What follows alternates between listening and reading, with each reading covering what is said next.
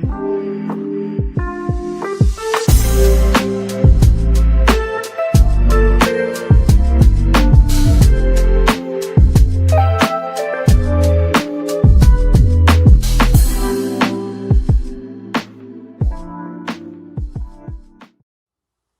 of all, Ernest, I would like to start out by giving a shout out to FYF Sports Debates Podcast. I really love that podcast. I really do.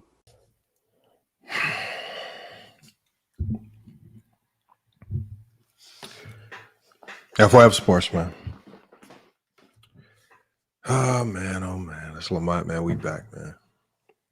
Salute to everybody in here, man. My apologies again. Live stream's a little late. My apologies. I shot the notifications out late. So if people are a little slow getting in here, I do apologize. Salute to Tiffany Ned in the chat, one of the OGs, man. Make sure, if you wanted the OGs of the channel, I got to make sure you mod it up. So, Tiffany, stick around in the chat. Let me make sure I get you your wrench. Salute to Twin Man as well. I want to make sure I get you wrenched up as well. I'm just on a different screen right now, so it's a little more difficult, man. Oh, man, a lot going on, man. A lot going on. Salute to Mahari in the chat. We got Days 88, NBA Talk, Keep It 100. We got George in here, MC, Two Wheels, Adrian tonight. Oh, man. Iron Man, I see y'all all in here cooking, man. Twain Gant, all gravy. Olo. Hey, obviously we got a lot of stuff to talk about today, but y'all see the Twitter ban, right? And we see this Twitter ban was temporarily lifted. Obviously, Trump is going to do everything he can. He's a businessman. Trump is about the money. He's a businessman. I think there's some things that Twitter needs to clean up. I don't think it's generating too much money for it to be completely shut down. But I think the temporary ban is going to help TikTok get their act together. Yeah, I do mean TikTok. My bad.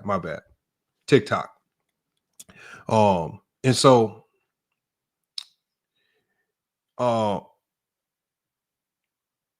been telling people, man, I mean, all content creators in here, because the one thing that I saw is I saw a couple people kind of making jokes saying, look, all y'all about to come over here to YouTube. And I've been telling people this for the longest. I don't know how much longer YouTube has, whether it gets phased out by better platforms or whether it's forced out because of legislation.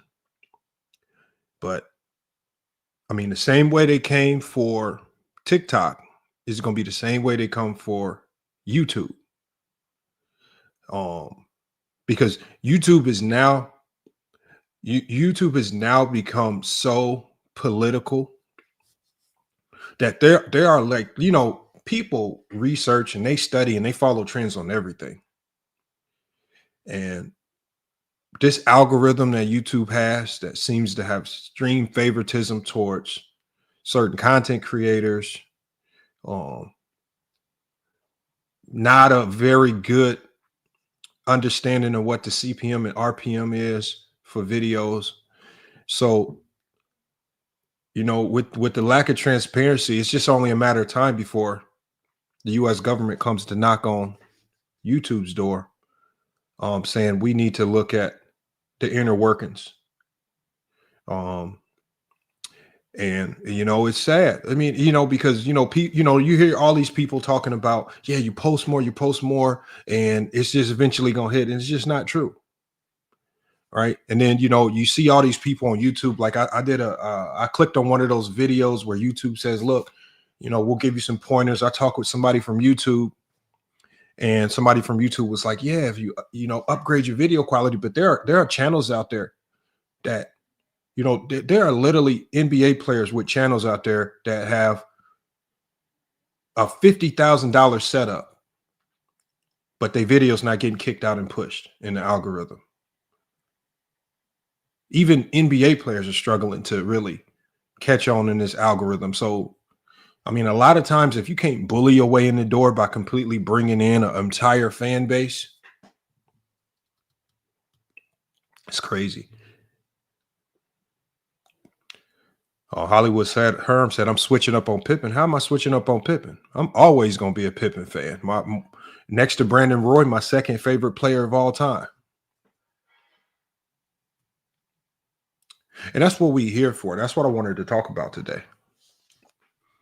And Herm, you can come up and cook on this, but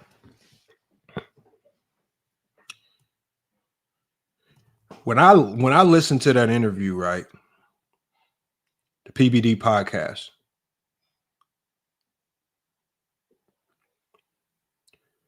and I listened to the interview, there were certain parts where I actually had to listen to them twice, right, so I can get the full understanding.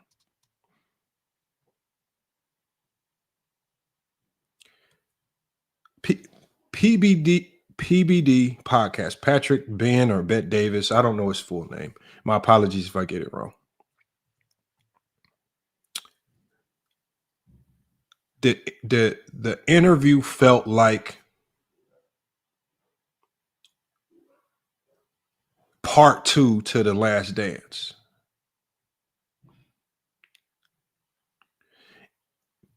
It wasn't a Scottie Pippen interview.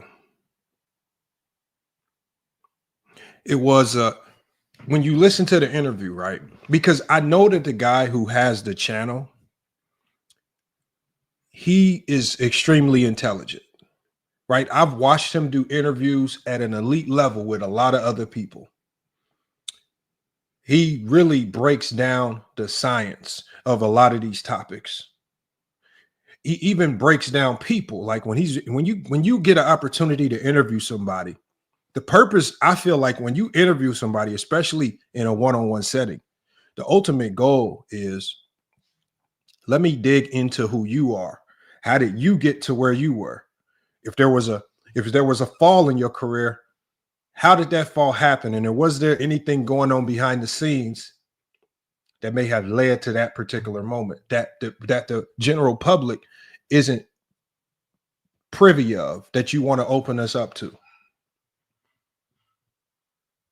Who is Scottie Pippen is what I was expecting, right? And I'm thinking, okay, PBD podcast, you would presume that they would be non-biased in their approach. You would presume that they would dig into the roots of who Scottie Pippen was and what led to Scottie Pippen's greatness. That's what you would presume. But the only thing that I heard when I listened to the interview, and we're going to go through some timestamps, right, of some portions of the video that I was talking about. But there were two things that was going on in the video. And I think the host kind of exposed his hand. One thing was, this was just a fishing expedition to try to get more information on Michael Jordan. Who was Michael Jordan? What made him tick? Every question, every angle of the conversation, all of it was about, the majority of it was about Michael Jordan. What was your relationship with Michael Jordan? Did you go to dinner with Michael Jordan? It even got so bad during the interview. It literally got so bad to the point where he literally completely disrespected Scottie Pippen to his face.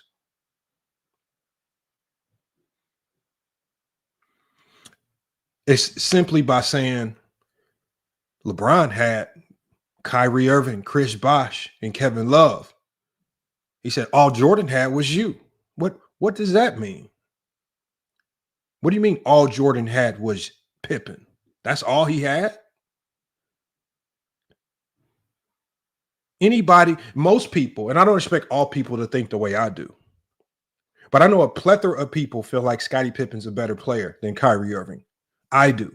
I feel like Scottie Pippen's a better player than Kevin Love. I feel like Scottie Pippen's a better player than Chris Bosh. I think when you get to Anthony Davis, that's where it gets tricky. But the majority of LeBron James' elite teammates, you can say that Scottie Pippen was a superior player to them. What do you mean when you talk about it in that particular aspect? When you say all Jordan had was you. That was having Scottie Pippen next to a superstar and Michael Jordan was significant in the 90s because you're dealing with an era where having 2 top 10 players on your team almost single-handedly could put you in contention. We saw what it did for Sean Kemp and Gary Payton. We saw what it did for Charles Barkley and Kevin Johnson. We saw what it did for Stockton and Malone.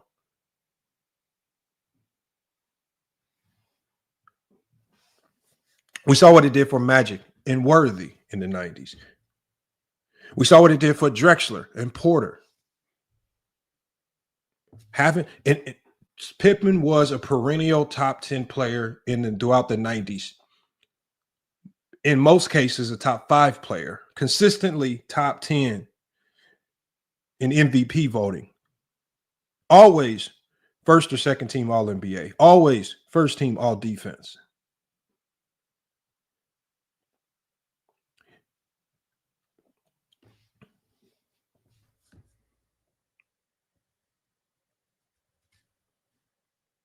But this is how Pippen is relegated.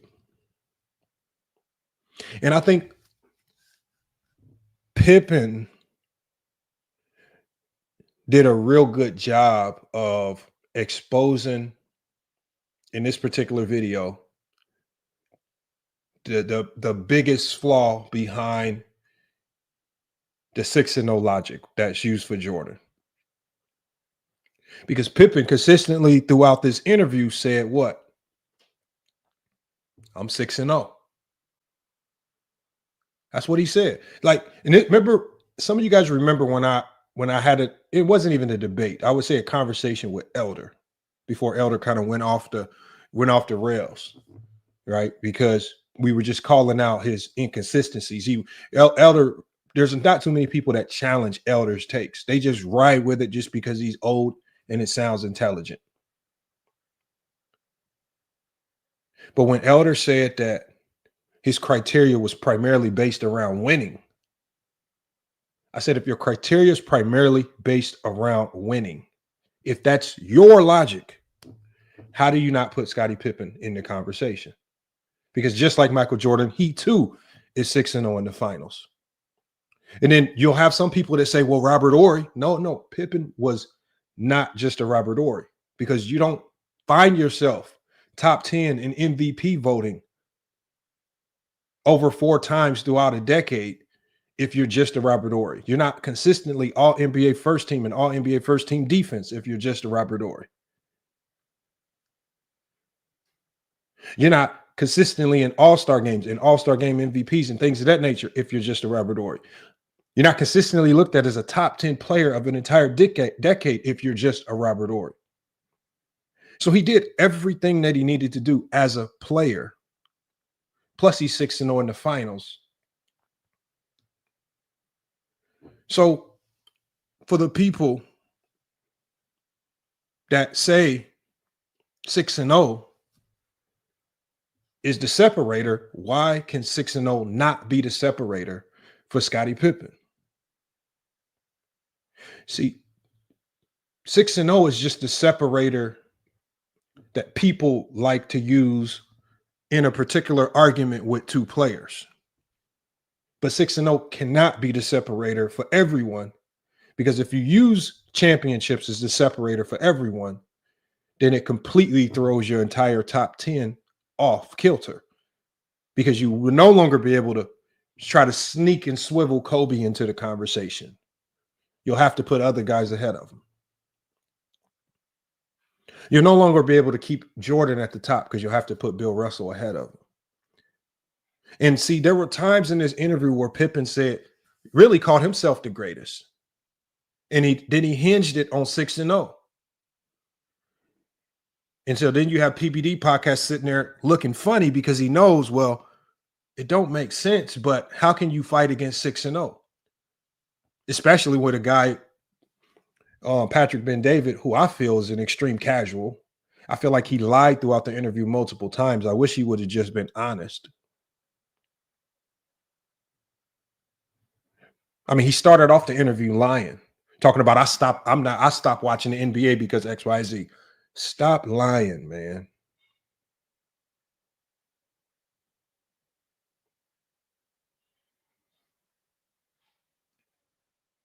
He doesn't watch the NBA today. He doesn't care about the NBA. What he's invested in, especially if you watch his content, is he's invested into the politics. He doesn't like LeBron James because he doesn't agree with LeBron James's politics. He doesn't know about LeBron James on the basketball court. He can't tell you what LeBron James is great at, what he does on the basketball court. Half of the basketball facts during the show that he was trying to recite, he had a researcher looking up the information. Similar to Dreamers Pro. Remember when Gilbert Arenas asked Dreamers Pro about the top defenders at the shooting guard position? During this same episode, when he was trying to come up with the best defenders throughout the 90s, you know what he had to do? He had to ask his researcher, can you Google that for me? You don't watch. He says he doesn't watch the game today. He doesn't even know the game today. He doesn't watch. He talks about how he doesn't watch the game today because this is soft and this X, Y, and Z. No, just tell the truth. A handful of players, more so in particular, guys like Kyrie Irving, because we know that he's Jewish. And Kyrie Irving made his stance, which stood along the lines of being the Hebrew Israelites. And we know that he does not like that stance. So he's tied into the political side of it.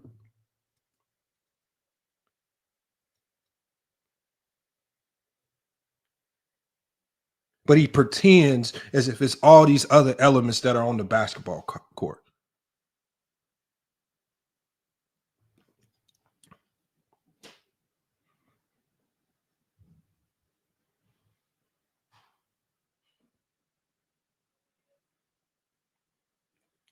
Let me pull this video up. We're going to get through some of these segments.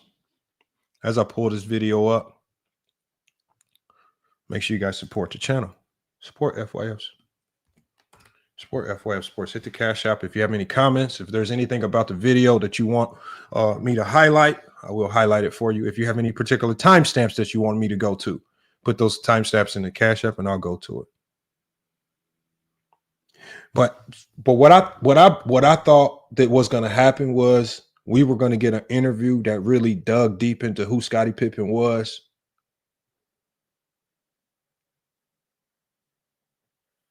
Can we get an interview where somebody actually asked Scottie Pippen about how he ended up at community college?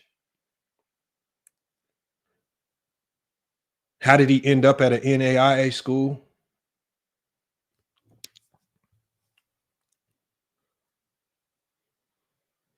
How did he not initially make the team, but was added to the team later? Tell us about how you even got to the NBA. We don't get any of the meat and bones about Scottie Pippen. It was just an expose about, well, what did Jordan's cologne smell like? Well, did you eat dinner with Jordan? What did you get along with Jordan? What did you go golfing with Jordan? It was just a Michael Jordan glaze session. And it got so bad that even during the interview, you could literally see the frustration on Scottie Pippen's face. And somebody in the comments, if you go to his own comments on his own video, literally hundreds and hundreds of comments saying the same thing. Bro, you got Scottie Pippen on the show. Why are you talking about Michael Jordan? Why you add everything that comes out your mouth? It was literally just a Michael Jordan glaze session. And this is why, like, he proved why Scottie Pippen will never get his flowers. Scottie Pippen, as a top 10 player of the 90s, he will never get looked at in the same light as a great number 2 like Kobe Bryant when Kobe Bryant played behind Shaquille O'Neal. Because what have I told you guys? Y'all don't care about players that play defense. You look at Kobe. Kobe was great on the offensive side of the ball, and that's where most of his greatness shined, especially as a number 2 option. Scottie Pippen, his greatness shined as a great defensive player, as a number 2 option. Both players had a ton of success in their roles, led to a lot of winning.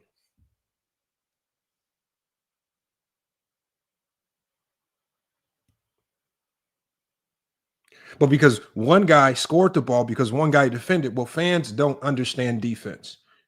This is why you have Kobe fanboy channels that will literally say in public that Kobe Bryant was a better defender than Scottie Pippen, because they don't understand the game. How can we have a legitimate basketball conversation if you are starting your conversation saying that Kobe Bryant was a better defender than Scottie Pippen? This is the sadness. This is why, and y'all wonder why I'm always in huge support of a guy like Scottie Pippen. This is why. Jordan fans try to make it seem like, oh, you're boosting Scottie to tear down Jordan. No,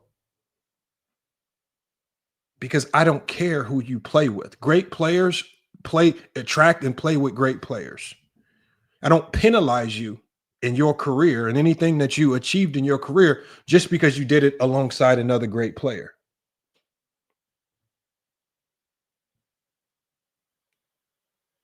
So nothing that I say that uplifts Scottie Pippen has any detrimental effect on Michael Jordan.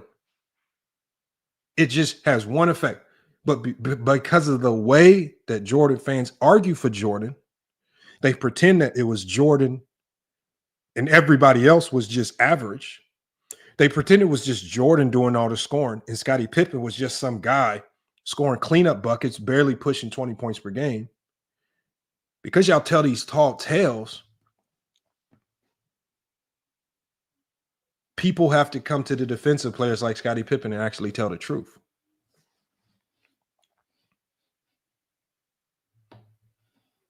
Let me share my screen.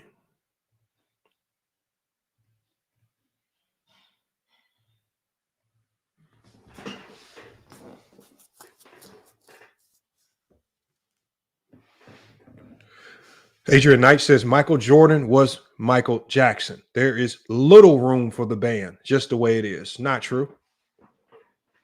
You know how that's not true, Adrian Knight? Because Michael Jordan played with George Gervin. George Gervin was still in his early 30s. He was coming off an all-star season, averaging 20 points per game. Jordan couldn't make it work with that teammate. Jordan played with a plethora of top 10 picks prior to Scottie Pippen. Never made it work with any of those guys.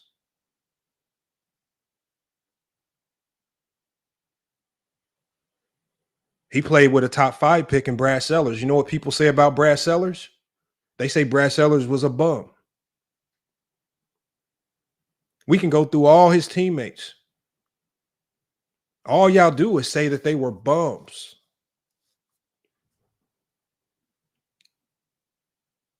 It wasn't until he got elite teammates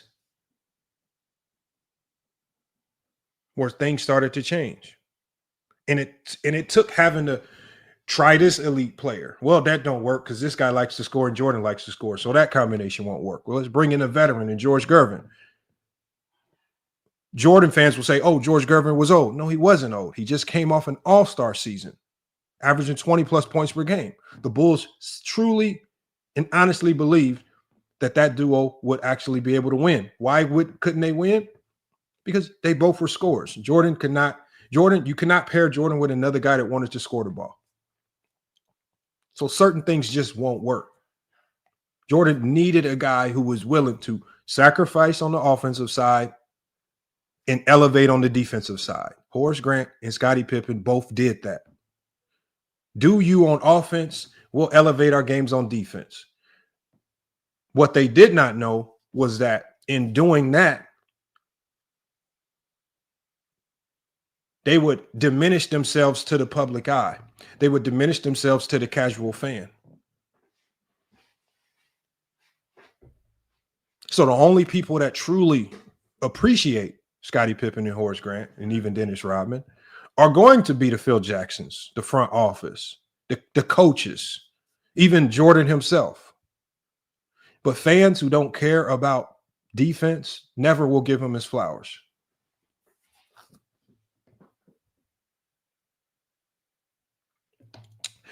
GOAT Podcast says, this is literally what Pat did. David, turn the Scottie Pippen topic into this is not, no, we're talking about the interview. GOAT, Cass, read the title of this video. We are talking about how this guy approached the interview with an intent of bias. He had two intents here. One was just to propagate Jordan. Don't get mad because we're exposing it. And I told you, GoCast Podcast, I saw some of your videos. Don't run around in the comments. Don't be running around doing videos, but you're scared to click links and actually have conversations with us. I don't care if you do videos on me. I don't care who you do videos on, but if you mention FYF, when I drop that link, don't be running from when I drop that link.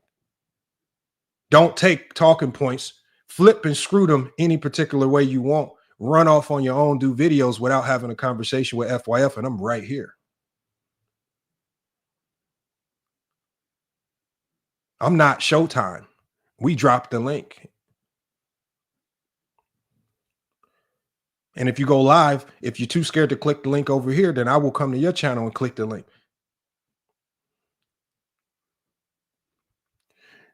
But you run off making videos. I don't care. Using sound bites. I don't care. But don't be afraid to click that link. See, because can't nobody, we can't go against your flawed talking points when you're recording something at your basement or wherever you're doing it. Just like your comment, your brain cells is in the garbage can. This show is not solely about Pippen. It's about how this guy approached the interview with a Jordan bias, and not just a Jordan bias, because he had two intentions here, right? Because we've also, if you look at some of his other podcasts, who does he always take shots at? Who is he always throwing shots at? He's always throwing shots and darts at LeBron James for whatever reason. But we all know why. It's and I've seen a lot of people take this angle with LeBron James. It's because of his politics. Now, do I agree with LeBron James's politics and some of the things that he says? No. But at the end of the day, I'm a believer in that you can take whatever political side that you want. It's completely independent of what you do on the basketball court. And he's one of the guys that he said multiple times on multiple podcasts. He said, LeBron James is ruining the NBA. Will you please explain to me how LeBron James is ruining the NBA? I would love for somebody that makes that claim. Please explain it to me in basketball terms. I haven't seen it. I see LeBron still has a rabid fan base. How do I know this? Because it was just LeBron's birthday, and I saw people going out to bars having drinks to celebrate LeBron's birthday. What do you mean he's bad for the NBA? No, what LeBron James has a political stance that's starkly different from yours, and you're choosing to vilify him on the basketball court based on politics. This guy right here on the screen, y'all, does not watch basketball. He does not care about basketball. I told y'all about these guys that pretend to speak the game. Went through a whole interview, did not talk about Scottie Pippen's defense. Went through a whole interview, didn't even know who the best defenders in the 90s was. Had a researcher on the show live getting information about basketball so he could sound like he knows what the hell he's talking about.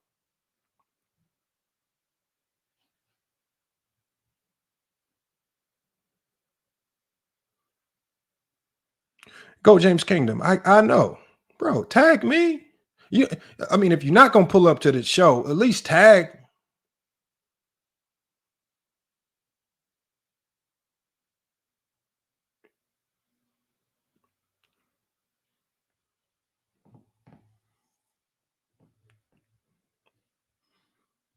Man, it's sad, man.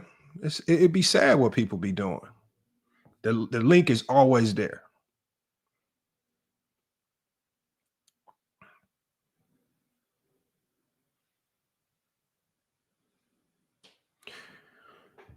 I don't get it, man. Pippen dislikes LeBron personally. I don't care if Pippen dislikes LeBron. That has nothing to do with the conversation. But I just want people to know that when people do interviews like this, it's easy to sniff out what your angle is. And in this particular case, his own fans sniffed it out. Because if you go to the comments of the video, everything that I'm saying is in the comments of his video. When I was listening to it, I'm like, why does he keep asking about Jordan? Why does he keep asking about Jordan? Why does he keep asking about Jordan? And when you go to the comments of the video, this is the worst interview. Why you keep asking? So it's not just me. I knew I wasn't crazy. Salute Tiffany there. Yes, y'all get them likes up. And then we got Mr. Winters who comes in and says the desperation for LeBron fans. Now it's about LeBron. It's not about LeBron. This is about the interview that the PBD podcast did with Scottie Pippen. Mr. Winters, at some point in time, you have to stop thinking about LeBron James. Can you go an entire show to stay on topic and not talk about LeBron James? Can you?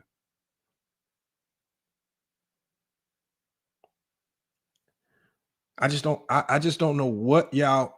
I mean, it's just odd. I go on Ticket's channel. What's the first thing people say? Oh, LeBron James. He says, you brought up LeBron, fool. Yeah, I know. I did bring up LeBron.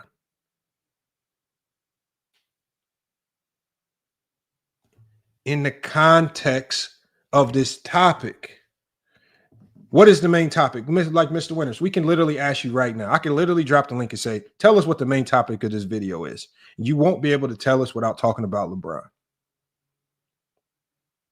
I didn't bring up LeBron because, Mr. Winters, I did not see you go over to this video on the PBD podcast, and I did not see you tell him why you keep bringing up LeBron James in the interview with Scottie Pippen. See, y'all will come over here quick and cry about me bringing up LeBron James vaguely. But in an interview about Scottie Pippen,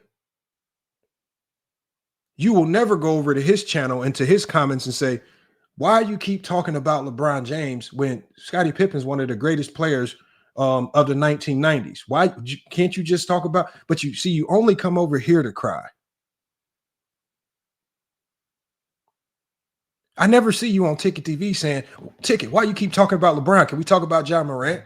Can we talk about Gilgeous-Alexander? Can we talk about Jokic? Y'all always come over here to cry about people talking about LeBron.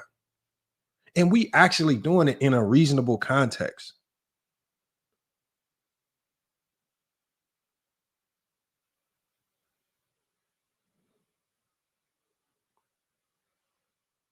So until I see you going to every platform crying about LeBron, whether they talking about Bron to the good, to the bad, or indifferent, then quit coming over here saying that, because you came to this video knowing that LeBron would potentially be a part of the topic because Patrick Ben-David made LeBron part of the topic in an interview with Scottie Pippen.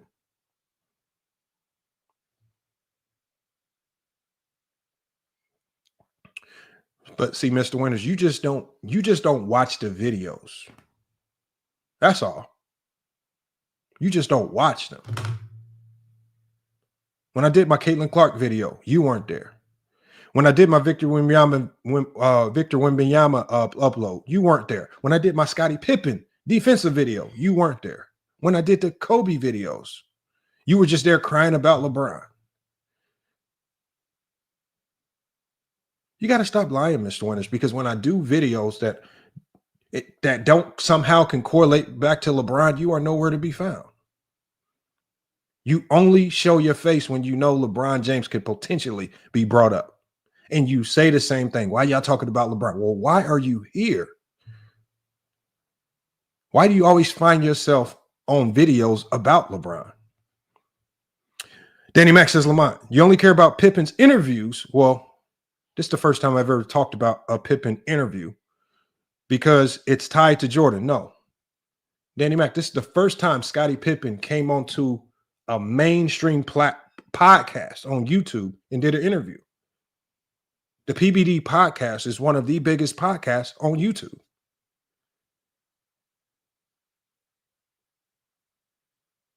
He's done other radio interviews, and excerpts from those interviews sometimes get played on YouTube, but it's the first time he's done a primarily focused interview where it's just focused on him for almost 2 hours on YouTube. Of course, we're going to talk about it.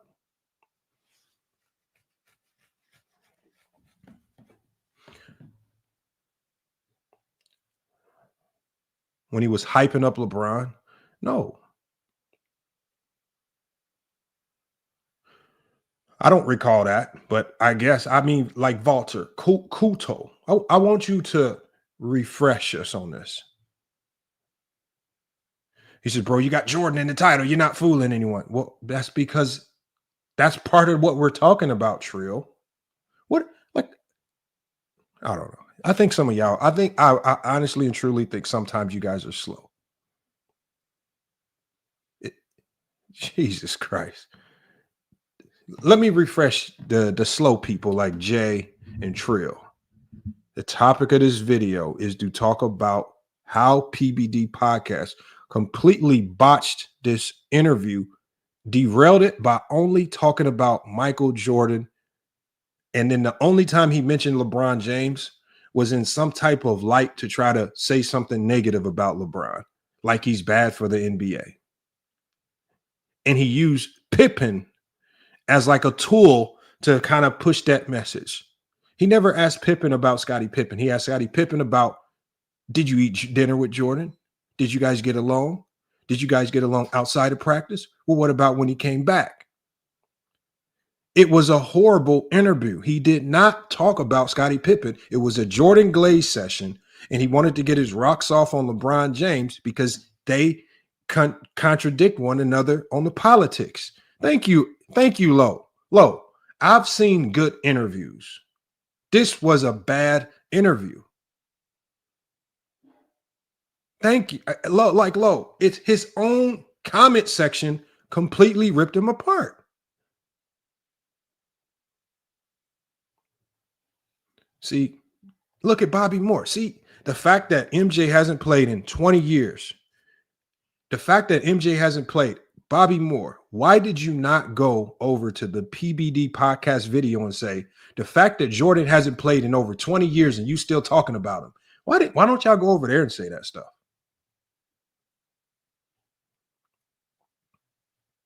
Once again, oh my God, Mr. Winters is weird. Like, I truly think, Mr. Winters, I truly and honestly believe you have some type of mental disorder.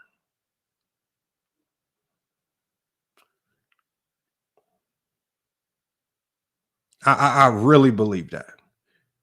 I've never heard you. I've never seen, like, you can't, you refer to LeBron as king so much. Like, you do it consistently. This is like, that is weird with you, man. You got to stop this with LeBron. Like, you got the same psychological disorder as Dreamers Pro. Y'all are obsessed with LeBron. And it's okay, Mr. Winters. Like, I don't care. I honestly don't have an issue with people that don't care for LeBron James's game. That's the beauty of basketball. It's certain styles of games that you like, certain styles you dislike. I get it. But at the level of obsession that y'all have with hating is wild, man. Let's play some clips from here. So this first clip, y'all, early in the podcast, right? This is PBD Podcast, just completely faking like he watched the NBA. We're going to go through a couple of different segments. If you guys got any segments that you want me to go over, just put the timestamps in the Cash App and I'll try to get over to them when I can. If I miss anything, obviously I can't go through the whole thing. It's a long interview.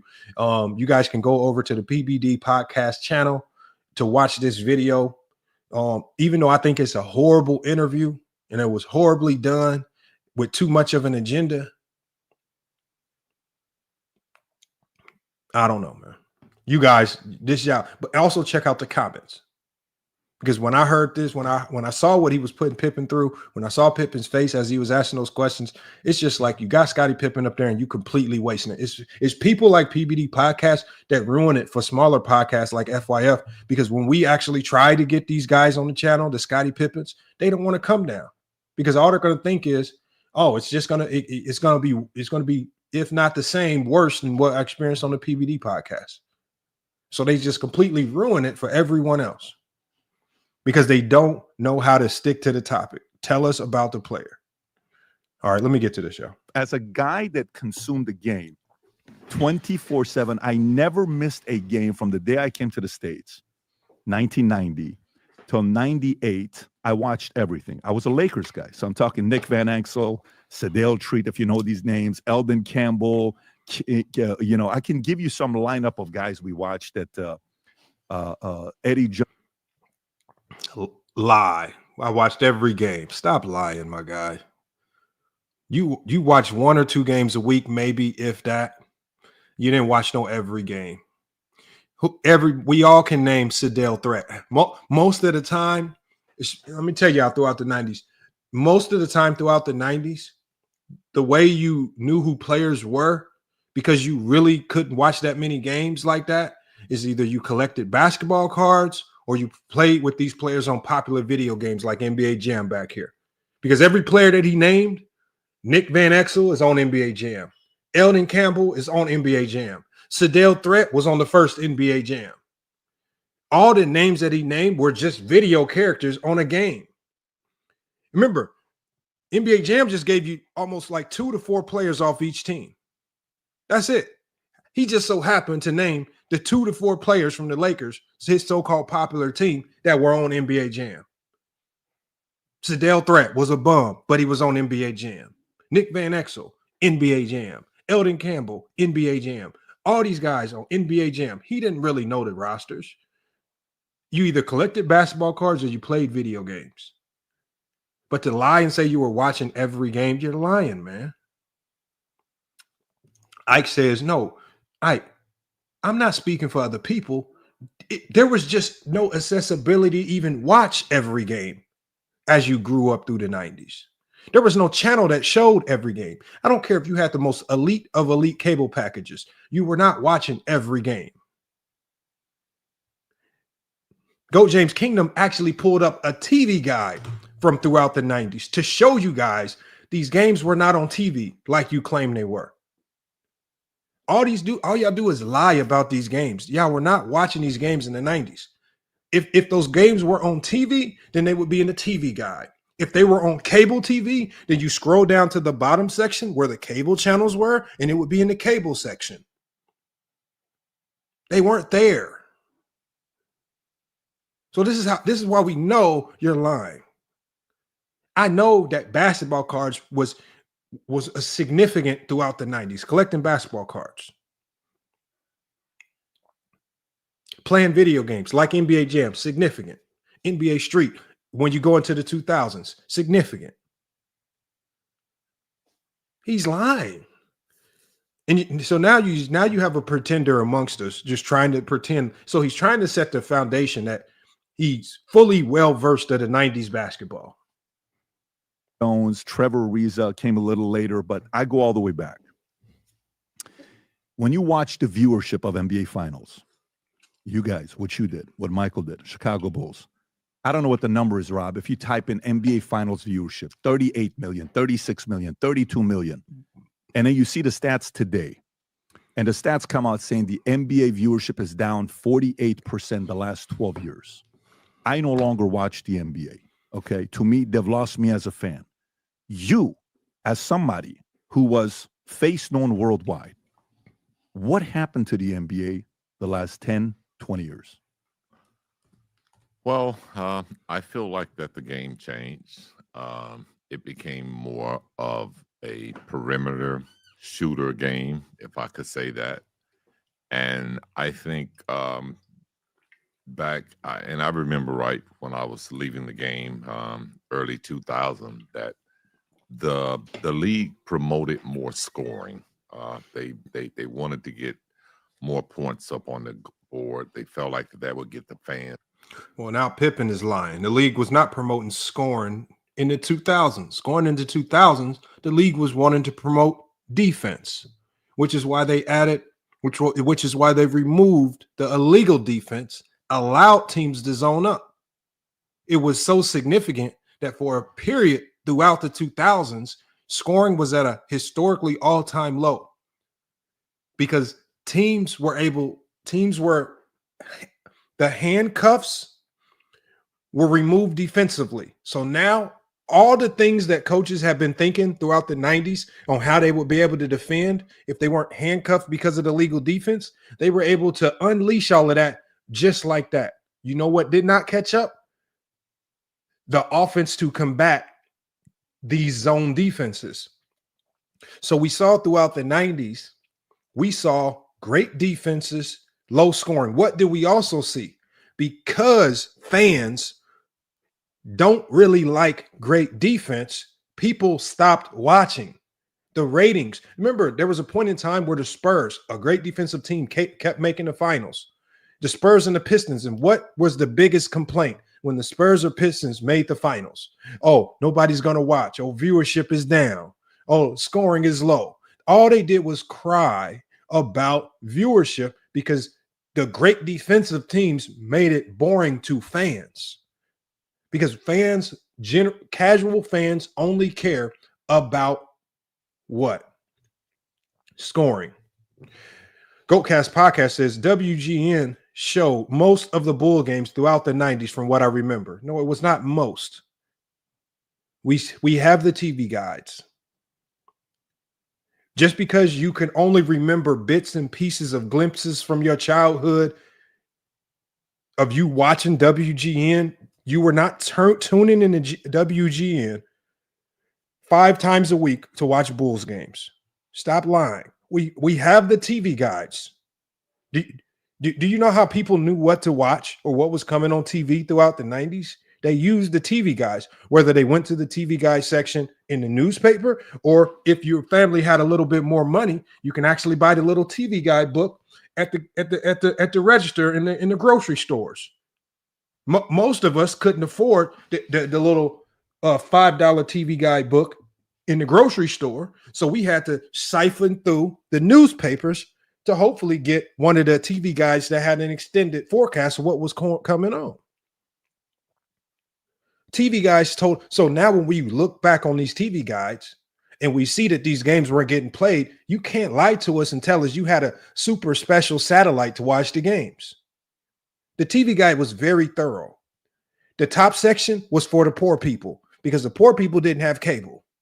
The people who had cable and satellite, where there was an extended section with all the extended channels, we saw what was on TV.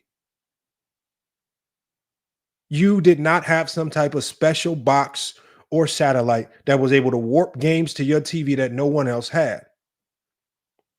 Y'all just got to stop making stuff up.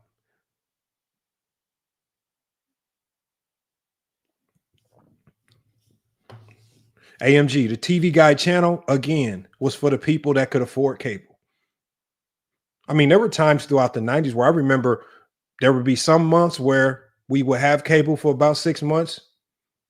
Money changes, things change. When we don't have cable. Couldn't afford it. Have to shut it off. I mean, these are the things I remember. But one thing I do remember is, especially towards the late 90s, I collected basketball cards. How did I know about some of these other players? Like I still have them right here. I'll be showing y'all. Stacks of basketball cards right here from the 90s, right? I'm the only one. Like, let me show y'all this, man. Like, I've shown y'all this stuff before. These are 90s basketball cards. Like, how else do you know about these guys? Sanders Marcelonis. Now, I know him personally because I know his son. His son's a hooper. Was at St. Mary's last year. Andrew Lane, 90s cards. See, this is how you learned about guys like Andrew Lane. right? Cedric Ceballos, right? This is how you knew about these guys. Anthony Bowie at Orlando Magic. You telling me y'all was watching him on TV, or did you just collect his basketball card? Come on, y'all just got to stop it, man. And you know why y'all so obsessed with scoring? Because you know what's on the back of these basketball cards? Your points per game is one of the most primary stats. There's nothing about defense on these basketball cards. There's no defensive analytics. You guys don't care about that stuff. The only thing that's on these basketball cards, and the only thing that we was looking at was, what's your average? Okay, Sanders Marcelonis, he averaged 12.1 points per game. He all right. When we go to Andrew Lane, he averaged 2.6 points per game. That's how we knew Andrew Lane was a complete bum. 2.6 points per game. We got these. I mean, Fleer, 1992. Okay, Derek Coleman averaged 19.1 points per game. Okay, he was a hooper. That's how we knew who was the hoopers and who was not. Y'all pretending like y'all was really watching TV. Y'all gotta stop lying, man. This is how y'all got y'all stats about players. It was cards like this. See, I still got mine. Y'all don't.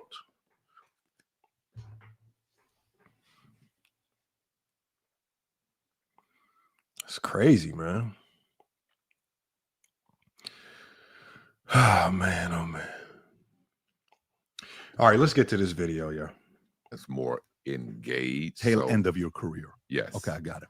So it at that point, to me, it started looking more like a game built for offensive players, guys that did play defense and, took pride in playing defense, were to some degree punished, I felt like, because everything was working in favor of the offensive player. And then they put the circle in there where a guy is not allowed to take a charge at certain points in the lane, at a certain position in the lane. So I think with a lot of things changing within the game, and a lot of it was for the good, looking at, the physicality of the game as to where it was in the 90s. But I think a lot of that got wiped away.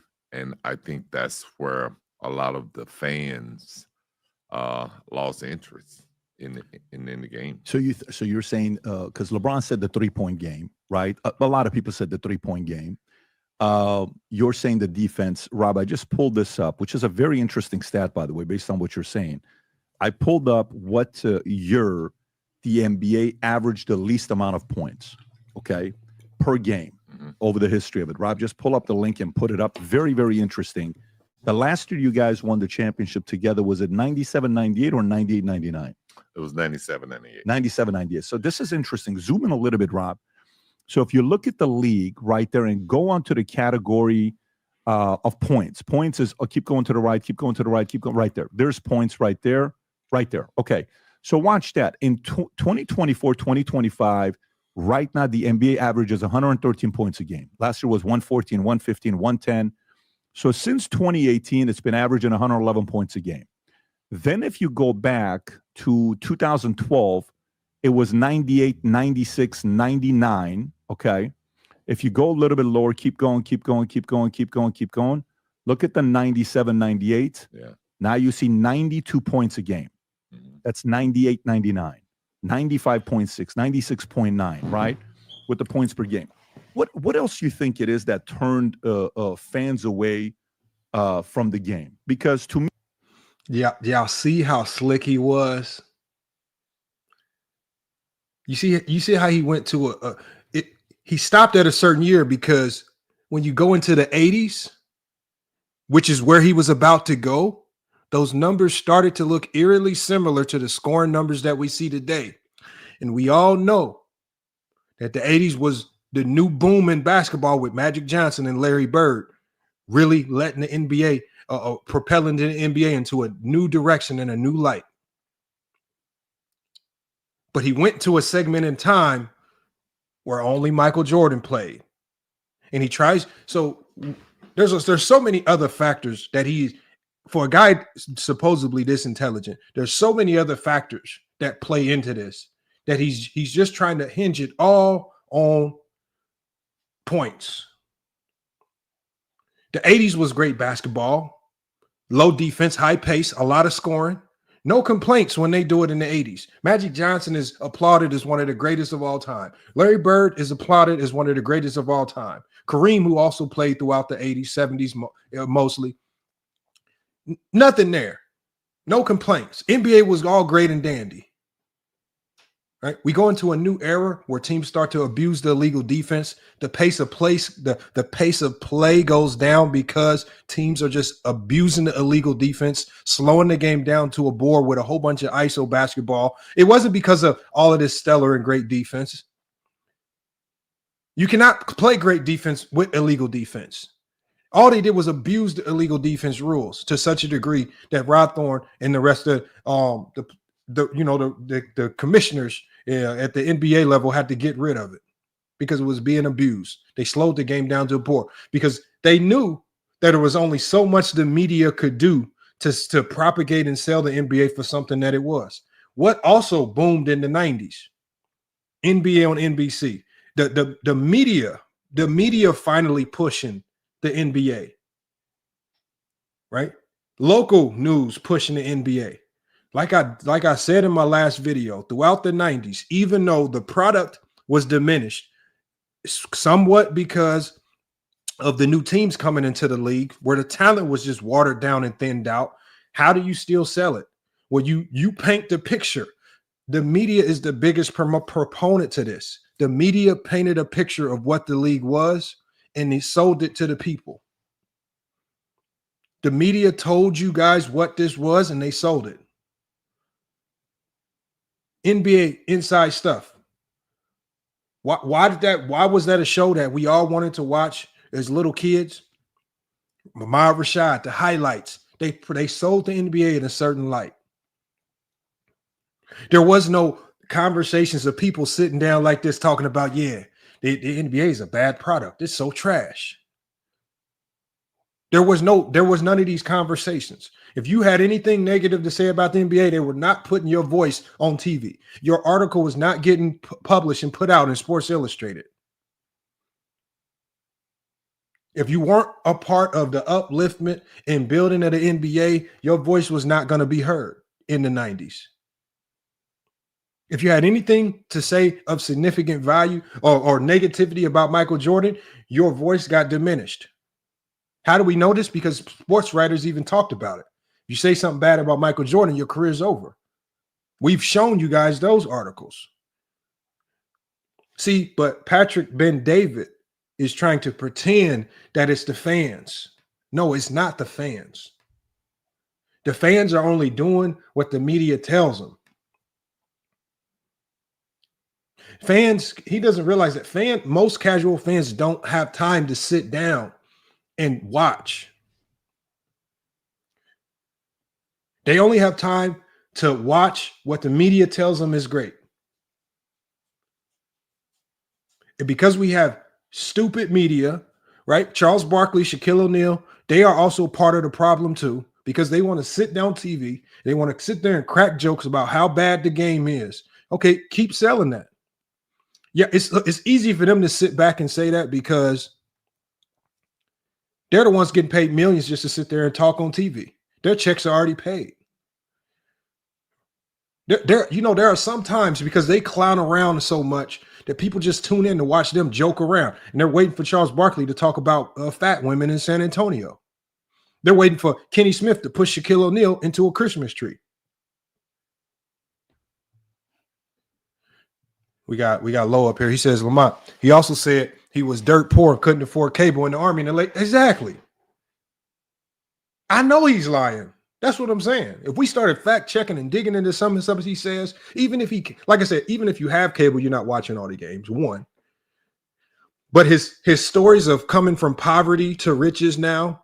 Well, yeah, now he was not, but through all this being poor, you somehow had cable, the quality cable to watch all the games. Well, man, like we don't go for this silliness. I'm gonna play a little bit more of this. We're gonna jump to another segment in this interview that I wanted to highlight, which were again just being completely disingenuous. How much of it you think? And I'll ask these questions, and you're probably going to be more diplomatic than me because you're in the game. How much of it do you think David Stern, what is the different style of David Stern running the NBA versus an Adam Silver? I felt like David Stern era, he ran the game. I think Adam Silver's era, he's more or less allowing the players to have some input in terms of how the rules of the game are changing. Is that a good thing or a bad thing? Well, your own teammate influence the flagrant foul rule. Hold on. Does he not know that Jordan is the one that delayed the implementation of the zone? Jordan is the one that went to the league office and said, no, zones will affect my individual scoring. Let's not do that right now. Jordan is the one that went to the league and said, the Detroit Pistons are fouling me too hard. What can we do about it? The league, see, and so the league has always, in most cases, conferred with players, especially its top players, about rules and rule changes.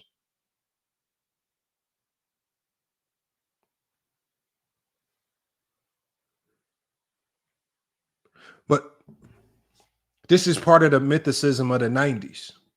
They try to pretend everything was up on the up and up. They try to pretend that the players didn't delve into the inner workings of player, who gets traded here, who's on the roster here. They try to pretend that players don't have any ties to the NBA front offices about rules. They try to pretend these things are all documented.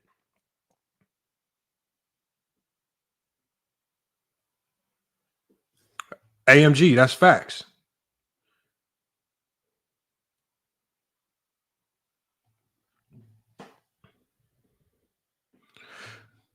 More cap. Looks like it's pretty bad right now. Okay. Oh, interesting. But I think from a standpoint of players being healthy, those are some precautionary measures that they've taken in the game where players don't like to play back to back. So I think it's a lot of things. I definitely feel like the 3-point shot has turned fans away from the game because it's just no teamwork in shooting a 3-point shot. There's no teamwork in coming down and taking a shot from behind the 3-point line. But there's teamwork in coming down and executing a play. Everybody touches the ball and you get a bucket out of it, whether it's a 2 or a 3. But it's something that drew people to love the game, to love certain teams that played a certain way. And I don't think you see that in today's game. I feel like the last team that played with that kind of chemistry was the Golden State Warriors. They had sort of a team chemistry where... Oh, man, what the hell was that, man? See, this is when Scottie Pippen says stuff like this. This is why fans don't take it as supremely trustworthy. The last team that he claims played this perfect style of basketball just so happens to be the team that has the 2 players that chucked up the most threes in NBA history, which is Klay Thompson, Steph Curry, and then when KD got there, they shot even more threes.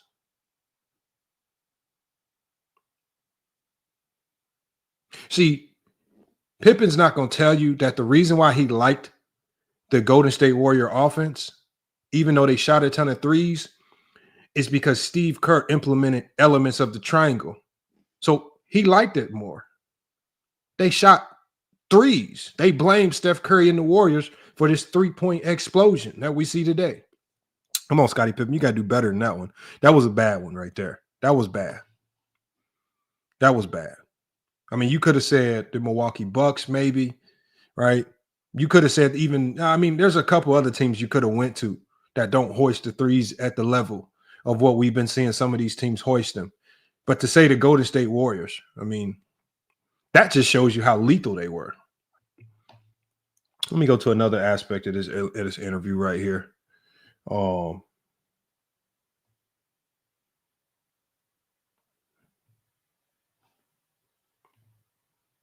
Get into the debates of Michael, LeBron, Kobe, all this stuff. We'll get into that here in a minute.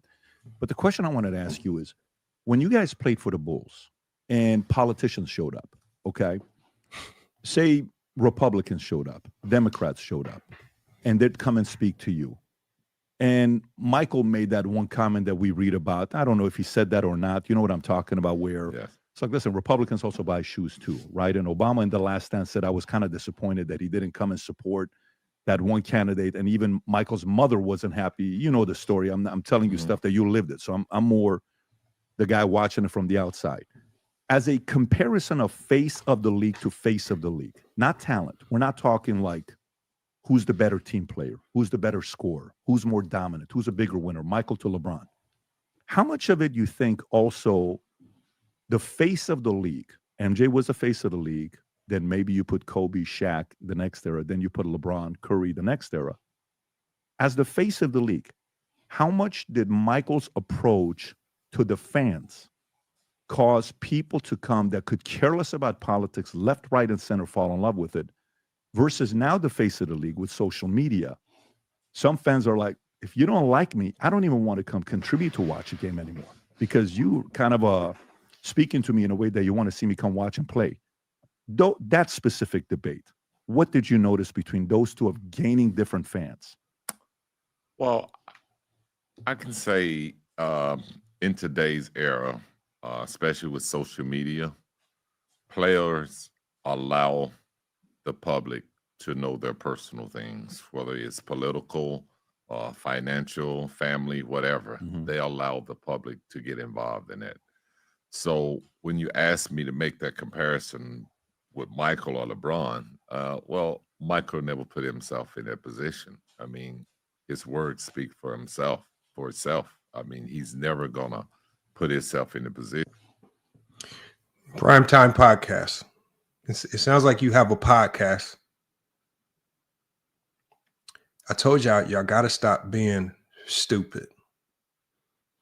You said LeBron fans were writing for Scottie. Now they looking at him like he's crazy.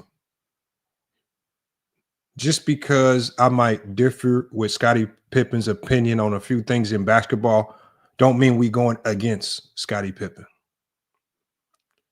My opinion on what Scottie was in the 90s and who he was as a player does not change.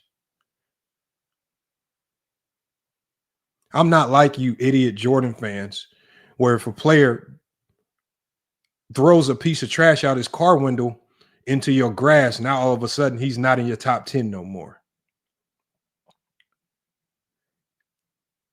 It's just like Mingo Jester. Me and Mingo Jester made, out of thousands of topics we didn't cover on FYF Sports, we might have agreed on one thing. I still have no issue with Mingo Jester. He's always welcome to FYF Sports. Just because you disagree, see, y'all conflate, and this is where a lot of the y'all fanned out channels, this is where y'all get weird.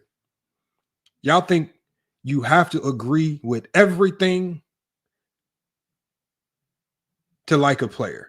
For example, even with Kobe, if you don't think Kobe was God's gift to green earth, if you don't think Kobe was everything, God's gift to basketball, if you don't think Kobe did everything perfect, then you're not a Kobe fan. We say one thing critical about what Kobe was, and all you do is cry. Oh, you're a Kobe hater. No. Y'all got to stop thinking so shallow. I don't agree with everything Scottie says. That's still not the point of this video. The point of this video is that you have Scottie Pippen, a guy that won 6 championships, a top 10 player of the 90s, a guy that was highly critical of The Last Dance, because The Last Dance was just about Michael Jordan and not about the team.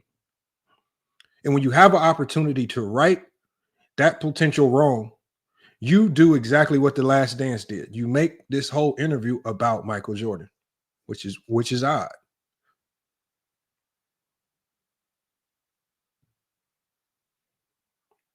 He says Scottie Pippen says one little state.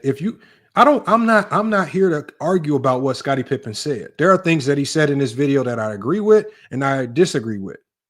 That has nothing to do with this conversation.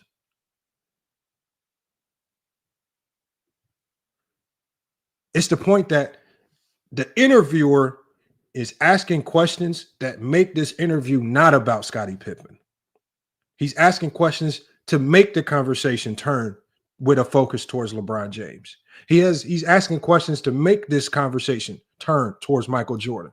He is not asking questions that take people's minds away from those two controversial talking points to focus on Scottie Pippen, a guy who goes almost forgotten in NBA history, who's an afterthought to most people, who's looked at as just a role player, who's looked at as less than because he didn't score 30 points per game, who was only remembered from The Last Dance because of the moment with Tony Kukoc versus the New York Knicks.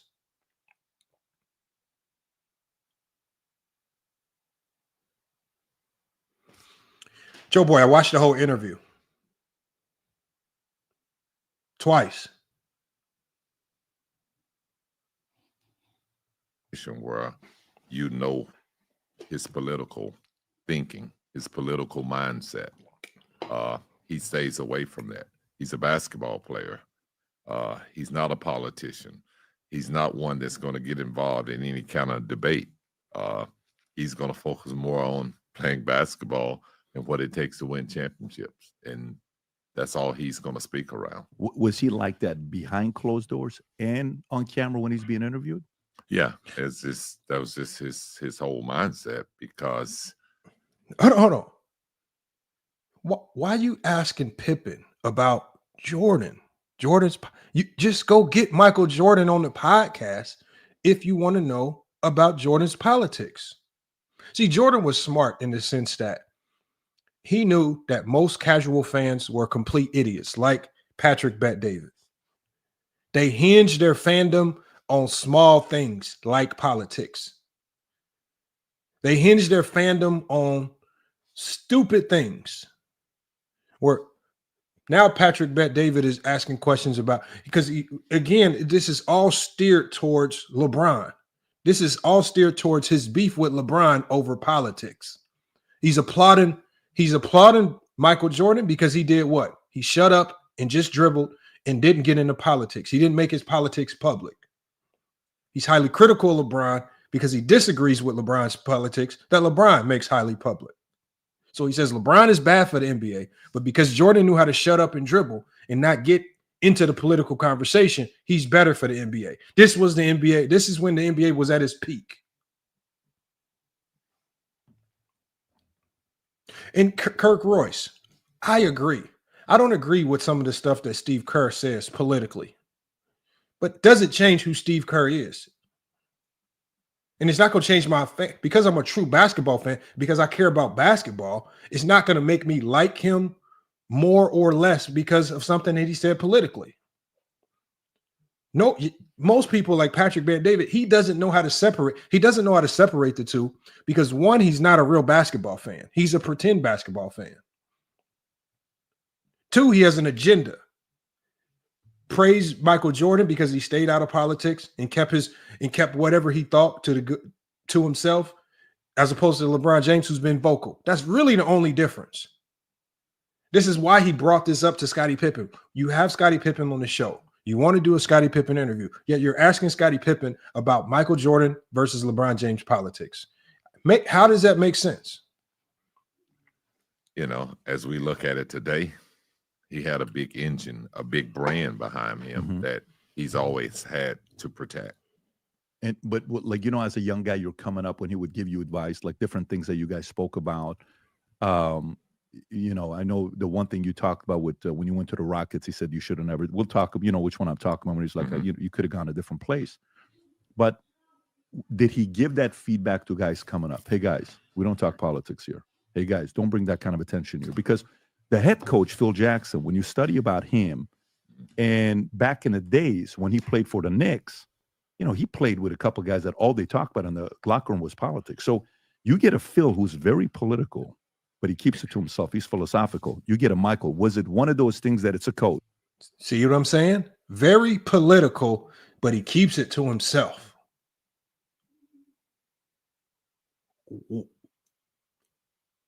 What? And King John III. Salute. Hey, I saw that, man.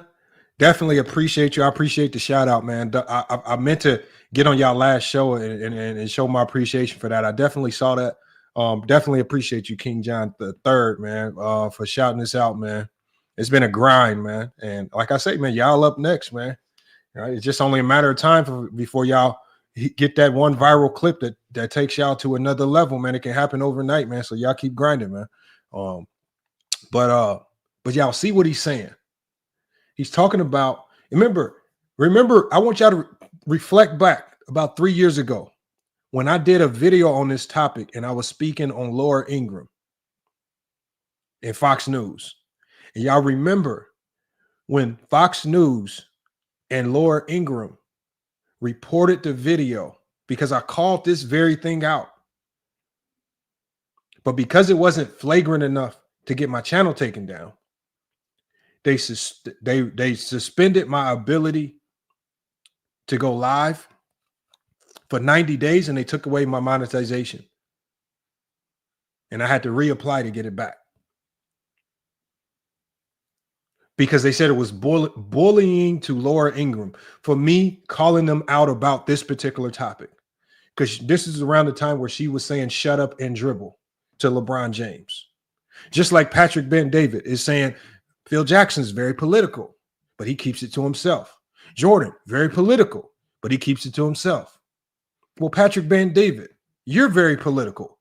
Why don't you keep all of your politics to yourself? Why don't you shut the hell up and don't talk about your politics online? See, this is his sneaky way of basically saying me talking politics because I'm just smarter than you. You don't know as much as me politically, so you keep your thoughts about politics to yourself while I push the politics on my platform the way I want them to be promoted.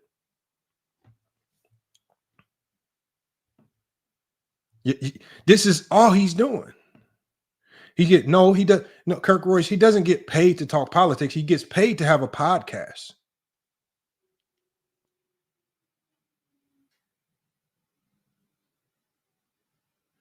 And the one thing we do know, Kirk Royce, is he don't get paid to talk sports.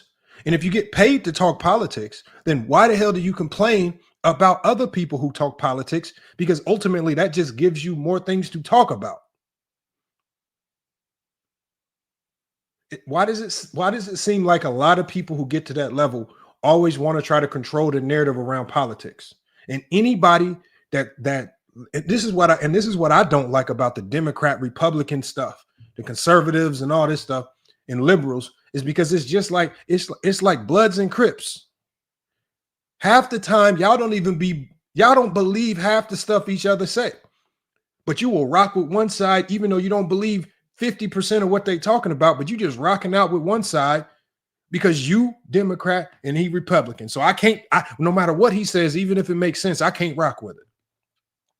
This is why there's no bipartisan anything. Y'all can't come to terms or agree to nothing because y'all rocking and running around like gang. They need to do a RICO on Democrats and Republicans. They need to do a RICO act on, because y'all like the biggest gang.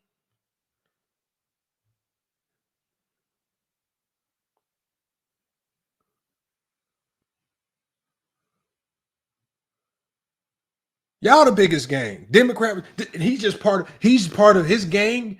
I'm assuming Republican that he wants to push.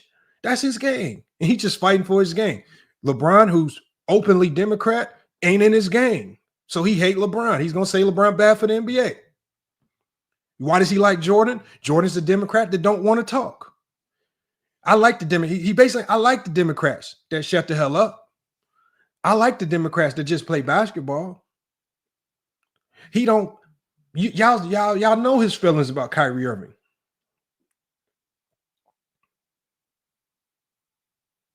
And thank you, Samantha Womack. Let's not get into some of the people out there putting out his Ponzi scheme that got him rich.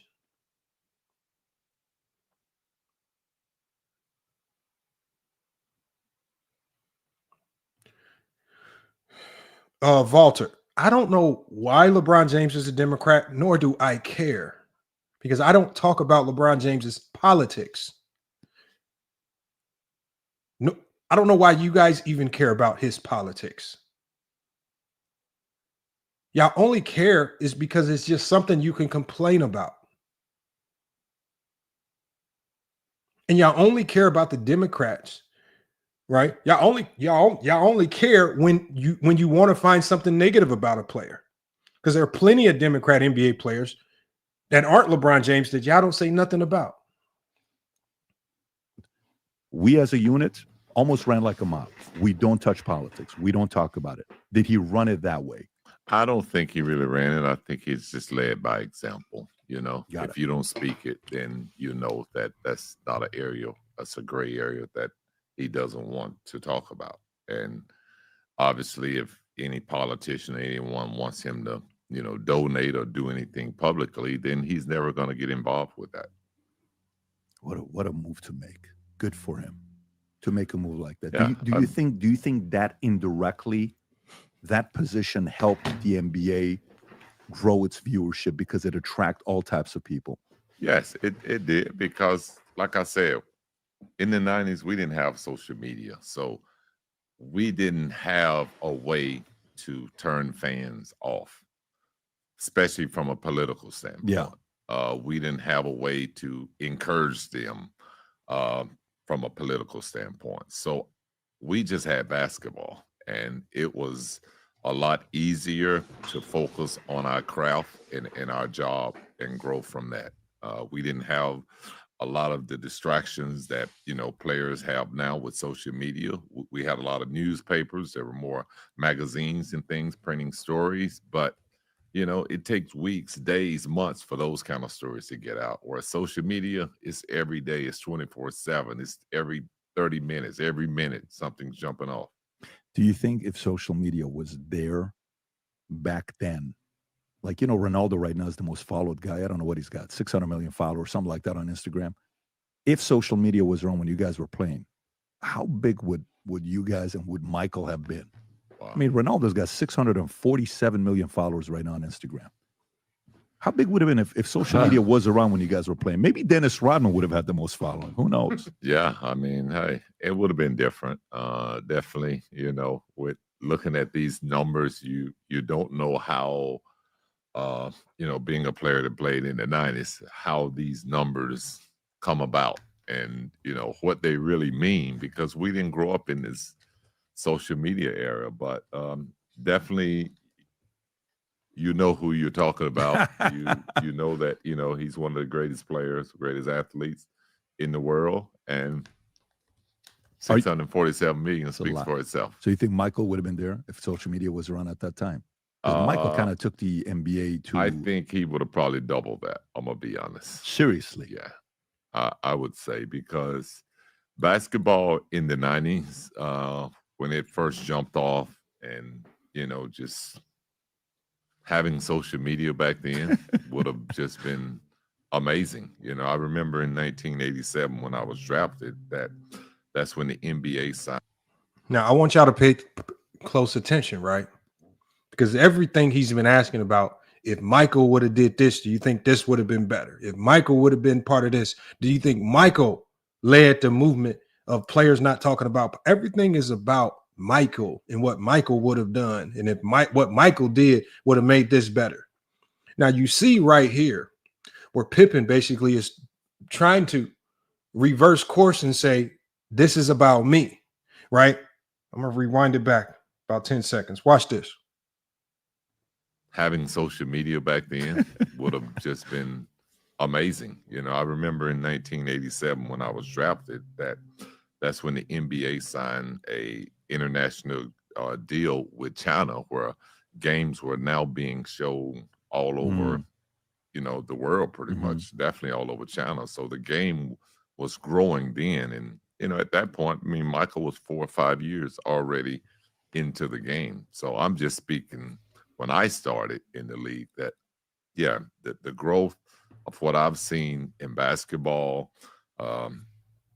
I've traveled all over the world, from Italy, Germany, early 90s, late 80s, really talking about basketball, growing basketball, talking about the Olympics, and lo and behold, 1992, we're playing in the Olympics, and now, 30 years later, there's nothing but NBA players playing in the Olympics now. So things have changed, and, players all around the world has definitely gained more confidence, more interest in playing in the NBA. That's amazing. Scottie, who were some people you saw? Because your last year was it 0304? If I'm looking at this, 0304. So 04 is when Barack gave the speech, right? The DNC, when he blew up. That's when he came out and he gave one of the greatest speeches of all time. Did Barack ever come watch you play, or did Trump ever come watch you play? Did you ever see either one of them at the games? No, I never seen neither really? one of them at the game. Neither Definitely one of them? No. Oh, interesting. Being Barack was a Chicago guy, he probably watched from a suite or something from that standpoint if he came to the game, but I've never met him at a game. Neither him nor Trump? No. So Trump never watched the Bulls? He had to have gone to a Bulls game. I doubt it. Really? He's a New York guy. Well, if you go to the Knicks, I mean, that era of you guys going to the Knicks, it would have been something to want to watch. And we about to take it to another section right here real quick. I wanted you guys to hear. And they was talking a little politics there. Still not talking much on Scottie Pippen, just pointless politic better.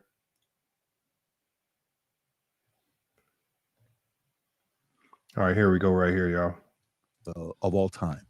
And this was the unguarded, and this came out November 9, 2021. If I'm not mistaken, The Last Dance came out during COVID. Was it April of 2020? I couldn't even tell you when The Last Dance came out. If you want to type in The Last Dance 2020 premiere, there it is. Okay, April 19th, 2020. Which, by the way, the timing of that documentary couldn't have been better than the way it did right after COVID, because we all watch a Sunday night, 2 episodes for 5 weeks straight. So you were glued to the screen, 8 o'clock East Coast till 10 o'clock, and I'd bring the guys to my theater room. We'd sit there, watch that documentary together. It was epic. But when you said that, this is the one part that I'm really curious from your end.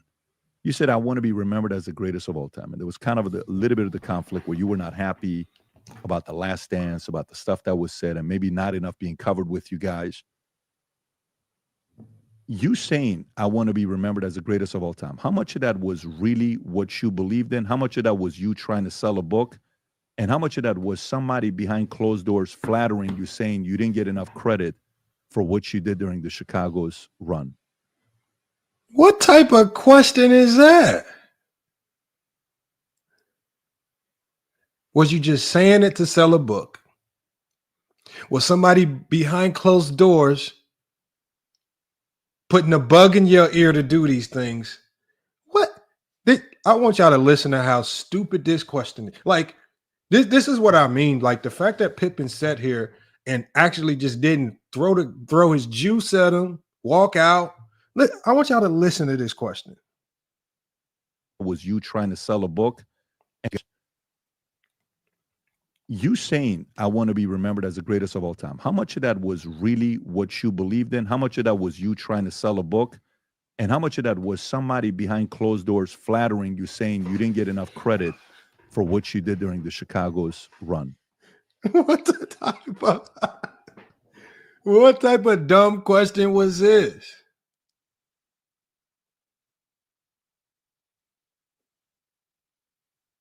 See, how stupid are y'all? Like, how stupid are y'all Jordan fans? Y'all run around and propagate and pump up being undefeated in the finals. And when you have somebody that's willing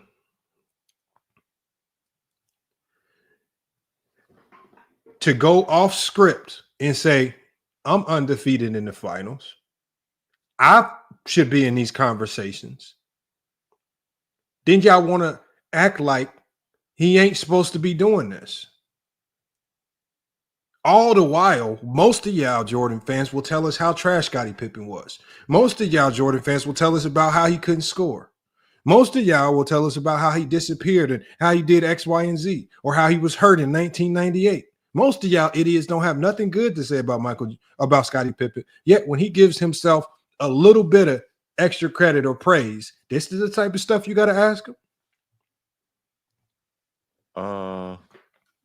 I think it's just me believing in myself in the way that I played the game. That Hey, Ike. He says, bro, you're caging all MJ fans' reasoning as GOAT due to 6-0. Ike, I've been doing this show since 2020. There's only about 10 people that I can put on my hand who are Jordan fans who have a reasoning for Jordan as the GOAT and it's not 6-0. That's it. Y'all, you act like this 6-0 logic is just hinged on one or two people saying it. Y'all be acting like I'm just making this 6-0 narrative up. No, the masses of people that have Jordan as the GOAT is because 6-0. Don't pretend like that ain't the most general perception of Jordan and why he's the GOAT.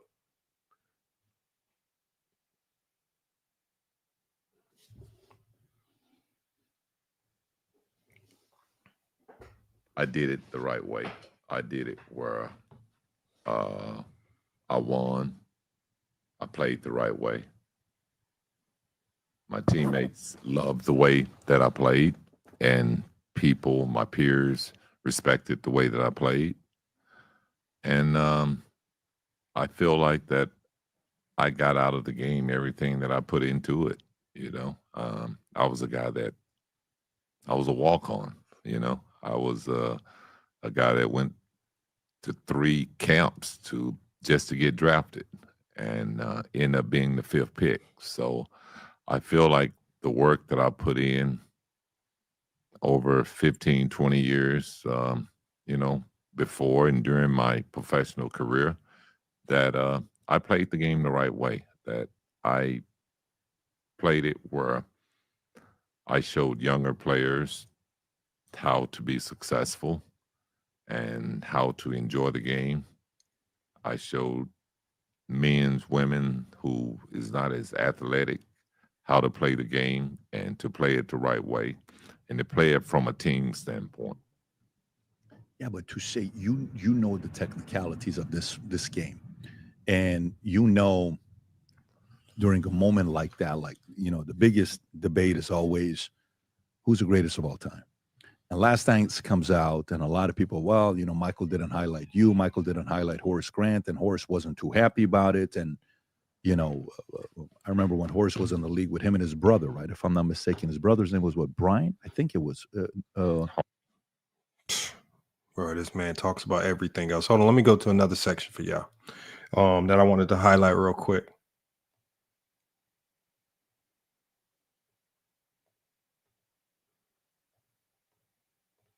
Okay, here we go. So maybe let me play this game in a different way with you. You're an NBA owner, Scottie. Mm-hmm. We're going to play a game called NBA Draft Pick. Yeah. Who's your number 1 draft pick to put a team together?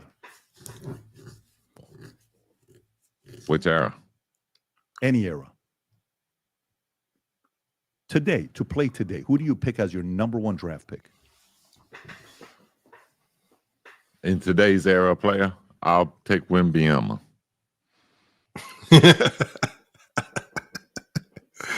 Do y'all know how surprised he was when Pippen didn't say Jordan here? Now, I want you to watch what he does, man. Watch this. The young player with San Antonio. So your all-time to pick your number 1 draft pick, you pick Wemby 1. Wow. Who's 2? Well, you saying now, so I got to look at this era and say, hey, this kid young. So He's got 1 year. Yeah. So you think Wemby I'll develop him. You think Wemby in this era does better than Michael would do in this era? Well, you asked me this era. That's why I asked I got you. See, you're only asking questions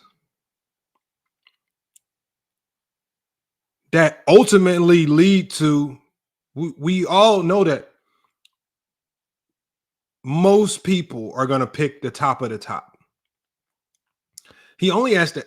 See, he didn't, because when he asked the question the first time, he didn't say all time. Pippen tried to clarify it. He said in this era. He said, yeah, in this era. He says Victor. Well, then he says no, all time, because he knows that if we ask all time, most people are going to pick the Kareems, Jordans, obviously younger LeBrons, Kobe's. That's what most people are going to go with. But when you're talking with a guy who won 6 championships with Michael Jordan, who the hell else do you think he going to pick? I mean, these are great questions, Patrick Bet David. I mean, you really thought these questions through. This is a hellified interview. Ask Scottie Pippen, a guy that won 6 championships with Michael Jordan. Michael Jordan is looked at as the greatest player of all time, who he would start a team with if he was the owner, if he had all-time players to go through. And this is what a revelation of a question that he's going to ultimately say Michael Jordan, if you're boxing it in or if you're confining it to that. I actually initially liked the direction that it was going when Scottie Pippen said Victor Wembanyama. You know why? Because now you have to talk about what's right in front of us today. Now you have to tell the people about what makes Victor great to you right now and why people should go check out Victor right now in the moment. But because you so Jordan fanned out, instead of now focusing the attention on a guy, because y'all always talking about other players, as opposed to just letting this Victor Wembanyama element evolve, and let's hear what you have to say about him and how he would mold and evolve him into a great player today. You reroute the question back just to get an answer that we all know Scottie Pippen will say, just to regurgitate more Michael Jordan bias nonsense. Well, like I say, the questions that he asked, I mean, like, great. I mean, it took you. These questions are just so right. Like, I mean, God, Patrick Bet David, what a job with these questions. Do all time. I'm sorry, do all time. Do all time. Then I'm gonna pick my era. Okay, I'm gonna pick the team that won 6 titles. Who's your number 1 draft pick player? Well, what do we think he's gonna say? What a revelation, Patrick Bet David. Really, really digging to get information that we don't know. I'm gonna pick Michael. Okay, who's your 2? I'm gonna pick me. I agree. Who's your 3? To put a team that wins, who's your 3? I'm gonna pick Dennis or Horace Grant, whichever era. I see what you're doing. I see. Okay, so let's just say Dennis is 3. Who's your 4? Don't matter. Give me anybody. I'll take you. So let me get this straight. So your mindset is you, Michael, and Dennis will beat any team that anybody puts together. We did it for 3 years. Twice. No, I did it with Horace the first time. But yeah, me and Michael did it. That's right. 6. That's right. That's fair enough. I'm sorry. Yeah. So that's why I said Dennis or Horace. Okay. But if you're, and I want to qualify this, because to me, that could still be a safe space answer, because you're still saying that I'm picking us against anybody else. Right. I'm picking the greatest team against anybody. Yeah, but when you say you're the greatest of all time and the GOAT debate, that's still saying that you're ahead of Michael. So your position is still in the game of NBA, you're the greatest of all time all around. I'm speaking from a team standpoint. Would you put yourself ahead of LeBron? As a team standpoint. Would you put yourself ahead of LeBron as a team standpoint? My success as a team is more successful than LeBron. I got 6 rings. Okay, so. And that's 100% correct. Like, it's a lot of Jordan fans out there that when Pippen said this, they tried to whip and warp it. What Pippen said right there is 1,000% facts. As a team player, him being a part of that Bulls team, it could be argued that he has more success than LeBron James as a overall team winner. You could in a way make that argument. There's nothing wrong with what he said there, but I want y'all to see where he takes this. I want y'all to see, and this is where he absolutely disrespects Scottie Pippen. Check this out. Then if I talk to an NBA owner, by the way, this is very helpful because realize I'm loving it. This is very helpful because for me as a fan, I've followed this. So if I speak from an NBA standpoint, owner, and I want to find an all-around player to be my number one, you think the average owner is going to pick you or LeBron? I don't know. Got it. Okay.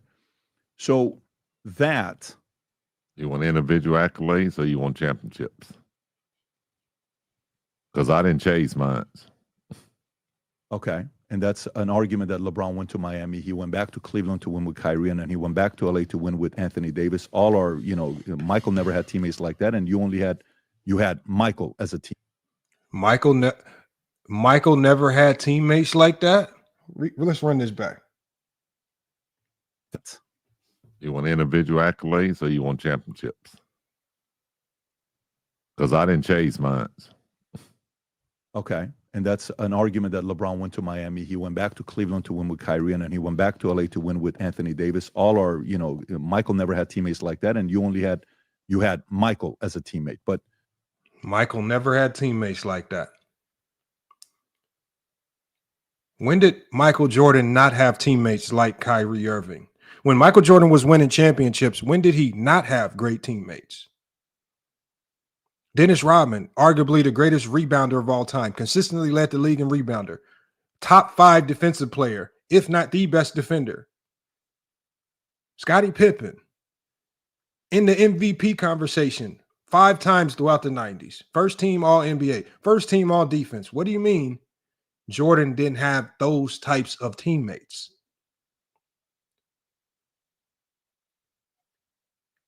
What do you mean? And see, this is the lengths they will go. And this is how mumble jumble he is. You so hyped, you so caught up in trying to elevate Jordan. You so caught up in trying to diminish LeBron James that sitting in front of Scottie Pippen that you willing to tell him to his face, when I look at LeBron's teammates, Kyrie Irving, Chris Bosh, D. Wade, Anthony Davis, you willing to tell Scottie Pippen to his face, Jordan never had teammates like this, when Scottie Pippen just told you, if I had to pick an all-time team to beat anybody, I'm going with me, Horace, or Dennis, and Michael Jordan, and we going to beat anybody.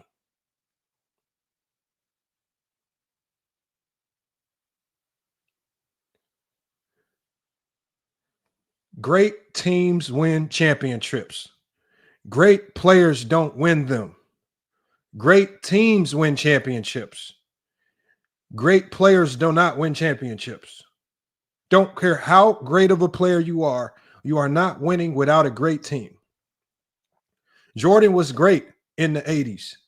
Did not win a championship because he did not have a great team, nor great coaching, which is also part of that team element.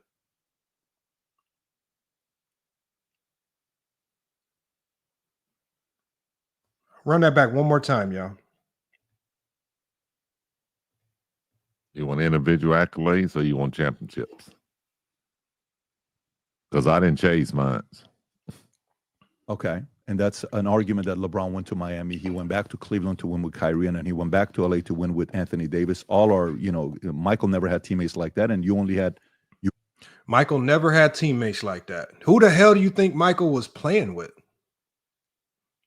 See, and this is what I mean, and y'all wonder why I try to give Scottie Pippen his flowers to the level that I give him his flowers, because you have complete idiots like Patrick Bet-David who willing to say stupid stuff like this.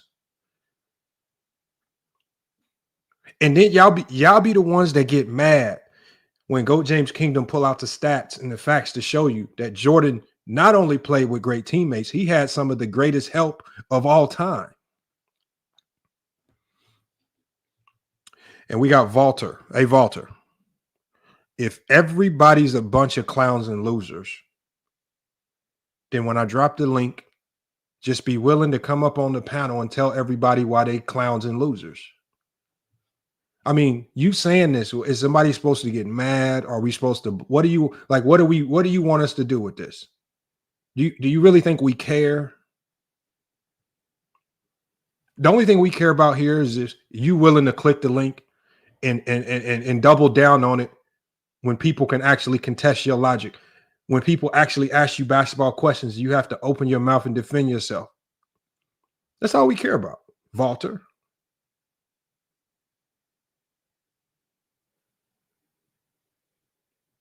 You said people that worship losers. No, people worship, they don't worship anything. They just like basketball and they like talking basketball.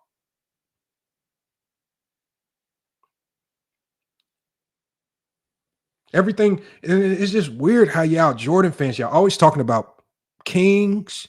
Y'all always talking about people getting on their knees. Y'all always talking about worshiping somebody. Y'all be on the weirdest type of stuff I've ever seen. And all we doing, whether to the agree or whether you disagree, we just talking basketball. And y'all always have to stretch it and take it to a whole nother level that it ain't.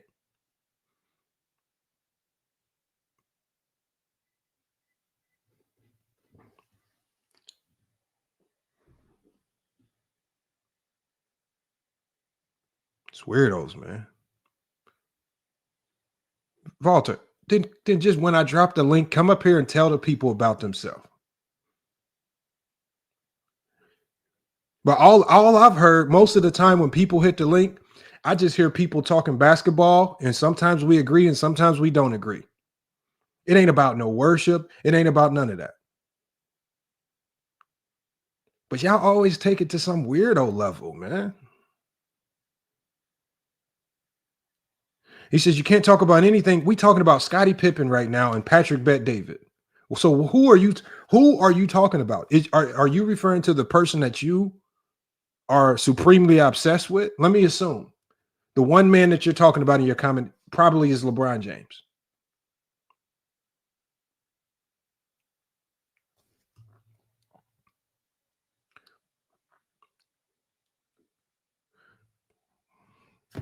I know. I guess, Walter. Okay. When I drop the link, I hope you come up here. And I want you to publicly, and I won't play the music to troll you or anything. I want you to publicly speak your displeasure to GOAT James Kingdom and all the people in the chat that might disagree with the things that you say, since they're just worshiping.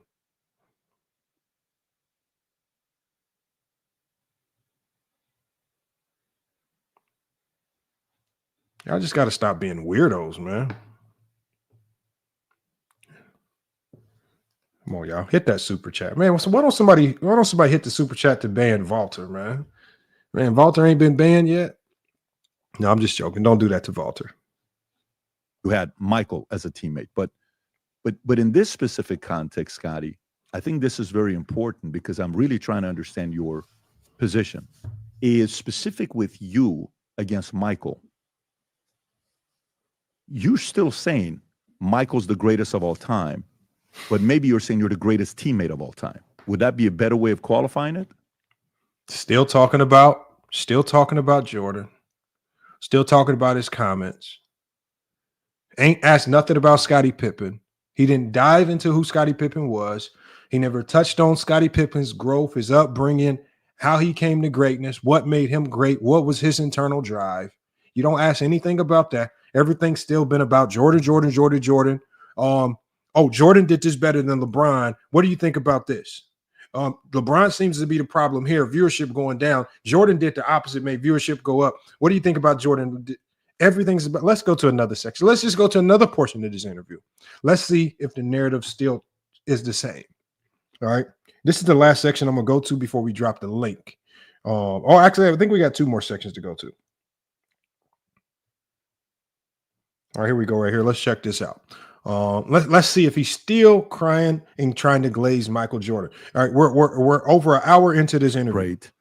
And my son till today, he's met a lot of different people. His favorite athlete he likes to talk about is Shaq. Shaq is his Dylan loves Shaq. Yeah. So, and then when you saw that one interview with Shaq and Kobe, they're sitting across from each other, right? That conversation that took place. And then you saw one with Magic and Isaiah. I don't know if you remember those. Okay, I like this. Okay, Shaq and Kobe talking about Isaiah Thomas and Magic Johnson. Okay, new direction. Thank you. At least we're not talking about Jordan. Okay, let's see where this goes, because I like this direction. We're not now just talking about Michael Jordan, even though I still would prefer that we get on Scottie Pippen. Let's get to, but this is, at least we're talking about different players. Let's see where it goes. Interviews that they did like 10 years ago, something like that, 8 years ago, 10 years ago. It was great to see Shaq and Kobe together. It was great to see It was awesome. Isaiah and Magic together, where Isaiah got emotional and he got up and they hugged each other, and you know that whole thing with the two of them. Why is the tension so high with anything related to Michael? You and Michael, Barkley and Michael. Well, why is the tension so high with anything related to Michael, him and Michael, Barkley and Michael? So it went from Kobe and Shaq, Isaiah Thomas and Magic. Why is tension so high? Let's see where this is going now, because all of a sudden we still aren't talking about Scottie Pippen. Now he's asking more about Michael Jordan. He's asking Scottie Pippen about why tension is so high with Michael Jordan.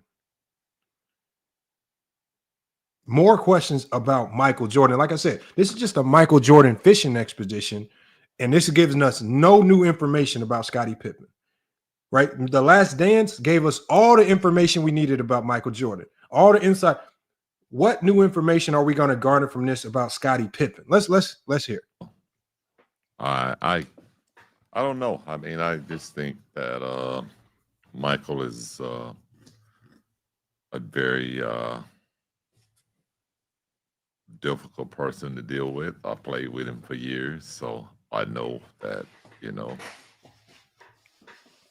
when it's time for you to move in your direction, then go in your direction. Don't sit there and try to procrastinate or stretch it.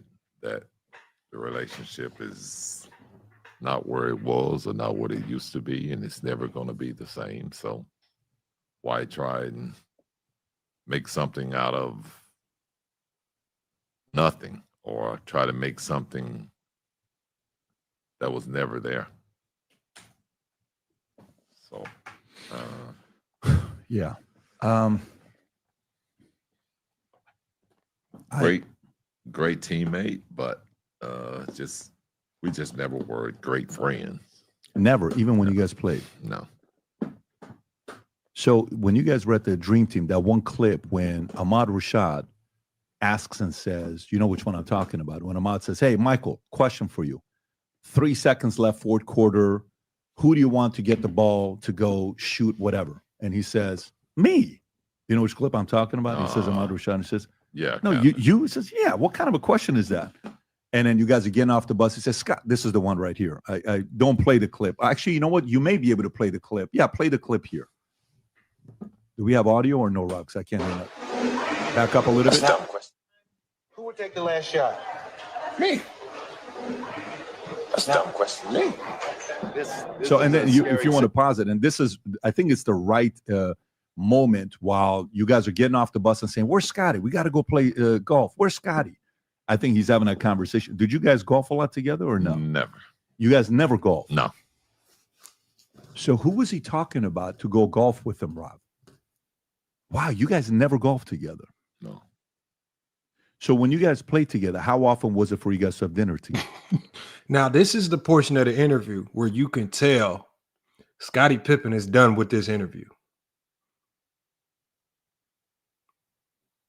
We are over an hour into the interview. Now this man is asking about if he played golf with Jordan, X, Y, and Z. Why would Jordan say this? X. Still about Jordan.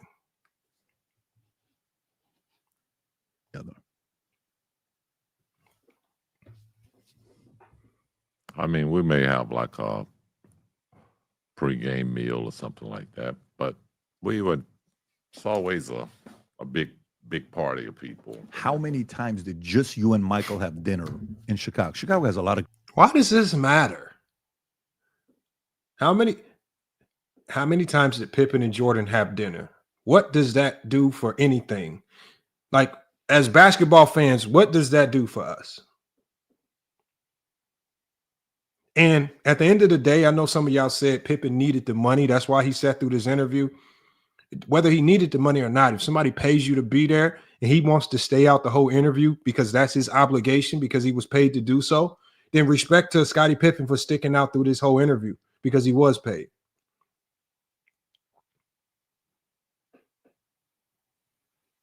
That's just more respect to Scottie Pippen for just being a man of his word, saying, look, I was paid to be here, so let me just go ahead and stay. What do you mean he needs the money? That's just more disrespect that y'all trying to throw at Scottie Pippen as if he running around here broke.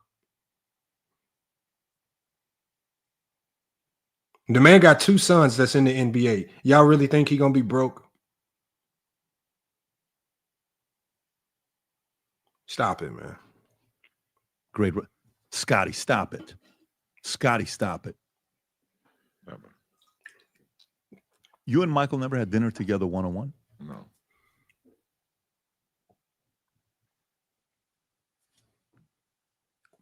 Never. Michael's house just sold, the one in Chicago, Yeah. right? I think it sold for like 9.6 million or some number like that, if I'm not mistaken. We like the house. We were interested, but possibly doing. The hell does Michael Jordan's house got to do with this?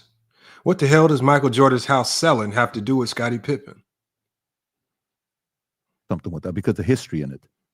How often did you guys hang out in that house, go shooting, basketball, talk? The man just said him and Jordan didn't even eat dinner together.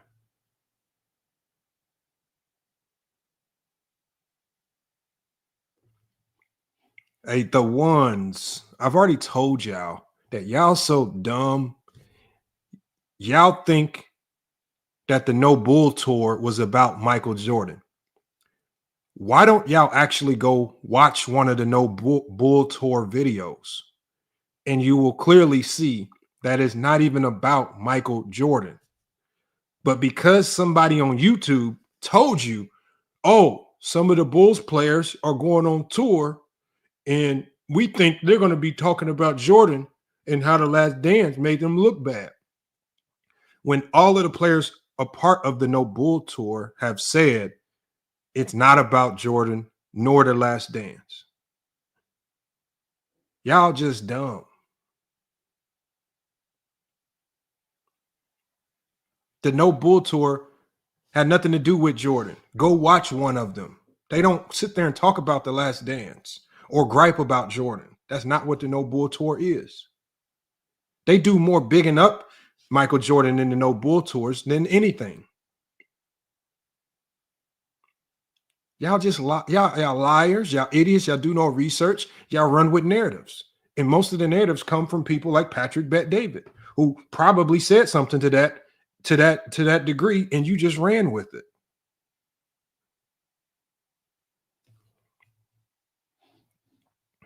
Fucking mentally getting ready for the playoffs. I never shot basketball there.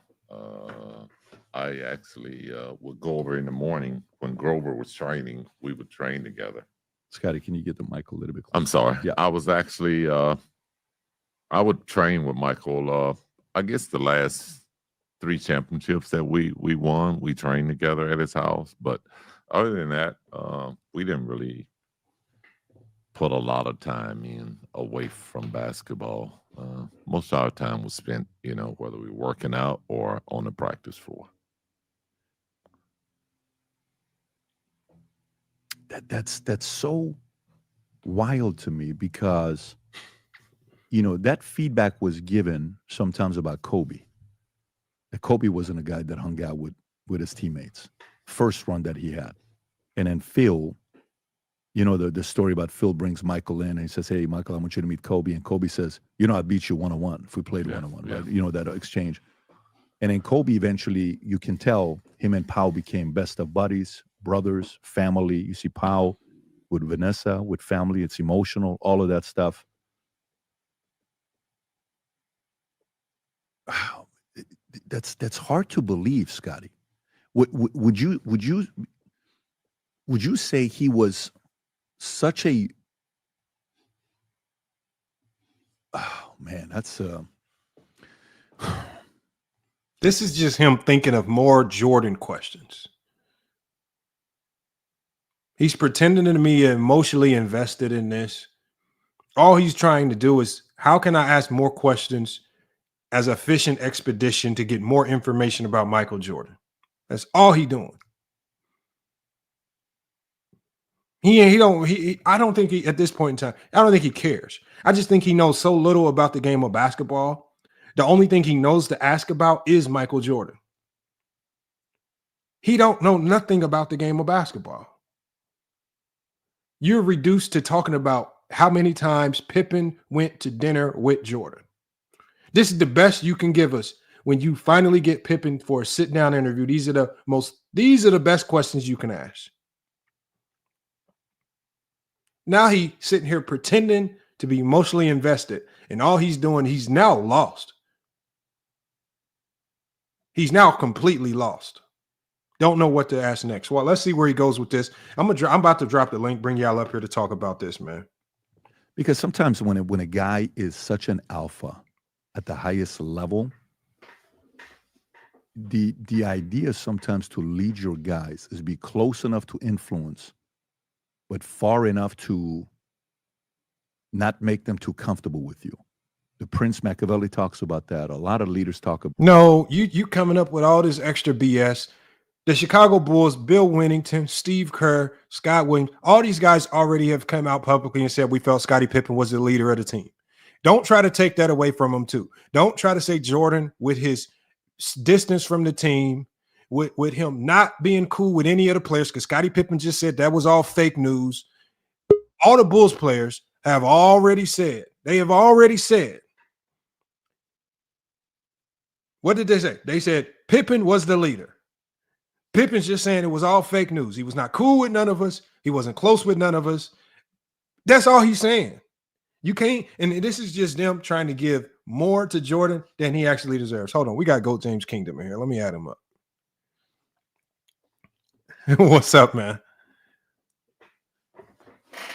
Oh, hold on. He must be away right now. Let me go ahead and play some of this, man. A professional chemist. This is sad. It's sad. Hey, what up, Lamont? I can't hear you right now. I don't know why I can't hear you. Let me come in and out. I can't hear you in with my headphones. All right. We're gonna let him drop down. All right, watch this, y'all. About that, and it doesn't make sense to the average. It's kind of like, what are you talking about? Is go build a relationship, go build a bond, et cetera, et cetera. Some guys go that route. I wonder how much of that was more from his analysis of, listen, I'm above, I'm the leader, I'm the head guy here, and he didn't want to get too close to his guys. Especially if you're saying you guys never had dinner together, Scott. No. And you never golfed because you weren't a golfer? Now you went back to golfing. And you never golfed because you're not a golfer? Showboy says his page is becoming obsessed with hating MJ. We don't hate MJ. We're literally talking about Patrick Bet David. Can you hear me now? Peace, brother. I can. What's good, brother? I can hear you. All right. But yeah, y'all. Look, Showboy. This is not Jordan hate. We're not even talking about Jordan. We are talking about Patrick Bet David and his inability to interview one of the greatest players in NBA history, in Scottie Pippen. He's sitting here talking about how many times Pippen had dinner with Jordan, and because he has no information on basketball, he's now back to talking about, you sure? You didn't even golf with him? Are you sure? Look, watch this. Are you a decent golfer? I think a little bit of both. I'm decent, but I didn't really care for the game much when I played. Hold on, we got Pride by P. Pride by P. Why do y'all always think something is a play? Y'all act like we think Jordan is a bum. Jordan is arguably the greatest basketball player in NBA history. Some people say one, some say two, some say three. Most no lower than that. What like, I don't get what, like, y'all, like, what do you think we try to convince you of? You think I'm running around trying to convince people that Jordan's not top 3 all time? What do you think I'm doing? When I talk positive of Scottie Pippen, it's not to tear down Jordan. That's just how stupid and low level y'all think. I'm just trying to tell you that great players cannot win without great players around them. And for y'all to try to put this narrative out there that Jordan was just out there doing it by himself is foolish. Give Pippen his flowers. But y'all take that as, oh, you trying to tear Jordan? Y'all just got it. Yeah, like there's no play. Y'all always try to make it seem like there's an ulterior motive. There are no motives. There are no ulterior motives. I've told you guys how I felt about the 90s and why I don't hold it against Jordan. You can take it or not. Y'all get mad when I tell you I got MJ as the GOAT right now. And y'all tell me, oh, that's just fake. No, I have MJ as the GOAT right now. It's not my fault that LeBron James is just putting up a hell of a career resume that when he retires, it's gonna match or usurp it. Not my fault. Y'all just be getting mad at stupid stuff. There is no play. This is about Scottie Pippen.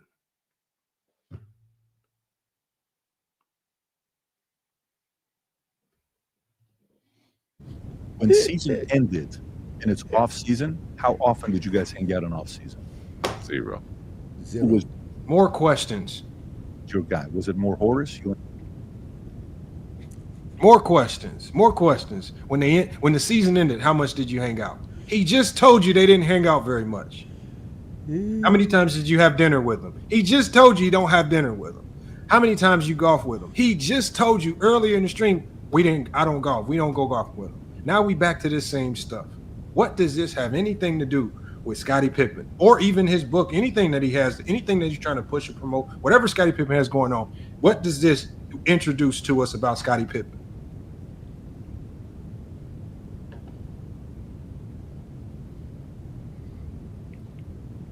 Horace, you and Dennis, you and Probably BJ more Armstrong Horse when was- I was there. I was probably more Horse. who was close to Michael on the team? Him and BJ were close. I mean, when he came back to that one practice when BJ and him speaking and saying, "Hey, come and shoot a little bit." I don't know about that one. If you say so. Well, listen. If I'm saying it, I'm just saying it because Yeah, I saw, read about it. I don't know if I have the credibility of having been there. I just read about it. Yeah. I mean, there were times when guys that were brought in that kind of bonded with Michael, Sam Vincent, Earl Walker, but those were veteran players that had been around him probably previously, probably from college, but as far as players that he played with in the 90s, he didn't really bond with players on that team. But I thought he was good friends with Oakley. I thought him and Oakley were very Oakley good. wasn't on that team. No, but Oakley from the beginning era when he was coming up. Wasn't Oakley one of his teammates when they got rid of him? He was upset about it because he liked Oakley and they had a friendship together. Yeah, that's the story that's being was told. See, what he's trying to do, y'all, is he's really trying to get Pippen to spill the beans on insider information. Like, Pippen's basically saying, look, whatever you heard about Jordan being close to these players, being a great teammate, is all false. He tries to bring up Charles Oakley because that's a lot of people's go-to, that Jordan's favorite teammate was Charles Oakley because they hung out together in those Washington Wizard years. Pippen's telling you, that's the story you want to run with. It ain't true. We could probably ultimately surmise maybe it was Jordan that got Charles Oakley traded. He probably just didn't like what they got in return, which is Bill Cartwright with that sorry-looking jump shot. That might be it. Just like he got a lot of them guys up out of there, like Quentin Daly. He got a ton of them guys up out of there. Right? Went to the front office and got them guys traded. Jordan said this in his own book. There was about 7 different guys that Jordan went to the front office and said, they need to go. He says, because they score too much. They're taking away from my thunder. Got them traded. Y'all don't talk about that stuff. This is something Jordan said in his own book. It's okay that Jordan was a completely trash teammate. That's all Scottie Pippen is saying. Patrick Ben-David, just move on. it is obviously something that Pip is not really trying to expose about Michael Jordan. It's not his agenda right now to try to make Jordan look bad. I don't believe Jordan did not get BJ Armstrong traded. That's not how BJ Armstrong ended up leaving the Chicago Bulls. Lofton. If I remember correctly, and I could be wrong, BJ Armstrong got caught up in that sweep of players who did not get protected in the expansion draft. The Bulls had to choose who to protect and who not to protect, and BJ Armstrong got swept up in that because they had to protect other players, and he ended up getting moved on because of that. I don't believe he was traded, but I could be wrong. But I believe he was part of the expansion draft because you can only protect so many players, and they had to end up ultimately letting them go. Possibly he wasn't protected because he didn't have a strong relationship with Jordan, and he was the most replaceable type player because they ultimately replaced him with essentially Steve Kerr and Ron Harper. We want to play a little bit more of this. I'm gonna drop the link. We obviously got Goat James Kingdom already here. I'm gonna drop the link here. We're gonna bring some of y'all up here. Let's hear a little bit more of this. I don't know where that relationship is today. Oh, okay. Well, I don't know what that relationship is today, but I don't know which story it was when one time you guys were playing the Knicks and he says, "Hey, let's go have dinner together." Oh, this was part of his Hall of Fame speech, if I'm not mistaken, when Pat Riley said, was it Pat Riley? Was it Pop? That didn't want the Knicks players hanging out with us. Pat randomly mob boss. Pat wasn't a regular, he was a. And then Michael's like, "What do you mean? No, I can't because I'm with the Knicks." So, Pat Riley often the greatest respect you can have for great players to show them none. During the 1983 conference finals between the Knicks and the Chicago, Riley's comment was in response to Bulls complaints about officiating. Go a little bit lower. Riley believed that players should be hardworking and disciplined. Riley was over the Knicks with Matt's 94 final. Riley is considered one of the greatest NBA figures of all time. He won 7 championships. Yeah, he owns the patent on 3-peat, if I'm not mistaken. Yeah.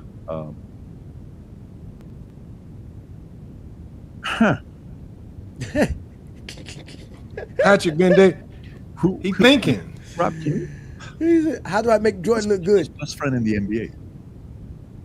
Hold on, y'all. Hold on. Check this out. Barkley.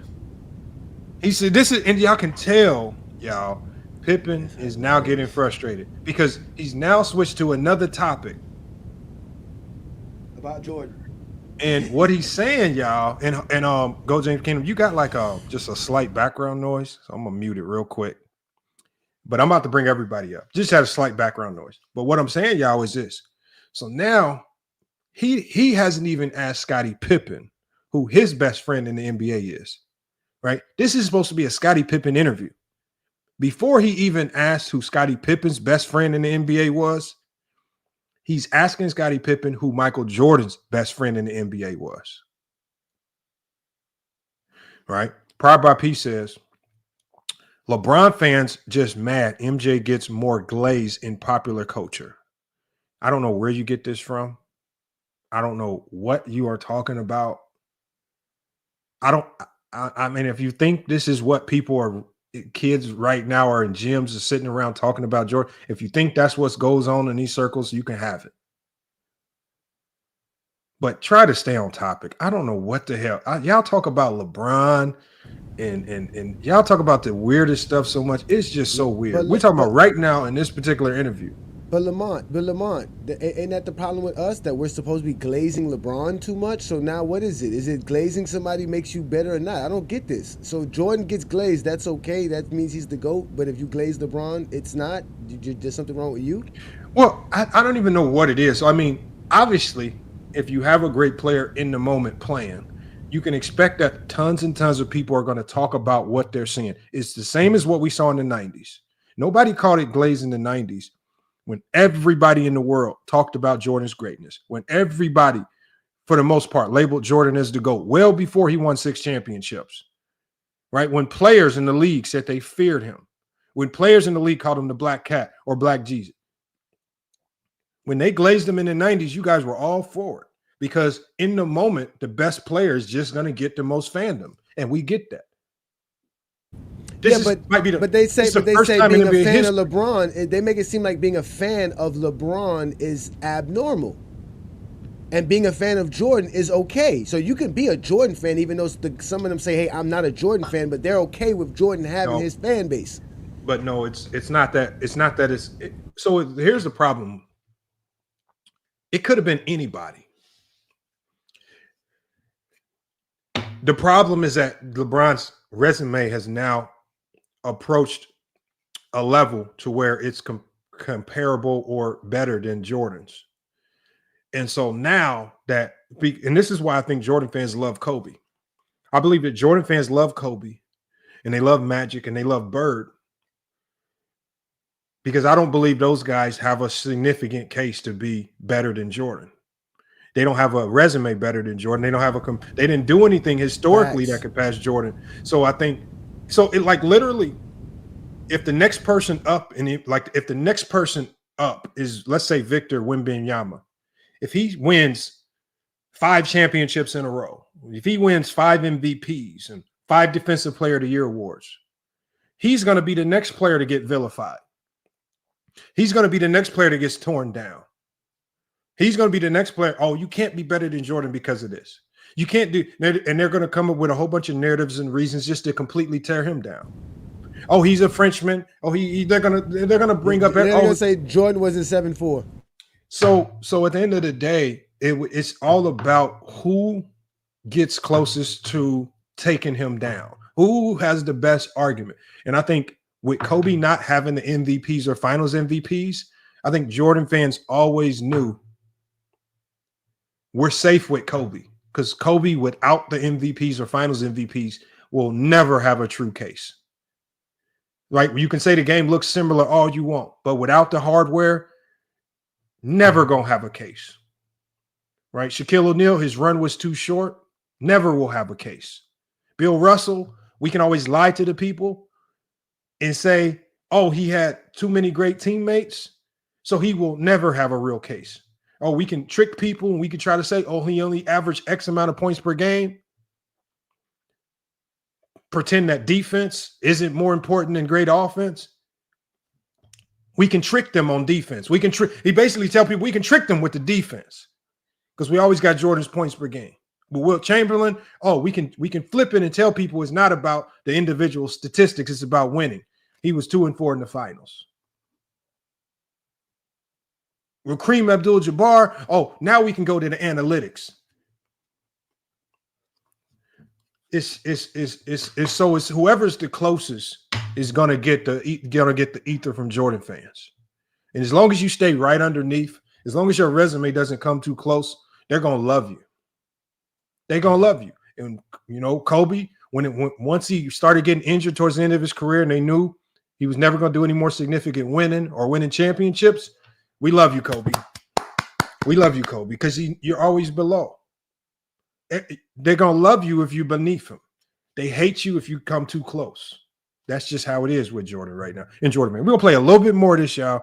I'm dropping the link. Let's see if he even starts to have some semblance of getting to talking about Scottie Pippen. See, this Scottie Pippen, if you ever see this is why you need to come over to FYF Sports, right?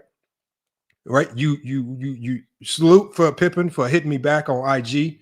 Hopefully this is something that can ultimately evolve to getting them on the podcast. But this is why Scottie Pippen, you should come to FYF Sports, right? Where you can get a real interview.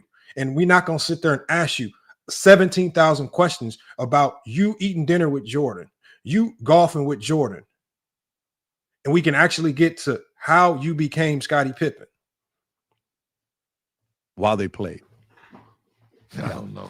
By the way, so we can, transition to the next story, but I'll tell you how I process this.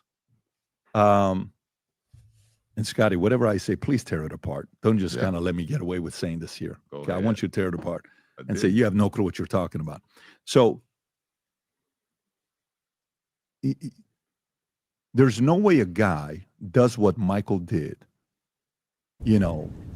The number of scoring titles, Finals MVP. One guy who was the MVP, Finals MVP, defensive player of the year, and he's only 4 people have ever done that, and he's the only guy that's done it 4 times. The one that we all read about and we all see about. In a number of seasons, he played 82 games, and the phrase about the fact that I'm not going to miss a game because a father, maybe the only game he's bringing a son over to the game, that I'm going to go out and give my best because I owe it to that father that brought his kid, and being a guy that was a sportsman, the face, taking it to different eras. There's something that he said at the end of The Last Dance. And I'm curious to know how you process this, because I don't know if anybody's asked you of this. Remember at the end when he gets emotional and he steps away and he says, look, if you can't understand me, that we did this and I wanted to win and I wanted to do this and da-da-da-da. And that was the only time that he got emotional and he got away. How did you process that moment when he's looking at that iPad and he's kind of giving a message and he needed a break? How did Scottie Pippen process Michael Jordan getting emotional on The Last Dance? How did you process Jordan getting emotional on The Last Dance? Look at Scottie's face. Look at Scottie's face.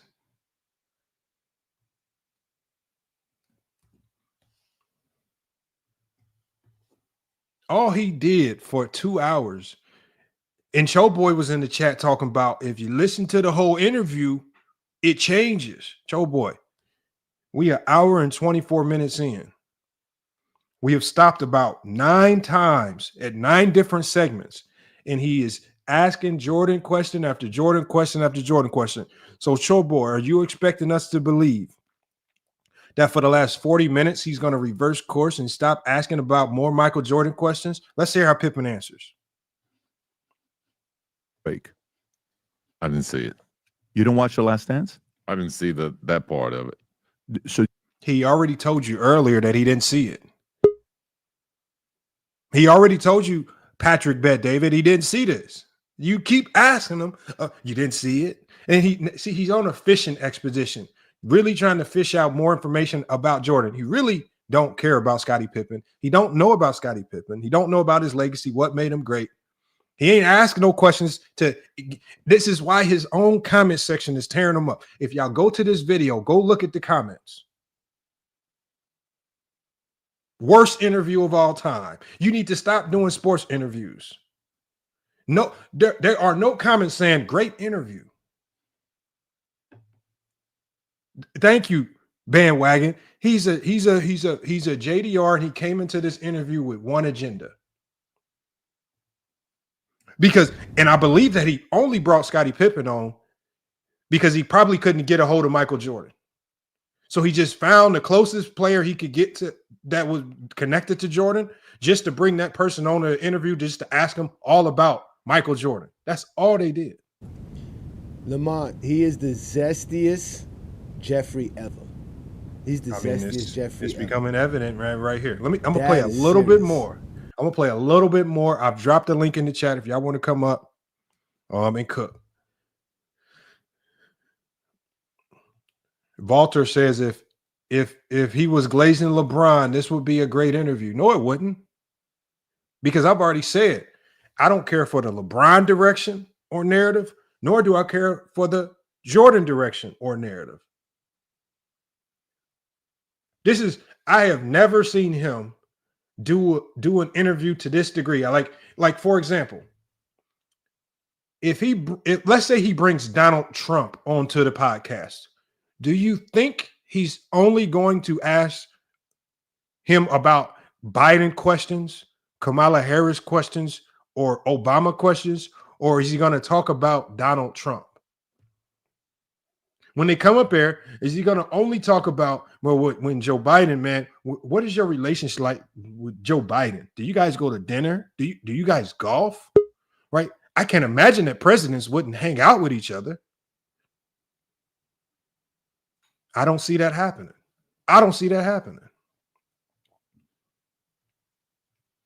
Play a little bit more. You didn't watch all the 10 episodes? No. After what episode did you stop watching it? Probably 6, 7. The Kukoc episode. Yeah, something like that. You saw that episode. Was that the one where you're like, you know what? Screw this, I'm done? Yeah, I didn't want to see it. My kids got turned off on it, so it's kind of turned me off. So I didn't have any interest to watch it anymore. Yeah. Well, very interesting. Very interesting. But to me, sometimes it's when a guy that comes in and is the lead dog and got a lot of the thorns that came in, it's very hard to be a Michael. And I think it's also very hard for anybody to understand Michael. To understand Michael. I think there's only a few guys that can probably expound on that to understand the level of, craziness to compete and the drive, and it's not a. Hey, look, Lamont and Johnny, I don't never come disrespectful like that. I always have to maybe a Brady and a couple. This man is sucking Jordan off more than any wife he ever had in his life, dog. This is the most disrespectful interview I've ever seen from NBA legend. Now, hold on. That's disrespectful to Scottie Pippen, bro. Now, SB, you do radio. Mm-hmm. SB, you do radio. Right. This is a terrible interview. It's by far terrible. In defense of Mr. Patrick David here, you really think Scottie Pippen didn't know these line of questionings were going to come his way? He told Scottie Pippen, when you have an interview like this and you're paying Scottie Pippen this much, trust me, he told Scottie Pippen we're going to ask you a lot of Jordan questions. No, I believe that. I believe that. Not to this extent. Not these type of questions. He probably did this because, again, like Lamont said, he's fishing, he's thinking, because, again, Jordan fans ask a lot of questions that they think are rhetorical, meaning that there's obvious answers to the questions that they're asking. When someone gives them a different answer, they don't know how to hold the conversation no more. You can tell how he's even pausing an interview, because I wouldn't say this guy wasn't prepared. Obviously, he's just not a sport guy, but you could tell that he didn't have nothing for this interview, didn't care to ask Scottie Pippen nothing about this interview. This is terrible. Like, if I was in media school, if I would have turned this in for my report or interview, I would have got a fucking F. This has been terrible. This guy didn't go to media school. Hold on, let me finish off this last segment right here. I want to at least hear what he has to say. Like I say, because we're gonna have a ton of people that say after this is over that I cherry picked portions, but this is a lot of portions of this that I've went through, and we don't know nothing about his upbringing, how many brothers and sisters he has, right? We don't know nothing about his NAIA career. How did he grind through not getting recruited by major D1s to find his way on NBA? How he developed his son to be an NBA player? None of this stuff. Lamont, if you had to take a estimated guess, how many times did he say Michael Jordan name in his interview? Bro, I mean, if 2 hours, every at least. Hey, what if he put it in the contract that he told Scottie, look, every time I say Michael Jordan's name, we'll give you $1,000. Well, I think what happened here, y'all, is I think SB is I forgot who said it, but I think what happened was some of his answers derailed where he wanted his comments to go. I mean, where he wanted the conversation to go. Because I saw early on what he was trying to do. Early on, he was trying to pit Jordan versus LeBron. Early on, he's trying to use Scottie Pippen to tell people why LeBron is not worthy, but Jordan is. He's tried to use the leadership, but when he started talking about leadership, that narrative didn't really pan out, because the narrative around LeBron is that he's a great teammate, that he is a floor raiser. He makes players that aren't as good better. But then when Scottie Pippen doesn't really jive with that. He really says, nah, he really didn't get along with anybody. He was kind of solo on his own. Even some of the players have come out and said, well, yeah, Pippen was the leader of the team, not Jordan. I mean, and it's just like, so he's trying to, and then he tries to go, well, maybe he was a leader then he tries to go the route of his presence, his aura. He just lived. Yeah, he says some great soldier from the 1600s said that you can just quietly lead without saying a word and just beat his. No, hell no. This is basketball. Ain't no. I mean, as much as people want to try to say that Tim Duncan was this quiet leader, I promise y'all he was not a quiet leader. I promise y'all he was vocal in a motherfucker. Very vocal. I know this. So all this quiet leadership stuff. That's all nonsense, right? This is basketball. You can nothing you do on a basketball court. You cannot play in silence. You cannot lead in silence. Facts. You cannot win in Facts. silence, man. That's all made up Facts. stuff right there. And but he's trying to paint this picture. No, he was trying to do this. Is what he honestly was trying to do. He was trying to get Scottie Pippen to either praise Michael Jordan or discredit Michael Jordan, and Scottie did neither. That's why he was lost in the interview with Scottie, because he was trying to get Scottie to praise Michael Jordan for being Michael Jordan. Scottie was like, "Nah, that's just Michael Jordan. Like whatever you know you what want the heck, Scottie? whatever you want to, no, basically whatever you want to attach to Michael Jordan, you got to attach it to me." Even when he told him, he was like, "Yeah, I didn't win the MVPs, but somebody I played with won MVPs." Right? So even Scottie Pippen was taking credit for Jordan MVPs. So he never really praised Jordan, but he never discredited Jordan either. He said Jordan was his best teammate ever. Like, you know what I'm saying? So like he just basically said, I don't know all this stuff you're talking about. Like, you're asking me stuff that I know nothing about. And the guy couldn't accept it. It was hilarious, Lamont. Bro, I don't understand how you got one of the greatest two-way players of all time, one of the most popular players in the 90s of all time, and not prepared to ask him anything else outside of Michael Jordan. I feel like, bro, Scottie too much a legend to be disrespected like that. Like, he ain't no disrespect to Kenny Smith. He ain't no Kenny Smith type of dude. He ain't no role player, bro. Scottie Pippen was one of the greatest players in the 90s, bro. The disrespect guy like this is crazy to me. Like, yeah, like people act like Scottie was a bum or something. Like, Scottie was cold. No, I think I would say Scottie was the Kobe opposite, right? Mm-hmm. This is why I say that. Especially when Kobe played with Shaq. They were both historically great number two options. They were both number two options to where if you gave them their own team, they could definitely lead that team ultimately to some type of level of greatness, right? Yep. Kobe, offensively great. Pippen, defensively great. They both historically great. One defensively on the defensive side of the ball, Kobe offensively on the other side of the ball. They both will go down as greats in NBA history. So, like, I just think that fans do a lot of pretending with Scottie Pippen. That's all I know. Especially Jordan fans. Jordan fans pretend as if I know. I can say with absolute certainty, if Pippen does not join the Bulls, Jordan doesn't win.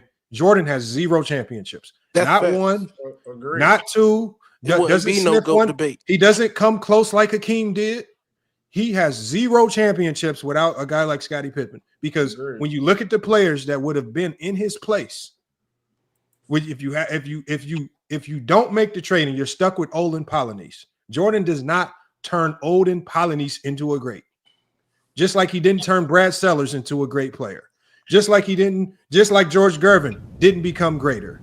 Just like Quentin Daly, right? A lottery pick, did not become greater. He would have just continued losing with a whole bunch of lottery picks. Pippen is the one that turned, and this is all Pippen saying during the interview. When I came, things turned around. There's nobody responsible for my greatness other than me. This is why Pippen can proudly say, I'm 6-0 too. So when you put him in those conversations with LeBron, he can say, well, if you're going to say Jordan's 6-0 and that's what makes him great, well, shit, I'm 6-0 too. That's what also makes me great. And see, what happens is when Pippen uses that argument, Jordan fans start to see how illogical the 6-0 actually is. That's what happens. And that's why Jordan fans get so mad, right? And that's why also people got mad at Gil when Gil said, if you're going to use championships, then we start to have to put a grade on how you got those championships. Because if you start to say it's about the championships, now we have to degrade the value in Kobe's 3 championships with Shaq. How do we grade that if you're a number 2 option? And so, but then you hate that. Then y'all get mad when we look at it like that. Then y'all pretend he wasn't a number 2 because he scored points and he wasn't Pippen on the defensive end. And then that's right in the chat there too. That's the other thing I hate, that people do take advantage of Scottie, because Scottie do be like chill. He'll never say nothing. Guarantee if this was like Kyrie Irving, this position, they try to do that with like LeBron, Kyrie Irving probably cursed the interview out before he wouldn't even get a chance to do Kyrie like that. No, another thing, Lamont, how you develop a player, build a player you never hung out with, you never did nothing with outside of practice in the game? That's exactly. So how you responsible for building them up? That's what I'm saying. Like that's why he was so shocked by all of that, because he was like, "Damn!" So you telling me like, wait a minute, if y'all didn't like do nothing outside of practice, and like he said he only went to work out with Jordan and Grover the second three-peat. So all the time that Scottie Pippen was supposed to be being developed in the late '80s by Michael Jordan was taking this little young pup and building him into be this big dog is a lie. Because they didn't even hang out. There's no way. They were not friends. Jordan was not close with nobody on the team. The idea that Jordan was just building Scottie Pippen up and making all these young guys better is just not true. Exactly. That's what I'm saying. All those are just lies. They are upset. They really upset about this interview. This is what I ask people. This is what I ask people. Hey, wait, hold on. Ain't this the dude that said Joker's a better defender than AD? Hold on one second. I didn't say that. Jesus Christ. Hold on one second, Coach James. Jordan played with the number 6 overall pick, Orlando Woolridge.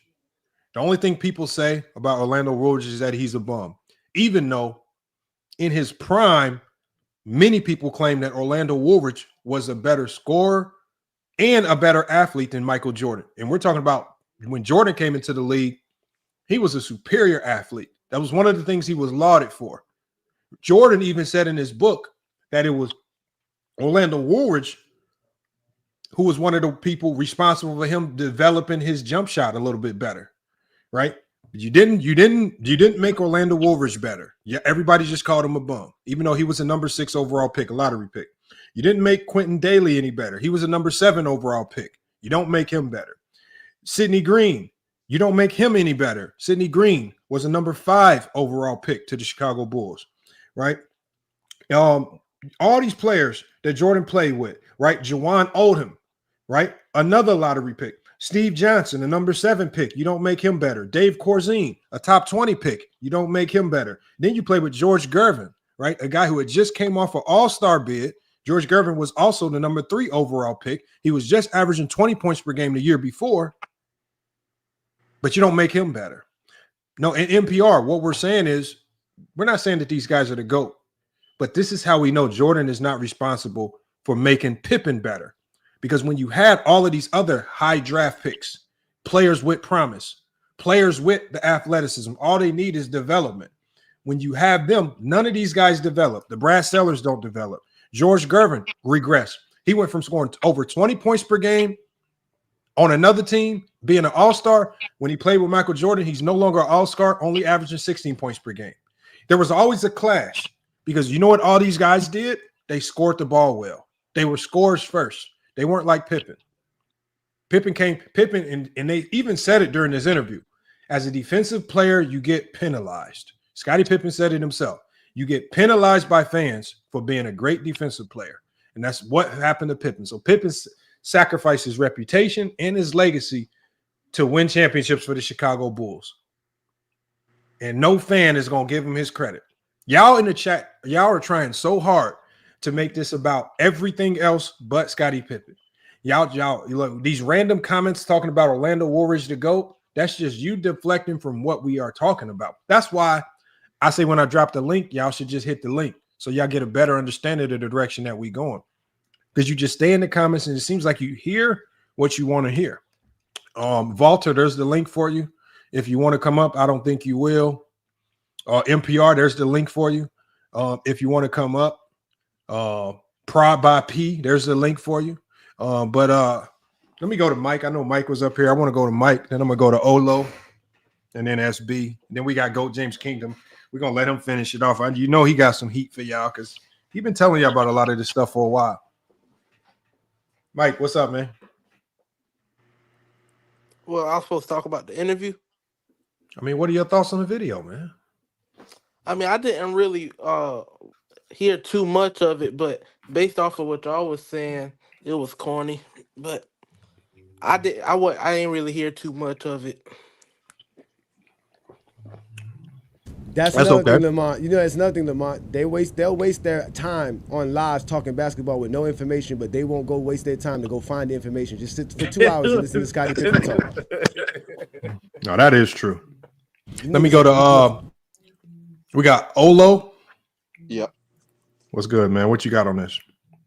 That interview was kind of funny.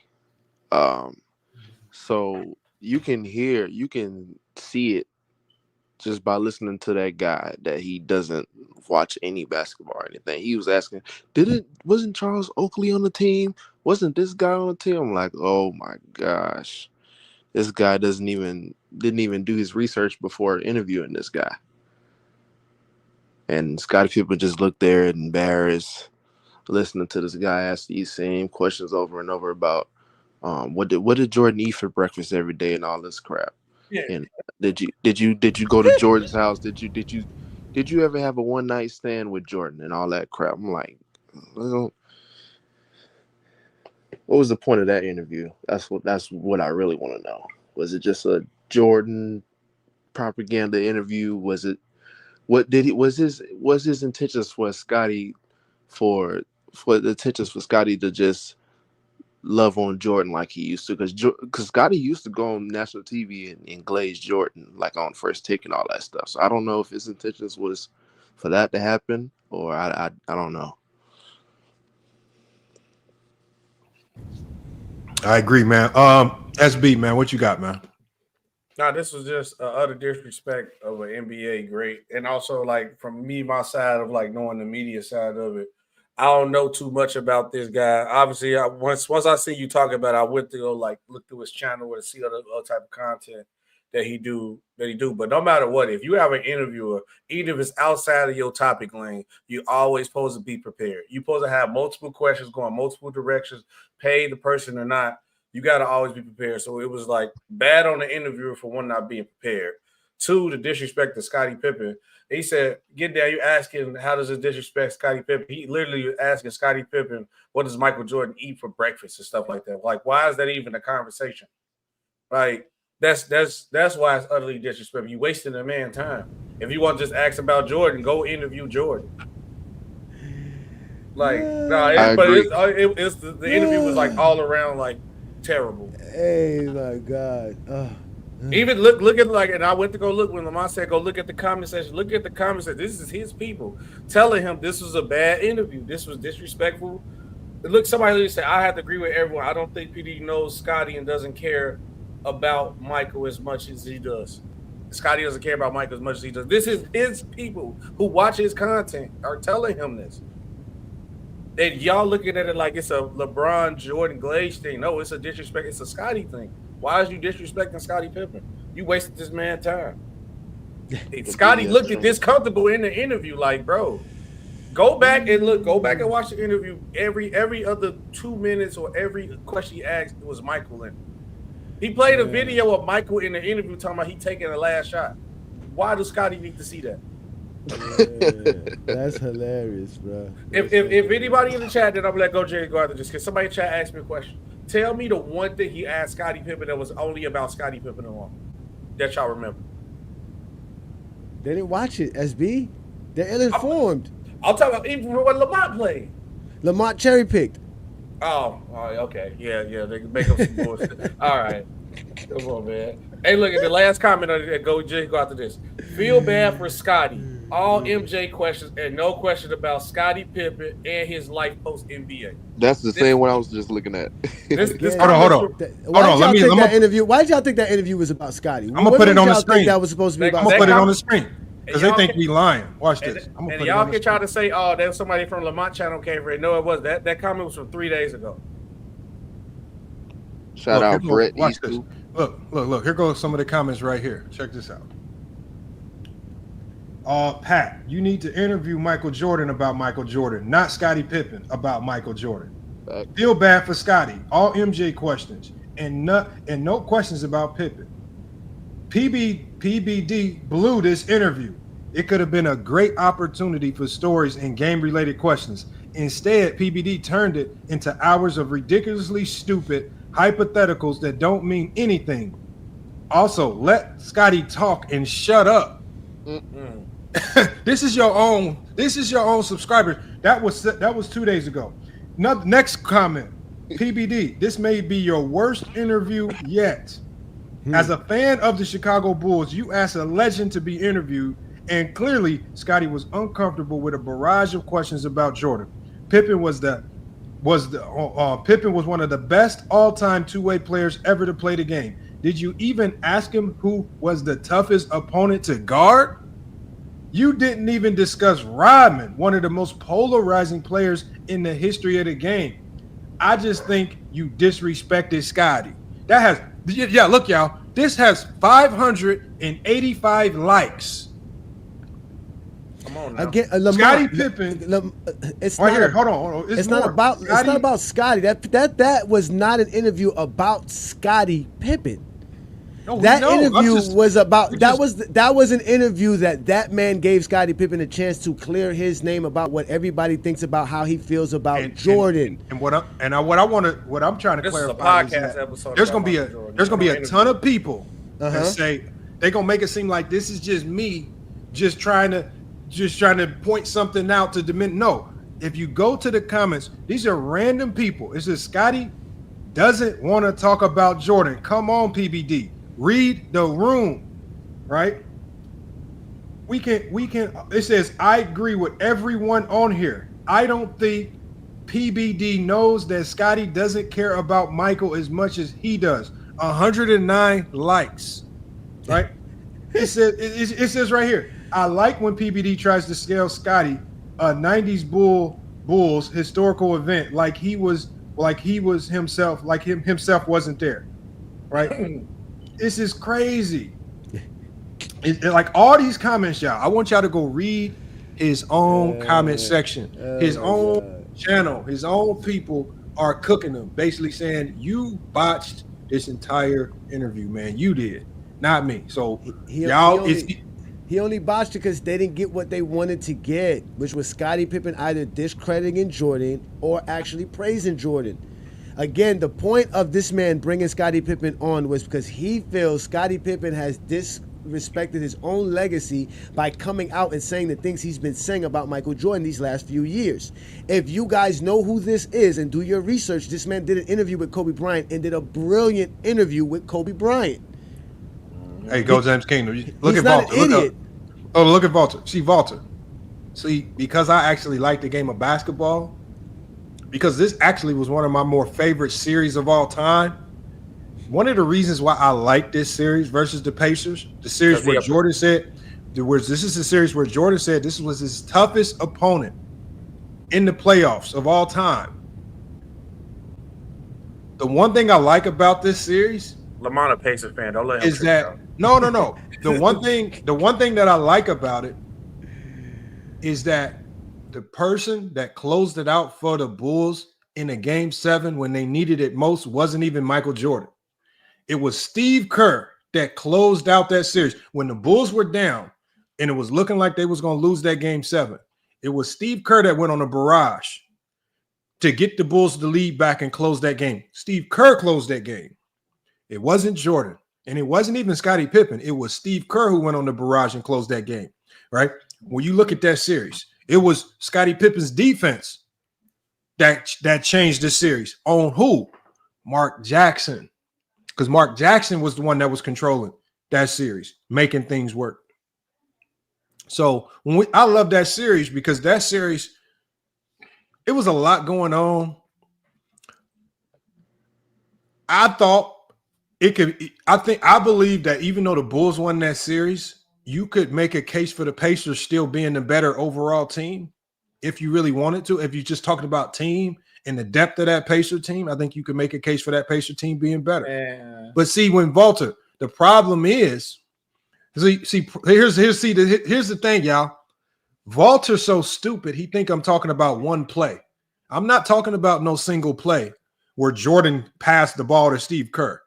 Not what I'm talking about.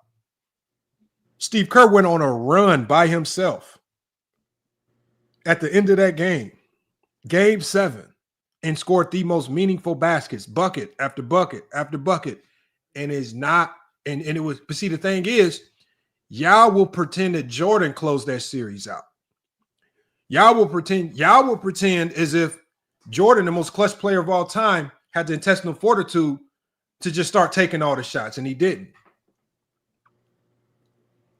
Y'all won't give the Indiana Pacers, arguably the best defensive team in the league that year next to the Bulls, y'all won't give them any credit for the job that they did of making life miserable for Michael Jordan. Right? But we let y'all tell it, Jordan closed that series out. I've never heard a Jordan fan come up here and say, you know what, Jordan didn't close that series out. If it wasn't for Steve Kerr, we would have lost that game 7. Never heard a Jordan fan come up here and give Steve Kerr his flowers. Never heard a Jordan fan come up here and talk about some of the series where Scottie Pippen saved the Bulls and talk about we wouldn't have won this series if it wasn't for Scottie Pippen's great performance in this closeout game. I ain't never heard y'all say that. So that's why I say, Walter, why don't you come up here and start talking the game? You be acting like we don't know. You be acting like we really don't watch. Stop it, man. Talk about the Pacers like we forgot. Come on, man. Oh, man. Let me drop this link. Let me see if Walter come up here, man. Go James Kingdom, man. What's going on? You got to deal with this more than any of us, man. What you got on it? Well, no, I mean, that's obvious. As soon as that came out, Lamont, that's why we don't choose a topic for our show till about late in the week so that we know what we're going to talk about.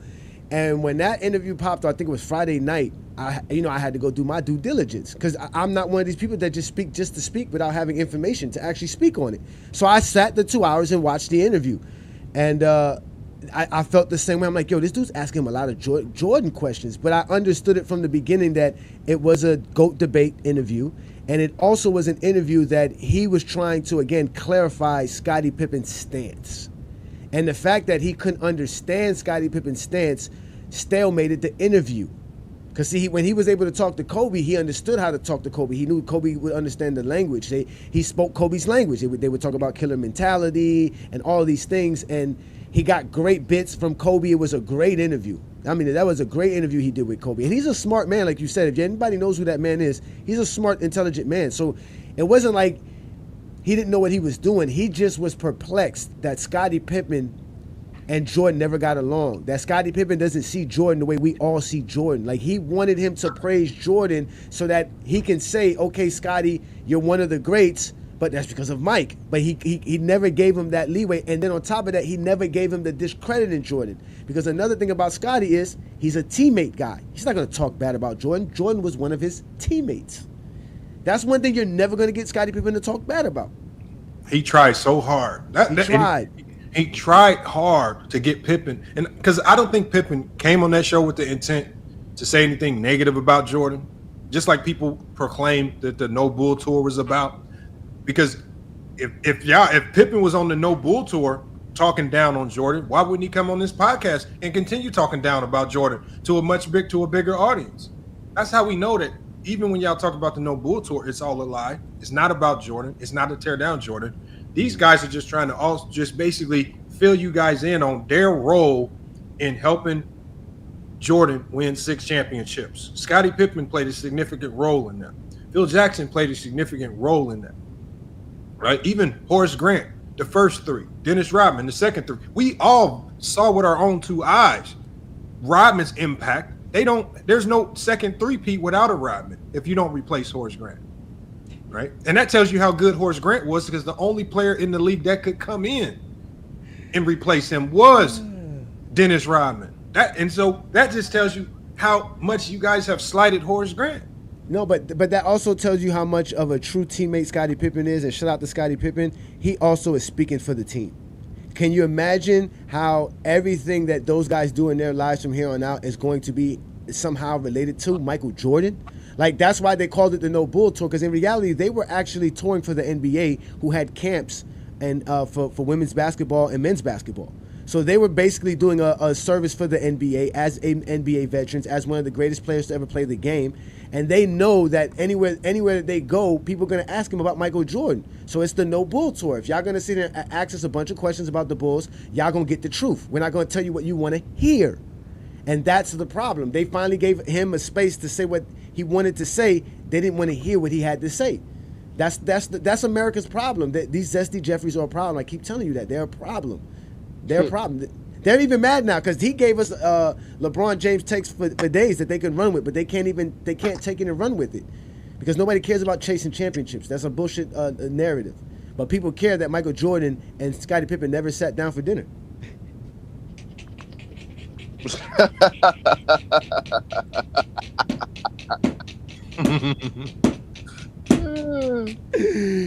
They cared. I guarantee you, Scottie Pippen was like, "Oh yeah, plenty of times. We were out here. I mean, we've been to Roof Chris. We've been in here. We've been there. I got a story. Right, one time I was with Charles. Oakley. Oh my God! What? Exactly. Exactly. They want what Gilbert Arenas did. They want the Gilbert Arenas story of Michael Jordan punking Kwame Brown. They want stories like that, and Scottie don't got none of those stories because he never hung out with Mike like that. I don't know why people think you got to be best of friends to win. And so like that. But no, to a certain degree, you have to have chemistry. Again, ladies and gentlemen, it is basketball. You have to get along. Nobody said Jordan didn't get along with his teammates, but he didn't have a bond with them. Jordan is his best friend. And it's hard to have bond with Jordan. It's hard because Jordan can't just go any normal place. He can't go the same place as B.J. Armstrong could walk into. He can't do that. Jordan can't do the normal thing. So I get that aspect of Jordan's life. You know what I'm saying? But still, at the end of the day, Jordan wasn't this all-world team mate that everybody loved and respected or feared. He was just Jordan. They just understood his power and his presence in the NBA, and they respected that as that. But as a team, I got a job to do. I got a contract I got to fulfill. Jerry Krause is an asshole. Excuse my language. If you don't please him, you're not going to be back on the Bulls. Jordan got nothing to do with this. Hey, Lamont. Yeah. Hey, hold on. You said something that's not true. You said Steve Kerr hit shot after shot, went on this big run. That's not what happened at the end of that game. Oh God, Mike, let's give you an educational lesson. Hold on, let's educate you, Mike. The biggest shot of the game was hit by Steve Kerr in the fourth. The biggest run in the game was led by Steve Kerr in the third. Right, when they were down and when they were losing. Right? So, again, clutch ain't just a buzzer beater, right? Clutch ain't just the last 2 minutes of the game. Clutch is when we down, things are falling apart, nothing is working. Who can go make something happen? And when you look at what Steve Kerr was able to do in the third, 2 clutch baskets, right? When the Bulls couldn't generate no offense, and then in that fourth quarter, right? And Lamont, are you talking about Game 7? Lamont, you talking about Game 7 in 1998? Yes, because the Bulls in that third quarter were down by 7. So the Bulls were. It's Tony Kukoc then. Tony Kukoc was 5 of 5 in the third quarter, scored 14 points for the Bulls. And that, I'm looking at it right now, Lamont. Wait, hold on. Tony, Steve Kerr stats. So he scored 11 points that game. Yeah, he did. When I talk because I remember Kerr because he didn't score a lot of points. He scored 11 points that game.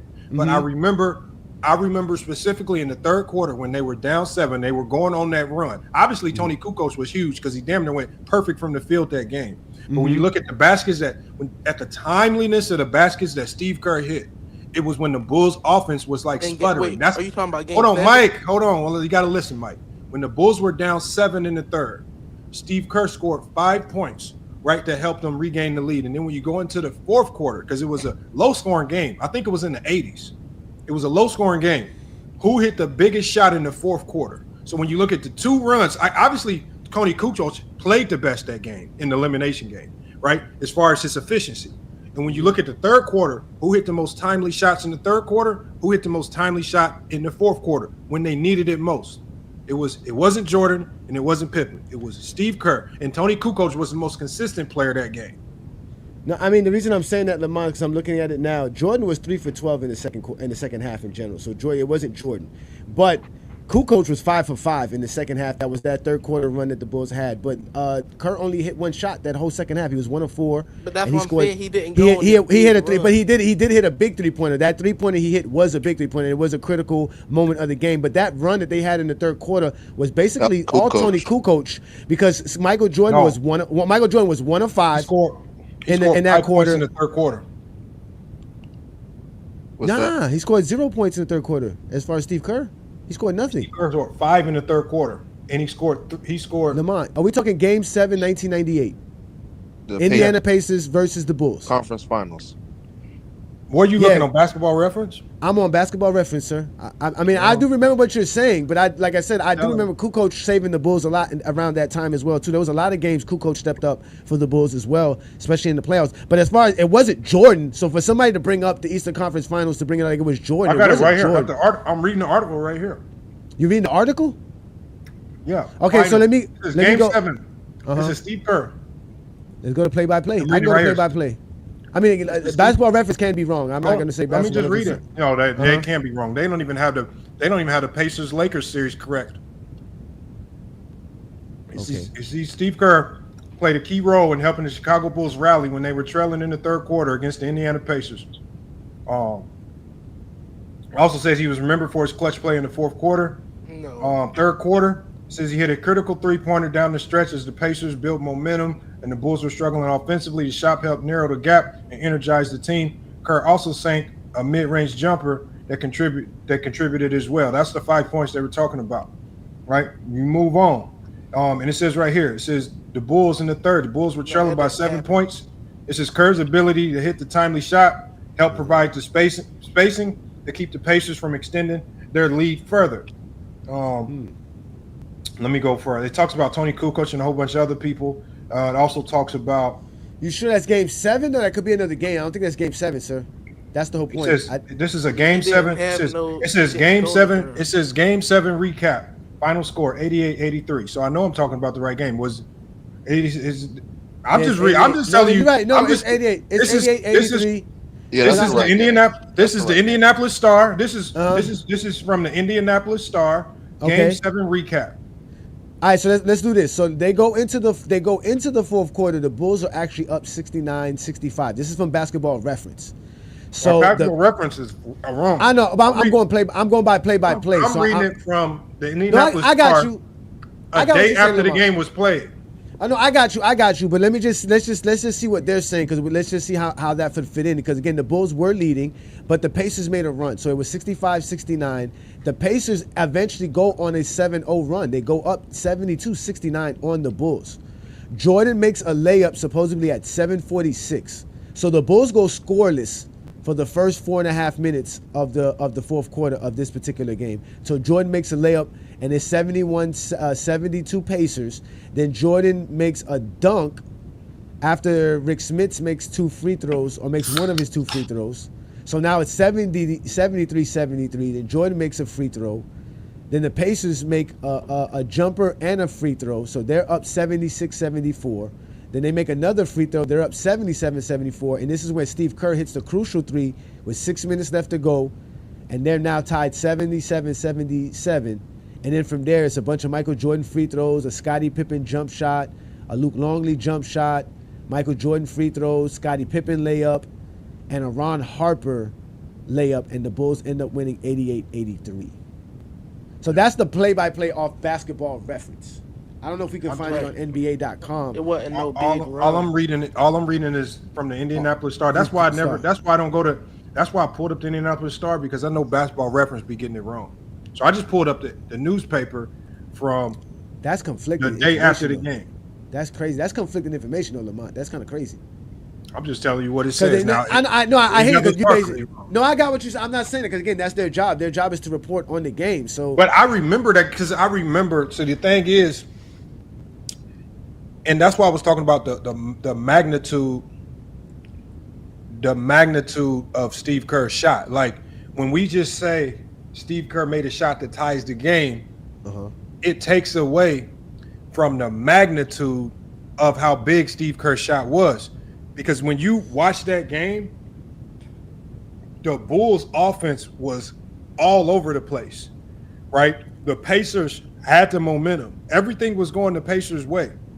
And when he makes that shot, it just was like, because the way when he made the shot, the timeliness of how he made the shot clock was winding down. I could pull it up. It was just like the Bulls couldn't figure the Pacers' defense out. And when he made that shot, it just looked like he took a weight off all of the Bulls' shoulders, and it made the game much easier from that point forward, because they couldn't figure out how to score on that Pacer defense outside of Jordan just trying to get to the free throw line. But that's what it was. That shot was huge. That without they if Steve Kerr misses that three, we're talking about a Bulls team that probably don't go to the finals. That's how big that three was. That's how big that three was. I can pull the three up. I can pull it up. I promise you. And Jordan missed free throws in the crucial moments of the game too. Back-to-back free throws. Oh. Shit, Scottie missed that last free throw. Or one of the last free throws. I know he scored the last bucket. Scottie missed he got fouled and then he missed the free throw. Then he missed the 3-pointer. And he missed the jump. No, Jordan missed the jumper. Longley missed the jumper. And like I said, then Jordan got the defensive rebound. Yeah, because I'm watching it right here. Scottie made that last layup to send him up to 87-83. Oh, trust me, Scottie made some plays. Trust me on that. Yeah, I'll be tripping on Scottie. That's the problem. They want Scottie to be this second fiddle dude. Scottie's not trying to play that role. Scottie knows what he did. Scottie knows what he contributed to the Bulls. He knows what he contributed to Michael Jordan's career. He don't have to explain nothing to none of us. Let's see what Scottie had for that game. Scottie had 17 points and 12 rebounds. Yep. So again, Scottie Pippen always did his job, and he was the one that slowed down their offense because they used to put him on Mark Jackson. They used to make him do half-court traps on Mark Jackson. Him and Ron Harper were brilliant for doing that. Yeah, slowing down teams' offenses. Yeah, that's good. Slowing down teams' offense. Yeah, slowing down teams' offenses and making it hard. Because again, if your point guard's job back then, like people know it is traditionally, is to set up the play. If it takes him longer to get to his spot and harder to get to his spot, so that y'all can run the set. It bodes well for us on the defensive side. Mm-hmm. All right, here it is right here. Hold on. Watch this. Like when you watch it, you can feel the magnitude of what he was doing, of even all his points. Hold on. Because like I said, I know that these people in the chat pretending that they watch were not watching. They was at work. They was doing something. This is let me move. Let me change this around. So this is 1998 playoffs, Bulls versus Pacers, Eastern Conference Finals, Game 7. So y'all know what game it is. Jordan's still a spectator with 10 minutes to play in the half. Oh, Jordan's a spectator to the Bulls making a run? Coach, out to Jordan. Puts it on the floor against McKee. And the fadeaway is good. Only his second field goal. Best open for three. Wide open. Jordan back the other way. It's Kerr. His three. Oh, yeah, I remember that. Yeah. This is the fourth quarter? No, this is the whole game. This is the game. Focus on Steve Kerr. It was the second. He had quarter. 11 points for the game. Having a very quiet series, but a big bucket there that brings them to within 2 after they had trailed by 13.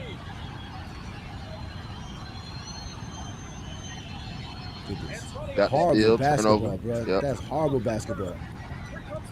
Trash play. Look at that.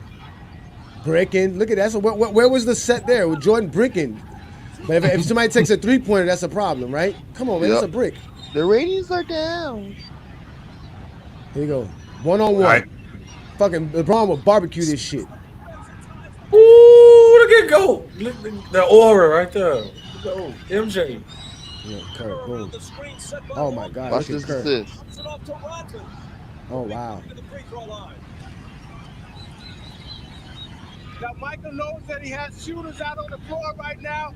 Penetrates, drops it to Kerr. But they don't like the three. Wait, hold on, wait a minute. Is that a 2-on-1 run where they went for a three? Isn't that what George was arguing about last time? That was a transition 3. Right? That he was saying that they don't do in basketball. Was that a 2-on-1, Michael Jordan versus and Kerr? Why didn't Kerr go to the basket? Watch this. Oh, good job. You know he about to break them free throws. Oh, it's a 2-on-1. Why would he go there? Why would he not go to the basket? This is sad. Bang. You got a zesty dude from Miami.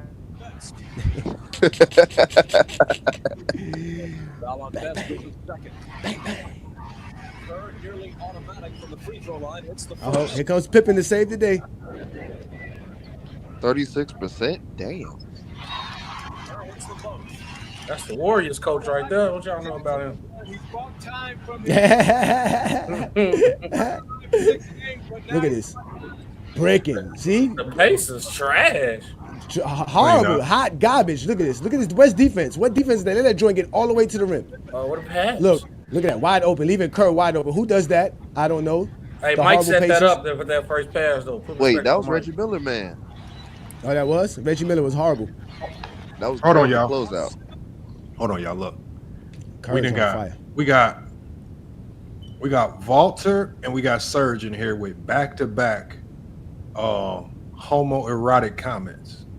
Because Walter keeps, instead of saying Goat James, he keeps saying Throat James. Right? I mean, and then we got Serge, Lamont protecting his BF, GJK. What is up with y'all?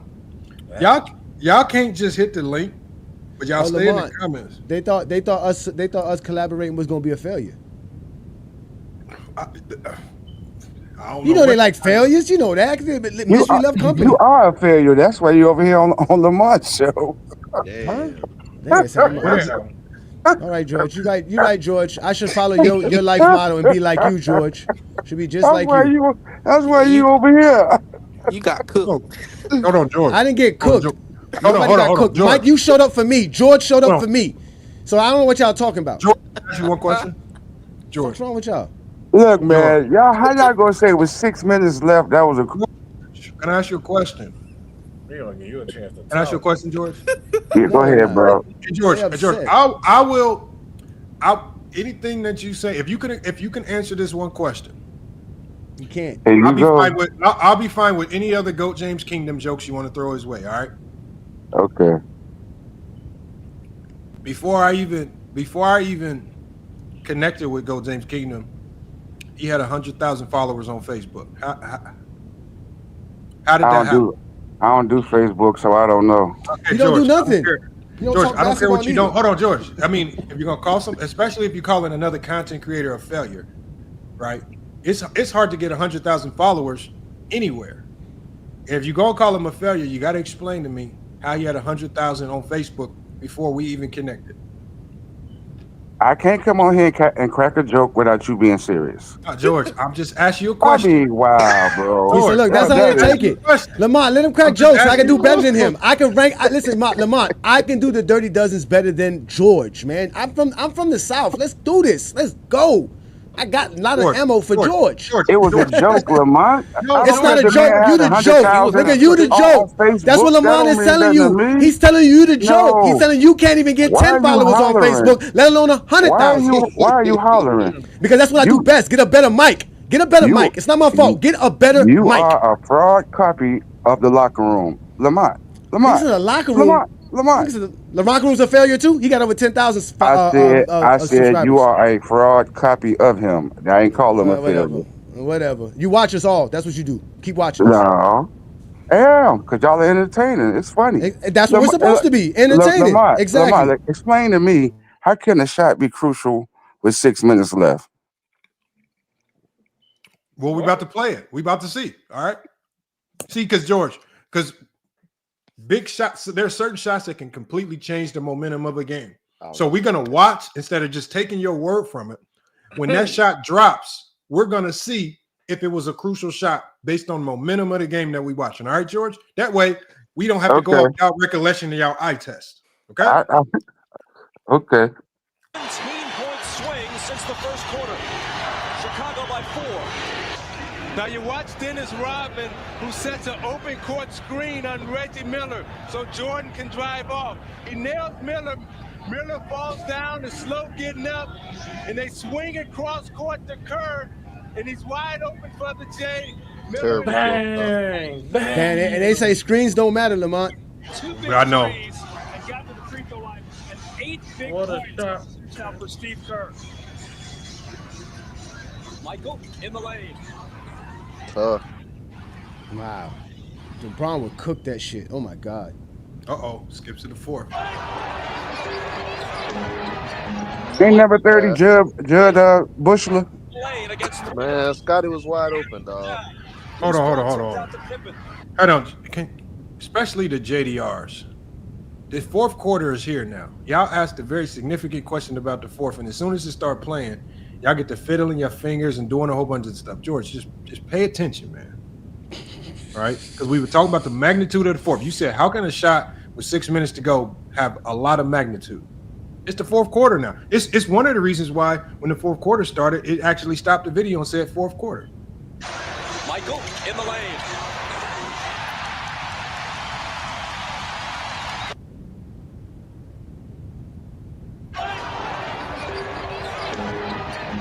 Michael, head fake on Smits into the lane. Somebody said illegal defense. Illegal defense. Yeah, somebody did y'all said hear illegal that? defense. Yeah, somebody was begging for it to be called illegal defense. They begging for the illegal defense to get called. Well, you just talking about That's how you know the Pacers got good defense. If you got people begging for the illegal defense to be called. Oh, Why? gosh. We heard them call for the legal defense. Michael, head fake on Smits into the lane against three defenders. Can't put it down. Loose ball tipped out to Pippen. Kerr. Bang! How you leaving Kerr wide open like that? Hey, players. And that shot that tied the game, because when you saw Jordan force that shot and missed it, like I told y'all, the shot clock winding down. It was a stretch of the game where the Bulls was struggling to score. Pacers had the lead. Pacers won a 12-3 run. Pacers won a 12-3 run. Yeah, that's what I'm saying. They were struggling. And that's why I say that shot, it kind of like calmed everything from that point going forward. Oh, because it's like, okay, damn, we out of this jam. The game is back tied. Even though we just had a bad stretch, we good now. A 12-5 run. I'm sorry. You don't get a jump ball that you don't get. Steve Kerr spotting up. He's been big today. This is his 11th point of the game. Bang. That's a huge shot because you give up a jump ball. You heard what he was about to say. That's a huge shot. They said it in the game. They said it's a huge shot. Because, and again, just like A. Johnny said, 12-3 run, you giving up a lot. Pacers is real on a run. You got to find a way to put out the fire. Let's see how they close the game. Oh, look, Kerr takes the charge. That's Well, Travis let's Best. run that back too. Because you give up a Warriors coach Hoover. Good defense by Kerr. And now Best has 4. Yeah, see, Best was trying to turn that corner. Smith had his man sealed. Best was trying to turn the corner, and he used that forearm just to push Kerr off. Hey, go James. Do you think they would call that a flop if that was a player like LeBron? They would have definitely called that a flop. You know that. Yeah, see, Best was trying to turn that corner. They cried, say it was a flop. Man sealed. Best was trying to turn the corner. That's definitely That's definitely a flop. That's definitely a flop, but we'll leave it alone. So we'll leave it alone. Okay, Scottie. Scottie's Pippen. Oh, what a pass by Mike. Okay, Luke. Longley. Okay, Mike dropped that down, though. You got to bring up Mike drop that down. Pippen. That's the bucket right there. Pippen. Kobe. Reggie running off screens, but it's Smith with a quick turnaround and miss. Dale Davis. Bruh. Protects the ball. Hey, Lamont, you got to say nice pass by Jordan or you hating. So you got to go back and be like, appreciate that. Oh, hold on. Yeah. Oh, yeah, let's go back. That was a remarkable pass. I need to see that pass. Hold on. Which pass was it? No, go back. No, you went too back. You went too far. Hold on. I'm gonna watch them all. Make sure we don't miss it. Turn that corner. Smith had his man sealed. Best Kerr, clutch. Wow, that was a serious. That was a foul either way, but this was at the time when Travis Best was that dude, though. Pippen, clutch. Scottie's Pippen. Okay, Scottie. Hold on, who passed him that ball? All right, here, Lamont. Go back. It was Kerr. No, Longley. You missing out on greatness, Lamont. You gotta come on. All right, hold on. Next play. Longley. No, it's right here. It's right here. Look, here we go. Right here. They go Jordan's pass. Ooh, good pass, Jordan. That was pretty. The one and only GOAT. Scottie, close that door. Close the door, Scottie. You said you ain't close. Look at he says I thought Jordan was a ball hog. No, when you're shooting 3 of 12, I mean you still shot 3 of 12 in the second half. You know, I mean it's not like he wasn't trying. You acting like he wasn't trying. You heard the fan. You heard the coaching staff call it out. Illegal, because Jordan wasn't getting them ISOs like he normally do. Pacers play good defense. The refs was allowing them to converge on Jordan. And when Jordan feel that pressure similar to his own, it ain't as sweet. Just like why he struggled in the Olympics. When Jordan went to the Olympics with the Dream Team, he was arguably the 4th best player. He couldn't make a shot. He shot the most shots. He was really the worst right? player. But you're talking about very limited and marginal comp in the Olympics at that time. With zone principles, they were able to make Jordan not look like the black cat. He was just out there chucking up a bunch of shots. Barkley was better. Chris Mullin was better. Mullin was better. Malone and Barkley were all better than Jordan in the Olympics. But if you let Jordan fans tell it, Jordan was out there. They're gonna only show his dunks. He shot horribly. He couldn't make a shot. Couldn't make a 3. And that the Tony Kukoc game. Was making that's all they talk about. The Tony Kukoc game, man. Him dunking. They had to clamp up Tony Kukoc.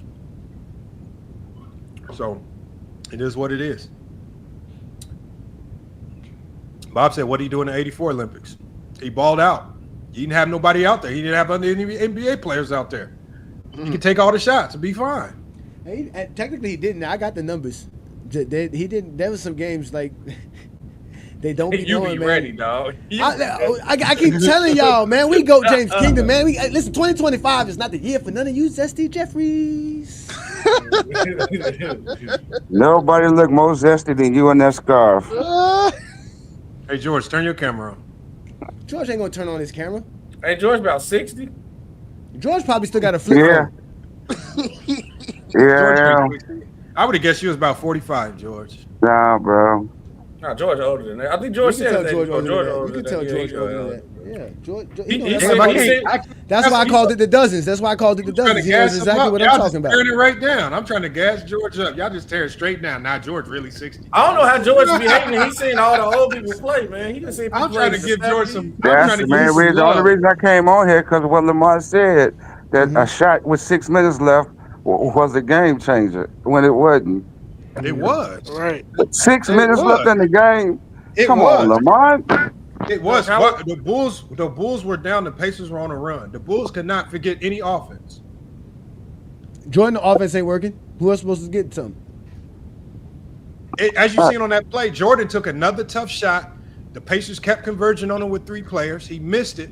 Pippen got the ball at the end of the shot clock, and the Bulls were reeling at the time because they couldn't get any offense going. It wasn't even just that play. If you look at the whole sequence of plays before, when the Pacers were on the run, and when Kerr hit that 3, you get the crowd going finally after reeling. He ties the game, and now that weight is off your shoulders. And then who closed out the game? George. Who finished the Pacers off? Scottie. I don't even know and don't even care. All I'm saying is 6 minutes left in the game doesn't make that a crucial shot, bro. That is wow. But he knows James Kingdom's a failure. 6 minutes.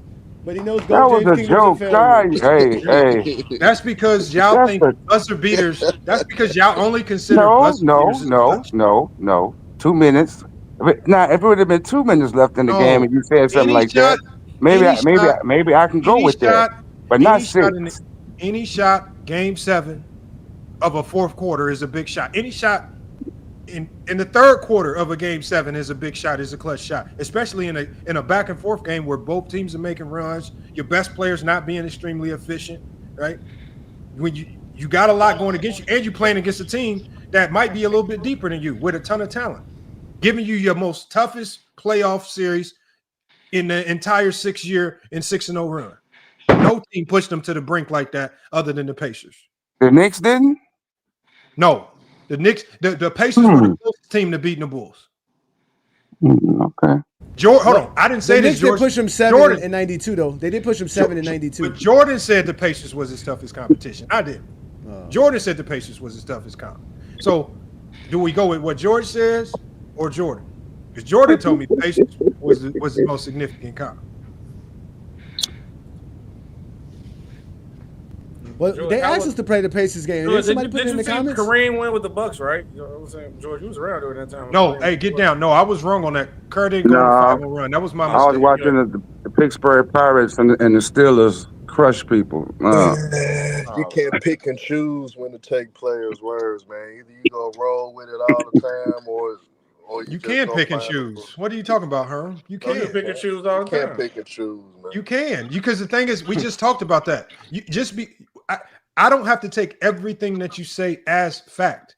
I can take I could take what's factual and what's not factual. You were about to say it right. You could take y'all try to make it seem like you can take what y'all you try. want. No, Herm, you make it seem like just if you like, for example, I don't know everything that Oscar Robertson said on the game of basketball, but I'm sure there's things that I've disagreed with. He said that he feels like, and I don't even agree with this statement, but he said he feels like it's not even close, that LeBron James is the greatest player to touch a basketball. It is not even close. I don't completely agree with that, but I'm sure, like I say, I can point to any player in NBA history. Basketball, I don't expect just because you say one thing that everything you say now I have to believe it like it's the Bible. With basketball talk, you can pluck and take whatever you want. That's what basketball talk is. Just like you, Herm. Herm, you said some really sensible things about the game of basketball. I can't co-sign you saying you want to turn into a Nazi, turning it to cheer for Nikola Jokic just to go against LeBron James. I can't co-sign that. Just because you had one or two good takes. Bro, the point is, look, y'all just worry about the timing of the shot. Somebody in the comments going to say, Greg going to say, so Tristan Thompson led with 5 minutes and 5 minutes left in the fourth. There's a tie that shot matter. No, the point is, yes. No, wait, but you can agree with that, right? But the point is, he's saying that the Bulls was on a drought, and that shot took them out the drought, and they went on a run after. That's why he's saying the shot was big. Y'all just heard the shot, the name, and the time, and just forgot everything else that was said. Y'all just said fuck everything else that was said. That's true. That's true. All I said was the Pacers were on a run. Go James King pointed out the Pacers on a 12-3 run.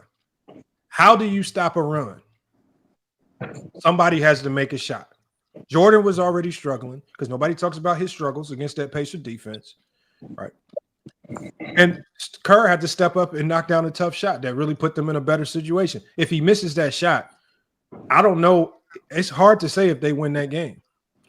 In a game of possessions with a shot clock where the Pacers can then use all 24 seconds, it changes the game. Let's ask this question. Was Kerr wide open for the shot because they was double and triple teaming Mike? It was an offensive rebound. It was an offensive rebound. Pippen had the ball. He kicks it. Pippen made the right play. He kicked it across to the weak side. Kerr didn't waste any time. He let the shot fly. He didn't let defense recover and rotate towards him. He did what he's supposed to do. Jordan collapsed the defense. So to give Jordan some credit, that's what Jordan did. But to get the rebound was obviously the effort of another Bull. Then to get the ball to Scottie, and then for Scottie to see that Kerr's wide open, because the defense is scrambling at that time. They are scrambling because Jordan basically had them collapsed, and that's why Kerr's out there. That's why you have Kerr to create that space to help Jordan out. Kerr did his job. If that's the case, I could give a breakdown when Chris Bosh got the rebound, scrambled and got the offensive rebound. It was a good awareness for him to recognize Ray Allen was in that corner. And that was clutch. That was facts. Clutch. And everything you just said is facts. And how much time was on the clock? And how much time was on the clock? Like 15, don't matter how much time 15, 10, less than 10 seconds. What y'all pretend to act like, George, is that LeBron James bombarding the Spurs that entire fourth quarter leading up to that moment. I think they had to come back. Hold on, George. That was a crucial shot, just like a Kerr shot. It was both crucial shots. LeBron James had a whole bunch of crucial buckets the whole duration of that fourth quarter. Are you sitting here trying to tell me that LeBron James, who was on a tear that fourth quarter, those buckets he was making were not clutch just because it wasn't the last 2 minutes or the last? And LeBron James still was scoring even in the last 2 minutes. That's what I was going to say. Ray Allen just hit the shot to send it to overtime, but they not even in a position. He hit the last shot. They not even positioned. They not even. Wait a minute, Lamont. Didn't Brian hit a clutch three to tie the game or something like that? But we know how great LeBron was. What I'm saying was LeBron was on a tear that whole fourth quarter. Every bucket he made in that fourth quarter was clutch. Every bucket that he made in the fourth quarter was clutch. Johnny, Ray Allen's shot means nothing if LeBron don't have a great fourth quarter. No, because we don't discredit Ray Allen. We say Ray Allen gets his due credit. We don't discredit. You're discrediting Kerr. That's y'all problem. We're not doing what y'all do. Y'all trying to bring it up that the idea that LeBron had guys hit jumpers. We know that. Of course, LeBron. It's a team game. In fact, if it wasn't for LeBron being so versatile and playing the power forward position and putting Bosh at the center, they don't take Tim Duncan off the floor. That way, you have a better rebounder out there. But you have to take Tim Duncan off the floor. If not, the Heat are going to get a way better shot. They don't even need Ray Allen. The Spurs are too comfortable. The Spurs out there. No, because he would be a liability at this moment in time. You have to take him off the floor. He cannot guard this team. I get that. I get what you're saying, but they missed free throws and the Heat kept playing. They typically always do around. Tim Duncan was in that game. They would have. No, Popovich did exactly what a smart basketball coach does. I got to take Tim Duncan off the floor at this moment. He didn't have to take him off the floor. Yes, he did. If not, the Heat was going to get a better shot. They didn't get the rebound. That's come they didn't get the rebound. There wouldn't be no rebound. There would have been a basket. There would have been no rebound. He was comfortable in that game. How did Bosh get the rebound? Because again, Bosh got the rebound because you have to take Duncan off the floor. If not, the Heat get a wide open. Yes, you do. If they're gonna get a wide open three, control most of the game, Johnny. But we're not talking about most of the game. We're talking about this moment right now. How do I stop the Heat from getting an open three, Herm? God, you don't let niggas speak, bro. God, nigga, you speaking more than me, nigga, because you louder than me. So what? Go James Kingdom, go, and I'm gonna let Herm go next. Go ahead, go James Kingdom. Go ahead and finish. Again, Herm is arguing something I'm not even talking about. I brought up the idea that you have to take Duncan off of the floor because of the play style that the Heat were running. The fact that Bosh is out there and can drag Tim Duncan away from the rim is something that is a liability towards the Spurs stopping the Heat on that possession, that crucial moment. So you have to take him off the floor. Tim Duncan's not the only person that can rebound on the Spurs. So, and as a coach, I'm thinking, okay, yeah, I'm taking him out. He's my best rebounder. But still, y'all got to rebound if they miss because they need to miss this shot. We need the ball. We stop them, we win. They didn't do that. And then on top of that, they had 5 minutes of overtime with Tim Duncan. What happened then? They lost. With LeBron James hitting jumper after jumper. Stop it, y'all. LeBron James was there in crucial moments in that part of the game. It's not the same as what we're talking about with Kerr. Like, stop it. Go ahead, Herm. I hope you realize in that game, Duncan had 30 points, 10 rebounds, shot 61% from the field. He was dominating the game, bro. And then in that instance, you talk about an overtime, you lost momentum because the Spurs had a comfortable lead that most of the time a Spurs team would have closed out that game. Losing momentum is just as crucial as the shit that you talk about. LeBron was doing what he was doing in overtime. The Spurs clearly was going all out in that game 6, and when they got it in control, Popovich took the foot off the gas. At the end of the day, the Heat made their run. They got momentum, and they took off that momentum off of that Ray Allen shot and won the game, bro. So would you say that the Ray Allen shot took the momentum away? Yeah, no, Lamont. Time out. He's talking crap because the Heat took momentum off LeBron's clutch moments, like you kept talking about. The Heat got the momentum off LeBron's play, not no shot. Time out. Let's go to the game. Lamont, pull the game up and let's ask a question. After Ray Allen hit the shot, who called timeout? I don't know. Let's ask you the question. Just pull it up and see. Who called time? Then nobody called timeout.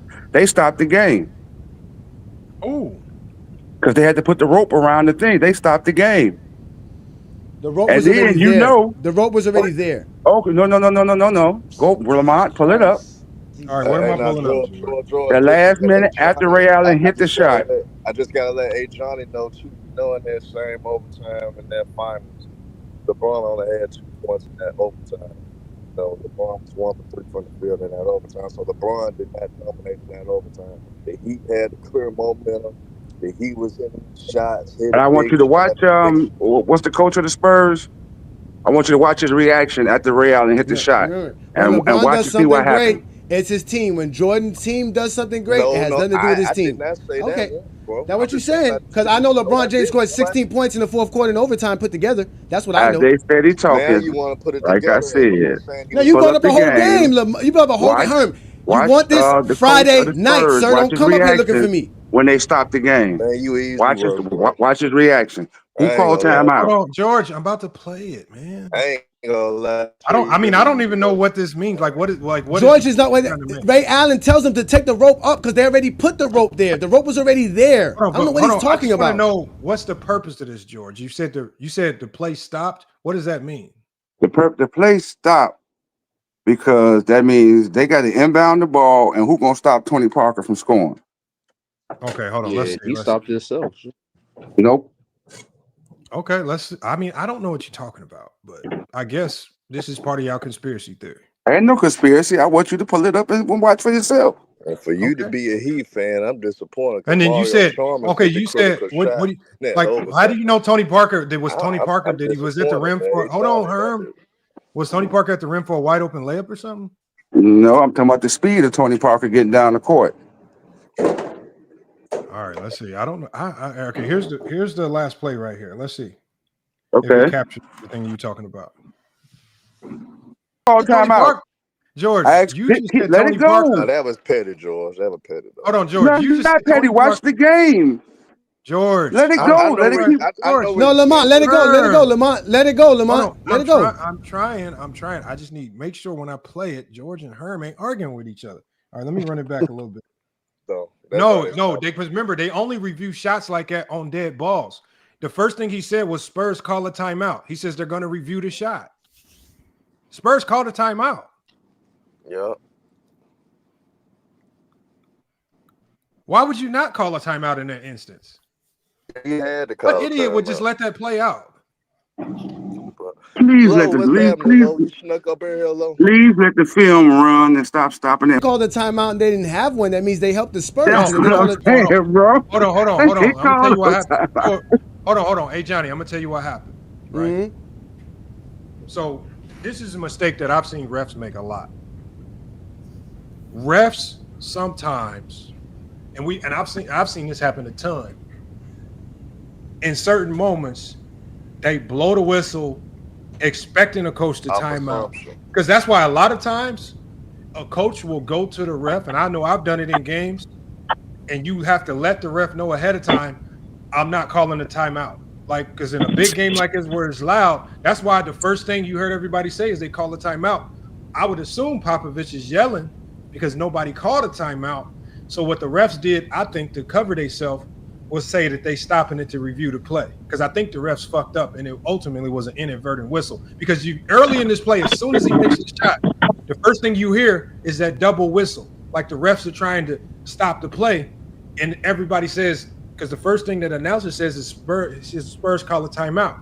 But I think the refs fucked up. So I think it ultimately was an inadvertent whistle. They thought the Spurs were going to call a timeout because that's generally what the teams do, because that's the only way you can advance the ball. With 5 seconds on the clock, nobody's going to play the full length of the court in the NBA, right? Unless you have to. So I believe that the refs fucked up, which ultimately helps the Spurs because now you can draw something up full court as opposed to scrambling down with no plan. Play it though. Play it because when people talk about the Tim Duncan being out, Tim Duncan was never even going to be in position to grab the rebound anyway. Yeah, because it was a three-pointer shot. It was a long rebound. Three-point shot. I'll play it again. Because it's not. I don't know because if you go watch the but how would Duncan go get that rebound? If you watch the fourth quarter in the totality, Duncan was slow-footed. He was terrible defensively. Part of the reason why LeBron on that, it's not a oh my gosh. Please. It's not a oh my god. Not only that I've seen it several times. I just like as y'all were talking, I just watched the fourth quarter where LeBron was doing it. And part of the reason why he scored 16 is because again, Duncan was being kept on the other side of the block and was not able to rotate over quick enough to help out on LeBron the entire fourth quarter.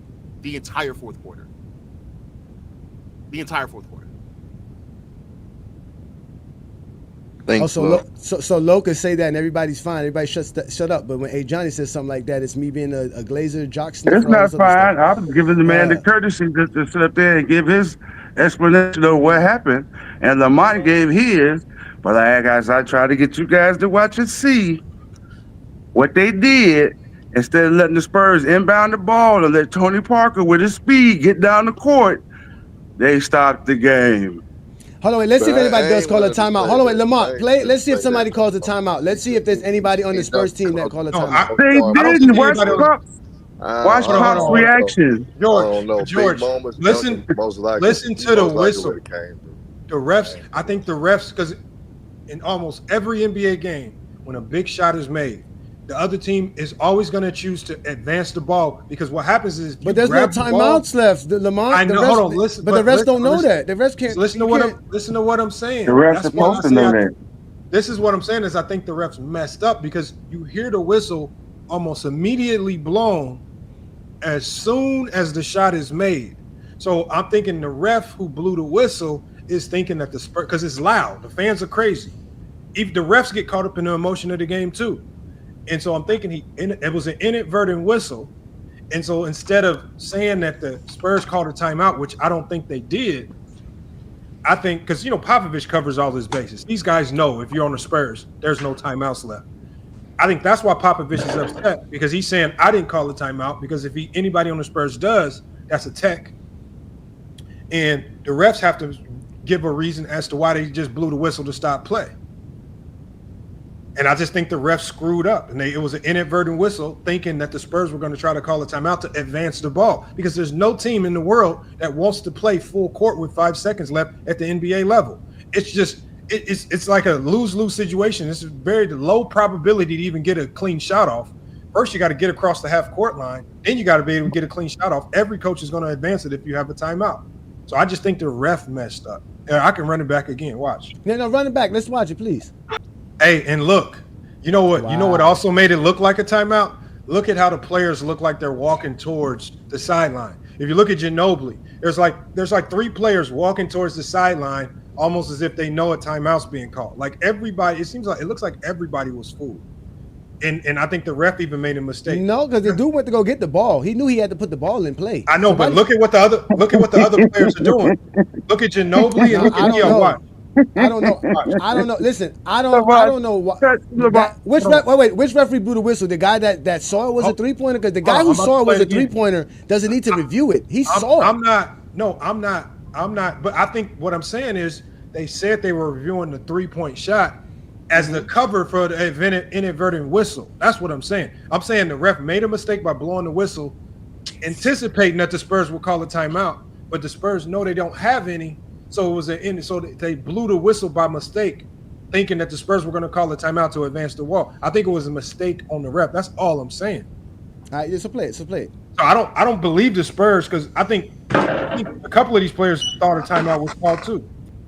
I can't tell which ref called the timeout. It looked like the referee that called the 3-pointer called that one right there, the one that's standing with his hands up. It looks like he's the one that's saying stop play, whistle blown. It looks like it. So he's the one that's stopping play.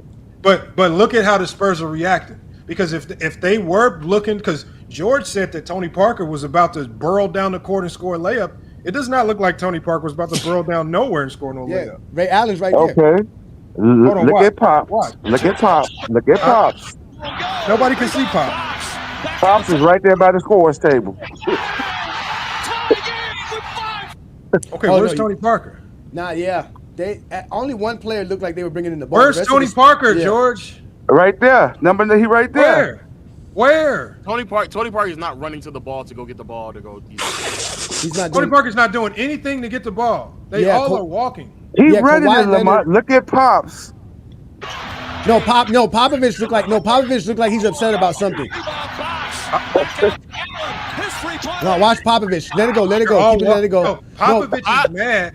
Because Parker literally has his hands on his hips. That nigga is not running to go do anything. That's facts. That's facts. I'm going to tell you right now, Popovich is mad because Popovich as a coach knows, Popovich is like, why did we stop play? Because Popovich knows they don't have any timeouts. But at the end of the day, that's why I said the refs made the mistake of blowing the whistle.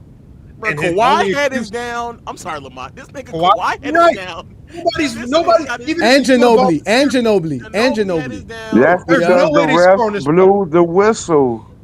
No, he didn't blow the whistle. He blew the whistle right now. That's him blowing the whistle right now. As soon as the shot went, as soon as the shot goes through, they start walking. Yeah, Lamont. Pause it as soon as the shot go through. Lamont.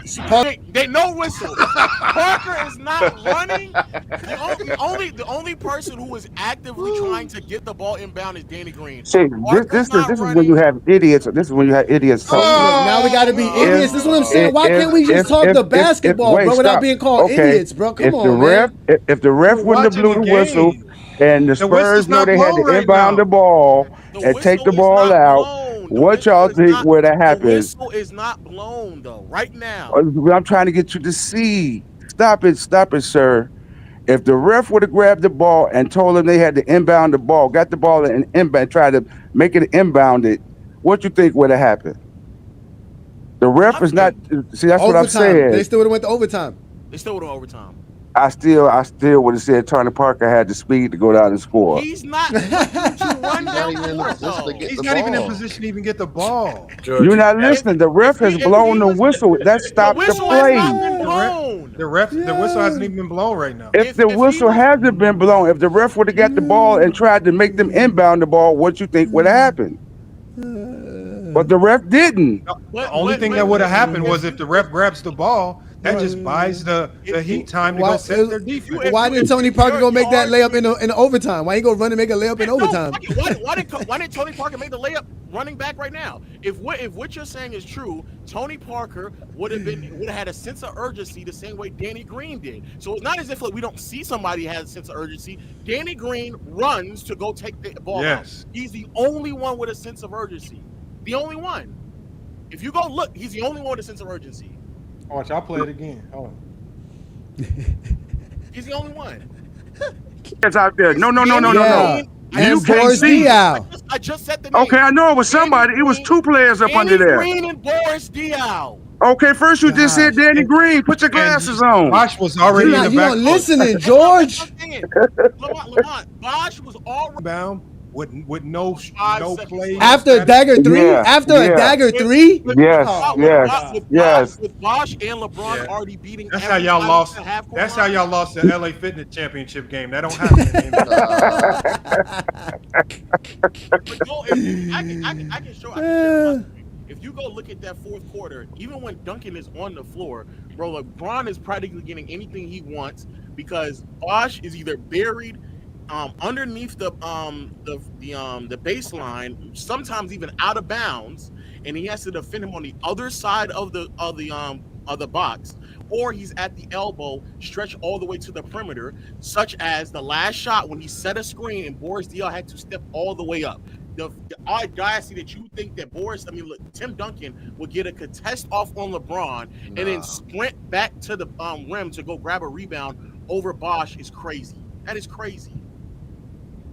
That's crazy. George, I don't know what basketball you played where you think trying to do that work. Like the Tyus Edney versus UCLA thing, that's a once-in-a-lifetime type of gig, man. That don't happen often. It's extremely hard to go the full length of the court and score. And this ain't college. Hold on. Didn't the dude from Providence do it? Bro, the most famous coast to coast is Tyus Edney, UCLA in the NCAA tournament. I asked you a question. And we haven't seen that in how many to win a championship, didn't the dude for Providence do it? Bro, in college, yes. This is professional basketball, sir. He just brought up Tyus Edney. Yeah, because that's college. It's professional basketball. He's an NBA player. Don't happen in the NBA. To get a shot off, you don't know what's gonna happen, man. Listen, this the same way. This the same guy. Wait, guys, this the same guy that told me on a 2-on-1 in the 90s. They all went to the basket and we just watched Steve Kerr pull out for a 3 on a 2-on-1 situation. So again, these guys don't watch the game or talk the game. Where you just see that at? In the game we were just watching before. I wasn't watching. Not the 6-minute 3. It was somewhere in the first half. It was one of the shots Kerr hit. It was on a fast break. Jordan was running on a fast break. It was a 2-on-1. And Jordan passed the ball to Kerr, who went out to the side to hit a 3-pointer instead of running the lane. He went out to the side? Yeah, to hit a 3-pointer, like they do today. They go hit a 3-pointer. No. He went to the 3-point. Steve Kerr ran to the 3-point line. That's what you said that you should not do on a 2-on-1 situation. That's what Steve Kerr did. Okay, but that's not what I said, though. That's what you said. You said, why are you running to the 3-point line in a 2-on-1 situation? You should be going to the basket. We got it recorded. I said it wrong. We got it recorded. Which the guy corrected me, and I said it wrong. is when they on a 2-on-1 fast break and they don't get the ball to the trailer, they give it to the last trailer for the 3. That's what I said. What the hell So are the you third talking man about? coming down the court is the man who takes the shot. No, it's not. That never happens, Because George. What are you getting this wait a minute, from? Lamont, because he kept saying that the defender, which is the one up under the basket, he's going to take on 2 players at once. No, I didn't. I said he's going to defend the rim like he's supposed to. He's protecting the rim. George, you know how they teach. So the way, so we have a drill called 3-on-2, 2-on-1, right? It's how we practice. It's how we practice 2-on-1. So the one thing that they teach, that like when you're that one guy back and you got 2 people flying at you, right? The one thing you're not supposed to do is you're never supposed to leave the paint, right? Your job is to stay down, don't contest anything in the air, keep both players in front of you until your teammates can kind of slightly recover. What you will never guard is a guy at the 3-point line. So in this era, when you're dealing with elite shooters, why drive into an active defender who can take a charge, who can do all types of crazy stuff that's advantage to the defense, as opposed to taking a wide open, high percentage 3 in transition, where generally those rebounds, if you miss it, favor the offense because your offensive players are streaking down court. So that even a long rebound is going to favor the team that actually shoots it in transition. It makes no sense to just play low grade basketball by just trying to burrow through players at the rim. It don't always work like that. What do you mean, Lamont? It's a 2-on-1 fast break. If you telling your players, if you got 2 players coming down the court and there's one defender, you want me to get the whiteboard drawn up? Wait a minute. And that player who's dribbling the ball on the break and he jumps and acts like he's going up for a layup, you're telling him to throw it back out to the 3-point line instead of giving to the player that's right beside him up under the rim. First of all, what do they teach you to do in transition? The first thing you got to do if you don't have the ball is you start out, you get wide. No, you don't just straight rim run right out the gate. The first thing you want to do is you want to spread the floor because you want to stretch it out so much so that one defender can't guard both of you. So what better opportunity to stretch him? If I got an elite 3-point shooter with me, I'm going to stretch out to the 3 because you know what's going to happen if you come out here to try to defend the 3-point line? That's not what I said, Lamont. Oh, George, you got George. Man, sometimes, man, y'all, I don't know what y'all be saying, but That's you talking about what hitting the trailer. You talking about hitting the trailer. Yeah. I'll get a whiteboard. I'll draw it up for you, George. I think that's what you got to do, Lamont. Oh, can I what you call it, or you want to get the whiteboard? Here, let's help George out. Okay.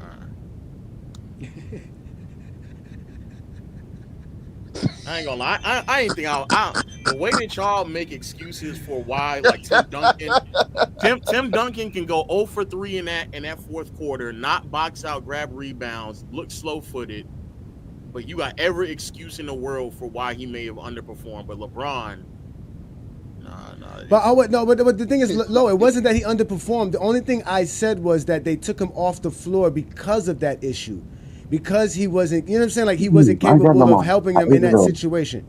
You feel what I'm trying to say? Like in that situation. I agree with you, but I'm just saying. Yeah. Part of the reason why they took him off also is because like he was just, if you just go back and look, like they were just putting him. Oh, hold on, let me do it like this because it might look better if I do it with my finger. They were putting him in space, and he had to guard Chris Bosh because anytime he rotated over, that's crazy.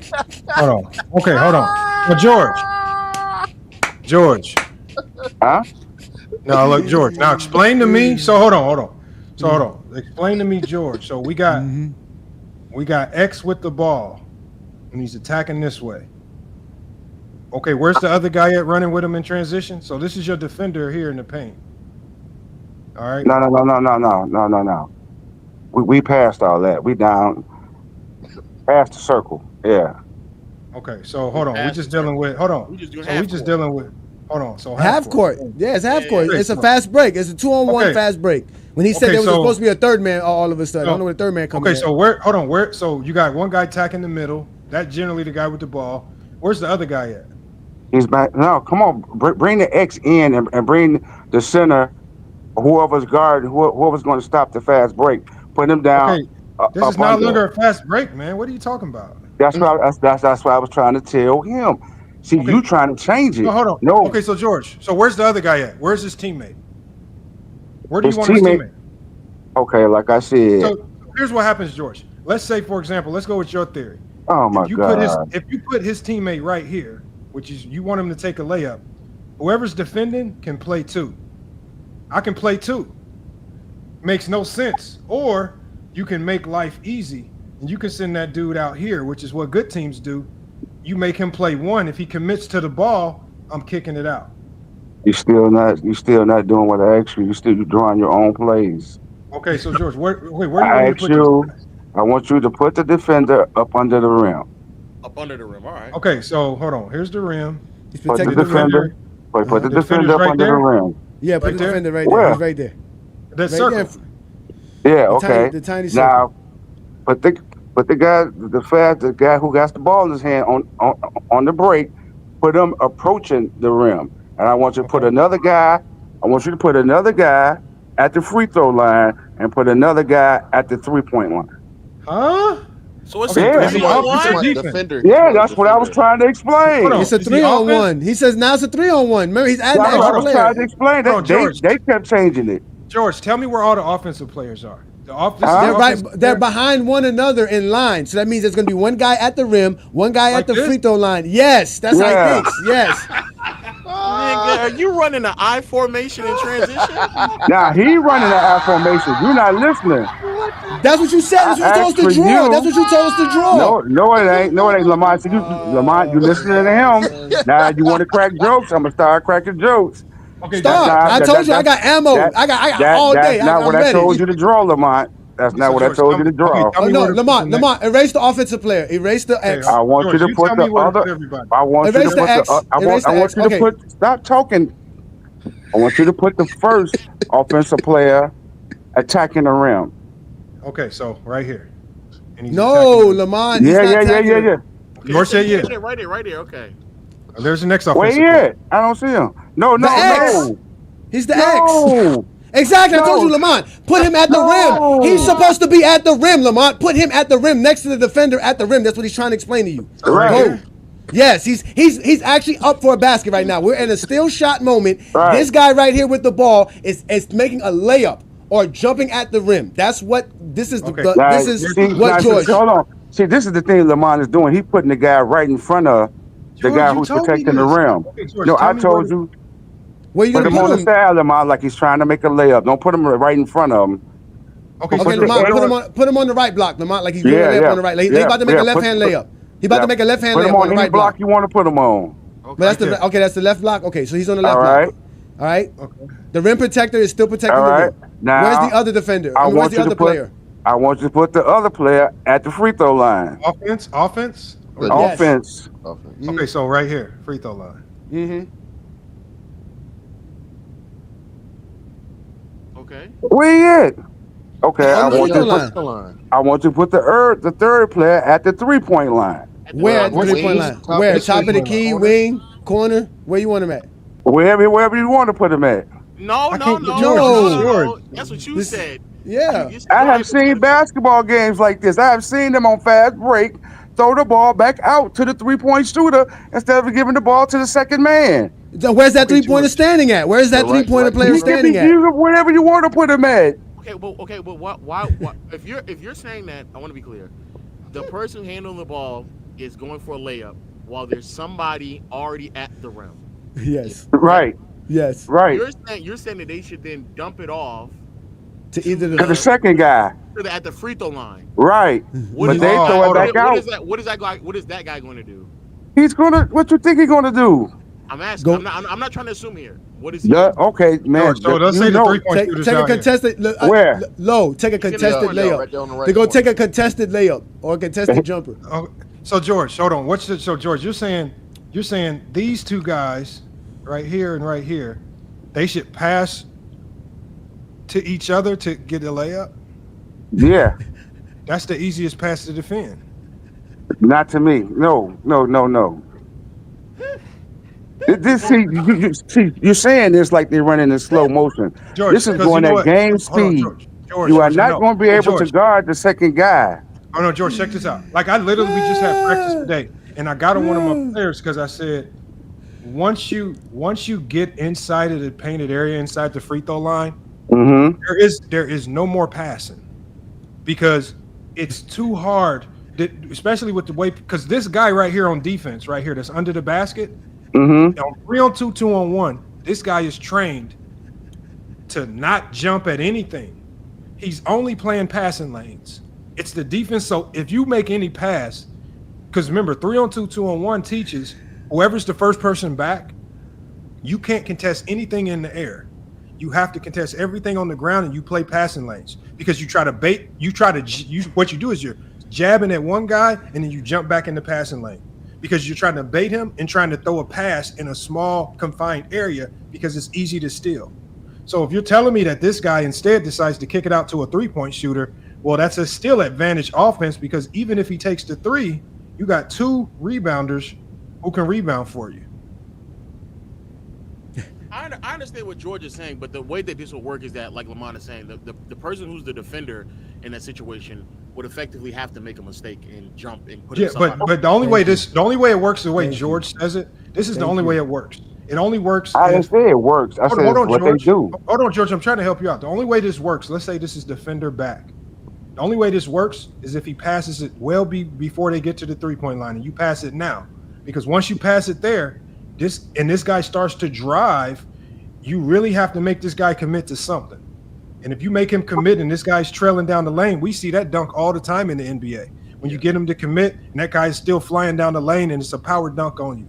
This is how people get dunked on, to be honest. You remember how Jason Terry got boomed on? He got boomed on because of a situation just like this.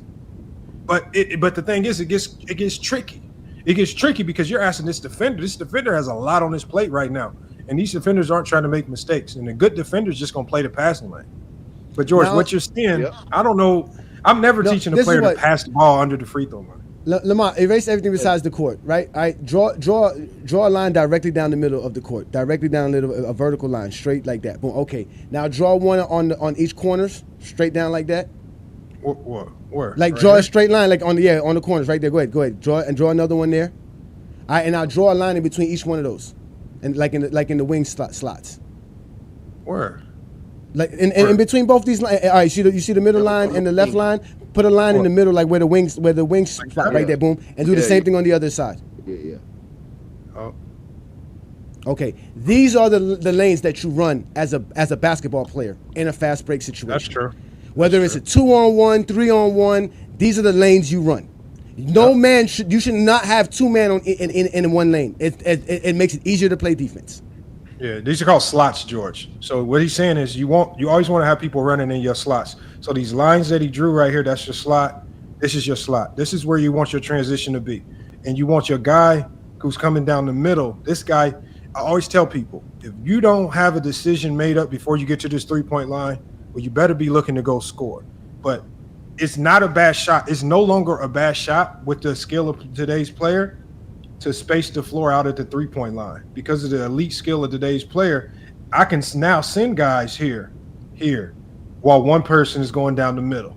I can live with this because this has now become a new high percentage shot because of the skill of today's players. This is high. This is what we call the new layup. Because sometimes when guys are wide open at the three, what do you hear everybody yelling? Layup. It's the new layup. That's how easy that shot is, and that's what Colin Cowherd was saying to Adam Silver in that interview that I played. He said they're taking the three-point shot now because it's become too easy for them. He says the only way you rectify or solve this three-point problem is you push the three-point line even farther back. Because this shot now, he said, guys are just flicking it up. They're so good at it, it's going in. Everybody, more players than ever are shooting close to 40%. Run them off the line. So, I mean, all you're doing is... I'm sorry to cut you off, are we arguing that this isn't efficient way to run like transition plays? Because this was a discussion we had on Goat James Kingdom with George about basketball, because George likes to talk about the game and doesn't understand it, so we just have to explain these things to him. I'm telling you what I see. I know, but you don't see these simple things that we're telling you. This is grade school basketball conversation. But the game has changed now, George. That's the way you draw it up. But as you watch the game, Kevin Willis and Stacey Augmon running down in the wings. I just showed him Jordan going right down the middle and Kerr running in the slot cut to the right side, did not go all the way to the paint. Down transition. He hit a transition 3. What this guy is saying that everybody should be running to the basket, and that's easy to play defense. I just got to wait for you to get here. But people are producing more points in transition now than they were like 10 years ago. I don't know why. And Zeno 93, he's saying bad defense. Zeno, this is see what y'all call bad defense is the defense's job is now harder. See this guy right here now in transition, he has to now figure out how to do more defend space. this. How do you defend that? If he's and then also, let's say like even if he takes that shot, let's say you don't defend it, how do you even get the rebound when you got 2 guys on the offensive rebound on your neck? So at the end of the day, no matter how you defend it, you at a significant disadvantage, make or miss. So if you have a solution, Zeno, on how to defend the transition, 3-on-1 transition, a 3-on-1 transition with guys who can make threes in an elite level. I mean, you gotta have a job in the NBA tomorrow if you can figure that one out. This lends to the whole point of you having this show about how the reason they can't respect Scottie Pippen is because they don't understand defense. They don't respect defense. They are equating that it's bad defense. They're not equating that one guy is going to be playing the best defense he can play, and if he's an elite defender, he can actually affect this 3-on-1 or 2-on-1 fast break. Like they don't equate that. Like they just think, that he can't do nothing. It's a 3-on-1. It's an automatic basket. That's not how it works. There's a defender there. They don't equate that there's a defender there. They don't put that in their calculations. Yeah, I don't. Trying to find the best way to guard a 3-on-1, I think is. It don't matter what era of basketball, you're at a disadvantage. It's a 3-on-1. We agree, but you have to also do it correctly, right? Because that's what LeBron talked about. No. Yes. Yeah. I'm just saying, I mean, we sit here. Hold on, let me show y'all something. I actually had a perfect clip from a game we just played in. It's crazy because I talked to my player, even though the ultimate end of the play turned out to be positive for us. I talked to him in the huddle about this. I'm gonna pull it up real quick for y'all because it was a transition where my guard, because they were kind of running in the slot the way George was saying, how it can easily get disrupted and blown up. Let me pull this up for y'all. It's crazy that just happened. I was just looking at this. But while I'm looking at that, Patrick Bet-Davis should never be listened to in terms of any conversation about basketball. He just used Scottie Pippen as a tool to push propaganda and narrative that he knows very little about. If anybody didn't listen to anything he's been saying over the past 2 months, he's correlating poor ratings to factors that really don't have any impact on the ratings at all. So he admits he stopped watching basketball. He admits he's not a basketball fan. So you got to give him. He wasn't really watching basketball. His story. I know that. We know that. No, we know that. We know that. His story is that by the time '96 rolled around, he was already in the army. So I don't understand how you say you were watching basketball from 90 to 99 when you also said that you were in the army from 96 to 99. I don't know how that's possible. And you came from another country in the early 90s. So it's like you came from another country. And you were in a you were in some type of camp in '89. You are a refugee camp in '89. Escaped that, came here in 1990. Was dirt poor, but still had the ability, and then complained about how your mother didn't have enough to buy you new Jordans or shoes. That's how poor you were, to the point where you had to beg her to get you discounted Sean Kemp shoes with the wrong shoe size, just so you can have it. But now all of a sudden you watched every single game. You watched every game. Lo, you a savage, Lo. You went deep dive into this man's history. This man broke down. You're a savage, Lo. But Go James Kino, I'm telling you right now, it's not hard to catch him lying because when you trying to push a narrative versus a player, it's hard to keep up. It's hard to keep up with all your lies. No, he's a Michael Jordan, Kobe fan. We know that. That we know. He's just. But he has to try to, like I said, he was trying to fake like he had a lot of intel on the Lakers by saying, "Oh, I watched every game." That's him trying to pretend as if he's a basketball junkie, and he's trying to get Scottie Pippen. Now he's trying to just pull real Scottie Pippen in. I'm a basketball junkie. I'm only asking these questions because I love the game. But everybody can see that you pretended. So hold on, George. This is an example of the wrong thing to do in transition. All right, hold on. Before you do that, let's ask George. Which team is your team? The black team? Oh, man. Oh, wait. Yeah, my team is the black team. Hold on. No, I was going to say, you had it perfect. You had it at a perfect spot. Yeah, I know. I messed up. I hit the wrong button. Oh, man. Here it is on this next play right here. We made him call it right when you get. Okay, here it is right there. Yep. All right, so they're gonna go on a fast break there, right, George? We got the steal. You can see number 14 is compromised. So who's number 14 is sticking has a chance to get in front of him. Number 0 needs to get back on the other side, right? On that left side, right? Mm-hmm. So what should Lamont's players do? There's 5 guys in black, George. What should they do in this transition? There's a guy with the ball at the center. He's about to start the transition break. What should those other players do? What do you mean, what should they do? We're asking you, what should they do? They should get down court. But where on the court? Where? What slots should they run? Where should we told you? There's 5 slots. Let's watch to see what slots they run. Okay, so the way I explained it to my team, right? This is where they went wrong. What happened was, normally I preach run wider lanes than normal. So instead of running the slots, because my players, especially the 2 players that are out ahead of the ball now, they both can make threes.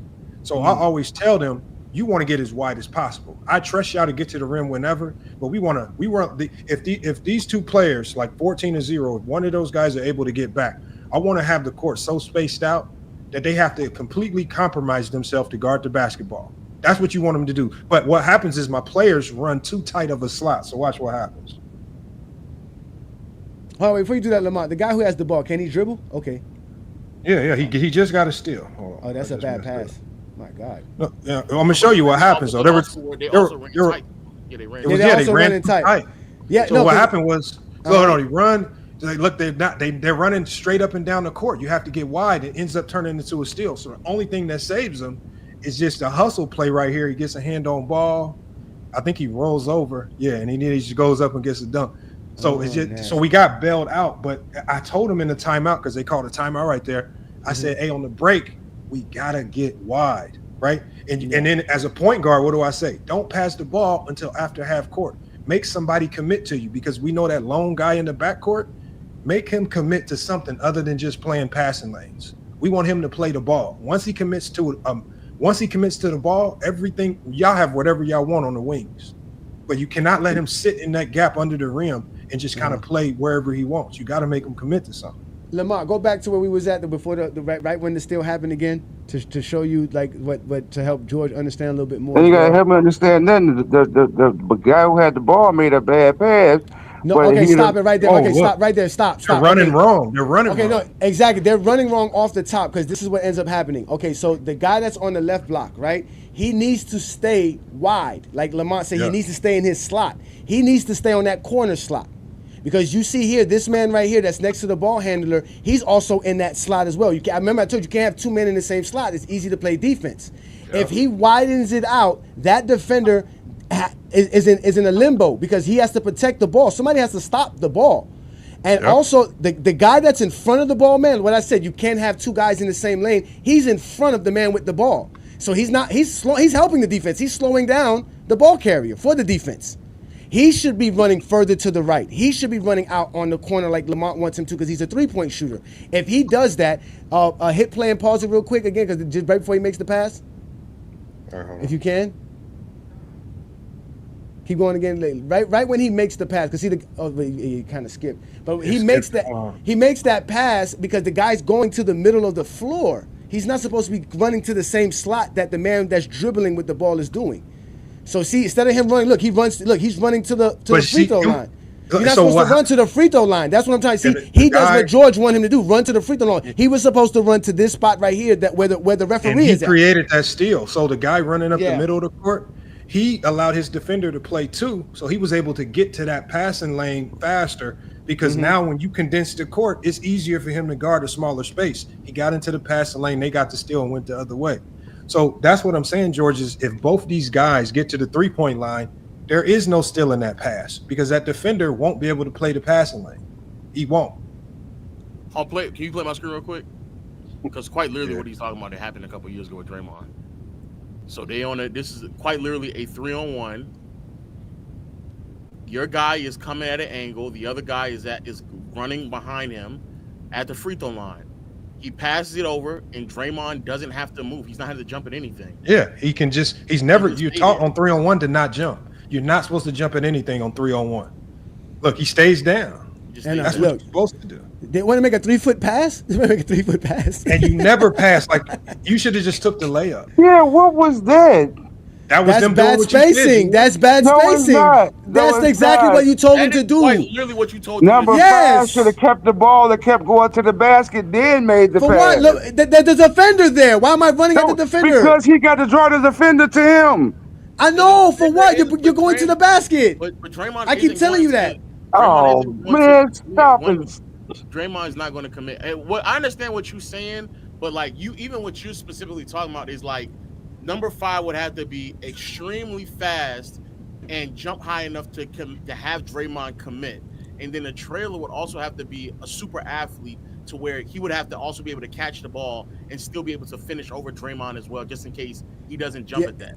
Like you're talking about very unique players to do those things to get done. No, but Lo, you don't run a 3-on-1 possession to get a contested shot. You're supposed to get that's the point. So I still agree with you. No, I still agree with you. But that's why he passes it there, because it's better to get an open shot. Like he said, that guy should take the jumper right there. He should shoot a jumper right there. In reality, he's supposed to pass it to the guy to the right. He's wide open. Pass it to the guy to the right, and then you got a basket easily. And it's a mid-range jumper. But they're all trying to go to the basket, which is why there is no shot, because there's a defender at the basket. Because number 5 gave the ball up too early. But Draymond was Draymond's there. That's what you fit. I want him Draymond's to there. draw Draymond to him. He can't. Draymond's going to stay at the rim. No, he's not. Yes, he is. That's what he did. That's what he did. Like I told you, he's going to protect the rim. Stop hollering, bro. Not if he attacks the rim, Draymond is going to go to him. Why do I have to go to you if you're coming to me? I'm already at the rim. You're coming to me. Okay. Why am I going to you for? If you're, that is also true. You're coming to me, so I don't know why. I'm waiting for you to get here. Exactly. Right. I'm waiting for you to get to the rim where you want to come. Right. That's why you don't go there. There's a defender there. You pass to an open man that's open for a 3. Okay. George, Draymond Green is successfully able to defend 2 people because they did not space the floor. He killed all. He followed the simplest on a 3-on-1. What did I say before I even said this clip? You cannot jump and contest shots. You just play passing lanes. All Draymond Green did was play basic, traditional 2-on-1 or 3-on-1 basketball. Stay down, jab at a passing lane, and recover. And sometimes you can bait them into throwing bad passes like that, and you can get the steal or force a turnover. But you will never win that battle if you do what George said, which is step up to the ball and try to contest one person. All you're going to do is get dimed off. Somebody's going to dunk. You got to stay. Draymond Green played it perfectly, just like you're taught. That's why he was an all-league defender. He played it perfectly because number 5 didn't attack the rim. No. What they do, George, is they hope that people make mistakes like you said, which is either commit to the ball. Because what did I talk about? You want to make them commit to the ball. Draymond Green, as that one lone defender back, never committed to the ball. He stayed back, he jabbed and played passing lanes. You have to do that until your help comes. That's all he did. Here, I got one more, and then I gotta go. Here's another one where Draymond does it again. Hold on, you gotta share your screen. Here it is, right here. Lo, you're a savage, Lo. See? Look, contesting a big man. Not that. They're on a fast break, 3-on-1. He cuts it off. Draymond's still able to recover because they're all going to the paint, and that's exactly. A contested shot. Exactly. Like quite literally, it's the same. Now, why he didn't give it back to the guy in the middle? He made the next play. Even why shows he didn't give it back to the other guy? Hold on, Joe. Hold on. Low. Play that play that was about to play. Why he didn't give it back to the other guy? Draymond committed to him. Why he didn't get the ball to the other guy? Draymond Green didn't commit. Look, he pass to the guy. Come on, man. Who are you supposed to pass it to? Okay, go ahead. Oh, who is Jordan Clarkson supposed to pass it to after the guy, the trailer. Yeah.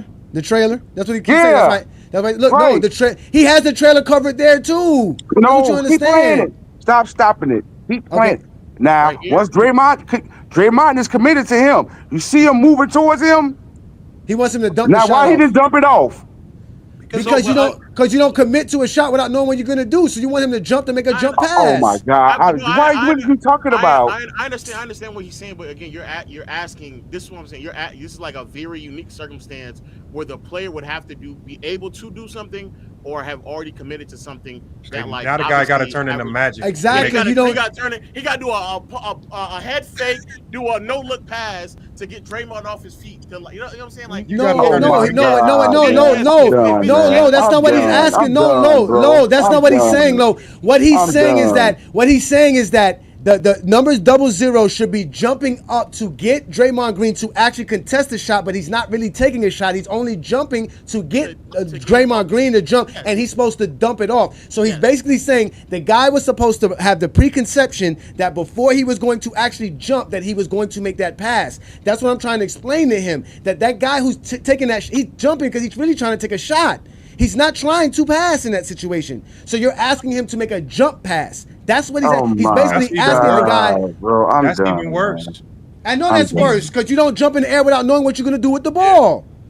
Yeah, that's even worse. That's all of this is basketball one-on-one.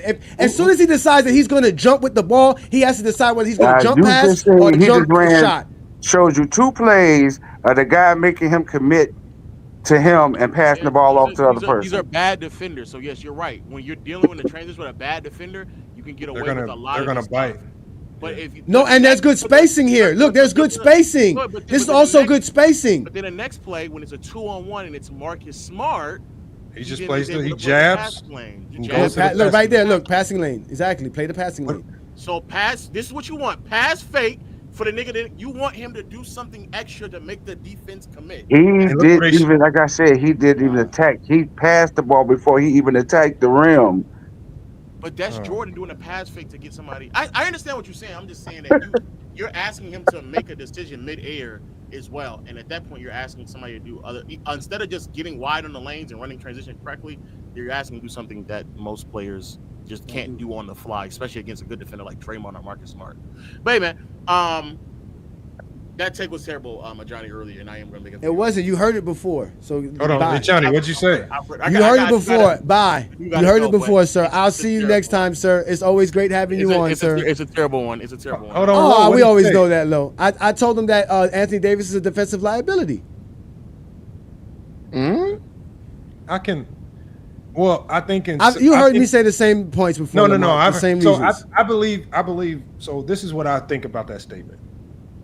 It's because of how good of an individual defender he can be at times. It's hard for people to hear and accept that. But I think there's more truth to that than people want to believe. You know what, Lamont?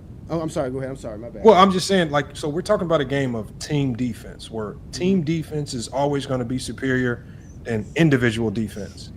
And so when you look at Anthony Davis's defense, if this was a game of one-on-one, he might be the greatest defender of all time.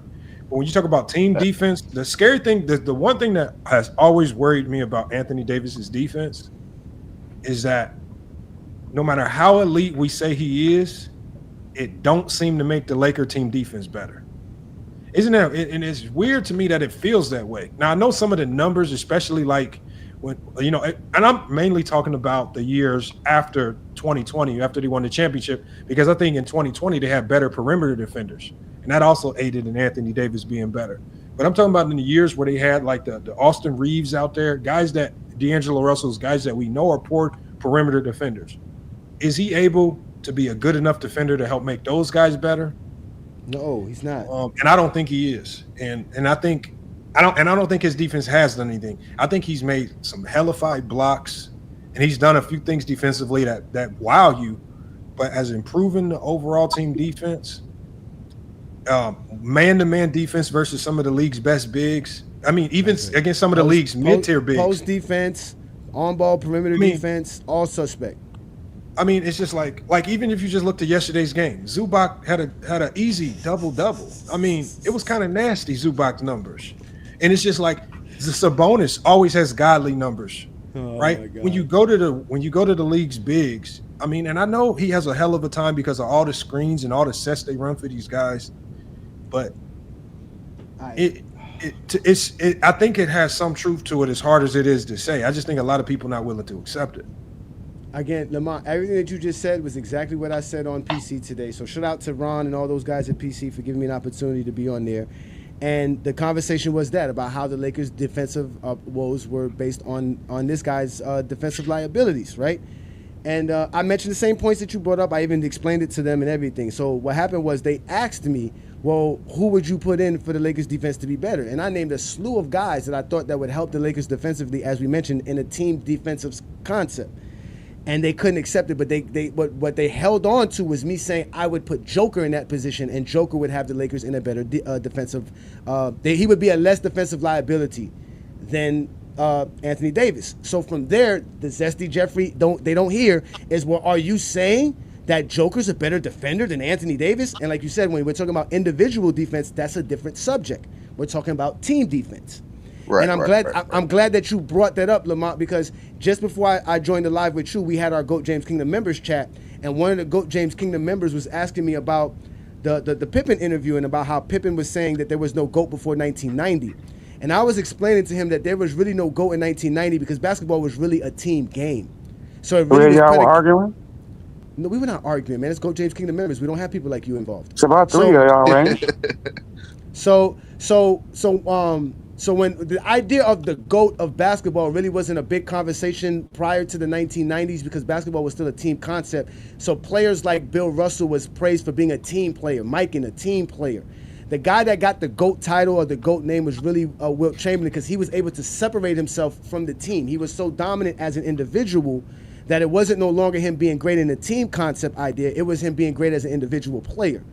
So now the conversation is that's what lead to this conversation. They wanted to have the conversation, who's the better individual defender, while I was having a conversation about who's the better team defender.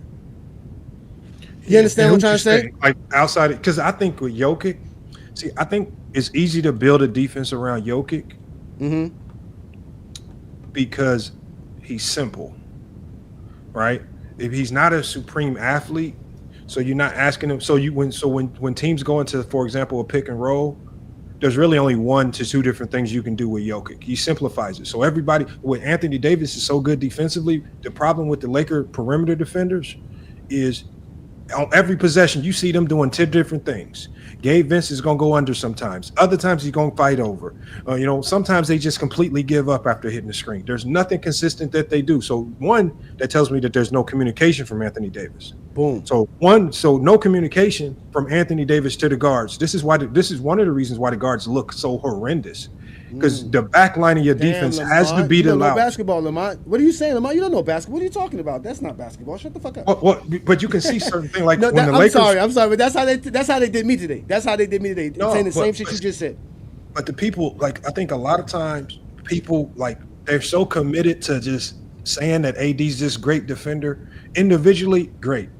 Team wise, I don't know how impactful he is. And I've always said I think the Lakers can make drastic improvements to that roster if they capitalize on moving AD right now, as opposed to holding on. Oh my God! You did not just say that. You did not just say that. Did you just say that? But the thing is, he's as good as he is. He's only good. His defense is only highly impactful if you got great perimeter defenders on the court. It just don't look the same when you got a different team, right? And because you had good defenders, they didn't rely on AD's good communication, right? When you got elite defenders out there, that will actually defend, like the Danny Greens at the time and some of these other guys that were really good defensively, they just know what to do like clockwork. They don't need AD doling out instructions defensively. A great, like Draymond Green is elite defensively because of the instructions that he knows how to give out from the 5 spot. And all you do is you hear him talk. He's a defensive anchor. That's what I was telling him. AD's not a defensive anchor. They got mad that I said Joker was a better anchor or basically better at playing team defense than Anthony Davis. And I think Rudy Gobert sometimes has the same problem. He's a good rim protector, just like AD can be a good rim protector, but that's no longer as valuable in today's game because now your 5 needs to be the best communicator. And this is why Bam is really good, great communicator, and all the best defenders at that spot, you can visibly see them actively communicating, and the guards are very consistent. Even guards like Tyler Hero aren't as much of a liability now because you had that 5 always communicating with them. Do this, do this, do this, and they get more consistent. on the defensive end. There's just no consistency with the Lakers because the guards are doing something different on every single play. Every single play. And I think it starts to become frustrating because they don't know what to expect. Lamont, I said the same exact thing. No, my bad. Go ahead, bro. Again, this is always. I must have sparked some because I know our PC must be big, but I sparked some. Lamont, I said the same exact things you saying. I said how Joker. I even gave him an example about how earlier this year when the Minnesota Timberwolves were playing against the Denver Nuggets on a last-second play that was drawn up by the Minnesota team, that Joker knew the play. They didn't call the play out. There was no single. The players were not talking. It was from a timeout. So all they had to do was go out there and run the play. And from them being in position, before they even actually inbounded the ball, Joker called out the play and told the defenders what to do on the defensive side.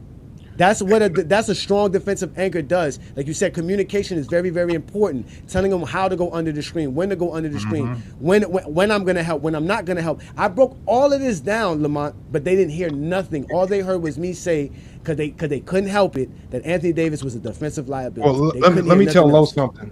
So Lo says that's a lack of continuity, not an AD problem. So here's the problem with that.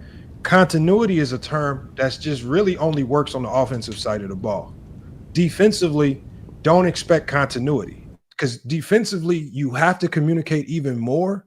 This is why you don't hear teams talk about on the offensive end communication as much because it's not continuity carries your offense. Communication is what carries your defense because on every defensive possession, something changes. The attack changes. A guard might hit you with an in and out cross and go one way. He might hit you with a behind the back cross and go the other way next time. Or one guy might just slip and be out of position. One guy might open up no middle instead of being no middle, and he might be slightly out of position. Because things change on the fly on defense, you always need an active communicator just always talking. Okay, do this, rotate here. Hey, be in help. Hey, slide over. You in help. You got help. I need, if you strong side, you need to be like, if you like whoever's in the corner, you need to be yelling, hey, Reeves, stay. You got strong. You got to be constantly talking so guys don't make mistakes. And what do we see with the Lakers? We see strong side always reaching at the ball. Oh, kick out to the corner, wide open three, bop. And it's just mistake after mistake after mistake. And the 5 spot in today's NBA game needs to be your most vocal. It has to be your communicator. And I just don't see that, unfortunately, from AD. Great sometimes in his own matchup, but as far as doing what he needs to do to impact the overall team defense, I don't think it's his forte. And I don't think this Laker team is going to ever be good defensively if he's your best defensive player. Respectfully, that was a bunch of bullshit. No, it's not. My team is elite defensively. How do you think I do it? I got my numbers. Go ahead, Lo. Wait, can you hear me?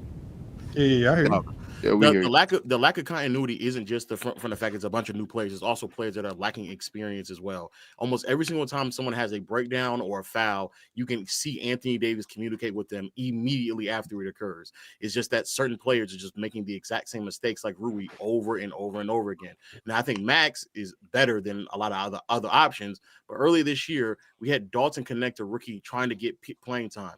He does not have the reps or experience to go out there and defend at a consistent level in the NBA. Before that, it was D'Angelo Russell. Then it was Cam. And then the other 3 players in the starting 5 has consistently been LeBron, Reeves, and Rui, all 3 of which are never going to give you consistent effort on the defensive side of the floor. Reeves has gotten slowly worse because he's picking up more offensive responsibility. And Rui, I think, has done a better job crashing the glass to kind of help conclude possessions, but a lot of it still comes down to the fact that they're just asking AD to do a lot. The scheme also that is being used puts Anthony Davis out of position to close possessions, which helps out what everyone is doing defensively. Part of the reason why Jokic on paper looks like he's a better defender is because he doesn't have the responsibility to go out there and try to defend on the perimeter or try to pick up wings off of switches. He's normally playing drop. They play the numbers game and allow people to just kind of get off in the mid-range area, and they live with certain shots because they know they're not going to ask Jokic to play too much. But I have it right now. We can watch every single last shot that Zubac made. If you watch, I want to say only one of them from last night is one where Anthony Davis made a mistake. But every single time that Zubac made a shot, it was because either a switch or an offensive rebound where Anthony Davis, unless you think that Anthony Davis was to cover ground from one side of the court to the next. No, below. I think you're missing. What we're saying is, I know AD individually is an elite defender. That's not what that alone used to make you a great defensive team. But in today's game, you cannot just be a lone elite defender and expect to have a significant impact on the overall team defense.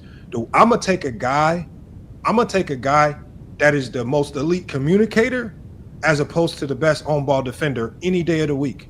Because if you're able to, because everything that you talked about with Rui, everything that you talked about with Reeves and the mistakes that they're making, 9 times out of 10, these mistakes are happening because there's absolutely no communication from your back line. Your back line is the eyes. You see everything. You see the screens before they're happening. You see the pin downs as they're happening. You got to be the voice. And if you're not willing to be that voice, right? If you're not willing to be that, and I know sometimes for AD it gets tough because teams pull him out in the pick and roll, but there's just too many times where I see him as the back line. If you are the anchor, your job now is also to be the voice of this defense.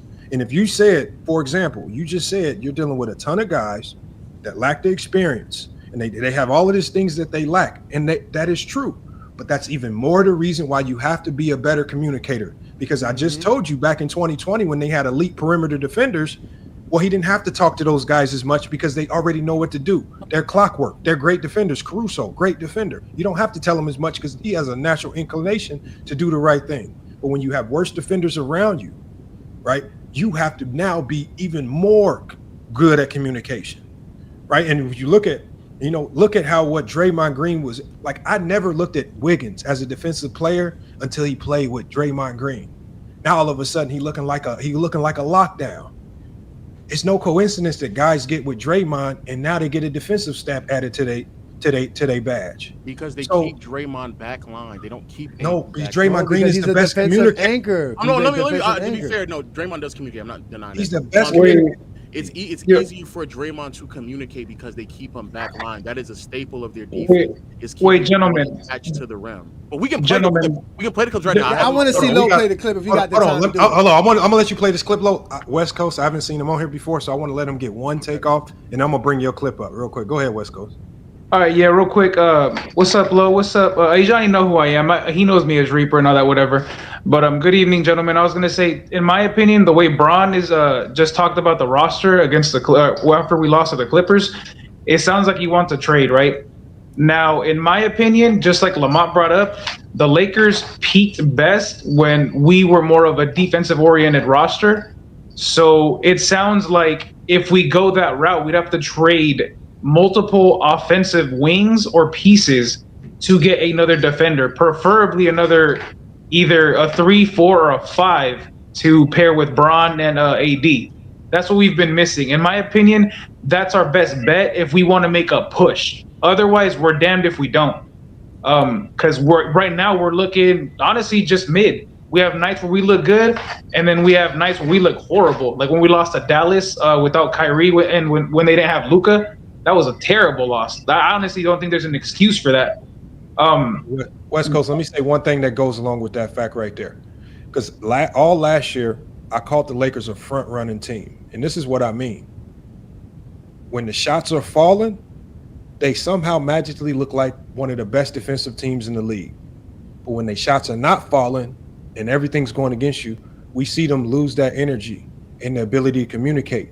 And so that, to me, is the indication of a bad defensive team, because even on nights when the Boston Celtics, them threes ain't falling, they are always defending. The same thing with Cleveland. They will always lean on their defense, whether the shots are making or missing.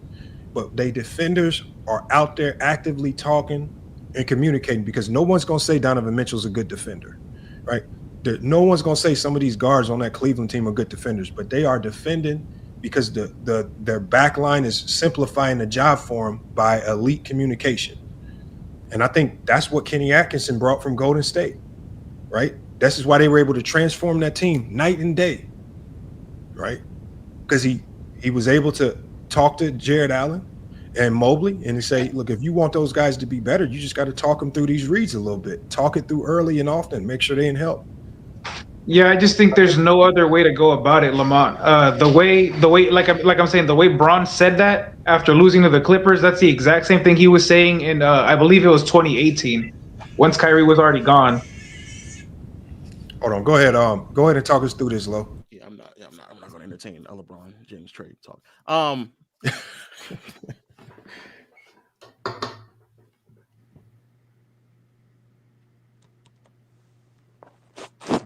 I believe that might be the only shot right there.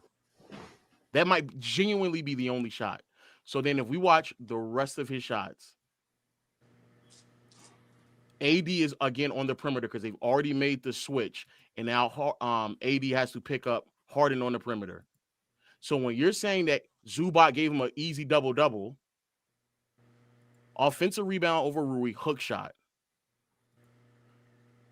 Then next possession, AD is switching. Yeah, switching like he's contained it. Unfortunately, didn't grab the ball, but they've already made the switch. Easy hook shot. Freaking Austin Reeves on. There's so many things y'all can do early. So, like, I think you're making excuses, Lo. You're making excuses for him. The early defense is what's killing them. Like, right here, Lo. What Anthony Davis needs to do is allow Christie to get over that screen and hesitate. Now he needs to stop the pass. He needs to make sure Harden can't make that pass as well. He's not going to be able to do that. He's not good at that. But look, simple pass. That's that's on Christie right there. That's not a simple pass. Hold on, wait, again. No, that's not on. Again, he has to. Again, Zubac is open. Christie's not supposed to be sticking Zubac here. Anthony Davis is playing. Anthony Davis is playing to protect the driving lane and the passing lane. He has to protect the passing lane. That's on Christie. Hold on, y'all. Actually, the mistake right here. Who picks up the roller? Is Reeves is supposed to right now. The first thing that Reeves is supposed to do is he's supposed to tag the roller. Yes. So there's no tag on the roller. Brian would pick up Austin Reeves' man on the 3-point line in case they kick it there. But see the hardest thing to guard right now. But no, that's not the rotation. Look what LeBron does. LeBron left his man early though.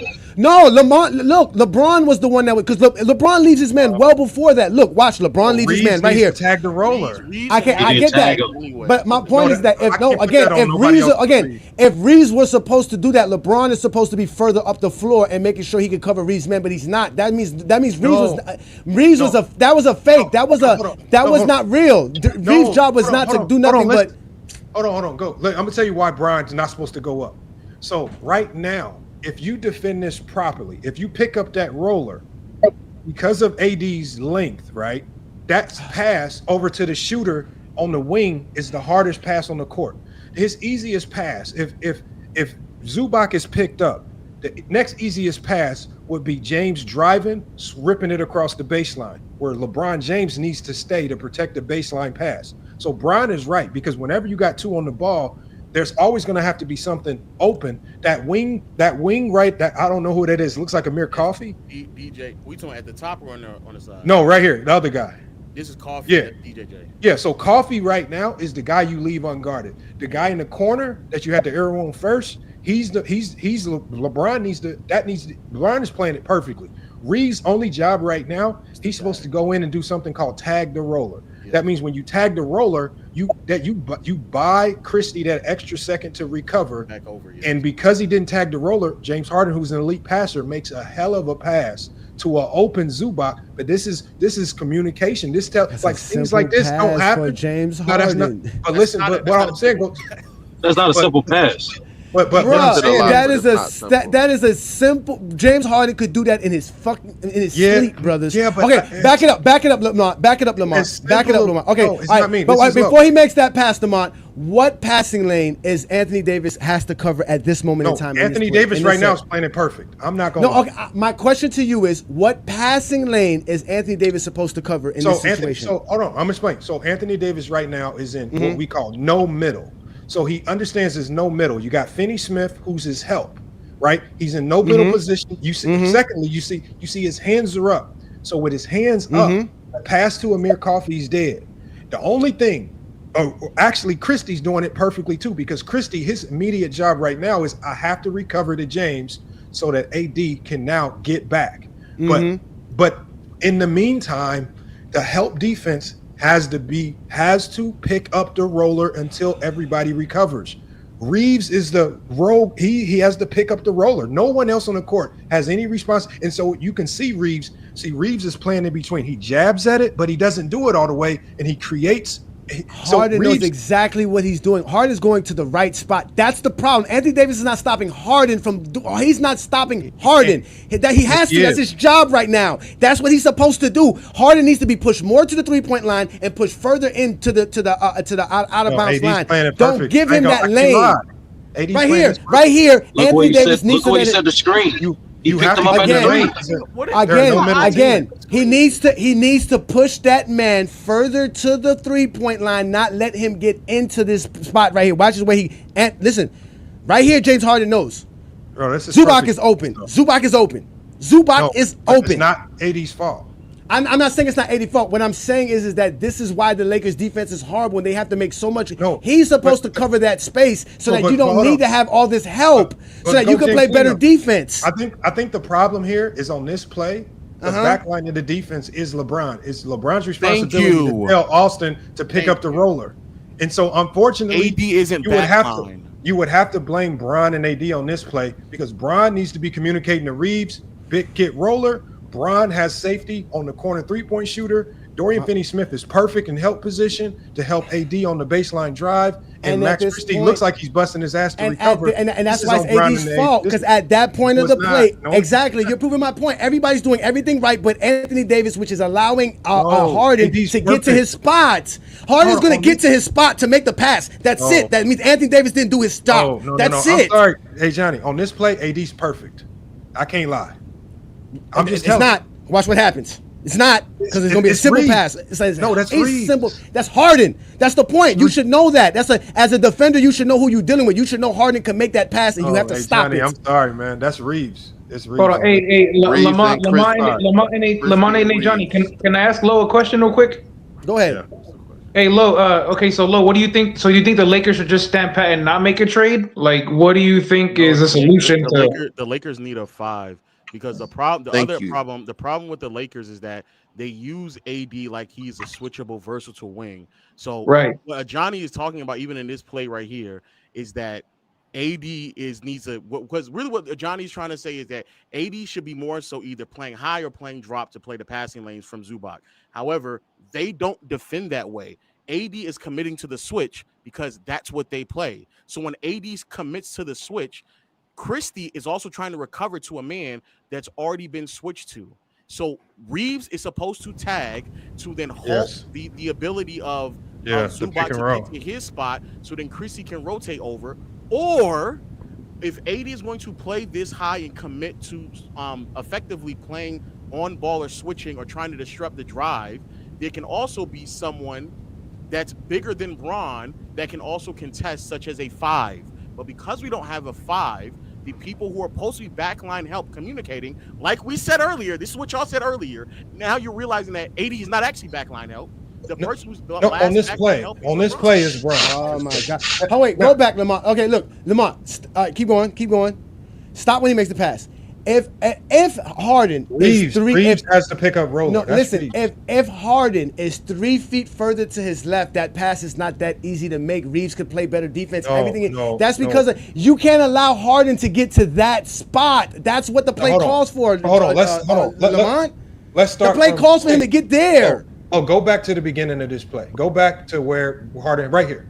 Okay, go back to when Harden gets it and drives. So Harden drives. What is Harden? Okay, stop the play. On offense, what is Harden supposed to do on this play? Is he supposed to attack the basket or not? Hold on. Let me just explain it to you. Right now, I'm only focused on the defense because you cannot, as a defense, you cannot try to anticipate. You just have to stick to your principle. Well, you can answer that question of what he's saying. Harden's job right here is to drag Anthony Davis as far away as he can from the action. So when he makes the read, it makes it harder for AD to recover. So it makes the responsibility either Christie recovering or Reeves tagging. So and Harden does this as well as practically anybody in the last 15 years. So when he's in pick and roll, he drags a person and he's switching or helping or blitzing from away from the action to make the read. That's what Harden is doing.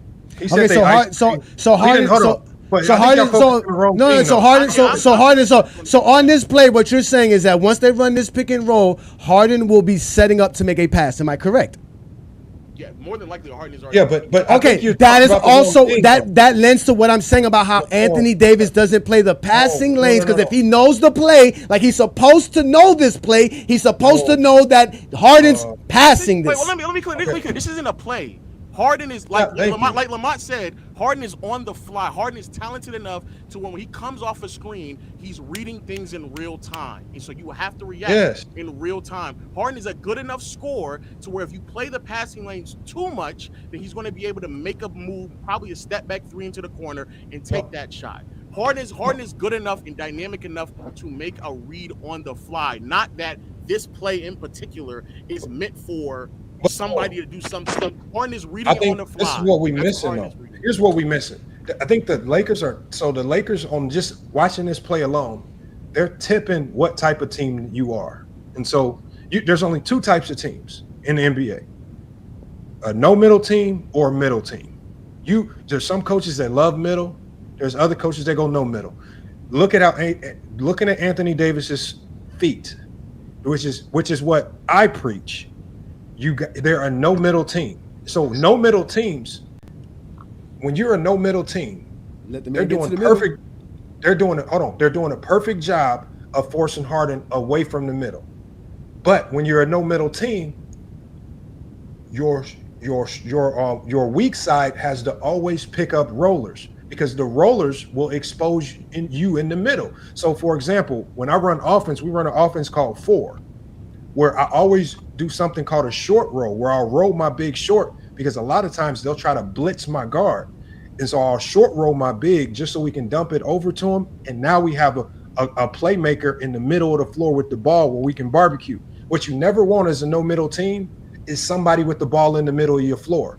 So what I'm saying is, I know for a fact, as a no middle team, it is Austin Reeves' job to pick up roller, because as a no middle team, you never want anyone with the ball in the middle of the floor. It's the most lethal thing in basketball. Having the ball, and I don't care who you are, 1 through 5, ball in the middle of the floor never ends well for the defense.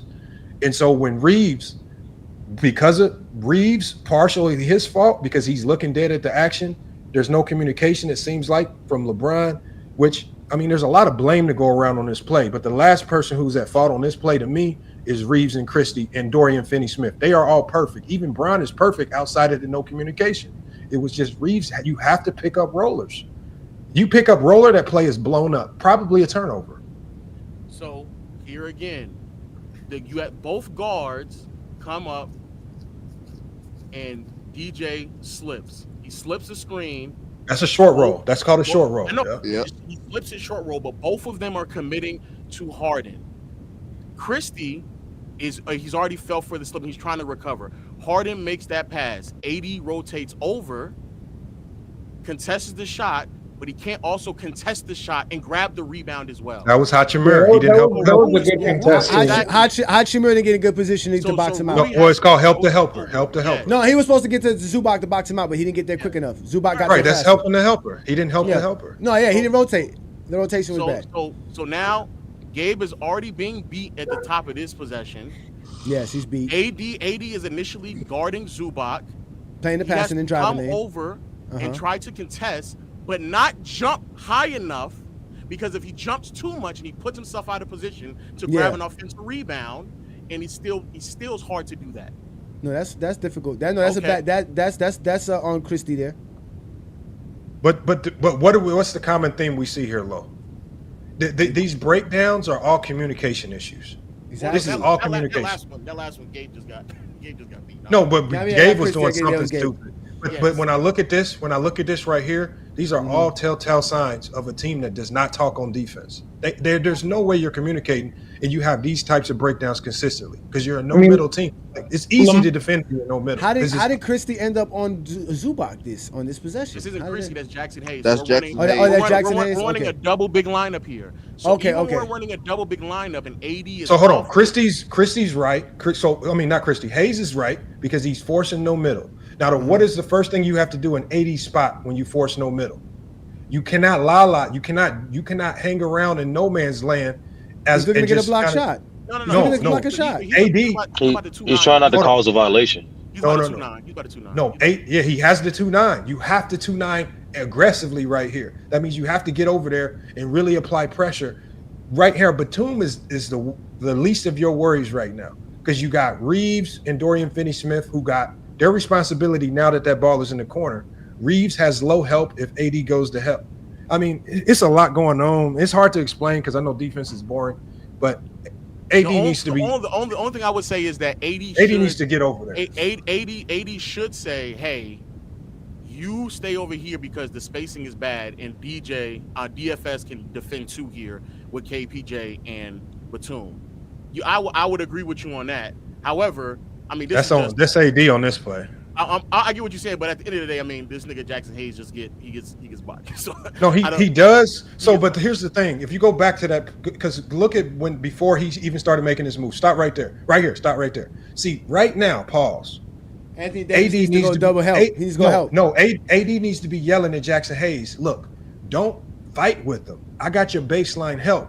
Just stay no middle. Don't let them turn middle. I got your baseline help. So right now, Jackson Hayes has now got into a bully match with him because we saw that Zubac hit him. So Jackson Hayes wants to play the physicality match. What Jackson Hayes needs to focus on is all I got to do. I just need to angle off the middle. AD needs to shade up to go baseline help. You have plenty of backside help to protect the pass. Plus, you want to turn Zubac into your Magic Johnson. Anytime you have a center with the ball on the block, you want to see if the first thing you want to do is, can you pass? I'm not going to let you do what you want to do, which is a post move. I want to see how well you can pass out of this double team. And unless you could be Magic Johnson, you ain't going to beat me. And most bigs struggle with that pass. And so AD should have just went. He should have told Jackson Hayes, you got no middle, right? That means you got to play the high side. I got low help. If he spins baseline, we're going to trap his ass. And there's just no communication. What you're saying, I hear what you're saying.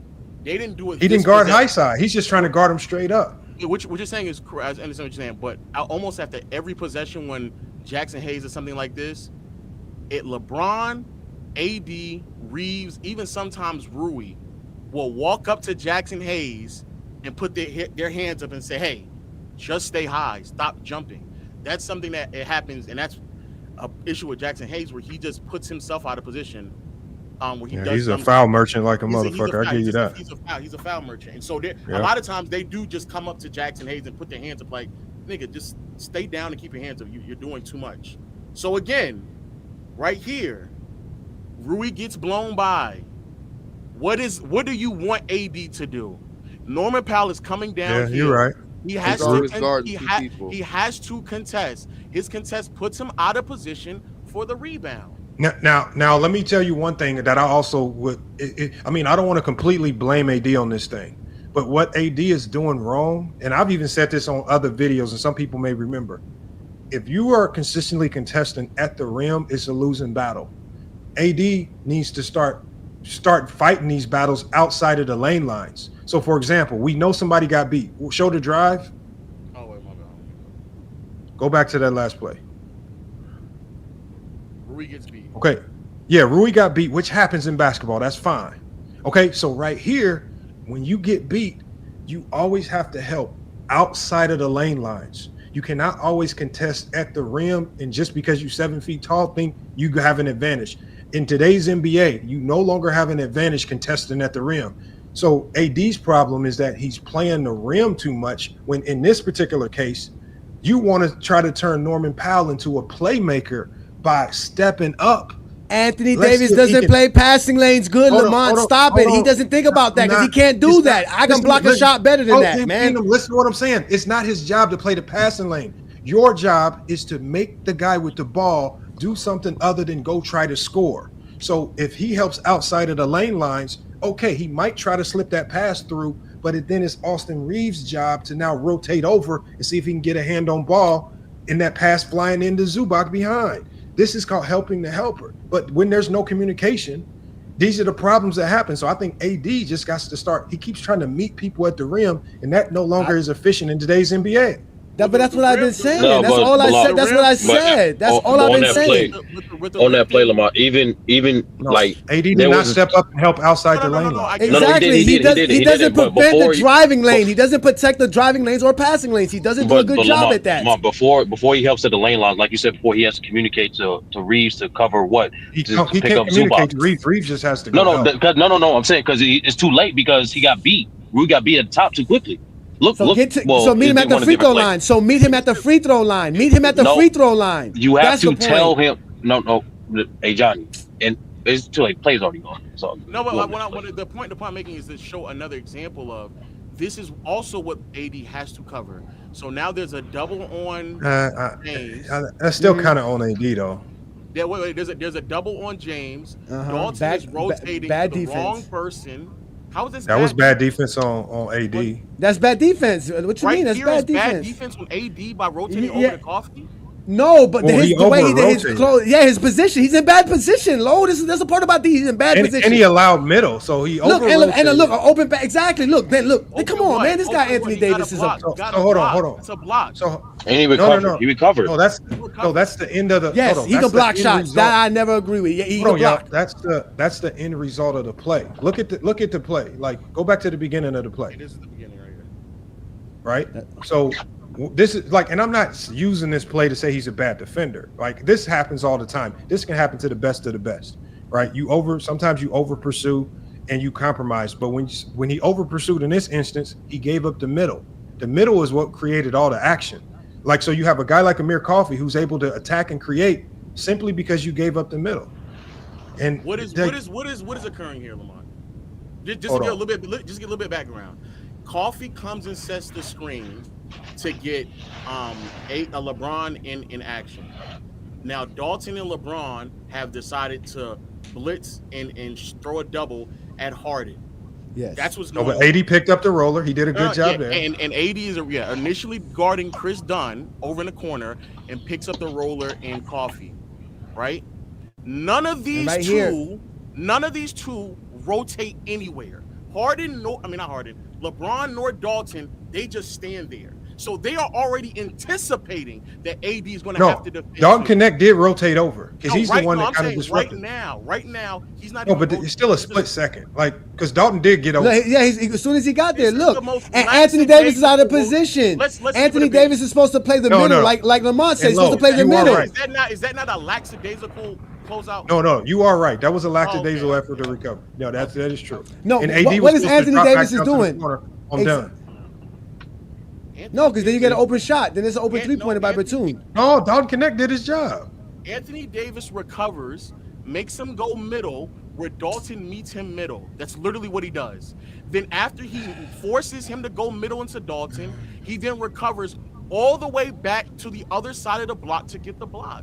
That was good defense. No, wait, Thank no, you. go back. Lamont, go back because this was gonna happen. What's happening here? What's happening here?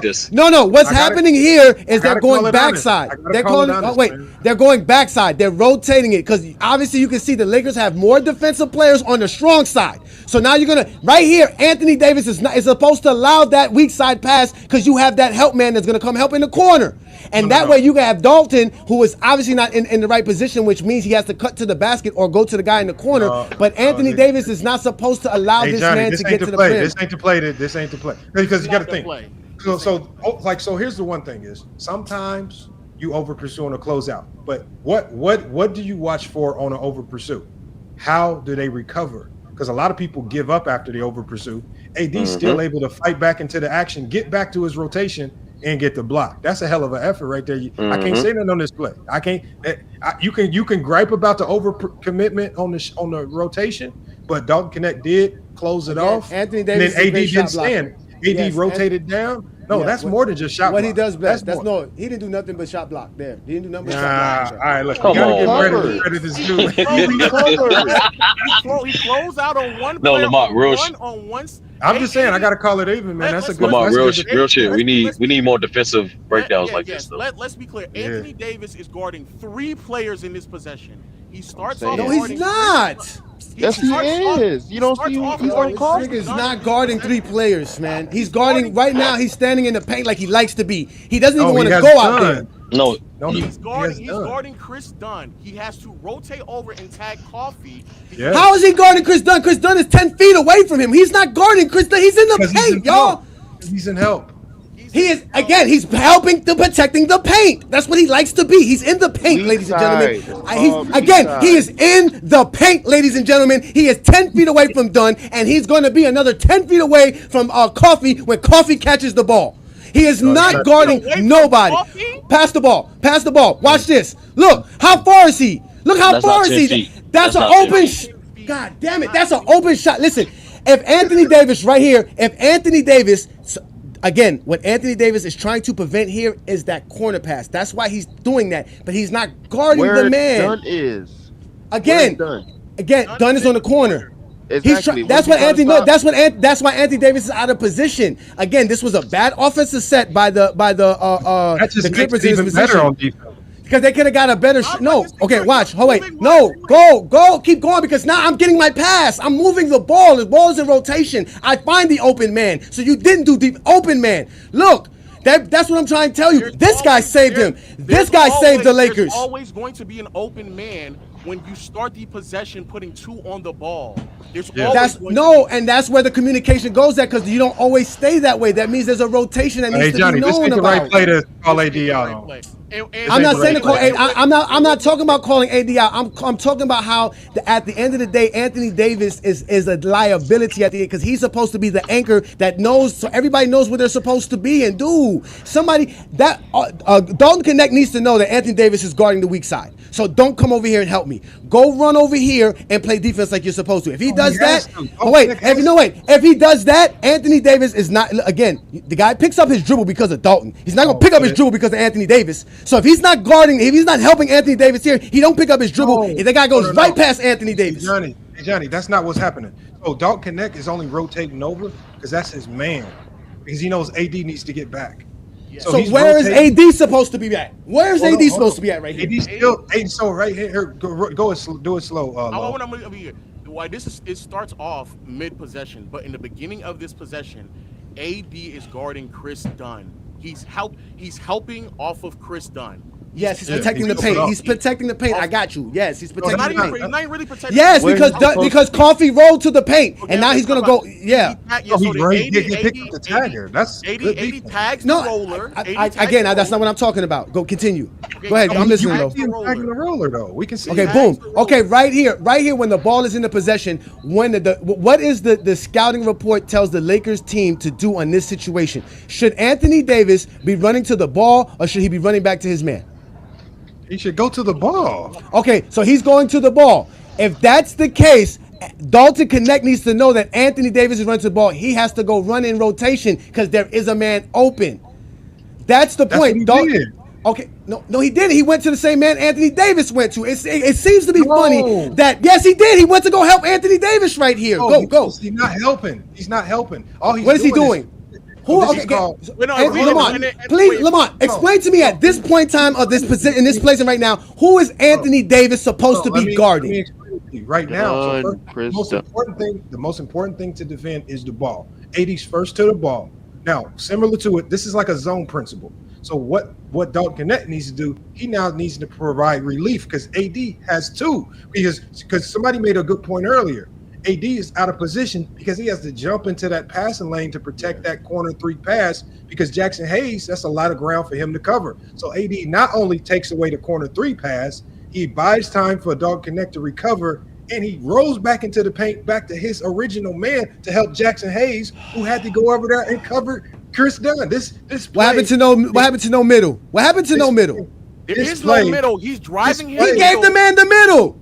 He's giving him the middle because Dalton is right there. What are you saying? Y'all keep telling me that Anthony Davis is still guarding the man with the ball. He's not guarding. Who's guarding Dunn now? Obviously Jackson Hayes is, because Jackson Hayes did his right rotation. The right rotation was for Anthony Davis to play the man with the ball and keep the man from the ball from actually getting anywhere with the ball. Anthony Davis didn't do that. So now Dalton Connect, who's out of position, helped him out. But look, now you got one man covering two man. This is not good defense. This is why they got a good shot. But Anthony Davis is. Oh wait, but Anthony Davis is athletic enough. Oh wait, Anthony Davis is athletic enough, and he's a great enough shot blocker to defend the rim. Play, man. We can't use this play. No, this is elite defense right here. Yes, this is you're right. Elite shot blocking defense. Go ahead. You're right. He's a shot blocker. He's an elite shot blocker. That I give you. Can I ask a quick question? I'll give you that. I'll give you that. I'll give you that. Can I just ask a quick question? Just a quick question. Just a quick question. Low, do you need League Pass to have access to these clips on NBA.com? No, this is NBA.com. Okay, bet. Hey, Low. No, this is elite defense right here. I'm sorry. It's just elite defense. There's no other way to put it. Just like I thought that was a hell of a pass, though. That was a hell of a pass when he had that dude open. He ran 23 feet to recover for that block. Thank you. Now that was elite defense. That's you know how much of shape you got. I'm not gonna say that wasn't a bad block. That's not what I'm talking about. No, I'm talking about everything he did. I'm talking about team defense. That was horrible team defense. Anthony Davis saved him with a block at the end. Okay. That was great team defense, Johnny. I'm sorry. It was. It was great. Okay. Like if film of that, if my team does that, I have no complaints. What it look like getting on my team and I see a play like that? That was perfect defense. Perfect defense. I can't lie. What are you saying? What are you saying on the other side? What are you saying on the other side? That's my question. What is the offensive coach saying? He's gonna say, Zubac, you had him out of position, and you could have made that basket easy because Anthony Davis, like you said, had to cover so much space, and he was out of position. Zubac saved him with a horrible hook shot. Real quick. So Low, an elite player would have split the two and got to the middle. That's what an elite player would have done. So Low, for content creators such as Lamont and Johnny, and for anyone else that's listening after this is done, can you just give a quick tutorial how to get to that to the clip? That's it. No, you just go. For example, you can go to one of these games. So Heat versus Warriors. Go to the box score, and all the numbers that are in blue are just effectively hyperlinks. That's all it is hyperlinks. Yeah, you click the numbers. You can click it, and it'll just go to the possession here. You like that, John? That's it. No, y'all can't tell me nothing, man. I watched the game. I watch these games. I'm saying for content, like these are easy reference points. Yeah, I know, but we get flagged for showing this type of stuff. Too much, too much. But like, when you play breakdown, no. I want to be clear. This is the difference. So when in here, what Miami does is they play Bam drop. So Bam isn't playing that high. So Bam plays drop, and he's trying to play. He can cover two while giving Rozier the time to try to come back and recover. They don't play drop with Anthony Davis. So Bam, even though he does get scored on here, Bam can effectively guard two, hopefully hold it long enough for Rozier to come back, and then also recover to give a good contest at the center. They do not play that when it comes to the Lakers. They play more switchable lineup. Well, I think right here, this is like heavy scouting report because when you look at Schroeder's not a pull-up like jump shooter, and I think the Lakers get barbecued because when they run drop coverage, they'll do it against Gilgeous-Alexander or somebody that has a nasty mid-range pull-up. Jamal Murray. It just seems like the Lakers going to drop at the wrong times. But yeah, Schroeder, I'm dropping every time because Schroeder is looking to facilitate. He's not looking to really get to his mid-range bag. But I think even now, teams have started to recognize if you go in the drop, whoever he's dropping on, just get to work. And it just seems like when players start to go to work against the Lakers, Bam's never out of position. Bam's always in position. Bam's incredible. He was just out of position there. Well, out of position where? Right here. He's playing. Yeah, he didn't help. Yeah, he helped late for sure. No, but the man got beat well before he can help. He's playing. His man's in the corner. Remember, his man's in the corner. His man's in the corner. Yeah, his man is in the corner. His man's not even in the screen. His man's in the corner. Hypothetically speaking, why would you be defending him over there? It's Trace Jackson Davis. Why would you be defending him anyway? Well, he's playing as far as he can. He's making sure that he can play between the man and the ball. But at the end of the day, Tyler Hero, like I always tell you, is a bad defender, and that's what happens to the Heat. But if we still have better team defense than the damn Lakers, even with these bum ass players that Bam has to deal with left and right. You also have a because Bam communicates. Because you have a way better I'm coach. not saying he don't communicate. All right, bam. Here, y'all keep blaming people, but Anthony Davis. Excuses. Anthony Davis had 3 coaches, and I've seen the same thing with 3 separate coaches. No, you didn't see it with Frank Vogel. No, you didn't. I did. Yes, I did. Because when I saw with Frank Vogel, they had a KCP. No, you didn't. And wait, in 2021 and 22, the Lakers were not that great defensively, ladies and gentlemen. And when they had KCP and, of course, Alex Caruso and Rondo and Dwight Howard and all that stuff, stop it, ladies and gentlemen. Listen. 22, Caruso wasn't on the team anymore. I'm saying again, I get that's what I'm talking. I'm talking about the times that the Lakers had a good defense was when those players were there. Anthony Davis, at the end of the day, does not have any top defense without those players, just like Lamont stated earlier. Just because I said more aggressively, that doesn't mean I'm saying they have a good wrong. defense in 2023? They did. No, they didn't. They were 20. For the second half of the season, second half of the year. Yeah, because they picked up Vando and Rui. Yeah, good defenders. My nigga. No, don't say that. Don't say that, Sturdy, because I was on PC today and they got mad at me when I said Rui was a solid defender. I didn't even call him a good defender. Vando is a good defender. Vando has always been a good defender. Rui's a solid defender. They put Rui on Joker because obviously AD can't handle him. No, but in general, They put Rui on AD. I mean, they put Rui on Jokic so AD can roam because they know it takes 2, and they're not going to expect Rui to roam off correctly while helping and also exactly. Let Anthony Davis roam while the Lakers defense is horrible. That works in the 1900s, low. Like Lamont said, it's team defense. That's horrible defense. As a sidebar chat, that is how everybody in the NBA has to guard Jokic right now. The way that the Sixers have had success when they played them a few years back when Embiid was actually healthy is in the first half Embiid was getting torched, and in the second half Doc Rivers put PJ Tucker on Jokic while having Embiid roam around, play passing lanes, and coming over to rotate. You have to play Jokic with 2. Doc Rivers do have a winning record against Jokic. You literally have to. So are you saying that Rui Hachimura is on the same level as PJ Tucker? Correct. That's how good Rui is as a defender. No, he's talking about the scheme. He's talking about the scheme. Yes, because that shows you how good Rui is, because that scheme allows Rui to play that. That's how Rui is good. That's how it shows you how good Rui is. That's the point. If you think that the reason why Jokic isn't able to get off is because Rui's defending him, you don't know. That's not what I said. I did not say that. That's not what I said. Again, y'all keep saying. I did not say that. Look, when did I just say Rui stopped Joker? I just said that they put Rui on him. Why Jokic is slowing down because of Rui? You don't know what you're talking. I didn't say that neither, Lo.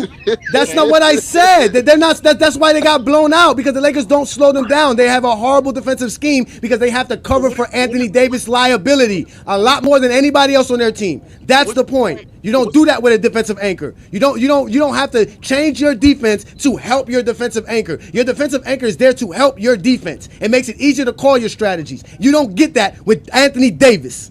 You do what? Sounds like your exposure is getting exposed, Lamont. No, it's not, because Lamont said the same thing that I've been saying. All I'm talking about specifically in these clips that I'm seeing, I can only call them based on what Lo is showing me. So who's at fault here, Lamont? Who's at fault here? Hold on, go back to the beginning. Let me hear it. Go back to the beginning. Kerr's coming off a pin down, and Bam is playing that low. Who's at fault? Well, knowing that it's Steph Curry, Bam has to step up and show. But here's the difference, though, Lamont. The way that Miami plays, though, they are willing to concede a lot of these shots to make sure that Bam is attached at the basket at all times. Bam ain't even looking to come up. Yeah. Facts. Yeah, Bam is in no man's land. Yeah, no, he's playing. He's playing exactly what he's supposed to be playing in that situation. And the guy who's getting screened understands at his time exactly what he has to do and what Bam is doing. There is no miscommunication, and the guy did the best to contest that shot. But Stephen Curry's great, good offense, good job. Move on to the next play. But still a better defense than the Lakers would ever throw out there. But what I'm saying is that's why defense sometimes. Really? Oh, it's hard for me to take. It's hard for me to take one play because I need to know what they typically do on defense. Like, it was easy to try to identify what the Lakers were doing. Like, I know the Lakers are a no middle team, so it's easy to pinpoint who's right or wrong. With the Miami Heat, it's harder for me to identify if they are drop coverage. Low is right. Low is right. We play a lot of drop coverage with Bam because Bam is a great defender. Bam ain't coming at the level at all. Tyler Hero goes under. Okay, he goes under, which is smart with Schroeder. Bam's still not coming up. He's playing drop. When I know that. He's already willing to retreat. Playing the passing lanes, playing the driving lanes, protecting out, box out, great defender. Not my man get a rebound because of me. He won't let nobody talk, bro. No, we watching the play. Everybody's talking. I'm just out here speaking facts. So you are right. It looks like they don't. It looks like they don't aggressively go after shooters off in downs. I know that because you got Bam. Okay, see, but it's hard. It's hard for me to look at one clip and know, like, say who's right or wrong because you got schemes. So it's not about who's right or wrong. We do know, but we do know no matter what team, scheme is determined by personnel and what the coach defensive philosophy is for that personnel for that team. So I don't think so. Okay. I think your philosophy is always going to be your philosophy. Coaches rarely change defensive philosophy. It's rare that you see a coach just because they have a few new players completely change their whole defensive. No, I didn't say a few new players. I'm saying their personnel as a team. Like ideally, like 3 different new coaches too. No, I'm saying like ideally coaches do like adapt. I'm saying not too much, but like they try to adapt as much of their philosophies as possible to the person that they're capable of doing. Like Milwaukee did it notorious with their coaching situation last year. Adrian Griffin, when he was there, he tried to get him to be more switch heavy. Then that clearly wasn't work when there was a drop, and they had all their success being a drop heavy team. So you have to adhere to your personnel. No, but that's why Adrian Griffin. What I'm saying is he went there with his philosophy, whether it was to the good or to the bad. He wasn't changing his philosophy, no matter what he saw with Budenholzer in the past. He wasn't going to change his philosophy based on what other coaches were doing. He's going to bring his philosophy. And this is, coaches their defensive philosophy is always going to be that, no matter what your personnel is. If you're a zone coach, you're more going to rely on a ton of zone. If you're a man coach, you got to adapt your personnel, man. You can play zone because you got Bam. Because you got Bam. So what he said about zone, it's not about Bam. So Bam isn't on the floor right now, and they're still running a 1-3-1 zone. So yes, they are. You have one at the top, 3 in the middle, 1 baseline because they always like to keep somebody baseline attached. So then even if Khalil isn't going to rotate over on Curry, they still always have someone baseline, so it's easier for them to close the possessions. So they even throw in a zone every now and then as well. The Lakers don't do these things. The Lakers threw a zone out the other day. They threw a zone the other day and got beat bad. He experimented on the zone in the 4th quarter and he got torched by it because of bad communication. Again, all of this is results around bad communication, bro. But we don't run zone enough for us to have the proper reps. You can't run it. You can't run it because you don't have a defensive anchor like a Bam Adebayo. That's why. That's why. That's why. You need reps. You definitely need reps. You need reps. Yeah. How many reps you think Khalil Ware got? A bunch of reps. Behind who? Bam Adebayo. In a system that they're showing him what to do, when to do it. He knows this. You can't do that with Anthony Davis. Yeah, but also zones only work with communication too. Khalil Ware's but that's a part of being a defensive anchor, Lamont. That's a part of being a defensive Lamont, anchor. Every defensive scheme needs communication. Every defensive scheme. No, but I'm saying zone teams have to communicate more than ever. There's no such zone. If you ain't communicating in the zone, that zone is gonna be up. hot barbecue garbage. Exactly. No, like communication is a fundamental thing in all team sports defensively. That's a mandate regardless. No, it's a new thing in NBA because guys remember the NBA just started allowing zone 20 years ago. Teams really didn't start using it like this till recently. Teams weren't running full zones like this. This is high school stuff. No, I'm not talking about zoning, Johnny. I'm talking about communication. That's been around forever. Nah, I mean it was easy to play defense back in the days. There's a reason why some teams are better at it than others.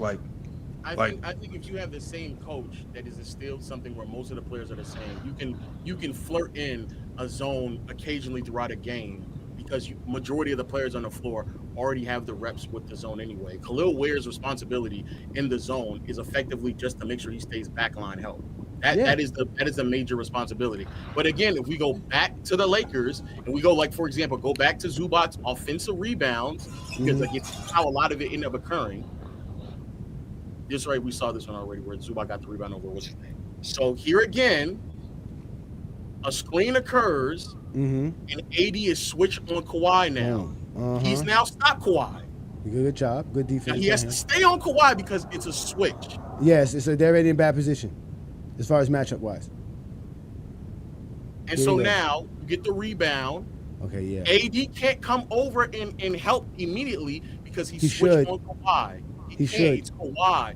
He's looking behind him to make sure that Kawhi doesn't crash. The help man in that situation would have been the low help would have been Reeves. Reeves would be responsible for being the low help.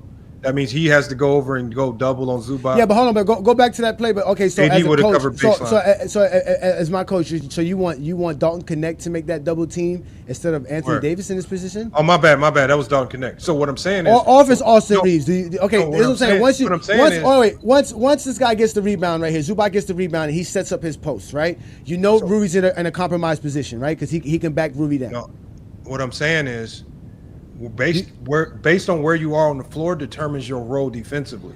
So right now, AD is what you call high help. Connect is in low help.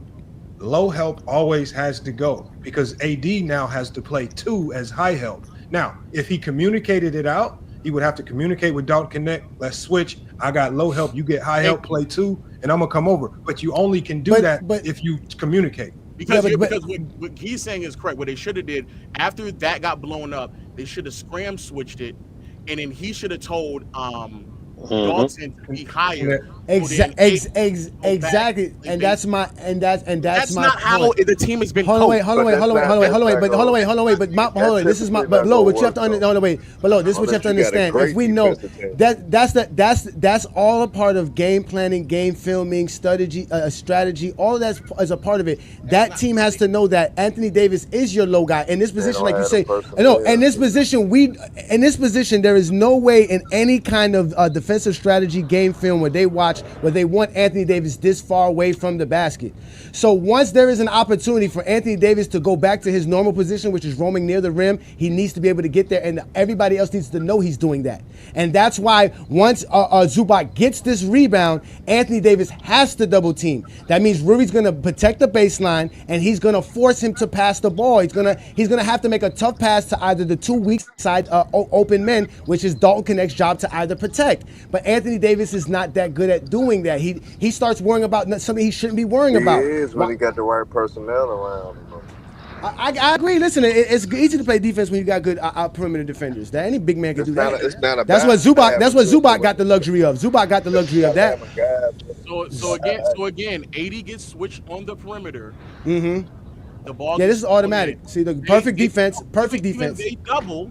Yeah, bad play by LeBron. LeBron was bad. That was bad defense by LeBron. That was bad. LeBron didn't cut off the baseline. That's a rebound on Anthony Davis. I think that's the only offensive rebound that he got on AD. So out of all of that great double that y'all was yapping about earlier, we can highlight to 2 to 3 plays where AD gave up something on Zubac. Let's be for real. The way but Lo, I still think that's what Lamont said. No, but Lo, I still think I think defensively, I think sometimes we measure it too much in the end results. So I think me saying Zubac had a double is just me kind of nitpicking. I'm not saying it's all the way the fault of Anthony Davis, but what the problem is when and it was worse last year, but when I'm seeing big man after big man after big man, no matter if they're a mid-tier big to a star big or superstar big, it doesn't matter who it is, from the Sabonis's, bigs are constantly having their way with the Lakers. And if we're going to call him a top 5 defender in the league, you have to be able to anchor your defense somehow, and you have to be able to mitigate some of these things or some of these players with your ability to communicate. And I think the Lakers' biggest problem is they don't have any communicators on the court. And if your anchor is out there if the only thing your anchor is being able to do is elite on-ball defense, and he can't communicate, in today's NBA, that's no longer an elite defender. You're just a great rim protector, which now essentially you're a Rudy Gobert on defense. Okay, Lamont, you don't know basketball, Lamont. That's a stupid take. Don't ever have a channel. You should be shut down. All I'm saying is, because we're still seeing play after play after play where AD's helping and people behind him are consistently doing something. Your anchor needs to find a way to mitigate that. You got to find a way to talk your guys through that. It's a reason why these guys are consistently rotating late. Your anchor can fix even with bad defenders. Your anchor should be able to make bad defenders look like decent. like decent, like defenders. Bam does, like Bam Adebayo does. But Lamont, you know, all those big men that you was naming, like Sabonis and I don't know what all they have on their team. They had great guard play on their teams, right? What the great guard play means, you need elite communication. That's all it means. It sounds like, but you definitely need elite communication, not just for one person. I disagree that one person. You can't put it all on one person. Like one person is the sole responsibility to communicate for majority of the team that uplifts them. Nah, it's a team effort. Just like because it's scenarios where that anchor is out of the play or where he has to be ball. So who's communicating on the back line? I can't have eyes behind my head. I can't talk for you. So you're right. Maybe Lo knows the answer to this question. The backline plays, Sturdy, are the end result of the play. Good communicators talk things through before things get bad. Like good communicators talk things through. Yeah, but something. So you don't find yourself in a situation where you have to react late. But Lamar, in the ebbs and flows of basketball, there's situations where you're not in the ideal situation for your defense to get set up primarily. Transitions, breakdowns, like it happens. So by all means, communication is not just on one person. But why does it happen at the level it does for the Lakers? Because I agree, because they don't have the personnel to are constant communicators. It's not just one person. Which includes Anthony Davis in that personnel. Yeah, it includes LeBron, includes Brewery, includes all. Again, we're talking about defensive anchors. None of these guys are supposed to be defensive anchors. Defensive teams. But we're talking about defensive anchors. Again, the conversation is being a defensive anchor and how they affect defensive teams. You can't anchor the defense if you're constantly. You can't individualize. Lo, let me ask you this, Lo. I may be ignorant to this, Lo. I may be stupid. I may not know basketball, like some people say. Let me go ahead and ask you this, Lo. Can you please tell me an elite defensive anchor that had a horrible team defense in NBA history? NBA history? Yes. Name me a player that's considered a solid, elite defensive anchor in the paint, big man, and his team had one of the worst defenses in basketball. I mean, I'm sure it's happened. Draymond in what 2020? Draymond. When everybody got hurt. Yeah, when everybody got hurt and he had. Yeah, when the personnel was missing. 2020. That what happened. Himself, yeah. No, I know what happened. No, hold on. But what happened that year? I want to know. So Mutombo, you guys gonna pick Draymond Green over Mutombo, Zoe, Hakeem? You asked me to. I said the defensive anchor, like a defensive, like a big man. No, I know, but and he plays that as a hybrid. That's not the normal guy. Nobody's gonna go get a 6'6" guy to be a defensive anchor. Like that's how good Draymond Green is as a defender. That gives us a credence to his defensive prowess. But I'm talking about guys like a David Robinson, guys like a Rudy Gobert, elite rim protectors, guys like what Anthony Davis is supposed to be. Again, if this was the 1900s, Anthony Davis would be one of the greatest defenders of all time. How can Anthony Davis be that if they're asking him to be on the perimeter? Because again, it's still about how good you are as a defensive anchor, as a big man, because everybody's trying to get to the paint. Offensively, everything is drawn to get to the paint. No, teams are consistently putting AD in the pick and roll. See, but they do that with every big man. They do that with everybody. They do that with every big. Even if they attempt to, they know they're not going to get Bam to commit that high because they have Bam playing drop. So if you have AD, who also defends drop is the worst defense in basketball. I agree to an extent, but it depends, obviously we all know it depends on the personnel and the matchup. Exactly. You can't do Anthony Davis. You can't do nothing with Anthony Davis on the perimeter. Only thing Anthony Davis could do is stay close to the paint and protect the paint. That's his best, and that's all he does good. Everything else outside of that becomes a liability for the Lakers. We literally just saw him stop Kawhi from getting to his spots and then force him to pass the ball. We literally just watched that. Okay. Anyway, like I was saying, one play is enough to say he does that on a consistent basis. You're right.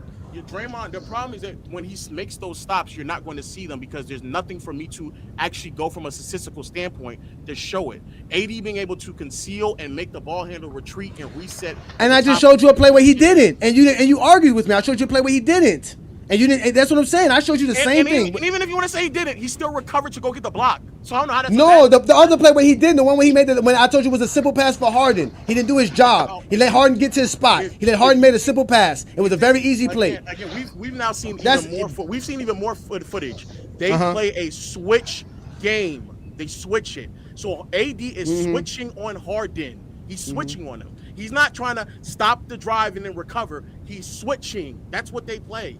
They don't play the let me double and force the let me double and blitz and ice, force the ball handler to pick up, and then AD recovers back to the big. They don't play that. They don't do that. Okay.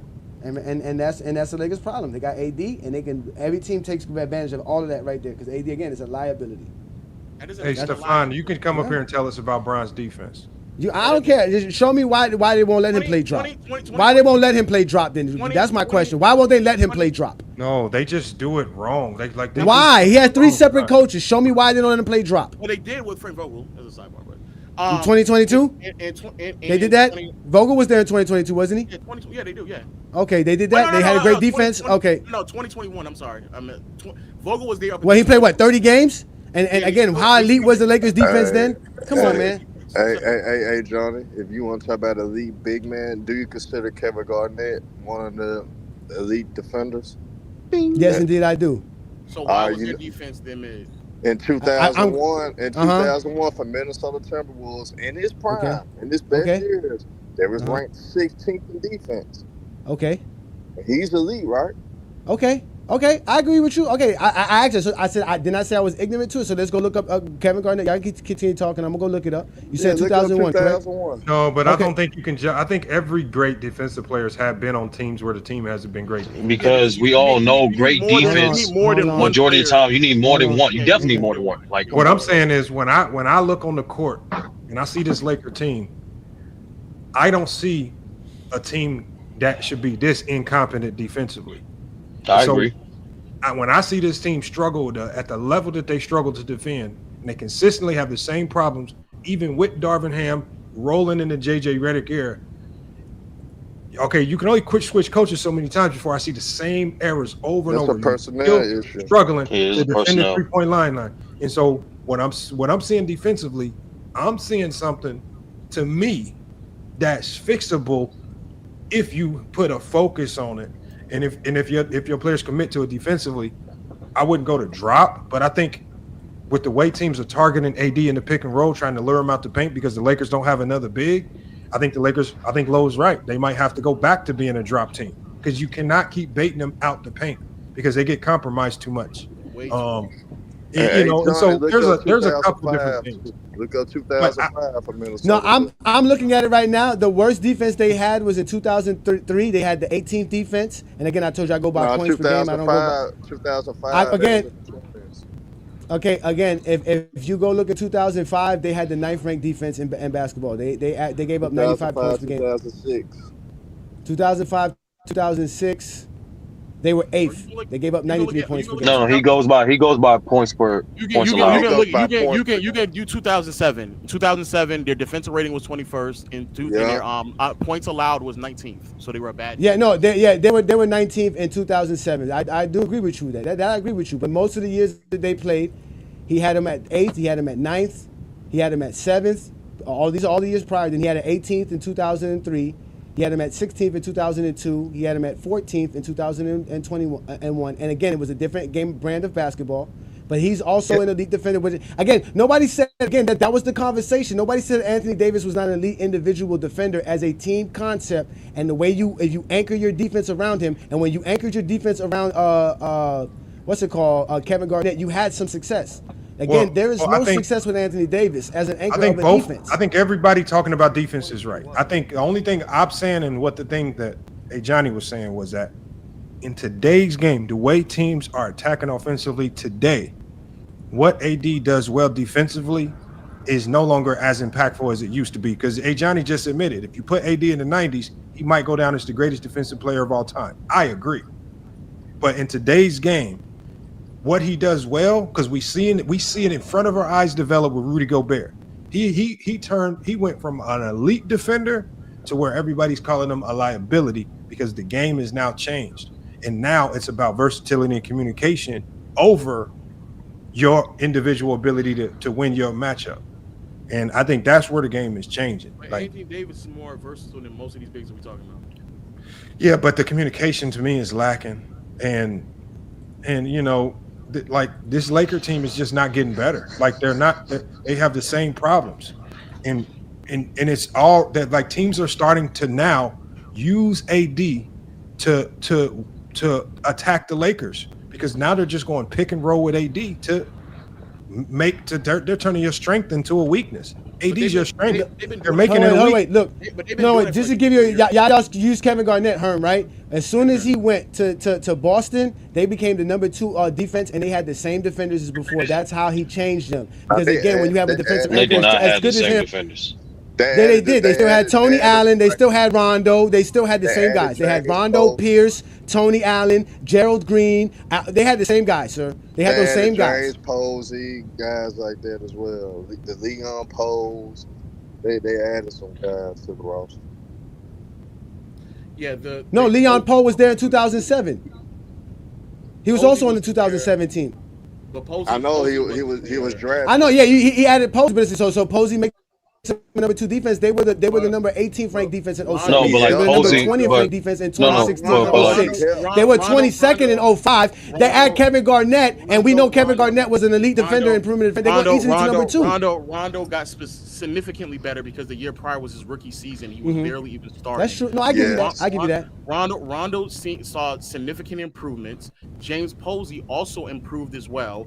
I don't know if Perkins was. I don't know how long Perkins was on the team prior to, but I know Perkins wasn't a consistent starter. In the year. He was on 07's team as well. He was on 07's team. How many games did he start? How many minutes did he play? Al Jefferson got most of those minutes. Yeah, I think Al Jefferson was there. Well, hold on, but Johnny, don't that kind of make their point though? What? It does make my. It does. But don't that kind of make their point? He played in 72. Huh? But you naming the players around. You naming the players around KG that's significantly better than the players that are around AD, like a Tony Allen, like a Leon. No,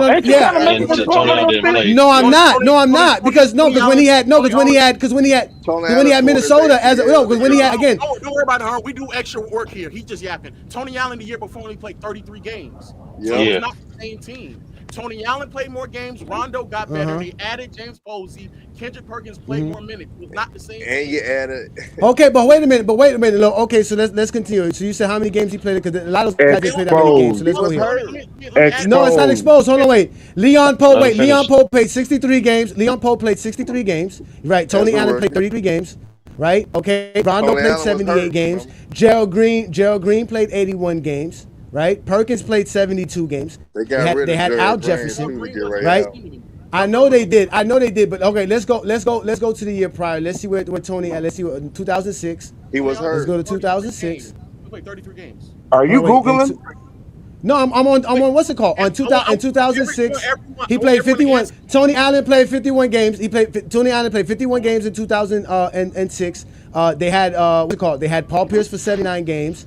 They didn't have none of those other guys. They had Kendrick Perkins for 68 games. They didn't have Rondo. They still had Al Jefferson. They still had Gerald Green, but he only played 32 games. But again, if we go to what Kevin Garnett was doing with the team that he had the top 10 defense with, we're gonna say he had elite defenders on that team. Is that why they were top 10 as well? Ray Allen. We're saying no. But I don't believe. No, go ahead. Hold on, go ahead. What y'all falling into is this. It's hard for me to believe that a defense anchored by KG is as bad as some of the numbers say, and I think that's where I think you would have to look at the film a little bit to maybe put the numbers into context a little bit, or you need more defensive numbers, because I don't think defensive rating and points per game are going to tell me if that's a truly a bad. Lamont. This man had Rashard McCants, and he had the top 10 defense in basketball. With Rashard McCants playing 79 games, he got some guy named Trent Hassel playing basketball. Trent Hassel was a hooper. He was a hooper. What are you saying? Some guy named what? Again, some guy.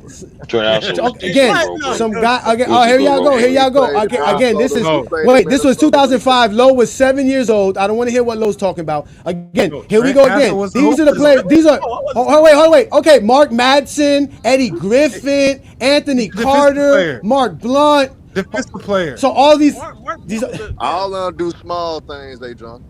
Okay, but that's what we say. But that's what we say about Ruri. That's what we say about Max Christie. That's what we. Come on, y'all keep blaming Anthony Davis. He cannot anchor a defense. He has Rashard McCants on the floor. Hey Johnny, what we trying to? He has Marco Jarvich on the floor. Who the hell is Marco Jarvich? No.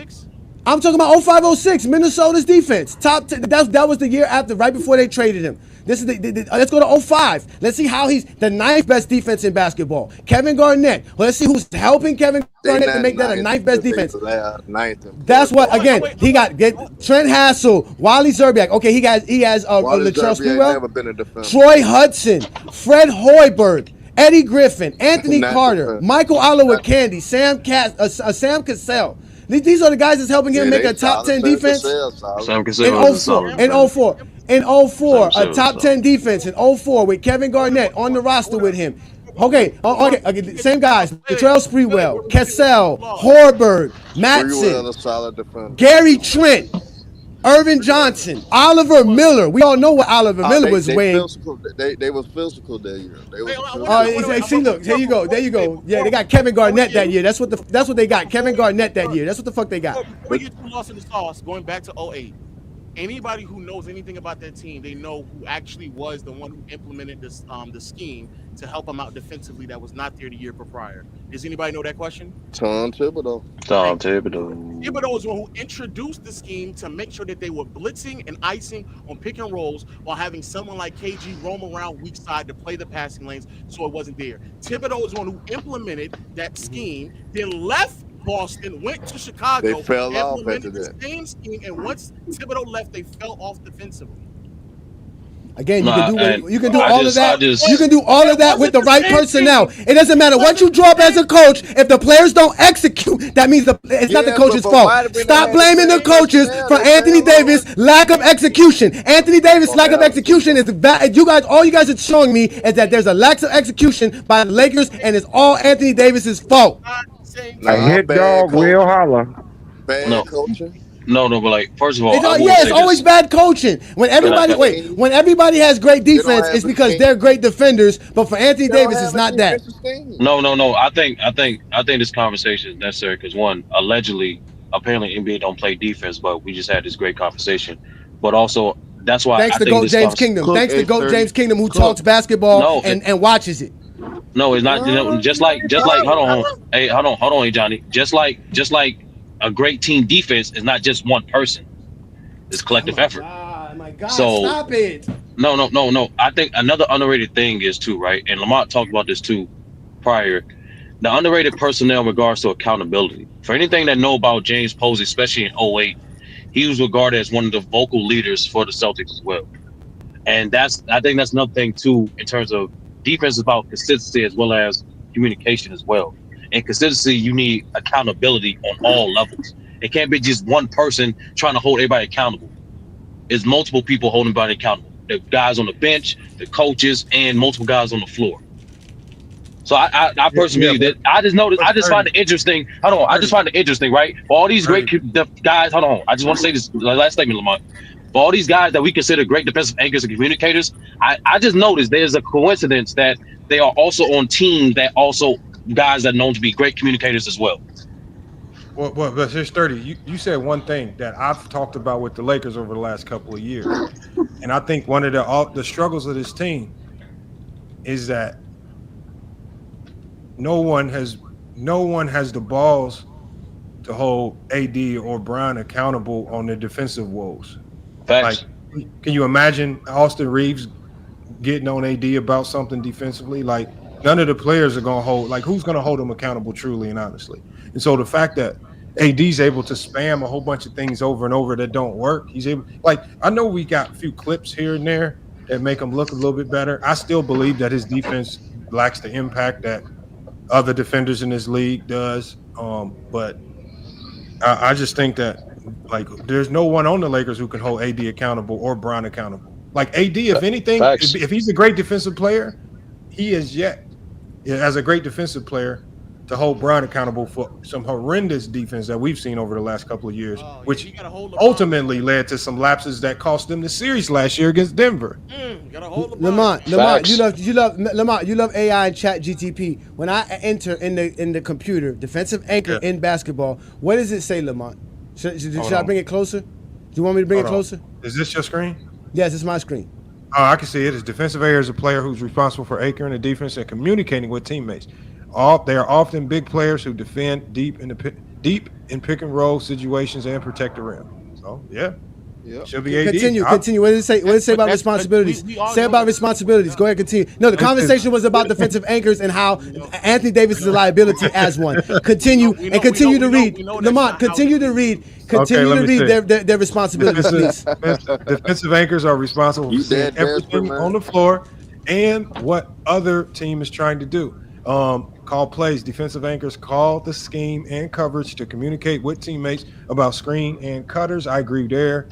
Call it out early so it doesn't become a problem later. It protect the rim. Defensive anchors often drop to protect the rim, pick and roll situations. I agree there. AD does that. But again, I think where AD lacks out of all of this, because he does a lot of these things well, I think he just lacks the communication. I just think he knows how to get shit done on defense. He doesn't know how to communicate to others to help them get shit done. That's why I don't think I just won't waver. If you want to say that, if you want to come to that conclusion, but I guess, but the concept of him being a liability is a lie. No, he's not a liability. No, I'm not saying liability is different. I'm not saying that's what you said. And then also saying that Jokic is a better defender is also no. What I'm saying is, I said I can see how teams with Jokic have better team defenses. Lamont, right? Way better perimeter defensive personnel as well. Lamont, there's a reason for that. I mean, you got Jamal Murray and Michael Porter Jr. on the perimeter. You also got Aaron Gordon, Christian Braun. They just had KCP. Like, what you talking about? They didn't have him this year. The Lakers got Vandy. The Lakers had some good defenders. Vandy's not and the Denver Nuggets. And the Denver Nuggets had a top. And the Denver Nuggets had a top 10 defense when they had those players because Joker's a great defensive anchor. Now, Lamont, read what it says about being a rim protector. Okay, so it says rim protector. It says hold on. It says a lot. It says rim protector. That nigga desperate, man. Hold on, where? Is it a device that prevents the Go ahead. Lamont Go ahead, Lamont. It's the same thing you read before. Lamont's no different. It says AI review. It said a basketball rim protector. Go ahead, Lamont. Go ahead. All right, I'll read it. You ain't gotta it says a basketball rim protector is a device that prevents the ball from going through the rim. Bruh. Rim protectors can be used to protect the rim from damage and to discourage play when the hoop is unattended. Hold on, wait. I got a question. Lamont, don't let AJ when the Miami Heat won with Shaq and D Wade, was Shaq doing all that, or was UD doing it? Hold on, George. That's not. No, that's why they went and got Alonzo Mourning for to help Shaq protect the rim because Shaq's not that great of a rim protector. That's not. He's looking at me. That's I typed in rim protector so we can find a definition of what a rim protector was in basketball. Hold on, wait. You gotta read it, Lamont. No. Lamont, don't let AJ bully I didn't know they had a device.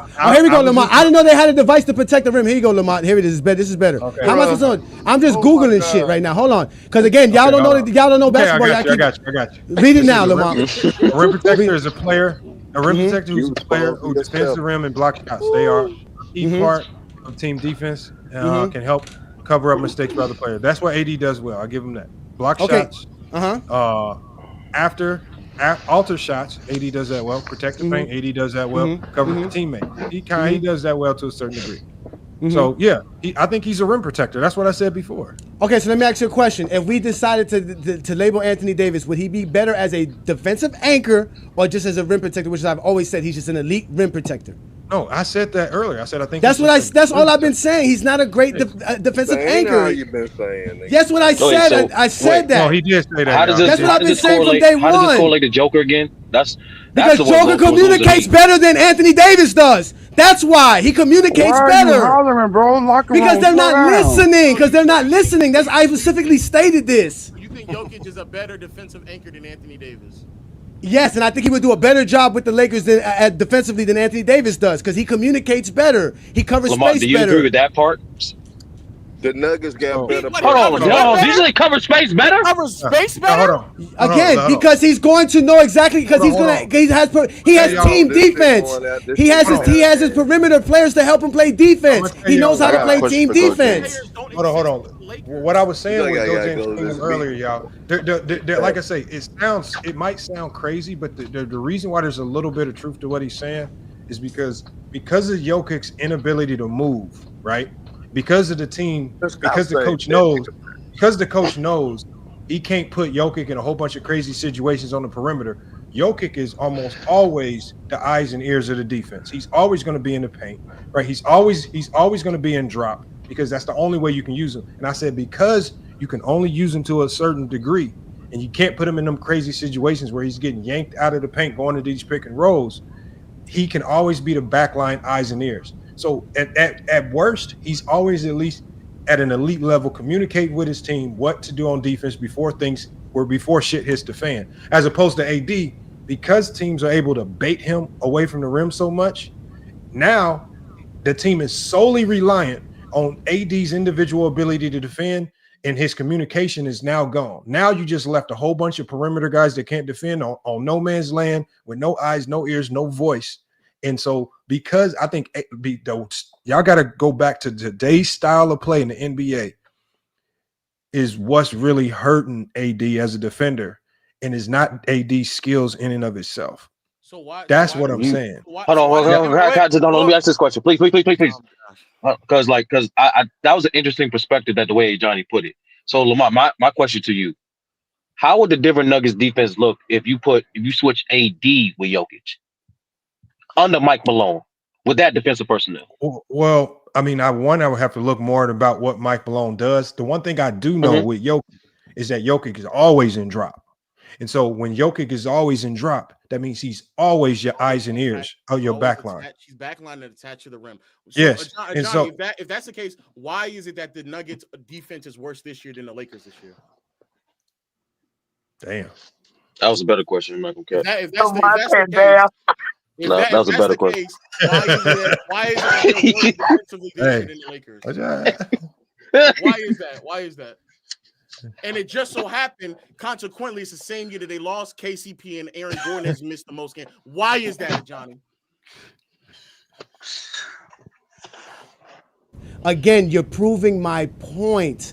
Even when he has just solid defenders in the KCP, he has a solid defender in a Bruce Brown or Aaron Gordon, like you said. These are solid defenders. Now, all league defenders, they're just like having the Rubies, having the Vandals, and having all that. When he had, wait. When he had that, what were the Denver's defense? Top 10 in basketball. They were, y'all cut me off. You asked me to answer a question. What were they when he had those top 10 defenses? Because he anchors them. It's easier for them to play defense. That never happens with Anthony Davis. The Lakers had a top defense in 2020. I'll give him that. But like you said, he had all those guys to help him, like a Dwight Howard and a JaVale McGee. That's what he needs. Anthony Davis needs help all the time.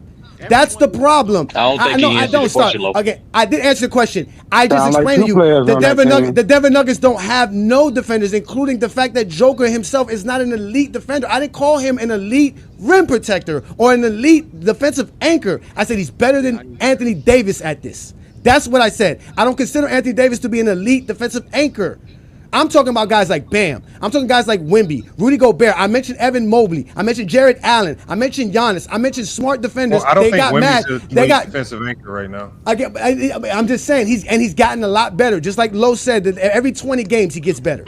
Every 20 games. Matter of fact, just the other day he got dunked on by Duncan Robinson. I screamed and yelled about it, but in reality, I understood he was a rookie, but he did his job. He made Jimmy Butler dribble out, but he didn't protect the passing lane, which was what Jimmy wanted to do: dribble out so I can drag you out a little bit, and the cutting man would be open, and that's how he got that dunk. Duncan Robinson dunking the ball. That's over Wemby. But again, it's about the fact that Anthony Davis is not an elite defensive anchor.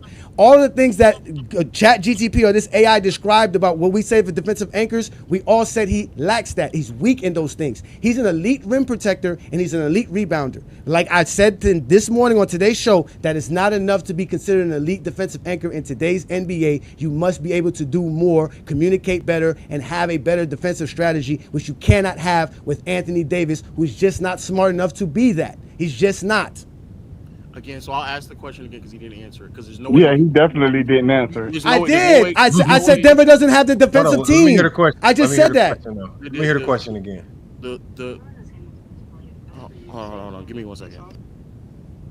Yeah. Look, y'all. Look, I just think They're 23rd right now, just like my Miami Heat. They were 11th 2 weeks ago or 3 weeks ago. They're 7th today. We can't go for what's going on right now. It's going to change. The Lakers were 20-something just 2-3 weeks ago as well. Today they're 17th. We don't know where they're going to be at a month from now. But last year, they were one of the worst defenses in basketball. The year prior to that, same thing. We watched the Lakers' deficiency on defense all the time, and I've never seen an elite defender in his prime that's considered a defensive anchor have such horrible team defense. I've never seen it in my life. And the one thing that makes Johnny kind of right in this situation, y'all, is that the only time AD looks like he's the only time his defense looks truly impactful is when he's able to just sit back and be an elite rim protector because his perimeter defenders are elite.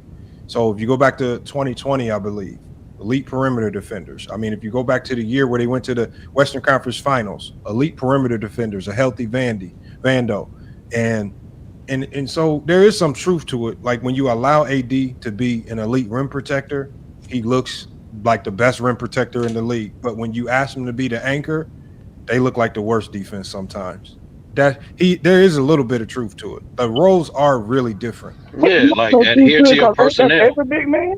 No, it's about adhering to your personnel, Mingle. That's the point. Like how you try to you can't individualize defensive impact with one person, man. Like to that degree.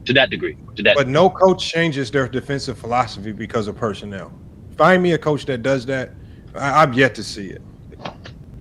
You may tweak your offense, but I rarely see a coach change their entire defense just because they think a few players are good or bad here or there. Nah, you ain't gotta change your entire defense, but we can find an example. The coaches definitely adjusting their defensive philosophy. No, but defense is your philosophy. Like your philosophy is like walking in the door. If you look at who's the Dwayne Casey, you know what to expect when you're on a Dwayne Casey team. He's gonna be all no middle, right? He's gonna be heavy no middle. He's gonna be heavy on digging. He's gonna be hegging on tagging. He's gonna load up strong side, and you're gonna have to really knock down threes on the weak side to beat them. With Mike Budenholzer, when he was coaching the Bucks, we gonna pack it in.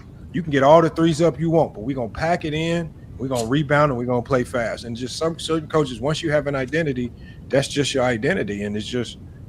I don't see that. I don't see that ever change. And to continue to answer Lowe's question about the Denver Nuggets' supposed efficiencies on defense this year because Joker is the problem and all this situation. Like I said, Rory, Max Christie, and Gabe Vincent are better defenders than Porter Jr., Braun, Murray. You went to Westbrook. Now what? Westbrook's an elite defender? Aaron Gordon, like I said, has been missing games because he's on my fantasy team. So I know he's been missing games the last couple of weeks. He just returned recently. Their best defender really is Peyton Watson. They don't have no one else to help them play defense. So obviously this year, they're 23rd in defense. But when you give Joker something better, he is the number 6 defense in 2024. When you give Joker something better, he's the 8th defense in 2023. When you give Joker something better, they're at least 14th in 2022.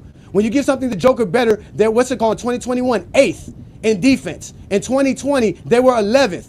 I just went back 6 NBA seasons. 4 out of those 6 seasons, they had a top 10 defense. Where is Anthony Davis's top 10 defenses in these last 6 years? Because he hasn't had the personnel. Well, I'm back. Yeah. He hasn't had the personnel. Here we go with the personnel. Here you go with the personnel. AD is relying on personnel because he's not an anchor. No, his whole argument. Please stop. If that's the case, then why isn't Jokic leading them right now to a top 10 defense? Why isn't their defense right now? But it's hard to say that in the mid. They would be worse if he's not there. That's the point. If you put Anthony Davis right now on that team, they would be worse defensively. That's the point.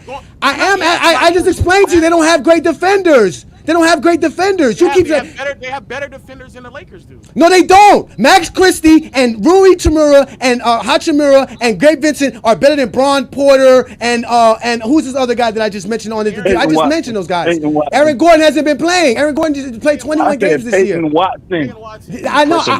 Chris LeBron's a better defender. I got all the way. Listen, I got all the way down to. Wait. Every player you just named. Listen, he's a better defender than everything. Listen, here we go. Again, the guys who's played the most games in Denver, Michael Porter Jr. Is he better than Ruri or Max Christie or Gabe Vincent? Better than Ruri, yes. Yes, he is. Okay, that's what you want to say. Westbrook? Are we going to say Westbrook's a better defender? I gave y'all Peyton Watson. I say Peyton Watson. They got some dude named Julian Swather. He's played 42 games. They got Christian Braun. He's better than everybody you just named. Julius Struthers. Julius Struthers is a really great defender. Yes. Bro, He's a really great Johnny, defender, but I can't. Hey, But wait, this guy's a really great defender, but I can't say Rury's a solid defender. No, well, let's be clear. Not only do I know he's a great defender, Rui is a solid defender, y'all. Thank you. Like, come on, man. They're making he's saying excuses for Denver has Anthony better Davis, man. defensive personnel.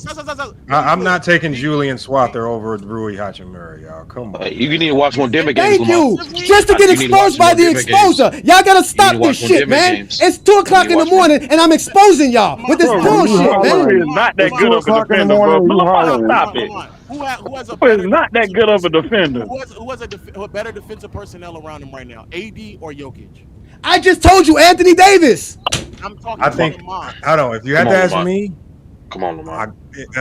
Unless Aaron Gordon is healthy, I got to say the Lakers.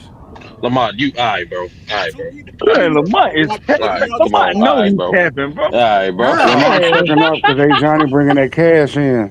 Where? And like I said, the video will be made, and I will expose all this. There's no way that anybody. Thank you. Make the video. Make the video, and make sure you tag us, Hold on. Lo. Make sure Hold you on, tag hold on. Go Let me James pull up. Kingdom. Hold on. Hey, hello. I'm gonna pull up. Let me pull up the Lakers. Swather. There's no way that you think Christian Brown, Peyton Watson, and Julian Strawthers are worse than Rui, Max, and who else? Who else? And Gabe Vincent. Gabe Vincent. Man, when Gabe Vincent had Bam, we never had this conversation in Miami, sir. Gabe actually looked like a good defender on Miami. I ain't gonna lie. Because he knows his job in Miami. Bam's got my back.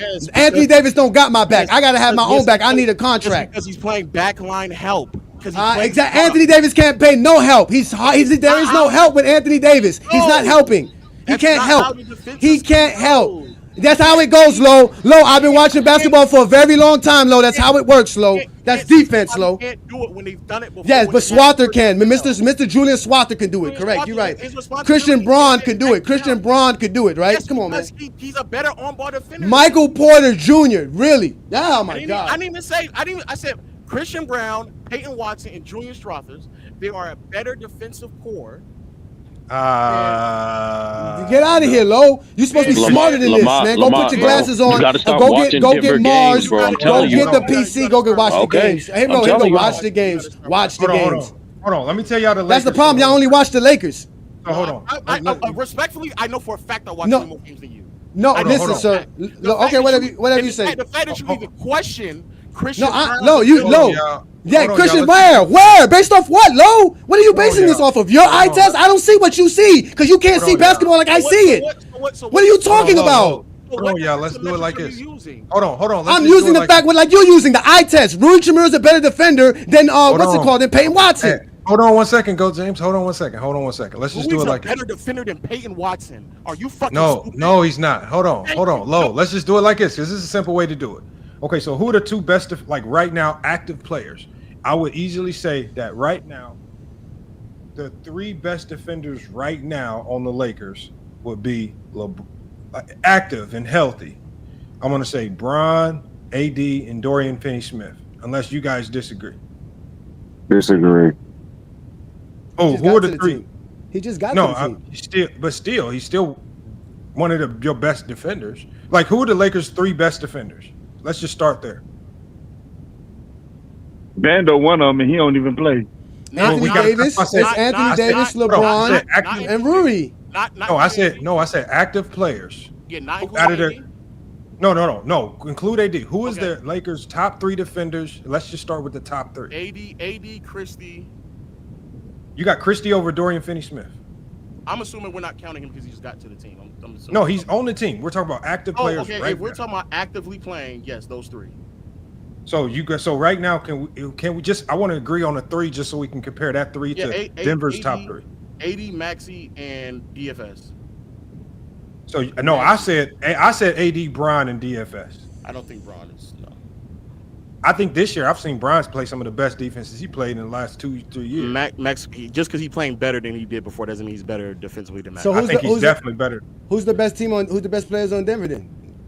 Okay, so let's compare. The top three that you said. Let's go with, because I don't think Max Christie is a top defender, but we can rock with that. Okay, so we got AD, Max Christie, and Dorian Finney-Smith. Okay. Who's the top three active right now in Denver? Christian Brown, Peyton Watson, and I guess we're not saying Aaron Gordon. Well, Yeah, you can say he's healthy. He's active. If you count Dennis Smith, you got to count You Aaron count Gordon. They DFS played about the right same here. games on. No. You can count no. Gordon. Gordon's healthy Okay, right now. He's healthy right now. He's playing. Okay, so we got Aaron Gordon, Peyton Watson, Peyton Christian Watson. Brown. Now, so the problem is, I feel like we're using Peyton Watson. Is he even getting rotational minutes? Yes. Why are y'all Yes, asking he this is. question if you watch the game? No, he is. No, he does. I said that. I don't know how many minutes he plays. I'm not pretending to He's know. he's getting 24 minutes a game. 24 minutes a game. Okay, so he's getting rotational minutes. So we got Peyton Yes. Watson, Mm-hmm. Aaron Gordon, and Christian Brown. You said? Mm-hmm. Yeah. That ain't better than the Lakers' best three.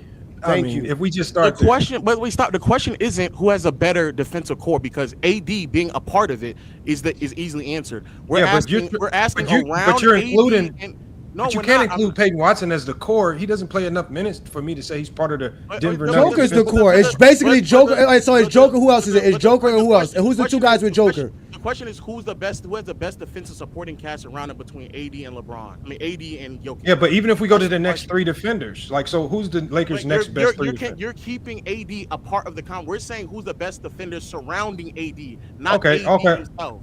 So you even if we go with even if I go with the surrounding defenders. So for example, LeBron, I'm taking Austin Reeves on defense, right? I would take Austin Reeves on defense over a guy like Russell Westbrook.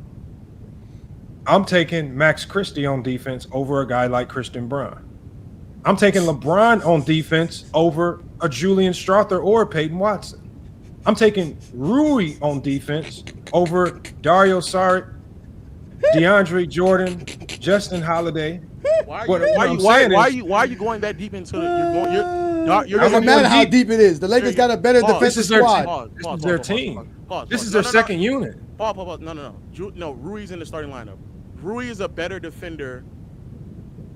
Let's just go. And then we still haven't got on Gabe Vincent, Dorian Finney-Smith, and Shake Milton, and even Jackson Hayes. We're going to player. Who's a better defender, Jamal Murray or Austin Reeves? Austin Reeves. Who's a better defender, Christian Brown or? Your hand selecting these matchups nasty. No, he's going off position in minutes. I'm going position in minutes. I'm not going off of. Okay, go. Give me the next one. I got Austin Reeves better than Murray though, for sure. Okay, Christian Brown or I don't know who would. What positions? Small forward. This is two now because they play big with two. Okay, that's Max Christie. So that's Christian Brown versus Max Christie. Now, yes, Max. I'm taking Max. Perfect. Who's better, MPJ or Rui? Rui, for sure. Who's better, LeBron or Aaron Gordon? Aaron Gordon. Okay. Who's better, Peyton Watson or the first player off the bench for Dorian? most of the season has been has been Dalton. It's been Dalton Connect. Okay, I'll give you what's his name? Peyton Watson. He's better. Who's a better defender, Gabe or Julian? I don't know nothing about Julian. I'm not gonna lie. Okay, and that's all I needed. I just needed for everybody. Hold on, but you still didn't go to Dorian Finney-Smith, who's in the rotation. It's only 7. You still didn't go to Jackson Hayes, who's in the rotation. These are 7 minutes being played. 7 games being played with DFS. And Jackson Hayes has played 19. Most he missed a massive gap throughout the season. If I were to just use a 7-game sample size that he's been on the roster, the defense will look significantly better when he's there. Yeah, but also what you got to account for is that when you're missing guys that I could consider to be like when Dorian Finney-Smith gets integrated into this rotation. And right now, I believe that this Laker defense improves. Right, I think that's when AD is optimal AD, when you put players like Dorian Finney-Smith around him, right? And when Vandy comes back, but that just makes AD a better rim protector. It's not gonna make him a better anchor. An anchor don't need good defensive players around him to be a good anchor. A good anchor is always gonna be a good anchor. Give me an example. Draymond. Draymond doesn't need good. So why didn't he do it in 2021? So because 21 they were visibly trying to tank to get the pick. So I can't take a year where the team is visibly trying to lose games. So what year did Draymond not have good defenders around him and they were still in elite level defense? I believe the year they won the championship. I don't look at that roster that they had and say that's elite defense, but they still were able to play elite level defense, especially against the Boston Celtics when needed, because their anchor was very consistent. Wiggins, a guy who I had never looked at as an elite defender in his career, gets with the Warriors, and now we're looking at him like he's an elite stopper because the anchor behind him is really good.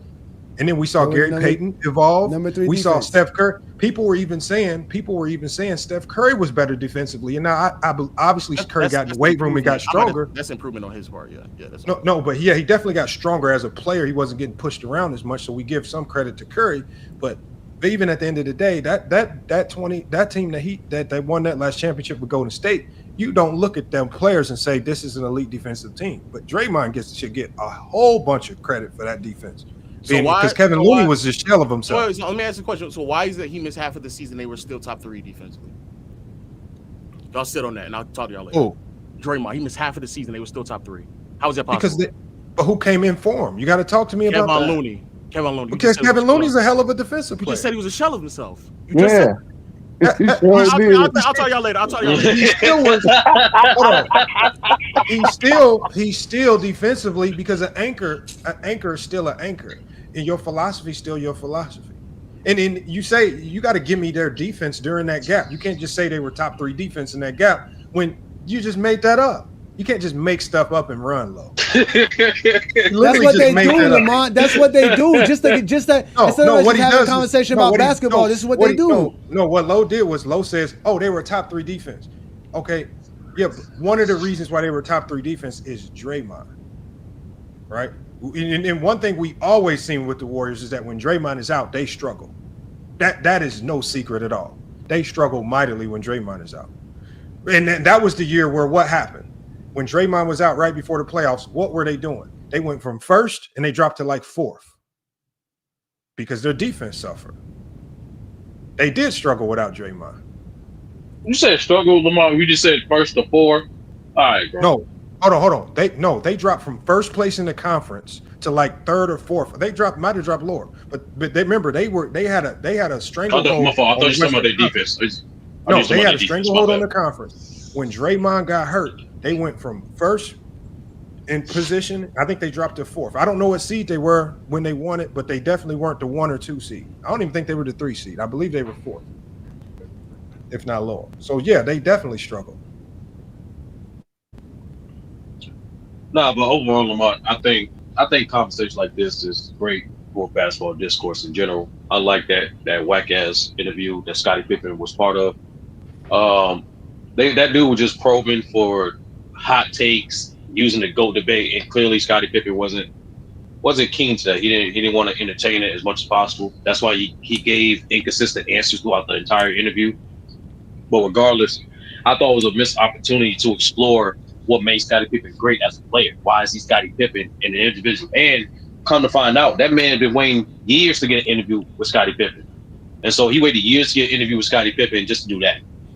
I personally think that was a but he, as you can see, he never had any true intent on speaking to Scottie Pippen about Scottie Pippen. It was always just to go on a fishing expedition about Michael Jordan. That was clear from the comments. And like me, we not crazy because he literally has hundreds and hundreds of comments from regular people that are saying the same thing. And so it's just like me or you. Like we all know that if Jason Whitlock came on this channel, I'm going to have a clear intent with how I question Jason Whitlock, right? I'm going to be getting to one of his bad takes, something where he was, hypocritical. Like my questions are going to fall in line with whatever narrative or intent I'm trying to get to. And it will be clear and visible what I'm trying to do. All right. It's the same when he went on Ticket Channel. Ticket walked him right into the trap. And you saw it from a mile away, and Jason Whitlock didn't know how to react to it. But is it just like this? We're not dumb. Our eyes aren't lying to us. And I just think he missed the ball. I think Pippen before the interview started should have really set some groundwork for the direction of the conversation. And I just think he allowed PBD to control the narrative as opposed to him setting the groundwork for the conversation before it started.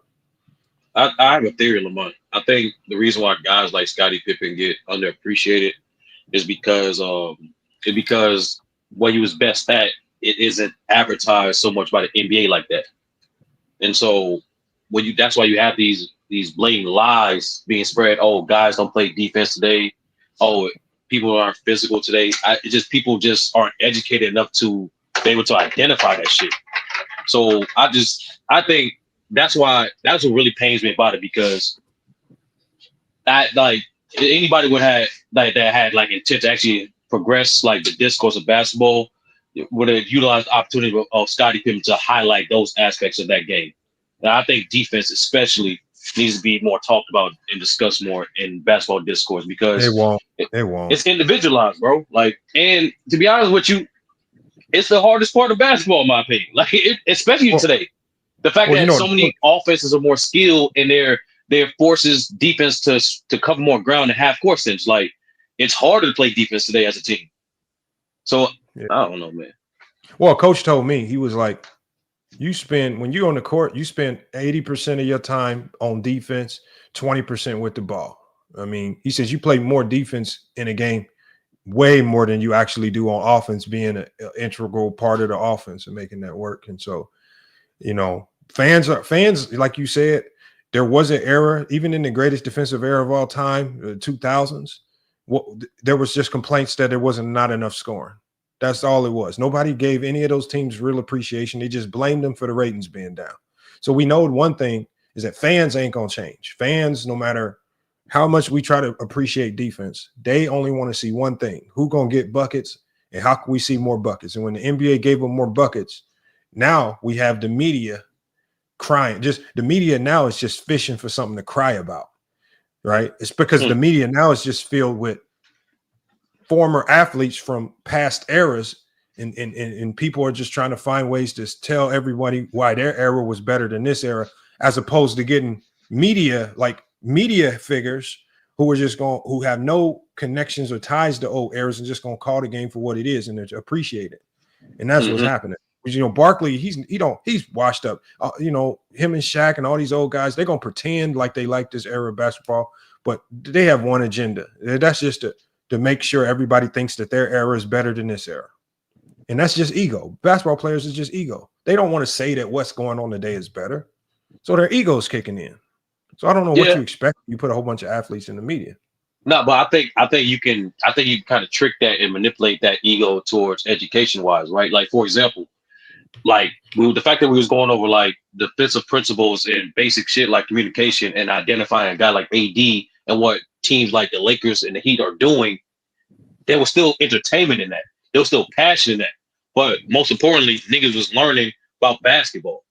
And I do believe and that's the main difference between, I think there was way more of an effort in comparison to the mainstream media of past years in regards to educating the fan base than opposed to now. Now it's more so about clicks, shots, polarizing headlines, and opposed to educating the masses as you providing the entertainment.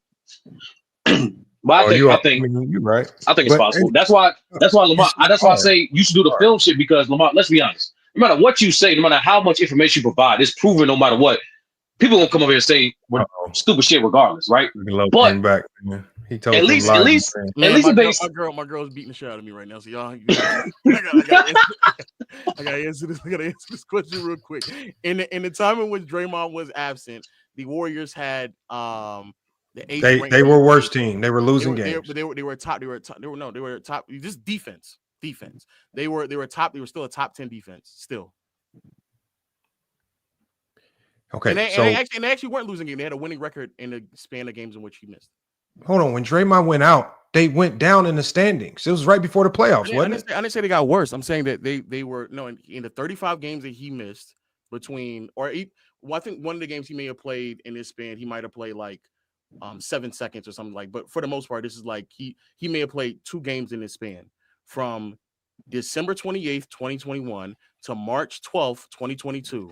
There's a 35 game sample size. They were still a winning organization, albeit game or two above 500, but it wasn't that big of a deal. And how many points they allowed, because we're talking about defense, was 108, which was effectively eight or ninth in the NBA in that span of time. They were still a top 10 defense without Draymond.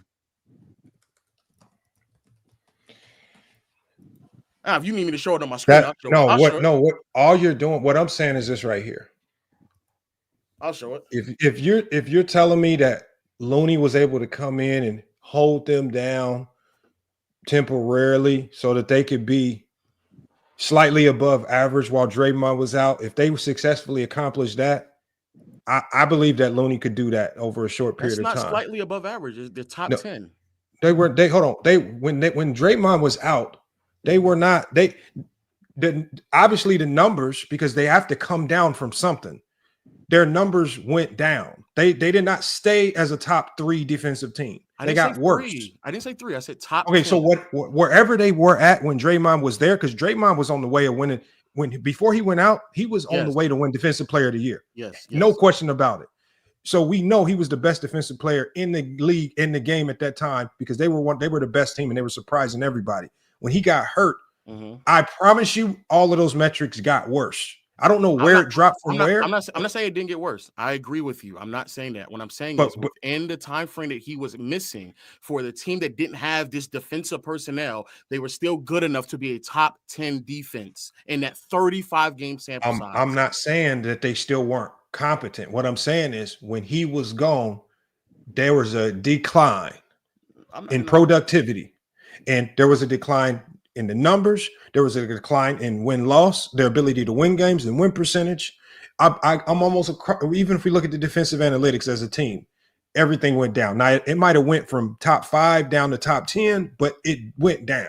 Nothing got better defensively without Draymond. No, I'm not saying it got better. No one's not saying it got better, but the argument of their defensive personnel around Draymond not being that good, but still being able to sustain a top 10 defense, that doesn't mean that they're bad. That means that either the defensive system is good enough to still sustain a top 10 defense without Draymond, or the personnel is better than what you're doing. No, that means they were still good enough to be a top 10 defense until Draymond came back. But that doesn't mean they were playing top 10 defense during that span. That's what you feel. No. That's literally what that is. Okay. 35 games that he missed. 35 games. Yes. Exclusively to those 35 games, they had a top 10 defense. Yes. Not from the average of the season, just in those 35 games spent. 35 games. That's factual. You just 10 defense. Okay. I didn't hear you say. I thought you said that they went from 3 to 8 and when he came back. That's what I thought you meant. But go ahead, continue. When he was there. Okay, hold on. No, here. So I have it right here, and I know this number still doesn't tell everything.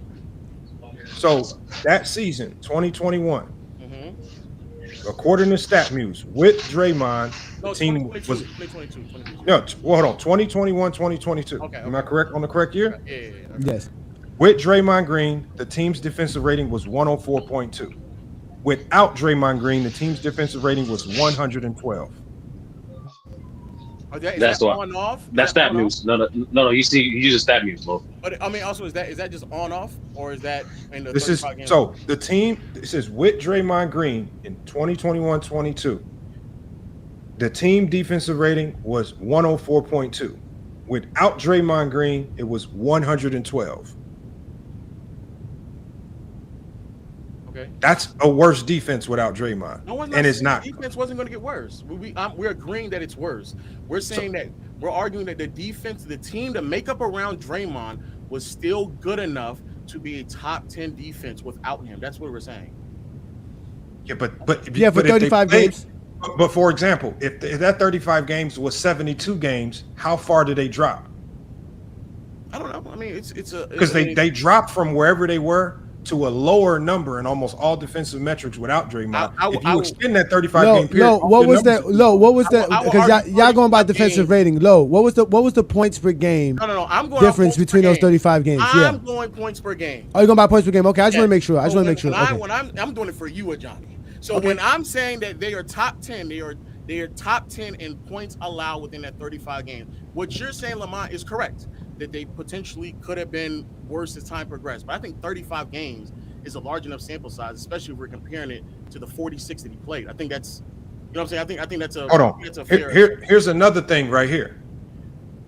With Draymond Green that same year, the team had a defensive net rating of +1. Without Draymond Green, they had a defensive net rating of -6.8. That's a significant difference as well.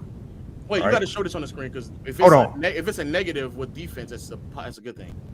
No, not with net rating. Then it's just like Kobe. You're saying defensive net rating. That's why I need to see what you're saying.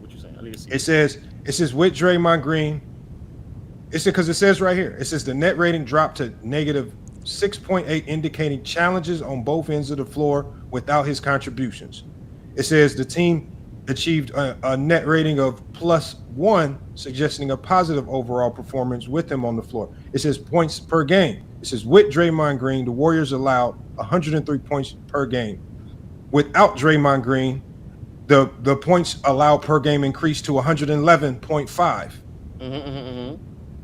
So everything got worse when he wasn't there. No one is not arguing that, Lamont. We all agree that they're going to get worse. What the point I'm making is that you are saying that the defensive personnel around Draymond wasn't that good. You specifically said if you take him off and you look at who else is around him, you're saying they're not that good. When I look at Andrew Wiggins, I never seen him as a defender until he got on alongside Draymond. When I look at Kerr, he was not that good. When I look, that's what you said. Hold on, let me tell you the roster around Draymond. Let me just tell you the names, and I'm gonna tell you why I feel like it was Draymond. Obviously, you had Steph, who was no longer the defender that he used to be. I mean, Klay was no longer the defender that he used to be because of the injury. You have Curry, who's never been an elite defensive player. You had Jordan Poole, who we know is just a cone, right? You had Wiggins, who prior to that particular year was not really looked at as a two-way player. He was an elite scorer, but I never seen this two-way that we saw. So some of that is on Wiggins on his own too. I'm not going to credit that all to Draymond. I think you had Iguodala, who was past his prime. You still had a young Kuminga, who just wasn't ready to be a good defender. Otto Porter, who was much older, probably still resourceful, but no longer an elite defender. And then you had Bielika. You had James Wiseman and Kevon Looney. You also had the only other people who were great, I would say good defenders, Gary Payton. But outside of Gary Payton, we're not talking about a roster where you just look at it and be like, damn, they about to be a top 5 defensive team. So how were they top 10 without him? They weren't. Hold on. They were not top 10. They were dropping. They were on the decline. If they would have continued playing without Draymond. From 2 to 10. That's a big drop. I'm not saying it's not, but it's still top 10. No one is saying that it's what's a big or not. But the issue is they weren't able to maintain being the number 2 defensive team in the league without Draymond. They were dropping, and it was. If you are top 10 defense, is that still not a good defense? No, they dropped from 2 to 10. They didn't maintain 10. They dropped. Maybe we're mistaken. I am saying exclusively in the 35 games. I'm not talking about by the time we got to the 35 games or when we got to. They were not a top 10 defense exclusively because they had 112 defensive rating without Draymond. That's not top 10. You have to show me what you because. Okay, hold on. It says hold on. I'm gonna put it on screen. It says so low. So you think that they could have held that top 10 defensive presence without Draymond for the rest of the season? I think a 35 game sample size is large enough where we're talking about 46 games from Draymond. We're talking about 10 more games in the sample size would have been. No, without Draymond, there's no metric that shows. You have to show it on your screen. Okay, here it is. I'm about to put it on the screen now. Well, you didn't show yours. I've said multiple times you want me to show it. I show it. I got it right here now. Yeah, that's what I'm saying. But that's what I'm saying. You think that team would have stayed a top 10 defense without Draymond Green for that entire season? 35 games is a large enough sample size. They were dropping. Hold on. The only thing that 35 games showed us is that they were on the decline defensively. And when you drop from 2 to 10 and dropping, the only thing that saved them was the season ended. Go James Kingdom. If that would have happened at the beginning of the season, they would have plummeted. No, he deeper. He came back. He came back way before. He came back last season. Hold on, you talking about the year they won the championship? My point is that hold on. Remember the big three hadn't played a game together. No, he had played like the last 12 games of that season. By the time we got to March, he played the last. But he still wasn't himself. I'm just saying he still came back. That's what I'm just saying. He came back. Yeah, he came back, but. So if I were, so I'll actually, Lamont, if I were to look at the 10 games leading up to the end of this 30-game sample size, you're telling me it would have gotten worse in those last 10 games? Hold on, what do you mean the 10 games? In the 35-game sample size we're referring to, you're saying all I'm saying is, out of all the games that Draymond missed, which includes his 35-game samples, whatever games he missed, the large chunk that he missed in a row, their defensive rating, all of their defensive numbers were significantly different. And you can't tell me that the defensive numbers that I'm seeing, from points per game allowed, from net rating to defensive rating, they all look supremely different without Draymond on the floor. And you're telling me that they would have been able to maintain a top 10 defensive rating if it was any longer than 35 games? They dropped 8 spots and it was on the decline. We're nearly talking about half of a season. Like, what are we saying right now? Half of a season. Half a season. 35 games is not half of a season. You dropped 8 spots. If you go another, but again, if we take the same trajectory, right? Those same half a game, you take another 35 games, they don't drop, they don't decline to 14, down. 15, 16. So again, you're arguing that it should have got worse. So that's what I'm asking. If I were to look at the last 10 games of this 35-game sample size, that means that you are arguing that as time progresses, it would have gotten worse. That's what y'all are arguing. So if I look at the 10-game sample size you looking at? The 10 games before he came back. Okay. So is that a part of the 35? Yeah, it'll be a part of the 35. I'll look at exclusively the 10 games before he came back, and what were they looking at? Why are you doing that? Why are you going to do exclusively those 10 games? Because by y'all's theory, that as time progressed within this 35-game sample size, they also should have gotten worse. But you're comparing it to the same 10 games that are played at that time. It's not comparing it to the rest of the season, Lo. Wait, no. The 10 games. Take those 10 games and where would they be ranked compared to the league at that season? That's what you have to do, Lo. You have to compare it to the rest of the season. You have to take what they did within those 10 games and see where they would be ranked compared to what they were for the regular season to other teams. Will they still be a top 10 teams playing that style of defense? In 2022. Well, we don't know. No, we can. They got the numbers. Man, we gotta look at it right now. In 2022, if you allowed 108 points per game, even for the totality of the season, you still would have been a top 10 defense. Okay, so 108 points per game is top defense. What did they give up those last 10 games, Lo? Okay, I'll look at it. Hold on. This is points per game, correct? You said points per game, correct? This is your metric. No, hold on. Without Draymond I know. Thank you, Green, Lo. I appreciate that. Without Draymond Green, they were giving up 111.5 points per game. That's defensive rating, though. That's defensive rating, Lamont. No, that's points per game. They gave up. But no, he's gonna look it up. He's gonna Lo got it. Lo's gonna go find Lo's gonna find those last 10 games and find out how many points per game they were giving up. I want you to see my screen, so you can see that I'm not saying. So this is again from December 28, 2021 to March 12th, 2022. Yes. This is a 35-game sample size, 108.4 opponents per game. So that they are top 10. So now I want Lamont to show me what he's getting. No. What is that's just for during that same span. You're doing the whole league. You're saying during that same span they were playing top 10 for that 35 game span. That's what. But do for the season. What was what would 108.4 be if we were comparing it to the regular season? 108.4 would have been 10th in the NBA for the totality of the season. So you're saying that the team that was in the top 10 gave up 108 points per game. Filters off. Let's see. No. Well. Oh. Okay. Here.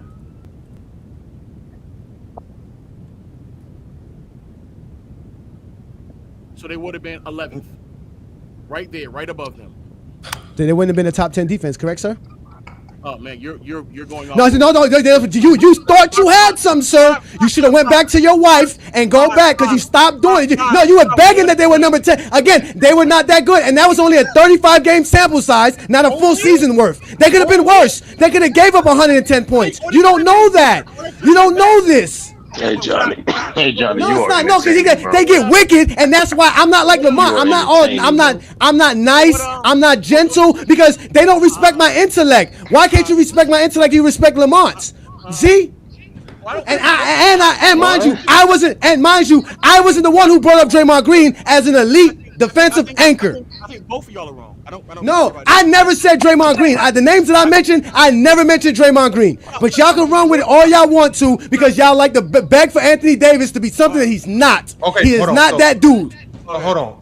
Let me ask you this. Low, is Draymond Green the reason? Is Draymond Green the 4-point difference as to why they were either 104 defensive rating versus 108 defensive rating? Oh no, let's be clear. It's a 3-point difference because we're going to get down to the point whatever decimal to be the difference between 107.5. We can make sure we get this straight. It is a 3-point difference.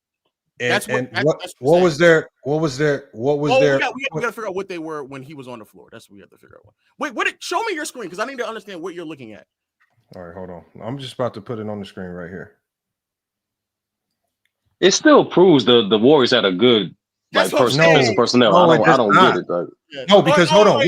What you're not taking into consideration. So first of all, in the beginning of an NBA season, all the teams start from 0 and work their way up.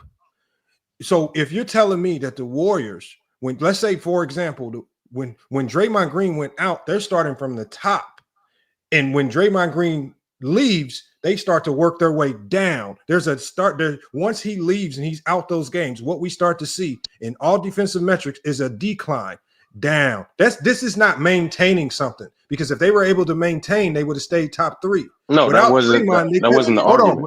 No, this is. No one is saying that they're going to. No, we're not. No one is saying that they're sustaining. No, but what you're doing is so what you need to account for is the algorithm, and this starts to become math now.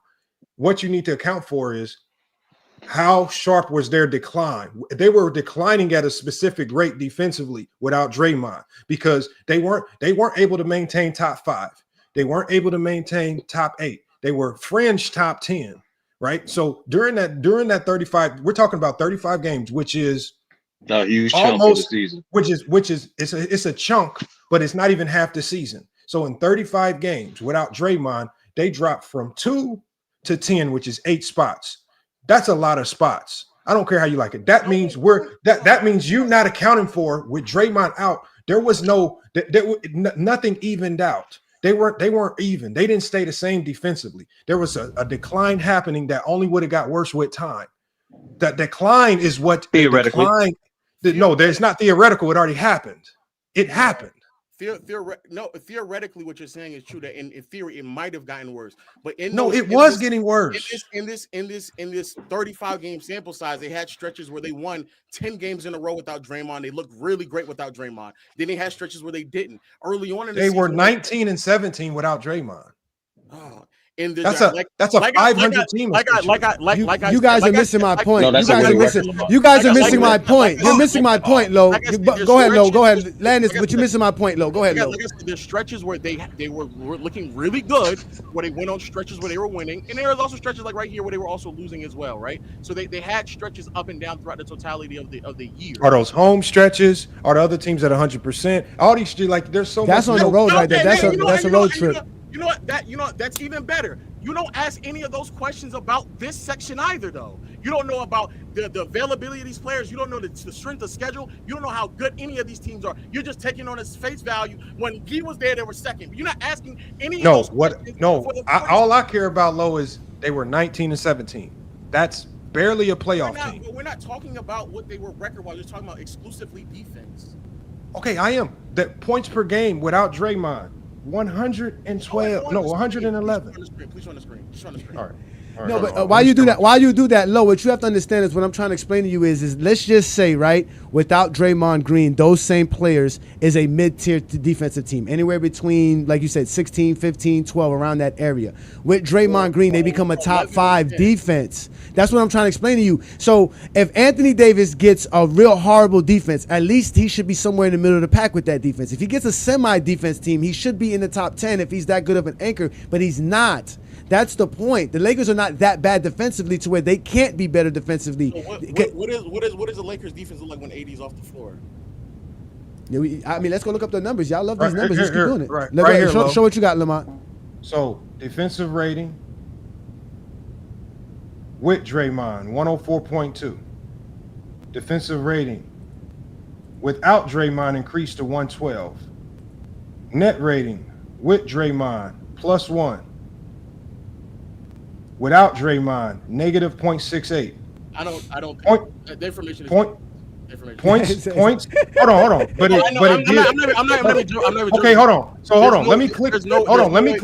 Let me click where it got the information from, because it got this from Athline Sports. When Draymond was when Draymond was playing, they were definitely the net. So it says right here. Hold on, because it got this information from. So I clicked on the source that it got it from. It says NBA Insider provides injury update for Warriors Draymond Green. An NBA Insider provided an update. So this whole article where it pulled the information from talks about it. So it cited its source. It came from Athline Sports, and that's where they got this info. It says without their let's read the article. Hold on. Without their best defensive player against the NBA reigning champions, the Warriors produced a negative 40.7 net rating during the season. The Warriors posted a 1.0 net rating when Green plays, and their production drops significantly when he doesn't suit up to negative 6.8 figure.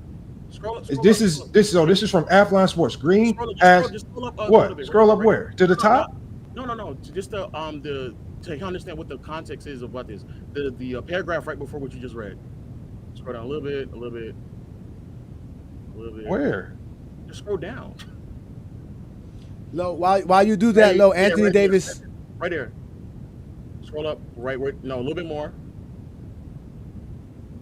Right there. After the Celtics destroyed the 21-21, only Sacramento Kings, Stanley Lakers, without their best player, champions.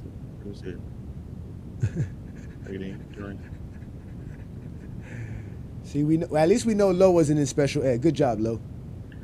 No, I'm saying this. It didn't just pull these numbers out of their ads. Yeah, they did, because that's not accurate. No, yeah, Low. It could be wrong. Hey, Low. Anthony Davis's on and off this season for his defensive is a negative 0.8. That's not that big of a difference. That's the only reason I'm saying that, Lamont, is because when Draymond was playing, they were like historically great. They didn't just have a net rating of +1. That is like incorrect. In 2022, when Draymond was playing, they were running and operating at a historically high level. They were not up. No, when Draymond Green was not playing that year, they looked bad. No, I know. I'm not. No, listen to what I'm saying. When Draymond was on the floor, it wasn't, their net rating wasn't just +1, because a net rating of +1 would be 500. That's not a net rating of +1 is not. That's what I'm saying. That's why I'm like, that net rating doesn't make any sense. I don't know where they're getting the information from.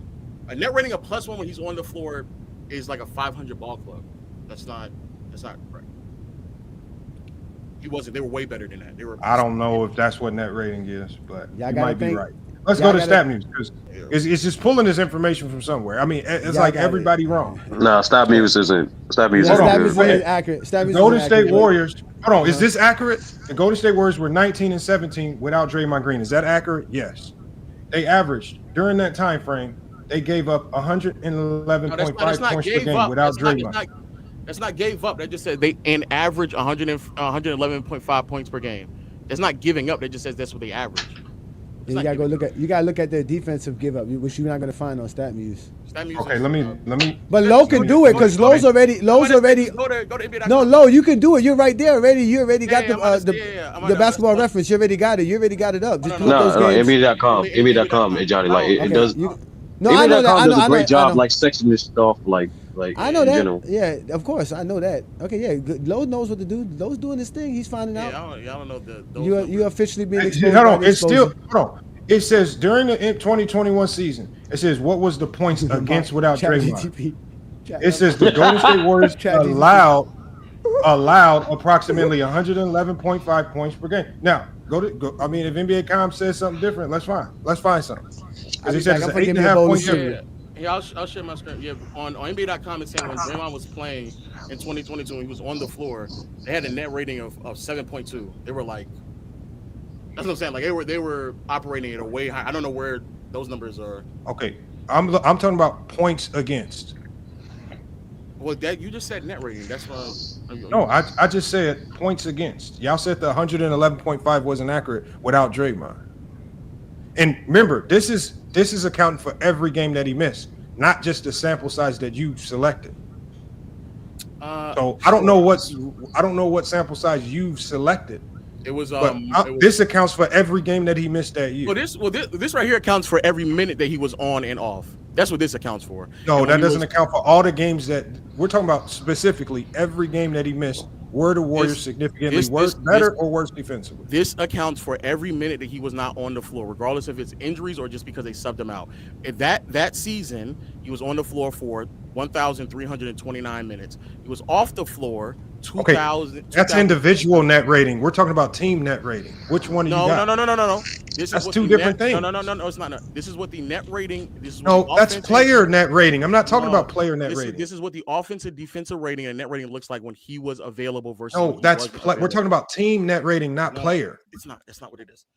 Yes, it is. What are you talking about? Okay, go put up team net. When you're looking at on-off rating, when you're looking at on-off course. No, you finding metrics. I know what net rating is for individual players. I didn't say his individual net rating was 1. I said the Warriors' net rating was 1. You're looking at two different analytics because I'm looking at the team defense, not in individuals. You can't tell me Draymond Green's individual net rating. That's a different analytic. That's why I told you, that's why I told you to go to Basketball Reference, clip up those games that he didn't play in. It'll tell you. It doesn't do that. Yeah, it does. No.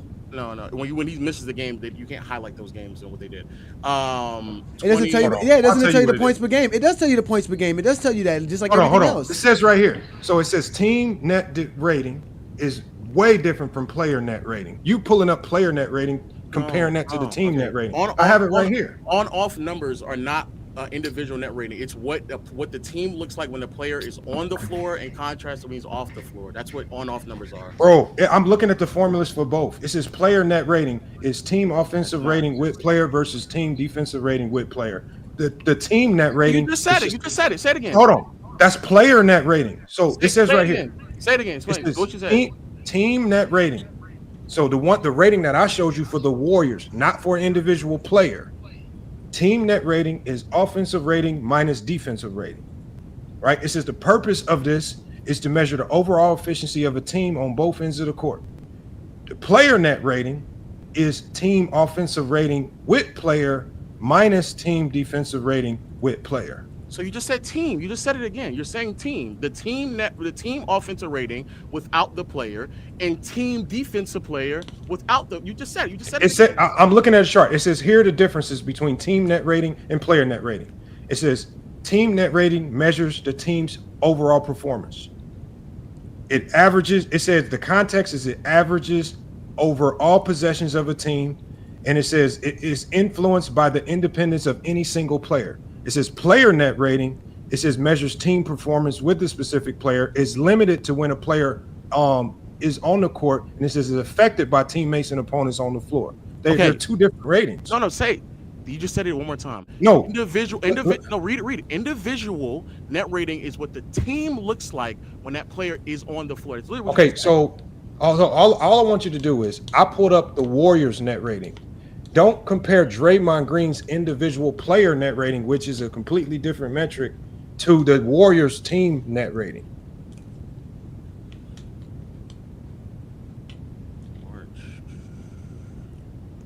I mean, you can't y'all talking about. I'm not talking about Draymond Green's individual. Hold on, I'm pulling up the numbers right now. I'm going to tell you what the Warriors were scoring for a good portion while Draymond was gone. Give me a second. I have it. No, I got it. In the sample size. Sure, yes. I'm trying right here. All right, December 28th, 2021 to March 18th, and I want to make sure I'm getting that right. But March 18th of 2022. That's the sample size that I've been referencing. In that stretch. Well, he came back after the 12th. He was out till oh yeah, I might. That's what I'm trying to figure out. I'm trying to double check. Yeah, I got from what I got, because there was some games he missed in between, in the beginning of January. So he missed a couple of those games, so I'm not counting that. So I started from January the 11th to March 12th. Oh, I was going back to the 6th. I'm not the 7. He played 7 seconds. I'm counting that as him not playing. Let's be honest with ourselves. So I'm counting from January 6th. Okay. So January 6th. He didn't play the game on the 9th. How many? You said he only played 7 seconds on the 9th? He played 7 seconds. Okay, all right, go ahead. I'm listening. To the 12th. To the 12th. Oh my bad. Okay, I've had it to the 18th. My bad. I was doing. That was Clay comeback game, right? I can't remember. He played 7 seconds. He went to the locker room. The Cavs had a 3.1 net rating, defensive rating of 110, offensive rating of 113. The Cavs? What are you talking about? The Cavs? I mean, I said Cavs. I'm tripping. The Warriors. What was that points per game between that span? Between you said I have to go to, so that defensive rating during that time frame is actually worse than what I had. I'm just. Oh wait, it popped up. It popped up for me between January 6th to March. I put March 12th of 2022. The Warriors put up 109 points per game defensively, and they that's what it says. Opponent was 109 points per game. How good is that?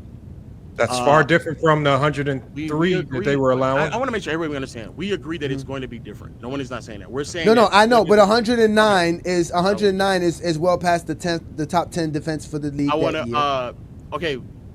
I want to stop because we're saying a bunch of things. The only reason I went to net rating is because Lamont was asking about net rating. So before I leave this page, Lamont, they were a 3.1 net rating in this 31 game sample size. And I adjusted it to where Johnny wanted to start off at right here because obviously he only played 7 seconds here. So in this 31 game sample, so they had a net rating of 3.1. Okay, so remember that, 3.1.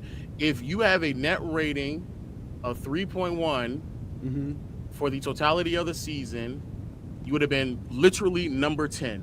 That's the 10th. That's wait. That's this season. Yeah, but net rating compares your offense to your defense. We're talking about where your. I know, but I'm just showing net rating because that's where Lamont at. That's what Lamont asked me. Net a 3.1 net rating would have given them 9th best in the NBA that season. So I'm answering the Lamont net rating. That's all I'm doing. A defensive rating. No, but that's not how you measure their defense without Draymond. Because what you're doing is I didn't want to. You use net rating. This is what you need to measure. You need to measure the decline where they went from with Draymond versus where they declined to, because the rate of the decline is their defense, not where they landed at. So what you're doing is you're looking at where they landed at once Draymond Green finally came back and even things out. But the thing is, the rate of their decline is the tail of their defense. Because what worries me with that Warrior team is that they fell from the top to 10th so quickly in a 30-game sample size. 30 games. If Draymond Green's absence was even longer, the only thing that would have happened, that decline did not look like it was going to even out and stop at 10. If you continue another 35 games, they drop more. There was a decline happening that the Warriors couldn't stop defensively. And so mathematically, you got to take into consideration not where they landed when Draymond Green came back. It's the rate of the decline without Draymond. There was no evening out. I want to know what 109.1 would be in that season as a defense. I'm gonna go to Johnny, but points. That's what between January 6th and March 12th, those 31 games that we're talking about, they gave up 109 points per game as a team defense without Draymond Green. What would that be if we compared that to the rest of the NBA that year?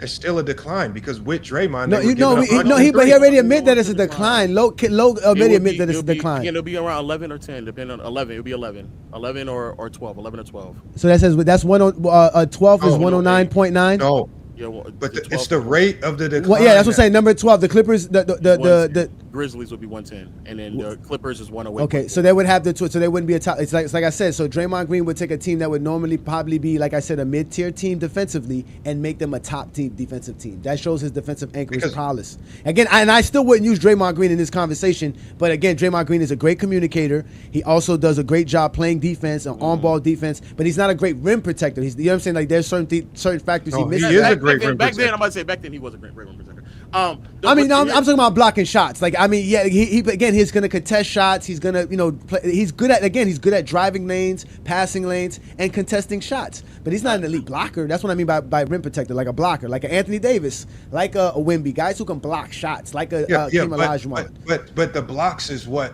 See, the problem with Anthony Davis, I think, is the blocks and the steals that muddy up his defensive analytics, because most defensive analytics are heavily relying on blocks and steals, which we know Anthony Davis accumulates a lot of. But the problem with Anthony Davis's defense is that we have a trouble identifying the impact translating into overall like team success. It always translates into Anthony Davis having great defensive numbers. But we will look at a game and Anthony Davis will have 5 blocks and 3 steals and they'll lose by 15. And it's just like, I don't get this. But why did they lose by 15 though? Yeah. But what I'm saying is there's a problem going on with this Laker team where players can have ridiculous individual stat lines and nothing translates to overall team success. To me, it's a broken team. Something's not connecting. There's something, to me, I just feel like it's what Johnny said. They don't have a defensive anchor, which is why they're begging for a defensive big. But even if you can't just get any defensive big and expect that big to save you unless he's a defensive anchor, right? That's why they wanted Clint Capella so bad. And Lo, just to give you a reference, the last 10 games between March 12th and February 16th, they were giving up 113th. So they were actually getting worse as the season progressed. Who did they play? Well, no, they did have a bad stretch. They had a road stretch where they had to play Denver. But they lost that game. They played Portland, won that game. Then they played Dallas, lost to Minnesota, lost to Dallas. Now, from Minnesota on, these are all on the road. You got Minnesota on the road, Dallas on the road, Lakers on the road. Oh, no. Yeah, we look at the Lakers. Denver on the road. So those are 4 straight games on the road. Then they went to play the Clippers at home. Then they went back to Denver on the road. But they won against the Clippers. So they lost 1, 2, 3, 4. They went on a 5-game losing streak in this span. And they won basically 500. They played 500 basketball. They were 5-5.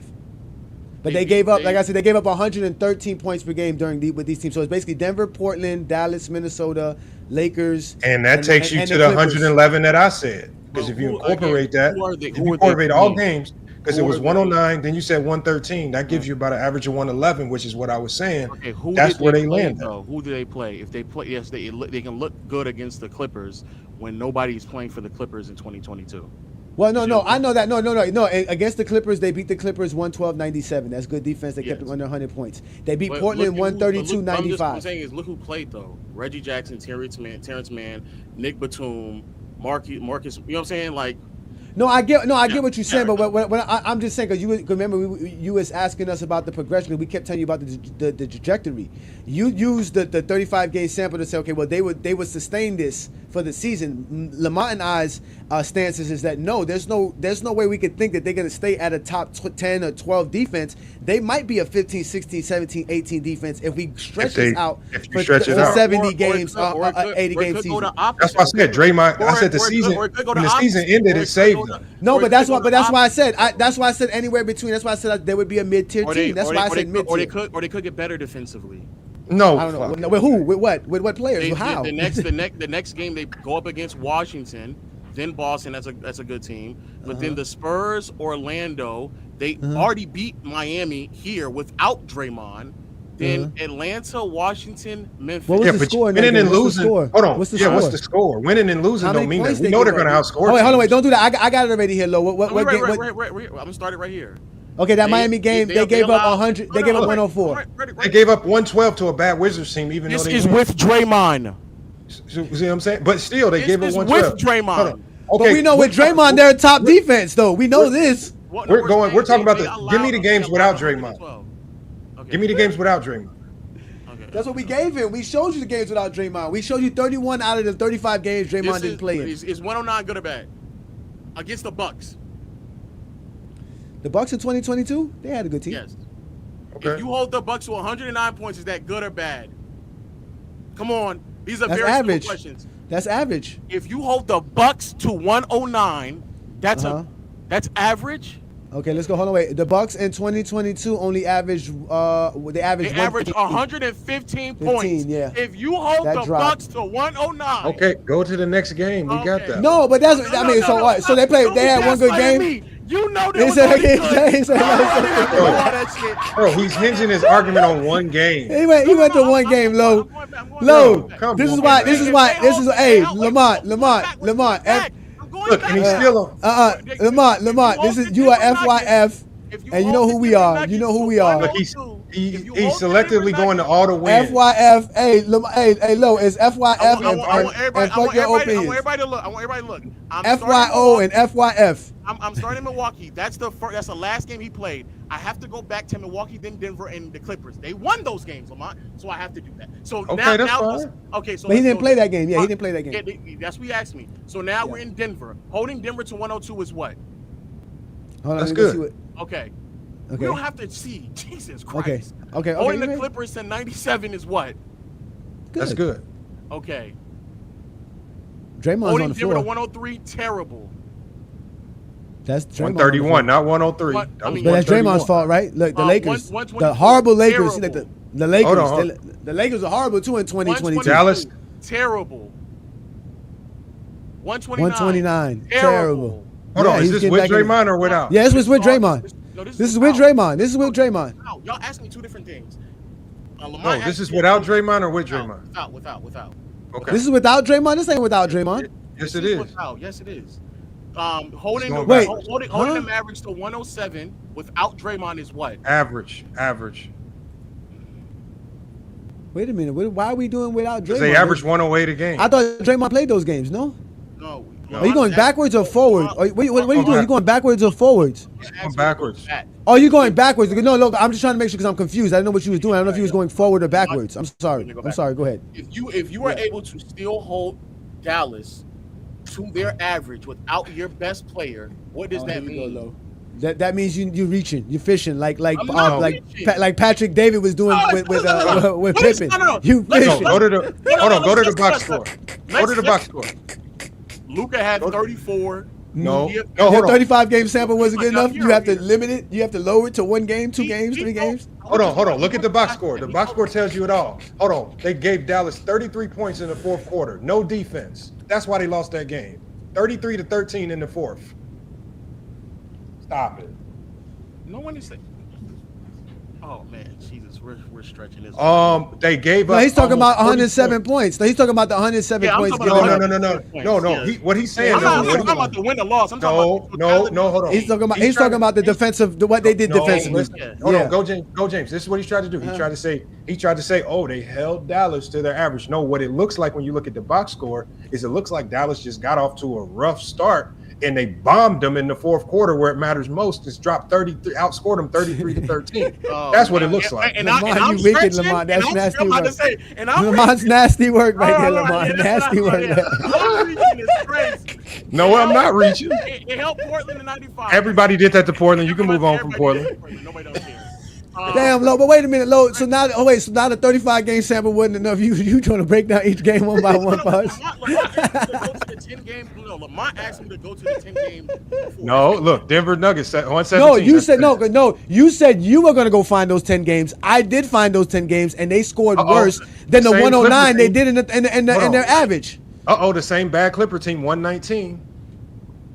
Yeah, because what's his name still wasn't playing back then. They gave up 4 more points in those 10 games than they did during the whole 35-game stretch. A 31-game stretch. The Lakers who couldn't score 150. With LeBron playing center. The Knicks, I the wouldn't horrible Knicks team. I wouldn't be surprised if LeBron didn't even play. The Utah Jazz, horrible Utah Jazz team. 85, 100, 111, 98. That's good. Oh, good. Oh, wow. That's good defense. 98 points is good. I'll take that. Yeah, OKC at that time. You lucky. 114 is not good. 120 is not good. 120 to a horrible Spurs team. 108 is. Wait, 108.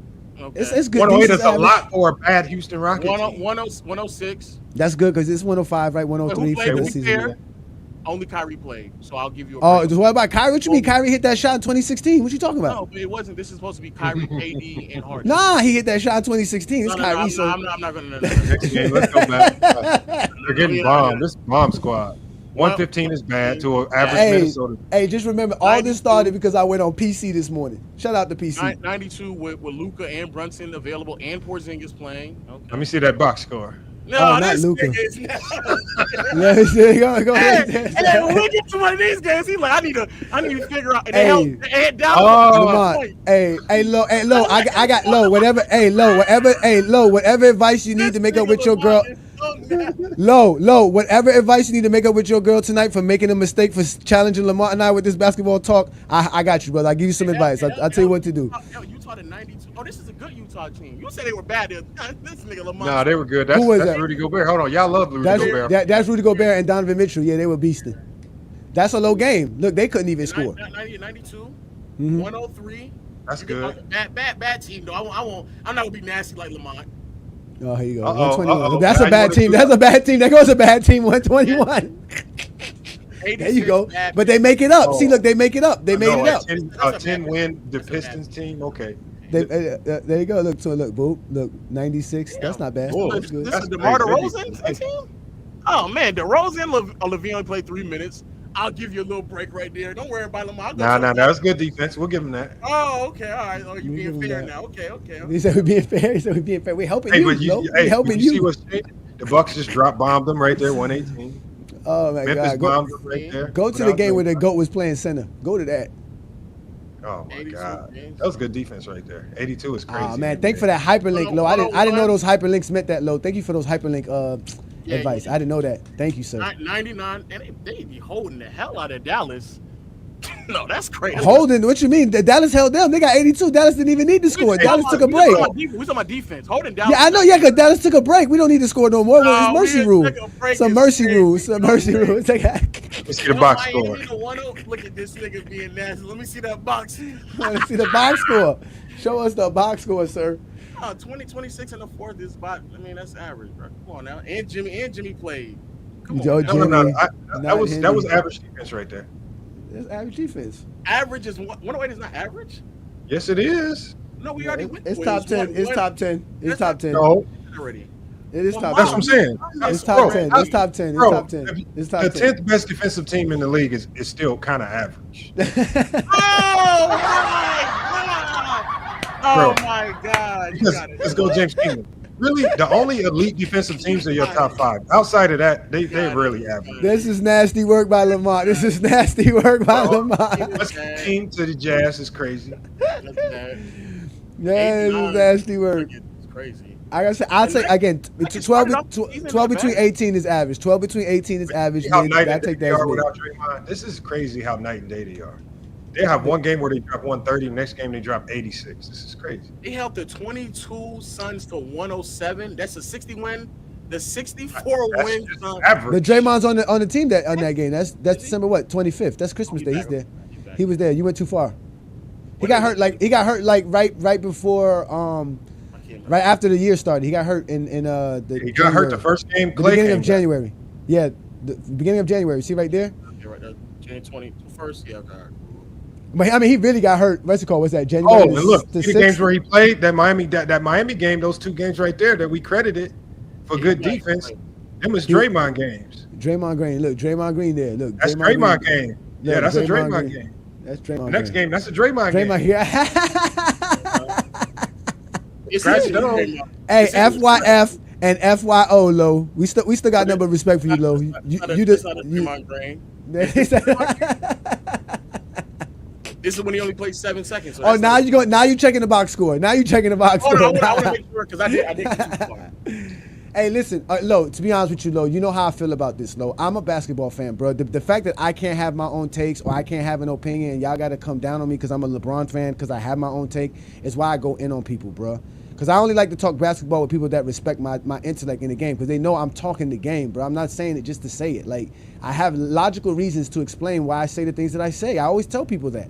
And I use stats, accolades, and achievements for everything that I do. No, Lo, I think, and I've been thinking this for a while, and I also thought this about Embiid, even when Embiid was an MVP.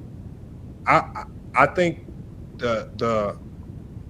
that style of big man, like the Embiid AD style, they just become overpaid like cap guzzlers because they numbers look beautiful, but it's hard to get that style of play to translate into winning. Because I feel like the way AD plays, teams will live with AD getting 40 versus a guard who's going to bomb you from the three-point line, get to the middle of your defense consistently, get you in foul, like all types of crazy stuff get to happening when guards go crazy on you, right? Mixed up in pick and rolls. Other guys get hot because they hitting them. And it's just like with AD, if AD get hot, it's like, oh, well, by the fourth, he's going to be tired as hell anyway. True. But I feel like the only thing I'll differ is that AD this year, and I feel like this way about Embiid, but specifically AD this year, he's getting to the free throw line much more often, and that puts the entire team at like a massive disadvantage. He slowed down recently, but I remember the first part of the season, he was getting to the free throw line like 10 times a game. It was kind of like ridiculous how he was getting to the free throw line. I think that helps them. I think that helps the Lakers. I think that helps the Lakers. To be honest with you. What I'm saying is, it'll put the opposing team goes in a bit of a fritz when he gets to the free throw line often. So I understand what he's saying. Like the 3-point shooting puts a lot of pressure on opposing team to have them stretch all the way to the perimeter to try to catch up with what's going on when it comes to the Lakers or just any team in the general sense. Like you stretch a defense to go all the way to the perimeter, that's harder to defend than what AD does. But I also think that AD being able to take advantage of like smaller lineups also kind of hurts a lot of teams because at the end of the day, there are a lot of teams that just don't have the matchup with AD. But that's what I'm saying. Like, I don't think people fear the Anthony Davis matchup. I think facts. I would feel like a team is okay with AD killing them with twos because I can always catch up as long as you're only making twos. It's twos. Yeah. I will live with that. Like, and that's why I think AD can have these monster stat lines, and it's either a close game or the Lakers lose. But as opposed to when you look at the games where you got Reeves and Kennett, and you have a whole bunch of guys who go like 3 or 7 from the 3-point line. Bron might go like 3 or 8 or something. When you spread that wealth around and they really have a barrage from the 3-point line, it's just like, and you diversify that attack. Like some of the Lakers' best games are when AD has like 18 and 15. But the team doesn't have enough 3-point shooters to rely on that, though. That's the problem. No, they don't. But they okay. I get that, but I just think that the only way you can go get the type of players you need to win games is you gotta parlay AD into that. I just don't think you can win with him. You mean trading AD for what? For 3 I don't know. Shooters? No, I'm saying. Obviously, there's no perfect trade because whenever you trade the best player, you're always going to lose in a trade. But I'm saying that style of playing through AD, unless he can be until he can turn into like a really inside out consistent force like Giannis, it's just hard for me to see him. Like Giannis has kind of changed the game with it. But Giannis did. I understand. It's just hard for me to like. AD is a great player, but he's like his numbers like Embiid's. No, like, this is the truth, Lamont. Anthony Davis' ability and attributes are perfect. Like I said, for how we learned basketball, which most of us learned basketball through the 90s and going into the 2000s and things of that nature, he's like the perfect player when you look at his attributes and all his abilities. But like you said, in today's NBA, it just doesn't fit well. So he has to be able to do multiple things, and he just doesn't do those multiple things as well as he does those elite things that he's elite at. But what he's elite at, he's an elite guy. He's an elite offensive rebounder. Man, this guy's a beast on the boards when it comes to offensive rebounds and getting putbacks and just getting the boards in general on offense. He's good at, you know what I'm saying? He's good at the rim. He can go off, like I said, any shoulder, whether he's posting up, facing you up. He does have a mid-range game. You see what I'm saying? And 60% of Anthony Davis's shots are what's it called? Assisted. I'm not saying it's elite. I'm just saying he has it. You know what I'm saying? You're not gonna leave Anthony Davis open for 18. Yeah, but AD scoring. So here's the problem with the AD style of scoring. The significant cost exchange is that it results in 4 guys kind of standing around watching. That means you got 4 guys turning in ice cold players, opposed to guys who can I would rather take a guy who can catch the ball 1-2 quick dribble, make something happen, as opposed to AD. He's starting to turn into Embiid because he catches the ball stops, everybody else stops, and he's going ISO at the end of a shot clock. Not only is he getting burnt out, guys standing around are getting ice cold. Now they can't make shots in the fourth because they ain't had no touches, and it's just like it's combined with the Lakers offense with AD's style of scoring. He just has a slow, lethargic way to go about his scoring, and you kind of just have to stop what you're doing when he gets the ball so he has room to work. And it's just not conducive to winning basketball for everybody around him. So he's burning himself out trying to score 30. Scoring, like if anybody who's ever scored 30 in a basketball game, you are gassed. There is no way you can consistently get great defense from him, which is why I think his defensive impact starts to wane a little bit. There's no way he can be a consistently impactful defender if you are gassed trying to drop 30, right? Unless you're scoring your points like Jokic, right? And you doing it the old slow trolley way, and then all they're doing is dropping you in drop coverage every time a pick and roll happens. AD's going out there defending the perimeter, being like a guard. As we saw in that one play, he's diving back in to get blocks, going for every rebound. It's just like, it's no wonder why teams don't fear the Lakers. The fourth quarter comes, it's over with. Look how they got walked down by the Spurs. They got walked down by the Spurs. You gotta agree with that, Lo, because you said that. You said that about him. He does too much. You said that he has to do too much. Yeah, I agree that the way that it's set up, he's asked to do too much. And I would argue that he's the worst offensive player probably in the top 10. I have to if you depend on who you consider the top 10. And the biggest reason for this is because he's just not like the passer and playmaker that he kind of needs to be to compete with a lot of those players. Like he's not contributing enough in those regards. And so you're right. Like the way that I'm gonna kill the thing. The way that they have to rely on his scoring ability, he doesn't just do the other things. Like anybody can go get 25 points, but he's not creating enough quick shots for himself. And then he's not forcing teams over to shift over to him to create opportunities for everyone else, like Giannis does, for example. So he's not making quick, but I genuinely believe that's like a problem with him. And you can argue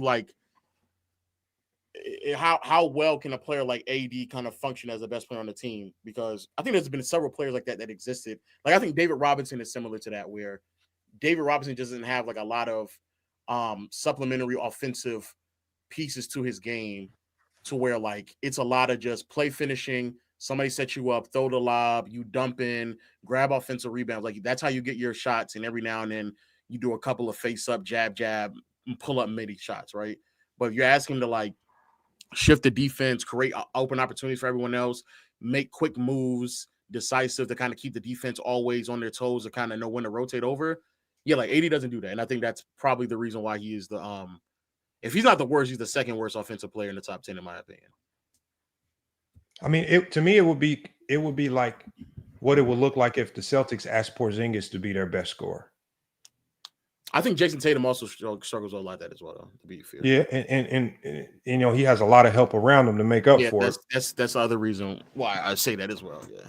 But until the way the league is now, I'm living with AD dropping 40 because you're just not gonna beat me with 2-pointers.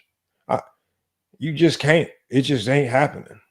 You can't beat me with 2. And couple that, he got the 40-year-old goat with him. Shea figuring out. But see, the difference with Shea and them is that remember it used to not look as good because they weren't an elite defensive team. Yeah, but because now they can defend, them two start to add up because they actually getting legitimate stops as a team. But you know what? The fact that you brought up SGA was a good point there, Lo, because I was going to say, a player like SGA lets the game come to him, right? But somehow he finds his game no matter what the defense does. I said this to Chilltown. He's like water. You can put him in any container and he'll just fill it up. The difference between him and Anthony Davis, to me, Anthony Davis has to be fed to get his game. Anthony Davis doesn't know when to find his game, how to find his game. It's almost like he has on both sides too, on offense and on defense. He has to be fed the game. Oh, it's too often. No, he finds his game too often. He finds it too early in the game. So AD, when he has his scoring explosions, he'll give you 20 in the first half. Because they're feeding him. Because they're forcing. That's what I'm saying. They're forcing it. They're forcing his game. He doesn't know. He doesn't know how to find his game. They're burning him out. They're tiring him out. Tired by the end of the game. Yeah, you can't the way he scores. You got the way they play. If you don't do that, he'll never find his game. That's what the point. If you don't do that, Lamar, he'll never find his game. But he doesn't know how to do that. You have to feed it to him. No, but the way you keep him ready to go with ball movement and touches, you got to understand. You got to let him know. Look. Beginning of the game, we're gonna facilitate through you because remember when they played Denver last year, they were cooking Denver when they facilitated through AD. He didn't have to do all the scoring, even though some games he did. But when he was able to facilitate from the 5 spot to others, he was cooking. They would look unstoppable. But I also think he's too deep into his career. I think a lot of what you're talking about comes with times and reps to understand how the defense approaches you. So I think, for example, Dame's improvement in that is probably a really great example of when Dame first came into the NBA, he was more ISO-centric. He can get it on his own, but he wasn't he didn't understand and comprehend how to like accept double teams, try to set people up until he just got the reps eventually to kind of learn how to do that on the fly. I think AD's like too deep into his career to kind of learn how to like manipulate the defense and make the proper reads, because a lot of times also they'll help. This is what happens with the Kings is a lot of times they'll help weak side and then force AD to make like a skip pass, or they'll force like the open man to be on the perimeter on the weak side, and then the only thing that AD knows how to do is kind of like have the defense kind of shift over and he throws it over to them, and then it's a swing, and by the time you swing too many times, they've rotated again, and now you've lost the advantage. But everyone else in the top 10 can make passes like that to a degree. Like Jokic can make that pass, Giannis can make that pass, Shai's become better at passing. What's his name? LeBron is really great at pass. That's on the flip side. I think that's the same thing wrong with like Embiid at times as well, where Embiid needs to, because he can't make those reads. That's why they put him at the elbow so he can actually see what's going on, because he doesn't have the feel for it like a Luka does. Luka's another name I'm saying. Like Luka already knows I can drive here. I know where the defense is going to come, and I can make the read immediately. AD can't. AD doesn't. He's not at that stage where he can. And I think he can. He's improved over the past 2 years, but I don't think he's ever going to get to the point to where he's as good as these other players. And that's kind of just always going to be the separator. And that's why I said, like, the best teams are the teams that's able to part ways before it's too late. No, but you just give him better playmakers, because the truth of the matter is that Go James is referring to what we called a play finisher. Like AD is a play finisher, not necessarily somebody who's like making and generating plays to the degree of like a Luka, Jokic, Giannis, like that degree. And I understand what you're saying, but you just have to put better playmakers around. Yeah, but what we're seeing though, Lo, is that the players that you need to put around Anthony Davis are now come at a premium. Oh yeah, they used to be the cheap guys. The players that you need now come at a premium. You have no way to get them with the roster that you have. I agree. You don't have any way. So at the end of the day, the Lakers are gonna have to make a tough choice, which fans are gonna hate it. But a good GM is gonna have to say, we're gonna have to cut ties with something to change this team, because whatever we're doing right now, you're just having the same consistent patterns year in and year out. We're having the same problems defending the three-point line. The defense, as good as AD has been, no matter with Vandy or without Vandy, you were still finding the same struggles. And it's just like, until you start you're going to have to give up something. The good teams can part ways before it's too late. Like Embiid, I'd say Philly should have traded Embiid the year he won MVP. Now it's too late. No, ain't nobody going to touch Embiid at the cost. It's going to be like, you ain't getting nothing significant for him right now at that cost. But couldn't you just argue that, again, that Boston was in that same situation with Tatum and Brown? And to be fair, they're younger. And so right now, like Tatum and Brown are trying to still build their reps as like on-ball creators. This year, Brown is egregiously bad at it. He's terrible as an on-ball creator. He's just dog shit. But they're at least getting them the reps while they're still young. I think, and to be, again, 80's 31, I think going on 32. So I do think some time has passed. I just feel like to put the best situation on AD, he's not going to he can't be the best offensive player on your team. But I still think he can still be the best player, period. I just think you had to put the proper pieces around him to make that work in some capacity. Good luck. Good luck getting a center. Good luck getting another wing 3 and D. I think the 3 and D. All to help Anthony Davis. That's what I'm saying. That's what I'm saying. That's what started my whole problem. That's a lot of players. No, a lot of Heat fans say this about Bam, and I don't think that's the problem with the Heat. I don't think Bam needs a big man. That's not the issue. These guys are good enough to do what they're supposed to do. Anthony Davis got to play better defensively. Anthony Davis, to me, should not even be the Lakers' offensive focus point. They shouldn't even focus on him offensively. They should focus on all these other dudes. Let him be that defensive anchor he can be. That way he's not wasting energy doing a lot of idiot stuff on both sides of the floor, and they'll probably be a little bit better. That's just the problem. The Heat shouldn't have cut my homie AJ Hammonds. If they would have kept on it, they would have kept him. Y'all might have had another big. Y'all cut my man. But Miami's in the same similar situation with Bam, where Bam, he's a play finisher. Like, you set Bam up, he makes his shots, he pick our slow roll at the elbow, knock down a jumper. But you're not asking Bam to go out there and create opportunities for himself and others. So like, yeah, that's what I'm saying. No, but that's why I said we don't need a big man. Our problem in Miami is we don't have a ball facilitator. We don't really have. Hey, you know what I would do if I was in Miami? Or a lead man. That's all. Yeah. You know what I would do if I was in Miami? It sounds crazy, but I would play Bam at the 3. Who you gonna put at the 4? Who's at the 4? I don't know. I'm gonna find. I mean, somebody. they got right now is Bam, Nico, and right now is Bam. No. All right, this is our starting lineup. Right, this is our starting lineup. We got Tyler Hero plays the point, right? Then we either put Jimmy at the 2 or Jaquez at the 2 or Duncan Robinson. And then I've seen y'all play Jimmy at the 4. No, because what's the name plays the 4 sometimes. It'd be Nico sometimes. They put Nico or High Smith. Those guys sometimes play the 4. I'm not saying with this roster. Obviously, you would have to make changes. But what I'm saying, my vision for Bam would be to play him on the perimeter as a 3. I think he's getting extremely handcuffed and limited, sticking him at the 4-5. I believe I believe y'all have a monster that y'all haven't woken up yet, and I believe it's probably I too agree late with in his you, but career. I thought that as well before this season started. This season. This season ended it for me too. I'm with you, though. Yeah, this season ended. That Bam train. Yeah, is but gone, y'all created this identity already now. And that may be fair, but this because I was high on Bam going into this season as well, and then he ain't finishing at the rim. He ain't making his shots. He's not away from the basket. Listen, Pat Riley does not want to pay Bam $300 million. If Bam makes an All-NBA team, that's what happens. I don't think Bam. I think Bam is checked out on Miami. That's what I think. I don't think he wants to be in Miami. But even what you're saying, he's never shown the skill set to really thrive that much on the perimeter. I think he's always going to be somebody like a very hyper athletic guard that can kind of set him up through pick and roll. He can always be a diver. Low, imagine this. If the Lakers, we know it won't happen. I know, but I'm saying, imagine Bron at the 4, Bam at the 3, and AD at the 5 on a Laker team. Like, we would be terrible offensively. No, you wouldn't. Hell no. What? We would be terrible. Oh my God.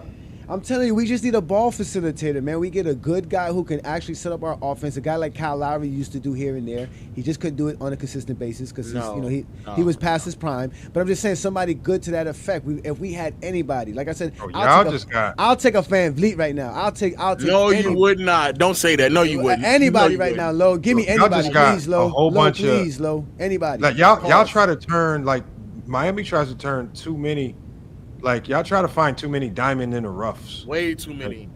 Bro, I get y'all found a few, but Jesus Christ, y'all got Highsmith, okay. Y'all got all these diamond in the rough players. This is like, bro, this ain't good. This ain't LA Fit. They trying to squeeze all the juice out of every player. All right, listen, we gonna accept the Laker talk. We're not gonna be talking about my Heat like this, y'all. We're not gonna be doing this. Y'all not gonna come up in here. You know that's true. That's why you can't talk. And then y'all messed around and paid. I'm not a Laker fan though. I'm not a Laker fan. You can talk about the Lakers, but don't talk about my Heat like this, y'all. It's already painful. To be fair, Duncan is about to get off the books, but Duncan was another one where I remember either last year or the year before that, the talk was Duncan putting the ball on the floor. Now he might start developing that. That shit ain't never paying out. He got hurt the last 2 years though, but he's been better though. He's been better since the first Duncan. Just better. But you're right though. He doesn't have no more to go. He's not getting Duncan Robinson he had one good NCAA tournament run and parlayed that into $80 million, man. No, to be fair, he also had a run. He had a run in the bubble. The bubble. He could shoot. That kid is lights out. That's why TJ Warren's still in the league. The bubble run. TJ Warren. Actually, and what's crazy is because Duncan Robinson is another one of those players where like you can't be too one-dimensional in today's game. So like as a wing, they just be asking more out of like everybody, which is kind of interesting. That's because this shit getting kind of crazy. Because there's a lot of guys that can do a lot more, man. That's the difference, man. There's just so many players you can put on the floor that can do so much. You got to cover so much space. So many guys who can put the ball on the floor. So many guys who can shoot off the dribble, shoot off the catch and shoot. They're running all over the place. That's why when I find it weird that people like they don't play no basketball, I don't know where they get this from. You mean defense?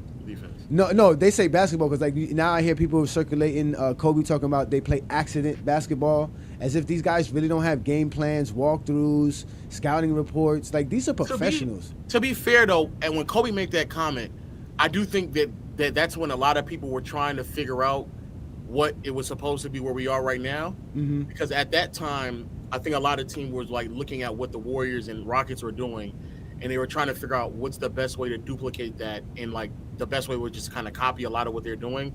But today's game, like 5-6 years later, the development in like what the offense looked like, I think it's significantly better. Like the way they did like the league, like just big men alone, like power forwards and centers are just being asked to do more than they were like 5 or I don't know when Kobe. It had to be 6-7 years ago. Yeah, that was the 17 and 18 draft. Both those drafts were full of studs all over the board. Oh well, then that's even further. Yeah, I think back then when teams were trying to figure out how do we generate as many threes as Houston and the Warriors to keep up with them. I agree. I think at that point there probably was a bit too much like redundancy and copycat. But now, bro, like bigs are able to like ball handle and create. Wings are just switching and diving, and handling the ball as well. Guards are rebounding more than they did before. It's just like people are just doing way more. Indeed. That's true.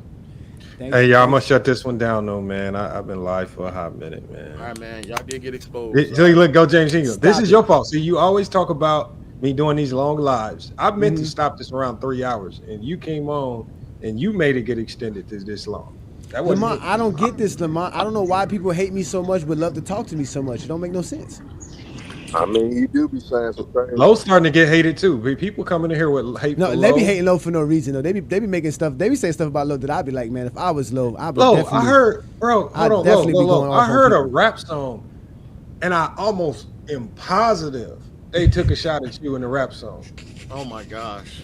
Hold on, it was a content creator. Hold on, what's his name? Send it. He just did a song about rage. You know what I'm talking about? Fousey? Fousey too? Yes. You have to show me that. You got name dropping rap battles, Low. Go listen to his somebody would have told me that though. Look, listen to his most recent diss song. It's about you, Low. You cool with raging him, right? Yeah. I'm almost positive he said something about you. I listened to it twice. What's called BBL Rage? Yes. Why? First of all, why are you listening to this, bro? You said you listened to it 4 times. Listen, because it actually is the track is kind of go crazy.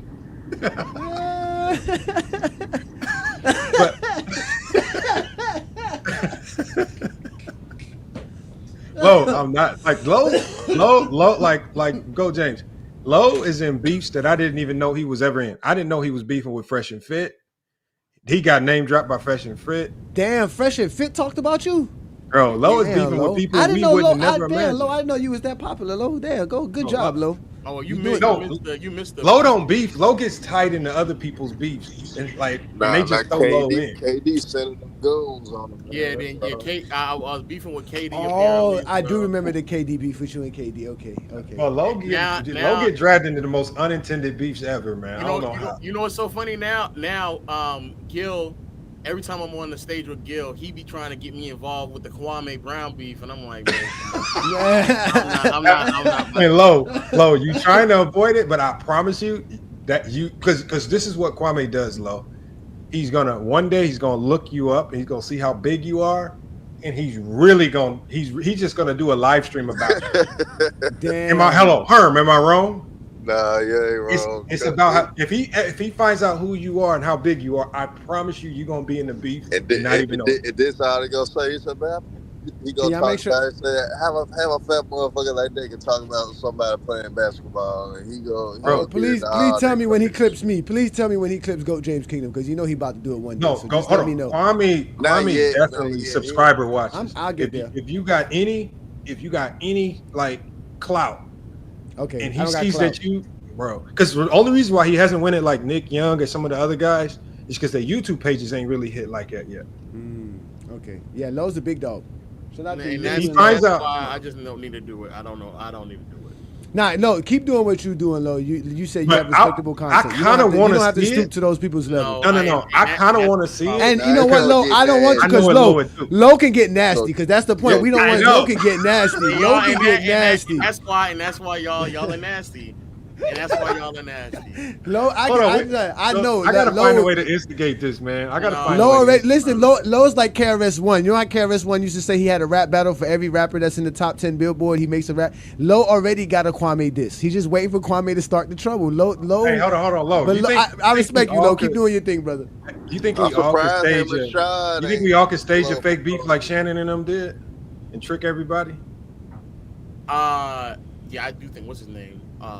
But you know what's so fun? Yes, to answer the question, yes. But then the other issue is that because I was on the stage with Gil running around talking about he had Diddy parties, and you went around talking about other people. You got Diddy parties, you doing all this. I'm like, Gil, bro, I don't know what you got going on with that, man.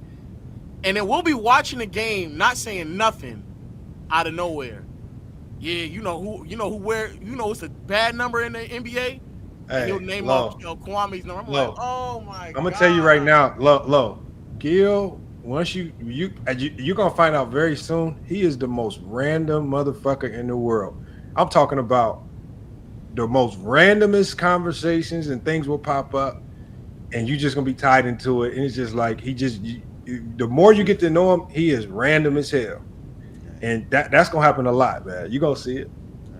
And yeah, just keep coming at Goat James Kingdom, because as long as you do that, they'll make sure you're on the right side. They'll know you're on the right side. You'll be good.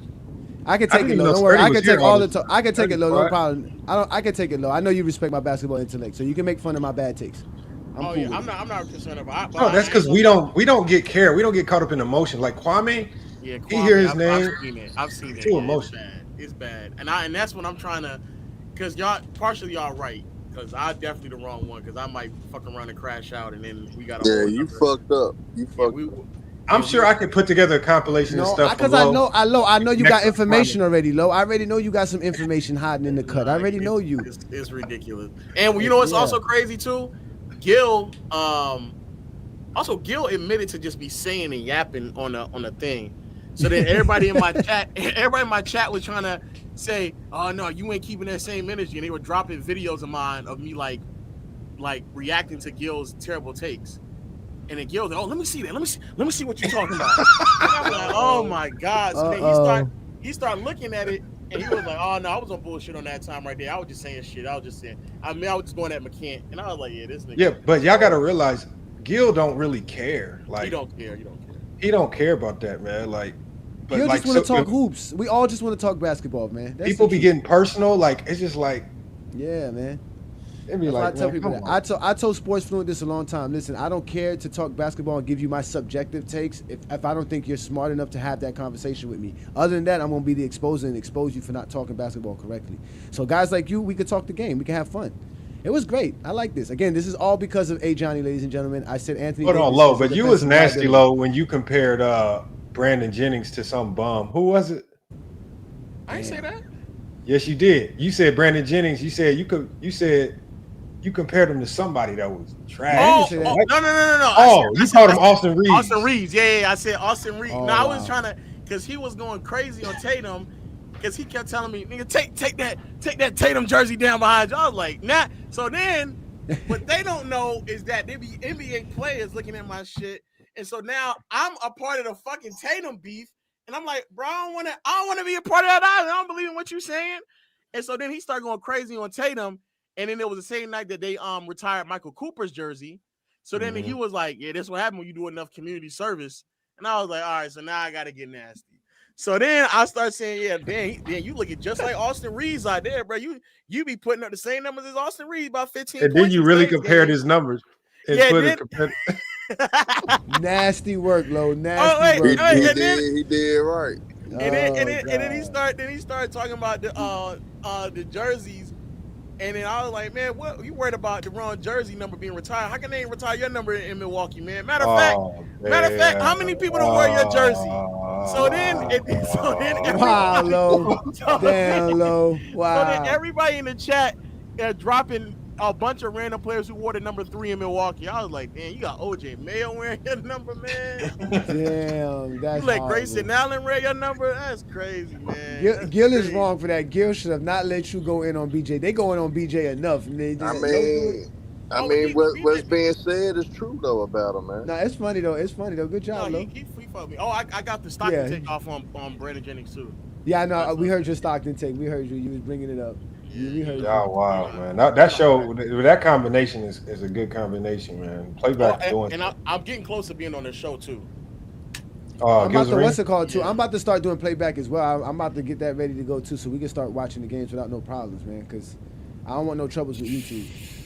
You gotta start watching the games, man. Yeah, I'm thinking I might go ahead and go through with playback. I feel like playback, man. It's hard because you got to bring a whole community over there. You do have to. And then you mess around and go over there. All they gonna do is see the heavy hitters and just gonna follow the heavy hitters. Man, don't say that, man. Come on, you go. Girl, Lo, let's see Lo know it too. Go ahead, man. Come on over here.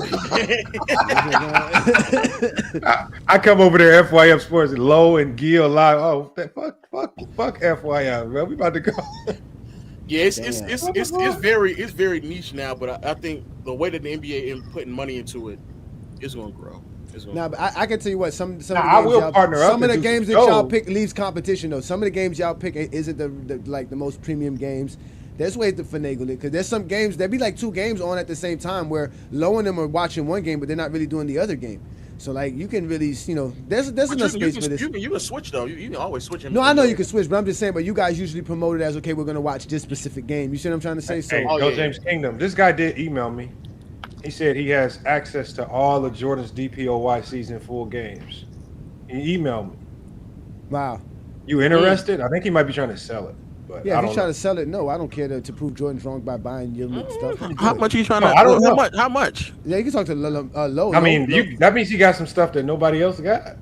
I'm quite sure that's. I mean, again, good luck, enjoy. Thank you, sir. I appreciate it. I saw the YouTube. Nah, man, I'll purchase it and we'll share in the community. I don't know. Say, hold on. Listen, we getting there. No, hold on. He emailed me, Lo. So the thing is, I think he might be for real. Like, I don't think he's joking. If he in the chat right now, just say how much it is, man. I'll pay the whole season. Shade. You don't got a negotiator for you? You don't got no business manager, Lo? What, you just negotiating online? Oh, I mean, if you say a crazy number, then we just off. Hey, what's your number, Shade? What do you think? Oh, wait. Let's start there. What do you think the value is of Michael Jordan's full collection of 82 full games of 1988? How much you think that's worth? That's worth a lot. Don't say nothing. Don't say nothing. That's worth. Oh yeah, matter of fact, don't say nothing because he's listening. Don't say nothing. Don't throw. You're right. You good. See, that's why I like Herm. That's why Herm. We in these YouTube streets. Herm, good job, Herm. Yeah, you're right. We give it Shade bargaining power. No, we're not gonna do that. We're not gonna do that. I say 50, 25. But I'm quite sure he's gonna want a good price. He's gonna want a good chunk. Cause the dude, what's his name, John Arnett, said that he found like 20 of those games from that season, and he had to pay for it as well. I don't mind paying. It just the number didn't make sense. Yeah. Now I think I gave you the link, Lo, to the place where you can find games, but you have to. I think you have to trade or something like that. It's a weird site. But that's one of those hustles. You know what I'm saying? For us, he get paid to watch videos. So I mean, no, I know that. So that'd be right up. Oh, it definitely has some value to it because I'd be interested. But like I say, it'd have to definitely be that. Lowe's gonna need it because GOAT James Kingdom in 2025 is that year, especially after Pippen's interview. The Michael Jordan fans need you, Lo. They need you, Lo. I don't know what you did. GOAT James, but I've been going to all of the LeBron James haters, and every time I say, look, man, we want to invite you over to FYF for the debate, and the first thing they say is, like, who do you have in mind?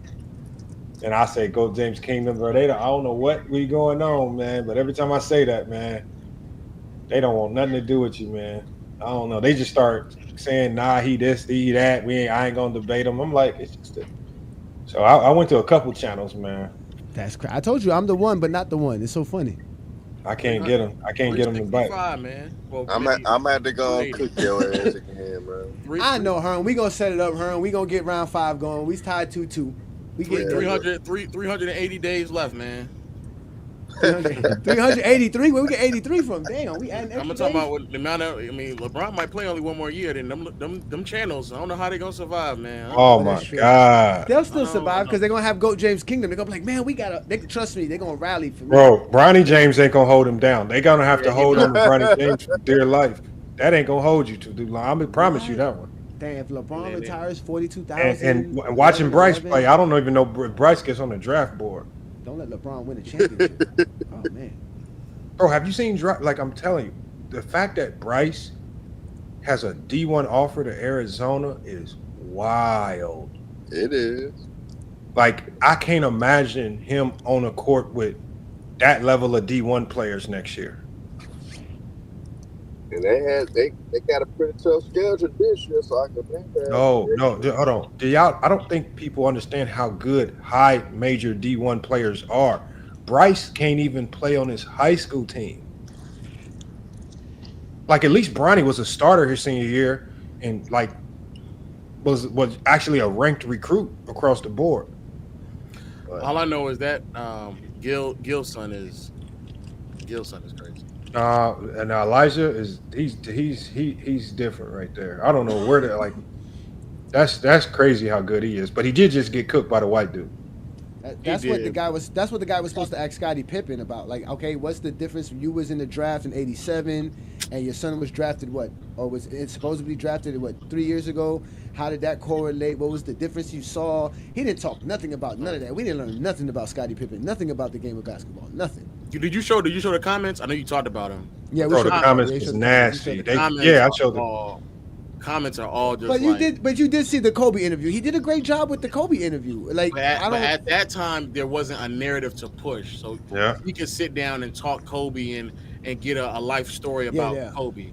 Yeah. And Kobe ain't gonna let you steer the conversation just about like Shaq. Like if he wanted to sit there and talk about Shaq for 2 hours, Kobe is smart enough to not allow that to happen. Like he'll talk his way out into a whole nother direction. I think Scottie just allowed him to control it. Like all them pauses, like you could literally see him pause sometimes just to think of another dumb question to ask. Like he had. Yeah, that's why I think he paid Scottie Pippen to talk about Michael Jordan. Scottie Pippen knew that a good part of the debate was going to be about the interview was going to be about Michael Jordan. That was, like I said, I think he called him up so that Scottie could clear up all of the rumors about Scottie saying he's better than Mike or Scottie Pippen saying he's the GOAT and how all this bad stuff talk about Michael Jordan. And at the end, he didn't talk bad about Jordan, but he didn't praise Jordan, so it left the guy in limbo. He didn't know what to do because he was like, wait a minute, if Jordan's not great, but he's not bad, what is he? I thought, he couldn't handle it. It was just, I thought it was brilliant by Scottie. Scottie did it. And then the part when he said, if you were on another team, how many championships would you have? Scottie was like 6. I'll still get my 6. He said my 6. He said I'm still getting my 6. Scottie is nasty work. Nasty work. Scottie what Jordan got. He said Jordan might have got 1 or 2. No. He said he probably would have got what LeBron would have got. He threw salt in the womb. He said he would have got probably what LeBron would have got. He made sure he threw it in the womb. About 2 or 3. That was nasty work by Pippen. That was nasty work. He probably telling the truth though. And mind you, that's a 2-bit, right? Because the Zesty Jeffries could run that and say, "See, look, LeBron only really won 2 or 3 championships." About what Jordan's career looks like without Pippen. That was also a nasty video. That was nasty work too. That was nasty work too. That FIL Fred shit, you crazy. That was nasty. I didn't make it. Fred made it. Yeah, Fred made it. That was a nasty video. That was nasty. Jordan played with Drexler. Did that what it said something like that? Jordan went to no. It was some random. No, it was a lot of stuff. Yeah, they were talking about how Jordan again kept winning scoring titles, but they just kept losing. No, it was Olden Polonese because that's who. It was Olden Polonese. Okay, yeah, that was hilarious. That was again, Lamont. You got to stop doing this. This is why they don't think you think Jordan's the GOAT. You got to stop it. Bro, and you know what? And this is what I'm gonna do, Lamont. This is what I'm gonna do, Lamont. I'm not gonna join none of your lives for a while, all right? So that people can really this is my last one for a while, man. Because I don't want nobody confusing me with FYF, and I don't want FYF confused with GJK. Because we are 2 separate channels. We're not the same thing. Lamont does his own thing. The only thing Lamont does is allow us to stream our shows on his channel. That's all he does. He doesn't have no say-so on what we do, how we do it. All he knows is what we're going to do as far as what we're talking about. And he knows we're going to bring good content. That's really it. So thank you, Lamont. Herm, we got to get your show back going, Herm, man. Hey, you know my boy bailed down on me though. You remember we had one of the best things. Herm, let's negotiate a host price. Come holler at your boy. Negotiate a host price over here. Come on. Holla at your boy. Her, negotiate with me too, man. How much you spending? Hey, Lo, stop stealing black people money. Lo, stop stealing brothers' money. No. Herb got bread, y'all, so he can afford it. I know he got bread. That's why I said that. I know Herb got bread. Herb got bread. All right. Yeah. Herb got bread. Herb gotta act like he don't. Like them chains on his neck is 99% chance they real. They real. Look at that. I can see the diamond shining from here. Because I'm struggling, brother. So Hey, hold on. Y'all don't know that's a Bentley. He's in a Bentley in there. That's a Bentley he's inside of. Y'all don't know what a Bentley look like? Look at it. That's a Bentley. They're billionaire, man. Nah, Lo drive a Tesla. He chilling. Y'all got all this money. Can y'all hit the cash app, man, and help me out? I'm driving the Toyota, man. Stop lying, Lo. We seen you. Let me drop the cash app. I need Lo to hit it. I need James to hit it. That was a rinse. Hold on, wait. I donated to your basketball club. Go get some new jerseys. Leave us alone. I donated too. Yeah. Donated last year. Go get some basketball jerseys. Never mind. That's true. Lo did donate. Yeah, I give you that. Just for you to not teach him how to run lanes. No, wait, Lo. We did all of that just for Lamont. Just for Lamont to not be able to teach him how to run lanes on fast breaks. Hey, you know what I'm gonna do one of these days? I'm gonna set my camera up. I'm gonna bring it. I'm gonna live stream one of my practices. I'm gonna live stream the practice, man. Do that, man. They need so it. y'all can hear how today's practice. I'm glad I would live stream it. I got on a couple of them, but sometimes you got to. Sometimes you I got to get on. I don't really get on them like that though. I really don't. I call them trash every now and then, but nothing too crazy. If the YouTube doesn't work with me, then I'm gonna start coaching myself. Oh no, bro, there ain't no money in it unless you really get to the big dog level. I'll tell you that. At least I'm glad you said you weren't gonna go to being a rapper. That's a good job by you. Good job by you. No. I'll start coaching, man. But what's good money though? Yeah, we always talking about good money. So what I'm saying is I'll put it like this. At the level that I coach, which is just low collegiate level, you lose more money than you make. Yeah, you might as well cost that's if you want to have that's if you want to have a good team. Like the time that you put in it ain't worth the pay that they give you. So you end up at a loss on the coaching, and you just gotta hope that you can make up for it in other places.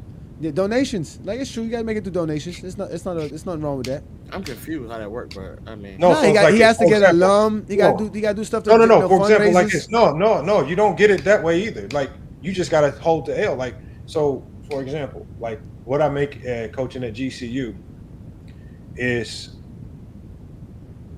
it would like for the work that I put in, it's what most would say was a laughable amount, right? So you got to think all this, like a lot of the stuff that we got, like the extra gear, the shooting machines and things like that, like a lot of the stuff that you need to build a winning program, like there's no budget. Their school has no budget for it, right? So you got to find a way. Okay, if you really do want to have a winning program, one, you got to commit the time. You got to be there a whole bunch more than normal just to be there to practice. Two, you got to keep the guys committed in the gear, games, the travel. That keeps them committed. And then you need the equipment, the shooting machines, the basketballs. Because basketballs for us seem like they get stolen every other day. So now we got to pay for basketballs that get stamped and everything. And then so you got to always up the quality of everything just to retain players. So your salary's the budget. That's basically it. The basketball budget is your salary. No. I was saying that there's obviously a budget which involves your salary and all that stuff, correct? So for us, like, and I signed up for this knowing that it wasn't like a lucrative thing. It was really ultimately opportunity to build a hell of a resume, which is what I'm doing. Like with the teams that we beat now, the resume and the opportunity is crazy, and the connections you make is crazy too. But so it's gonna pay off somewhere down the line. So it ain't always about the money, but if you get into coaching, if you want to be good at, like, if you want to like win, like don't chase the money. Like just focus on winning first, knowing that you're gonna have to take an L in the beginning. Because it's hard for me to do this. Like, it's hard for me to do this and lose. Like, ain't no way I'm just gonna sit here and do this and just be losing. Damn, man, that's tough, man. And that's at any level. Until you get to like, I would say the level that starts to pay where is the D2 level. Like D2 coaches can make up over $100K a year. And so that's the level where you're making enough money to where you don't need another source of revenue to absolutely make sure everything is covered. Only 100K.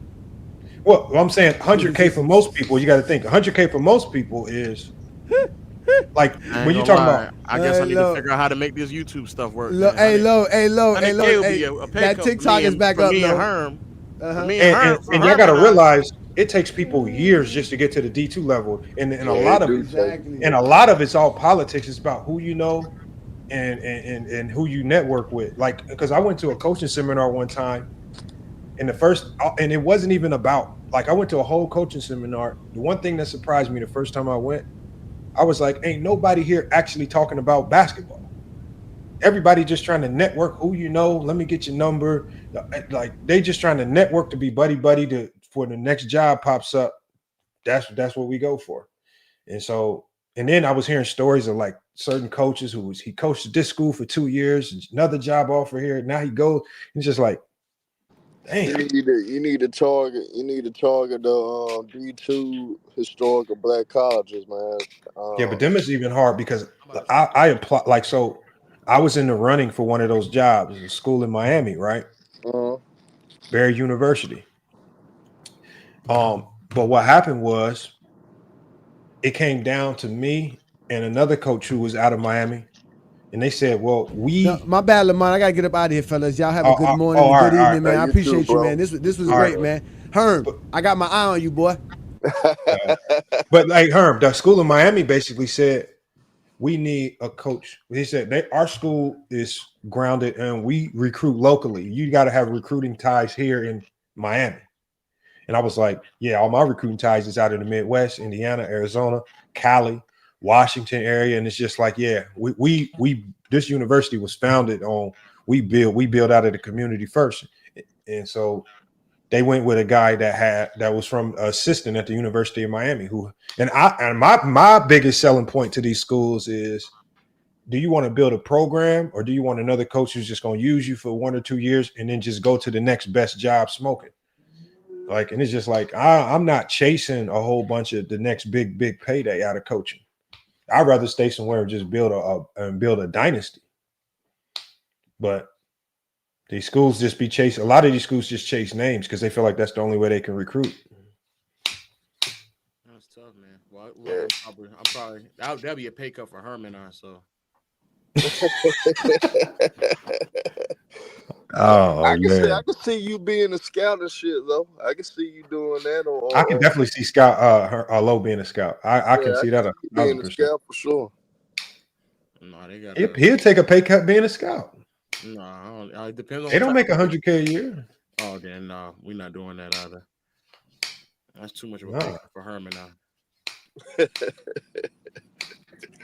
Hey, real shit. Or you may fuck around and be working in front offices, man.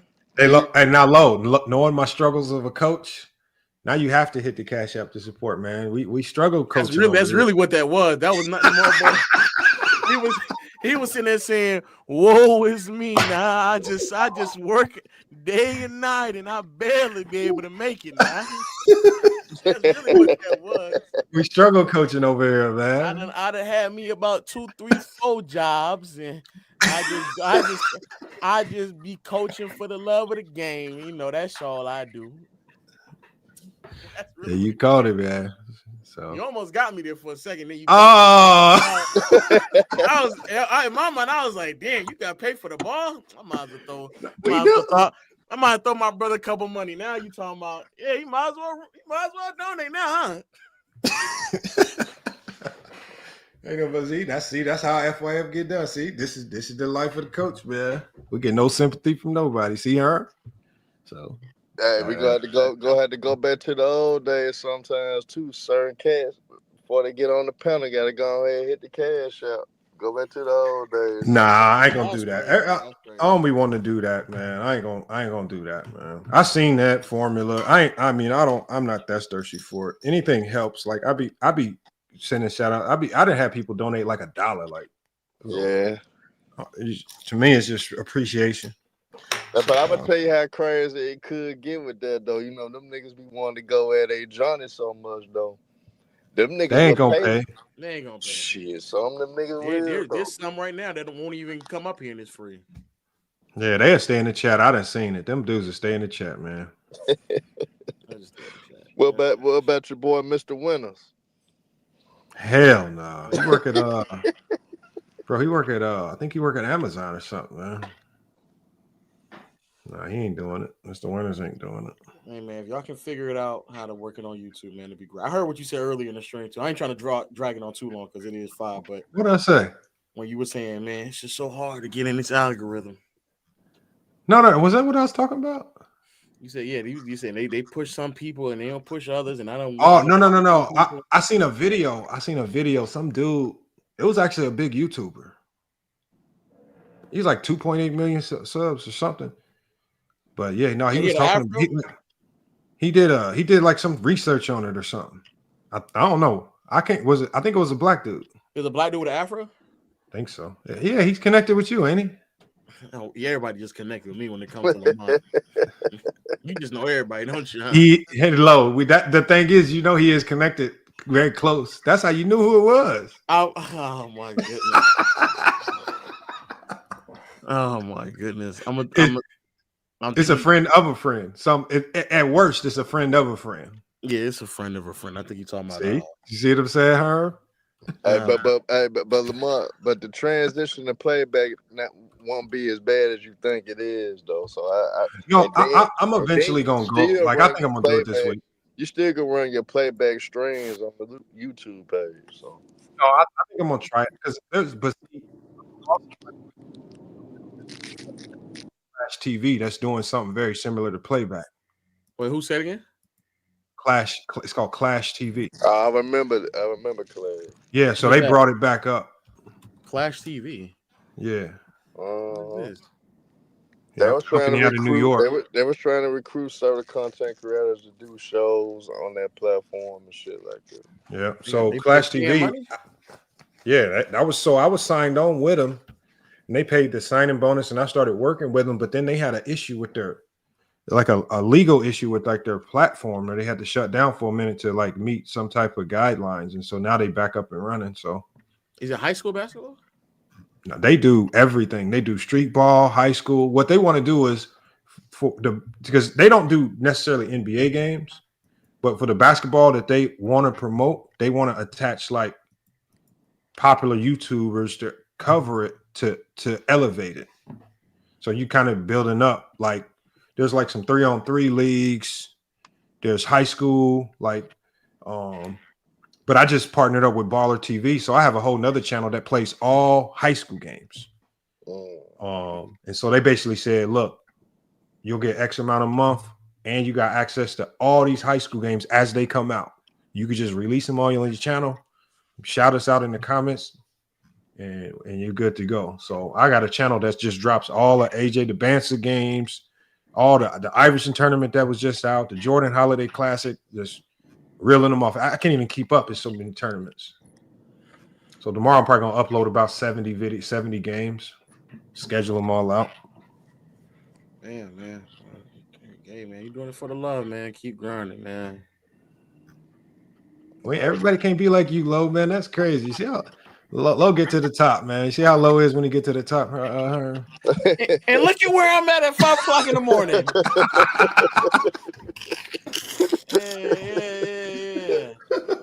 That be the funny thing though, is like when people cross paths and they don't really realize, because I've been talking to a Johnny for like 3-4 years, and every single time I'll join like this, and he'll be like, I didn't even know Low did this and that and the third, and I'm just sitting here yelling at him on TikTok. He don't even know who I am.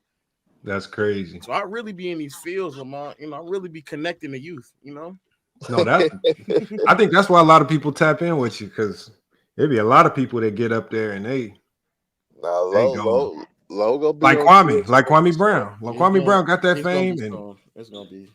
he gone. Kwame Brown is no longer in touch with Well, who?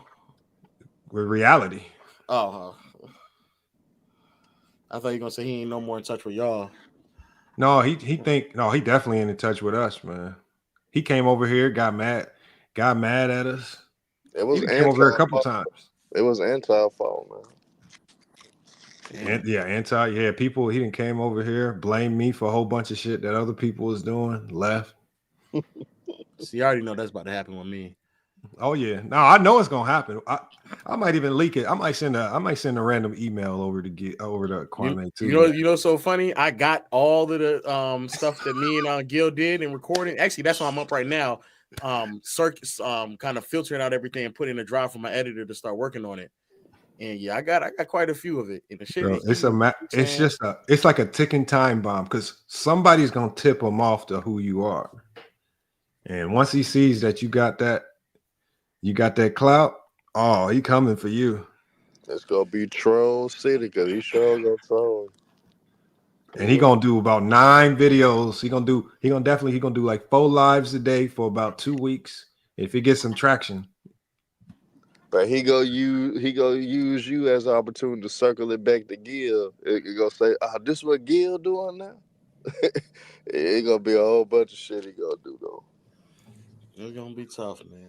But yeah, come on over to playback, man. I don't know. They ain't really handing out bags like they were before, because from my understanding, they done broke the bank on bringing Gil over there. I heard that too. Yeah, they was throwing. They was. I got me a good bag, so. Look, see, more reason why you just hit the cash up to support, man. Let me drop the cash up again, man. I got a whole team to pay, man. Yeah.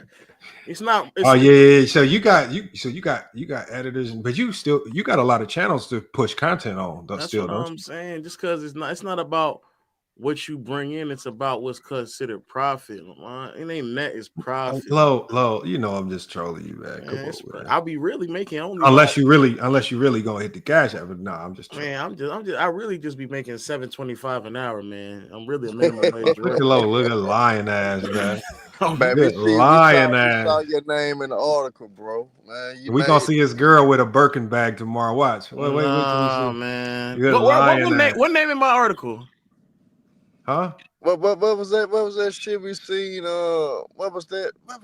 Damn, I'm trying to think, man. Where they was using your talking points in their damn article, man. I forgot. Damn, bro, Dwayne Wade stole my whole video. He did do that. Then took it to goddamn ESPN.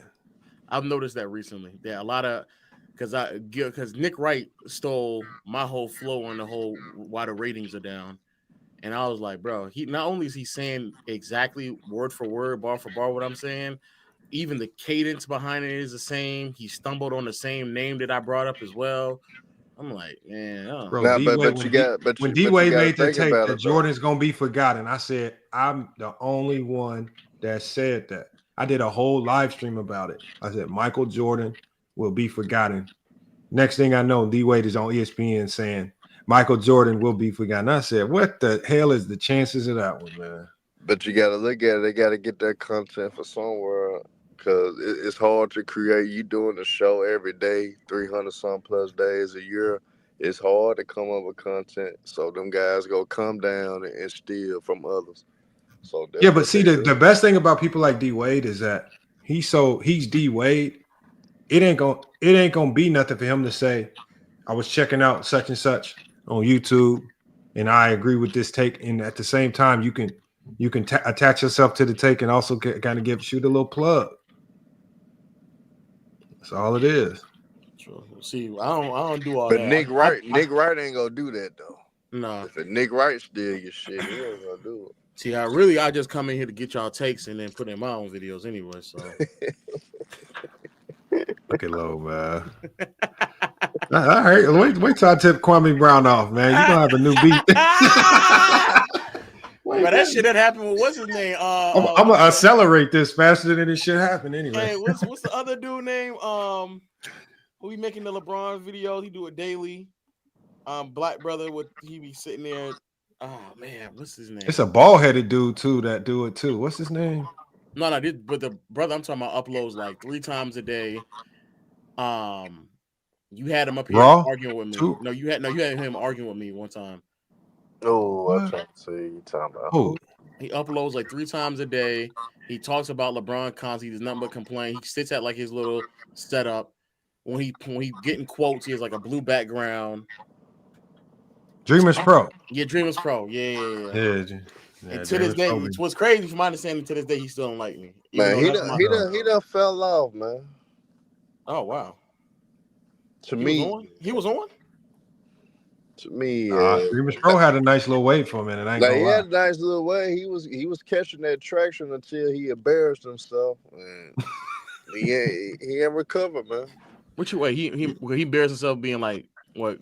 Like he don't know trying to act like he trying to talk big shit to people, trying to talk down to other people and all that stuff because he got in his feelings.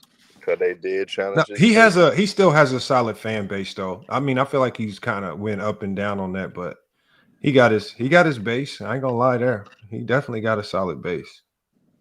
Oh, he is doing bad. I didn't know. Oh, boy. But he's signed to a production company. Like I forgot the name of them, but so it don't even really matter if his numbers go up or down. I don't think his money really changed. It might, but I think he signed to like CLNS or something. Oh, so you're on a slave deal. Probably if he's CLNS. It's tough. But all right, Lamont, you want to wrap this one up, man? All right, Low, man. I'm gonna catch you on the next one, man. I appreciate you pulling up, though. Salute, Low. He dragging it on Herm, so you can figure out. You're gonna click that link now. You're going to drag it on. Oh my god, man! If y'all don't get out of here, man, that's crazy as hell, man. That's crazy. All right, Low. I'm gonna catch you, man. All right, Lamont. Yes, sir, man. I'll catch you on the next one, Herm. All right. Salute, man. We got Foxy Brown in here. Salute, man. Foxy, good morning. Appreciate you pulling up, man.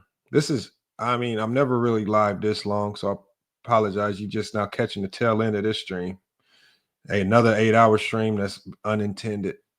Didn't mean for it to go this long, but, it is what it is. Salute to everybody that showed up, showed out. Good turnout. Y'all always show out and do a good job on these streams like this when we talk about having a dedicated topic, man. Salute to Bezo the Prophet. Yeah, good show, man. Definitely. Look, man, 8-hour stream, man. That's how you know it's a good stream. Whenever these streams go on longer than they should, that's how you know it was a good stream, right?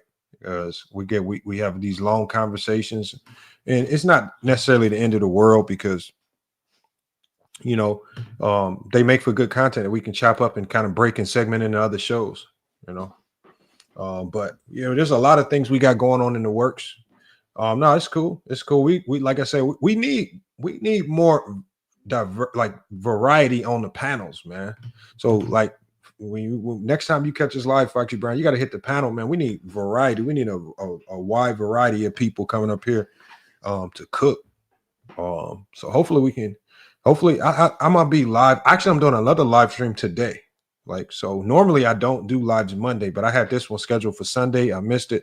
So this is my Sunday show that I did today. I'm gonna be doing another live later today. So y'all want to watch for that. So hopefully we can catch y'all. But my consistent days that I'm gonna be live is gonna be Tuesday, Thursday, and Saturday. Those are gonna be the 3 days where you can almost guarantee that I'm gonna be dropping content.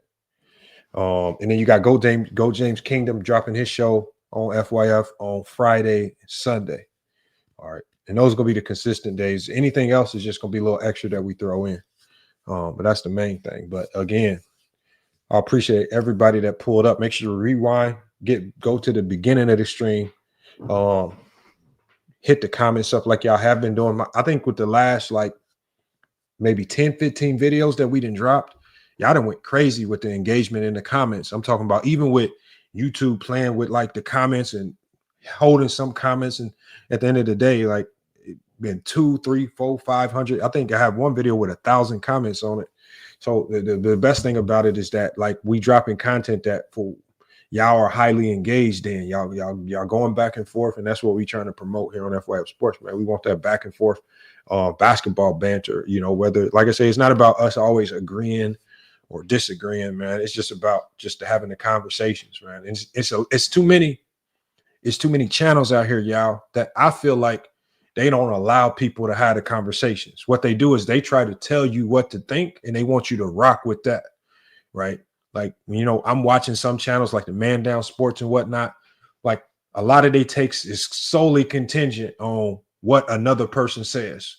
You know, if you don't think this way, then you the crazy one. It's just like, no, it's cool. Like, but like I would more so rather hear what is your thoughts on this. Like, if you don't think Jordan's the GOAT, okay, based on your criteria, why don't you think he's the GOAT?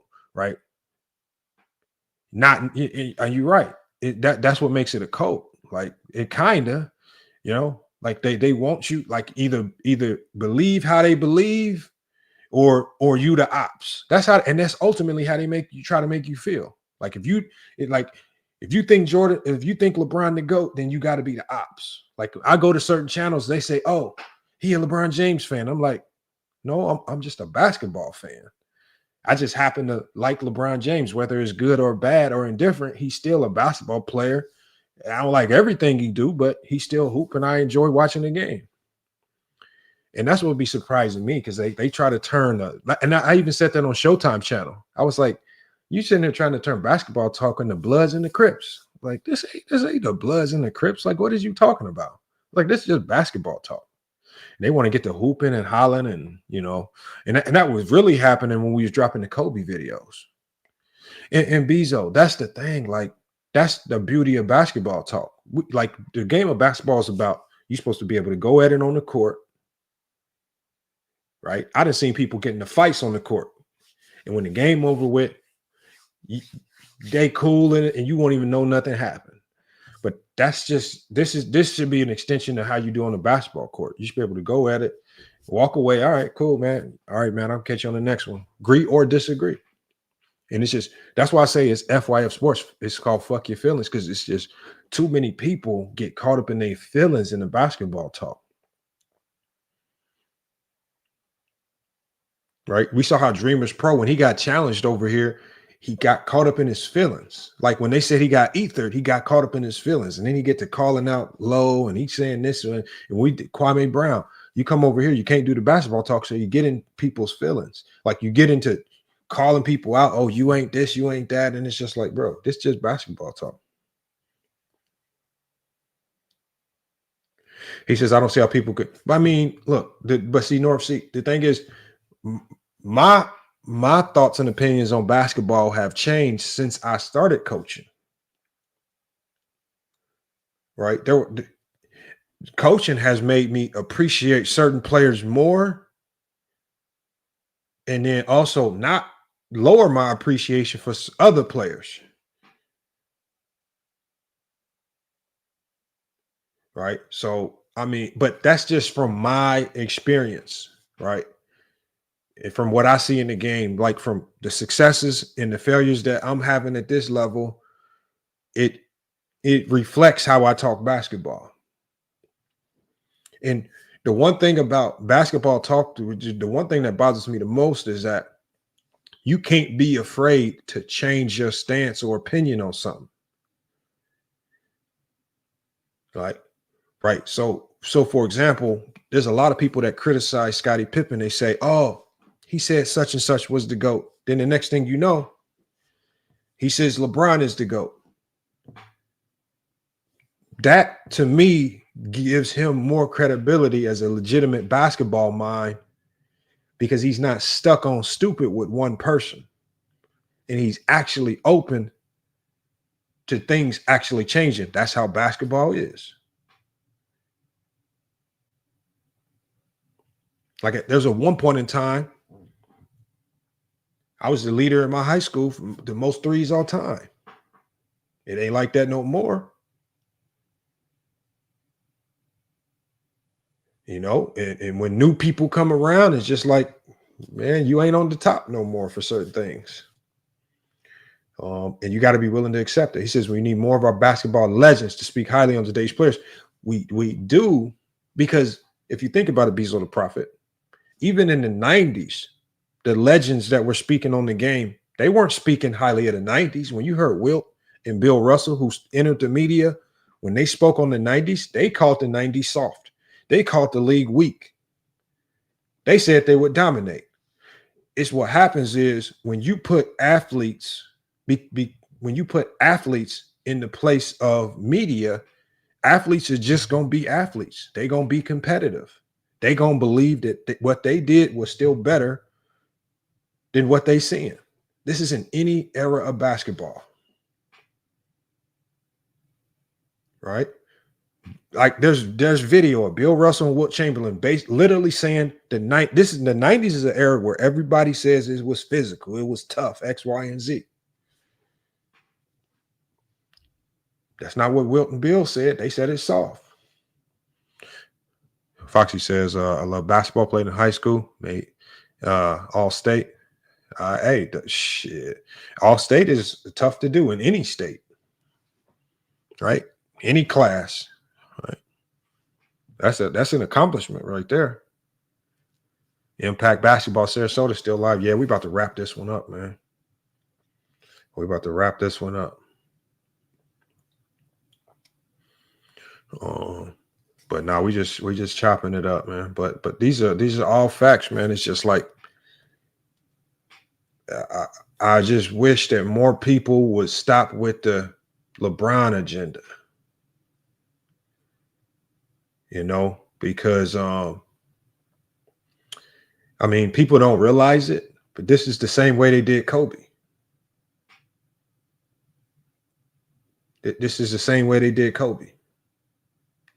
They spent Kobe's whole career dragging him through the mud. As much as people want to pretend to be lovers of Kobe right now, I think 95 to 98% of them are all showing fake love. Because when Kobe played, unless you was in California and you was a Laker fan, Kobe was hated. And then you'll hear some people say, oh, we hated him, but we respected him. No, you didn't. Kobe was hated. And when Kobe, you know, obviously when, you know, Kobe, I feel like the Kobe thing started to shift a little bit when Kobe's shoes started to go crazy, like around 09, 010. Was it 09, 010? I think it might have been like 08. And when his shoes started hitting, okay, all right, we'll start. But it still was hated. Then when he retired, a completely different person. Right? He retired like those last couple of years. He was more of the positive pushing vet. The showing appreciation for the game. I appreciate my time here. And then people started to regret. They started to sense that regrets, like, damn, we might have had it all wrong with Kobe. Then when he retired, and then they saw the humanitarian side of Kobe, right? Trying to build a game of women's basketball by way of his daughters. Right? All the things that he was doing. Well, damn, we did have it all wrong with Kobe. He's not this selfish guy. Then his untimely death. But by then, it's too late. You done already spent the majority of his time here. Because you think about Kobe's life, he spent the majority of his life in the NBA. You done spent the majority of his life hating on him. And then now you want to shower him with fake love when it's too late. Foxy says, you know what grinds my nerves? It's people saying you can't have LeBron as your GOAT. If you were, that's what I'm saying. People try to control the narrative. They try to use it with labels. And so what they ultimately try to do is, oh, you signed the clutch if you say this. No, it's just what I see. Did you see people saying, how can you say LeBron's the GOAT? And they give off their reasons. Well, maybe there's a whole bunch of other reasons why I say he's the GOAT, other than the ones you hand select.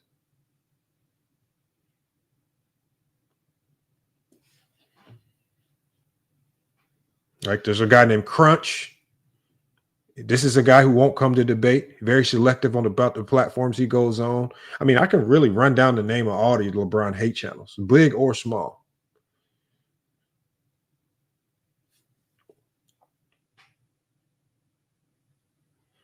Yeah, Foxy, you right, man. It's just people, they want you to think the way they think.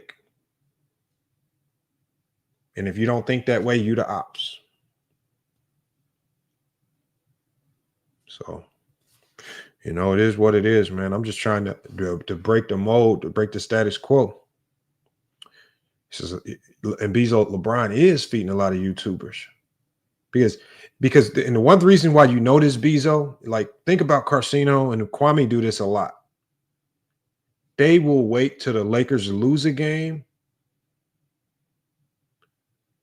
just to pretend like they talking basketball. So then they'll do a video saying a reaction to the Lakers losing. It's just like you only do basketball highlight reactions to games when LeBron loses. You don't do it to no other team or no other player. You wait till they lose, and then you do a video saying that the Lakers are so trash. You ain't done one video on the Lakers winning the game. So it's just disingenuous chasing losses.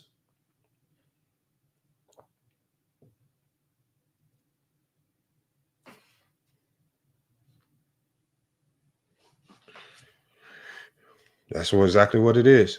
Says even back then, I was honestly never a big Jordan fan. I was also Magic, and that's the same thing for me too, right? Even growing up through the 90s, I wasn't a super Jordan fan. I was more of a when Scottie Pippen joined the Blazers, I was a Scottie Pippen fan. Like I even collected. I mean, I'm talking about I had the nastiest Scottie Pippen card. Like the crazy thing about it is I had a Scottie Pippen card collection that was, if I had it still to this day, it would probably be worth tens of thousands of dollars. And I remember it was the last day, 6th grade. It was the last day of school, man. And I remember I would always take my cards to school because I would trade. That's where you traded cards with people at school. And I remember on the last day of school, summer about to start. I don't know why on the last day I decided to leave my cards at the lunch table when I went to go get my lunch. And I came back to that lunch table, that whole book of cards was disappeared, gone. And that just like killed my energy like the amount of money and time I put into that card collection. I was like, damn, I don't know how I'm going to redo this one. Lost all my cards. Never was able to build it back up.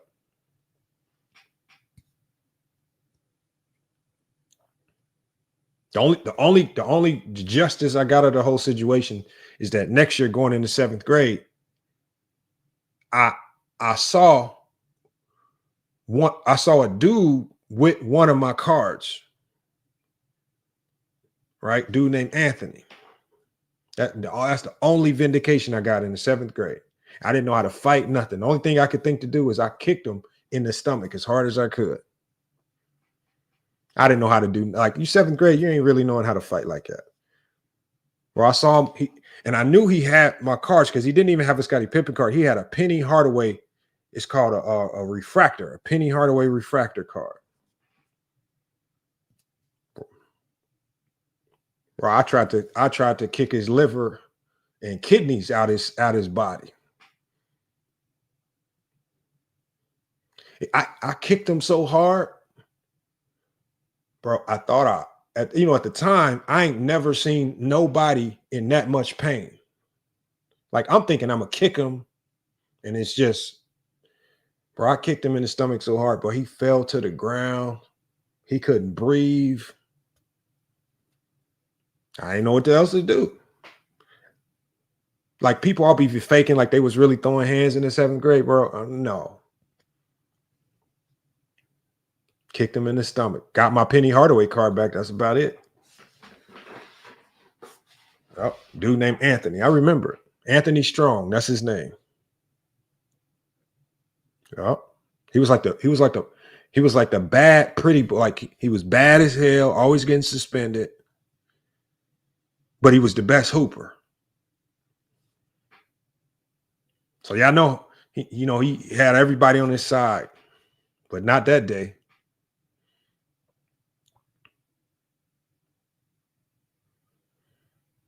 So yeah, that's my card collection story. Good old Anthony Strong stole my cards. Oh, no. He was definitely grimy. He was a little thieving ass dude.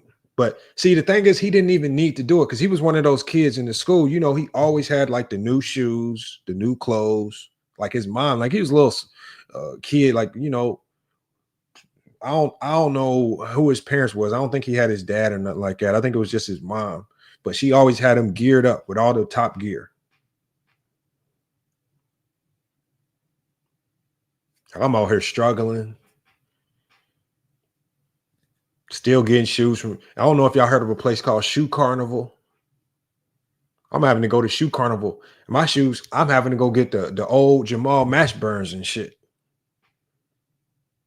I'm wearing big boat Jamal Mashburn feet. I don't know if y'all remember the old Jamal Mashburn felines.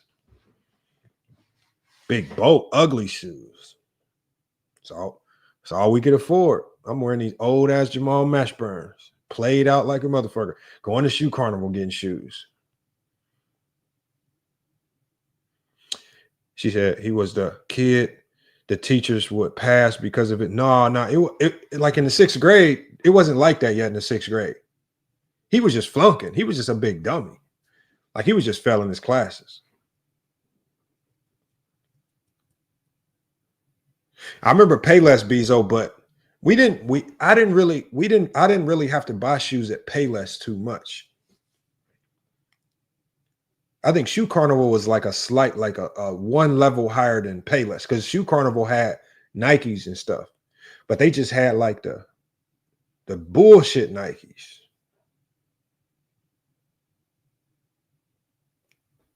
Like, and then they had like old versions of shoes.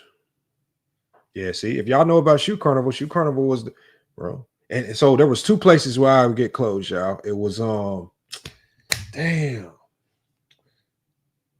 No, what was the name of it, man? Burlington. So it's Burlington Coat Factory.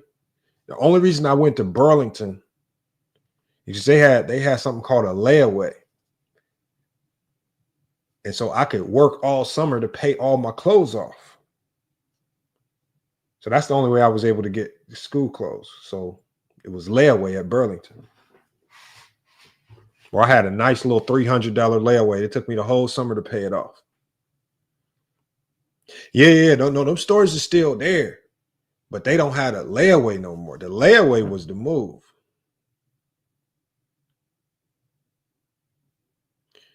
He says, I see those stores now. No. So the Burlington that you see now is not the Burlington Coat Factory that it used to be. Because the Burlington Coat, like when I go to Burlington's now, they be having everything. They got furniture, appliance. They got all types of crazy stuff in there. The Burlington when we was little, the Burlington Coat Factory only had all coats and clothes, nothing else. Nothing like so. The OG Burlingtons was just all clothes and coats. I had to put a coat on layaway. I had to literally, like, the way I did my layaway was I picked out about 15 shirts, about 5 pair of pants, a coat. And so I had to organize my outfits because I had to cycle through these 15 outfits and I had to make it seem like I'm not wearing the same thing a lot. That's how you had to get out, man. And then when I got a little older, like when I got into high school, this is when the fake vendors started coming out. So we had a little neighborhood store where they knew how to make the fake Nike tees and all the fake gear. So that was my new plugged in. So then I would just go there buying all fake gear, fake Nike, fake everything. That shit. But see, back then, nobody knew about the fake stuff. So I'm getting I'm talking about I had a fake Pele. I don't know. I had the most fake gear that anybody seen. You would have thought, man, I was selling weed or something. Geared up. And I had no shame. But see, now people they got coats now with barcodes in it. If your code don't scan as real, they know your code fake, man. Like, so I could get that was the first wave of people making fake gear. T-shirts say Hanes. There's nobody checking for all that. The Nike sign looked fresh. The T-shirt looked crispy. That's all that we needed. See what I'm saying, Bezo? So people don't be realizing, man, when you young, man, it's a grind. He says you were rocking the polo with two-headed. Nah. See, but that's what I'm saying. Like, I didn't like this vendor. They knew how to print the stuff. The only difference with their stuff is it wasn't stitched in. Everything was like screen printed, but it was just like the regular logo. Like, so the only reason why I know it's fake is because when I think back on it now, I know it's fake. But in the moment when I was buying it, I thought it was all real. FUBU, all of it. FUBU, Reebok. Because there was a couple trends that was hitting. We had a K-Swiss. Like, a lot of people don't know about the K-Swiss trend. The K-Swisses was trending. People don't know about that. We had the all-white Reebok trend. That was trending for a minute. That stemmed from my older brother and them, because my older brother and them was into the Hot Boys. So that trend was popular when my older brother was in. Then it came back. Very short trend. Right. Then we had the LRG trend. I mean, come on, man. I'm telling y'all, man. All these trends, man. I can't imagine wearing any of this stuff right now. Ain't no way in hell.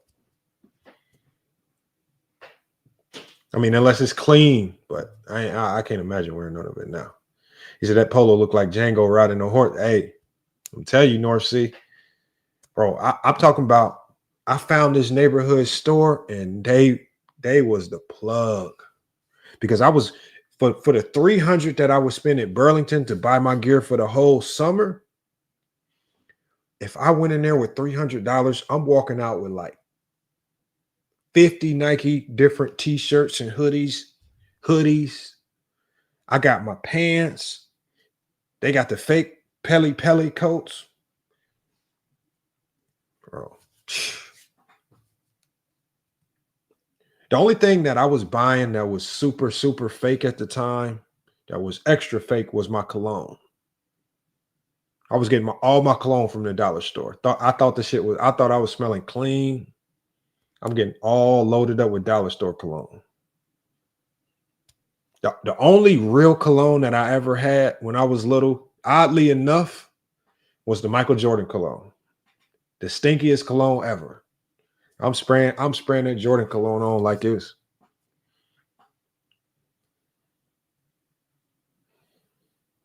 That was the only real cologne that I had. Because I'm going to tell y'all the other plug for the colognes, especially for the fake colognes. Big Lots. Does anybody? I know some of y'all know what Big Lots is. Big Lots was the plug for the fake cologne. Because you could find them boxes that would say, like Calvin Klein. North Sea says, I got some fake Jordans and hooped in them at the beach. See, I didn't know about fake Jordans yet. Like, I didn't start hearing about fake Jordans until I was in college and people were selling them on eBay. And around that time, that's when like the DVDs became popular. Now you're selling DVDs on eBay because my dad got into that.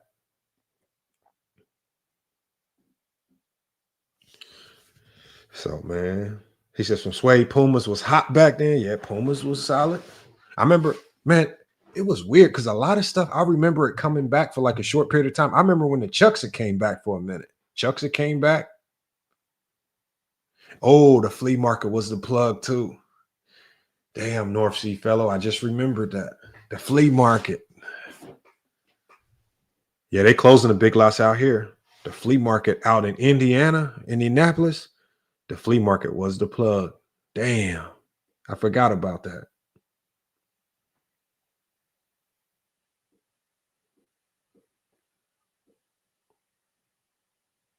Yeah, CDs and DVDs, man. Yep. Bro, that people like a North Sea fellow. Oh, Lugs. I remember Lugs. Lugs was the move too. People, no one's ever gonna know that some of the best music would be some of the mixtapes that people would burn on the onto the CDs. I'm talking about all the mixtapes from Dat Piff, all the old Gucci Man mixtapes, all the mixtapes that people put together. Bro, that was some of the best music.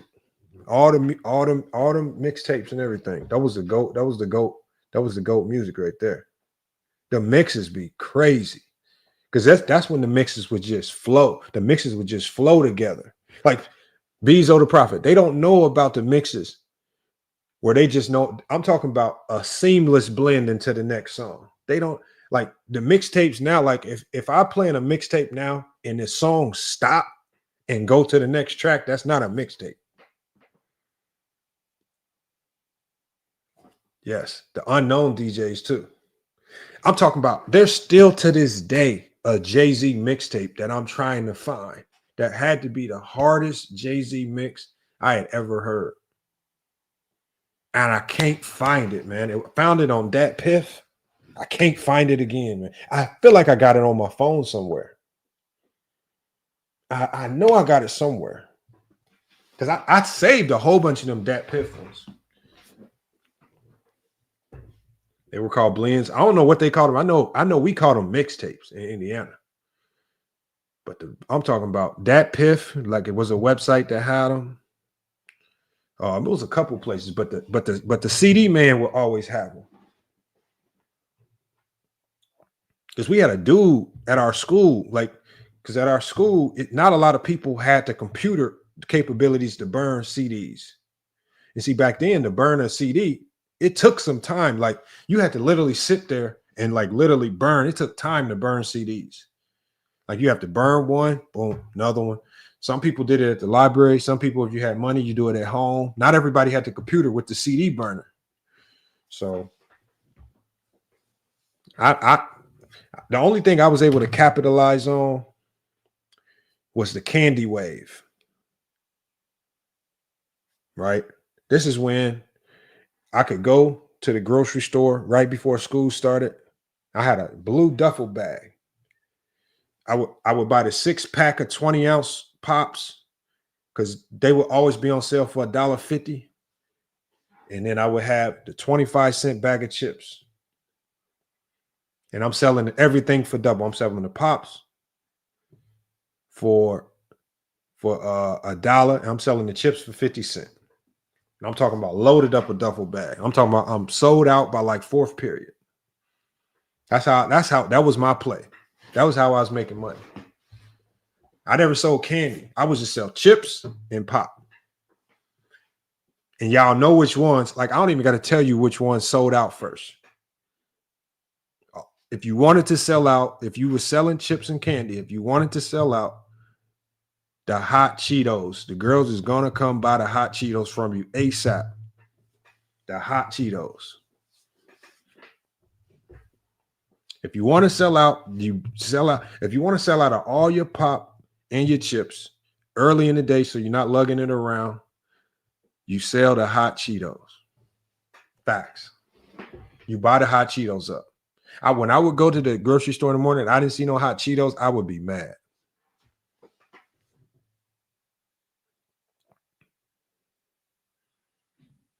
So I'm telling you. Especially because, my high school is majority black too. So all I would do every morning, once I would intentionally go out of my way to walk by Like, because we had a cosmetology like school, like the area in our school where all the black girls would be.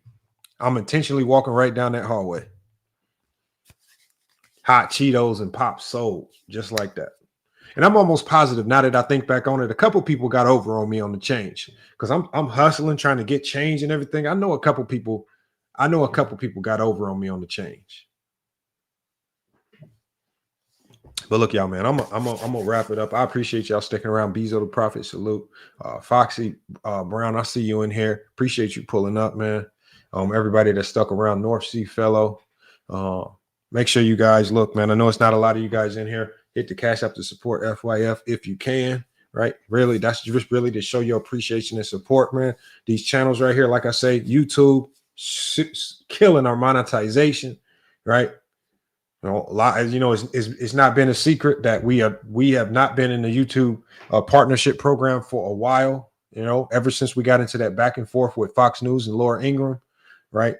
And once you lose that motivation, we have now had to find multiple other ways to monetize this channel. So the main thing is that part of that monetization, it comes from promos and partnership deals, but it also comes from you guys supporting. And, you know, and if we're being honest, that's one of the reasons like that stymies the motivation to continuously go live. You know, when you go live and you don't know where the income is 100% going to come from. It's easy to go live when I know that a live stream is funded by, for example, Layup, right? But sometimes when I think about it, it's just like, what's the motivation to go live? And it's just like knowing that when that live stream ends, you don't know if it's going to be profitable or not. You don't know if people are going to support the content or not. And then you have to flip the content on other platforms to make it profitable. So sometimes that's part of the struggle too. And that don't just go for me. Yeah, I want people to take that into consideration of whether you're on Carsino for Life channel, because he puts out a lot of content, whether you agree or disagree. When any content creator that you see asking for cash apps, Ticket TV, a lot of people, y'all got to understand that it's a lot of work that go on. And, you know, people, especially with controversial content like Ticket and Carsino, it's not always easy to monetize that content. And YouTube does not play fair with RPM and CPM, right? I mean, I'm having the same issue over on Newsbreak. So that's why when we do that, it's not just for me. I hope y'all just also bless other content creators. Also, when True to King, all these content creators, whenever they go live, if you do have that extra $1, $5, $10 here or there, right? And then if you get lucky enough, you'll have people that will send $50 or $100. Sometimes that changes a ton for content creators, right? And that could be the difference of keeping somebody motivated to go live for the next 2 months or so, just seeing your donation come through. So I just want everybody to keep that in mind. He says, I can't listen to Carsino too long. I mean, at the end of the day, like Carsino's content is Carsino's content. It's not made for everybody. I 1000% don't agree with the majority of things that he say, but at the end of the day, he is a content creator, right?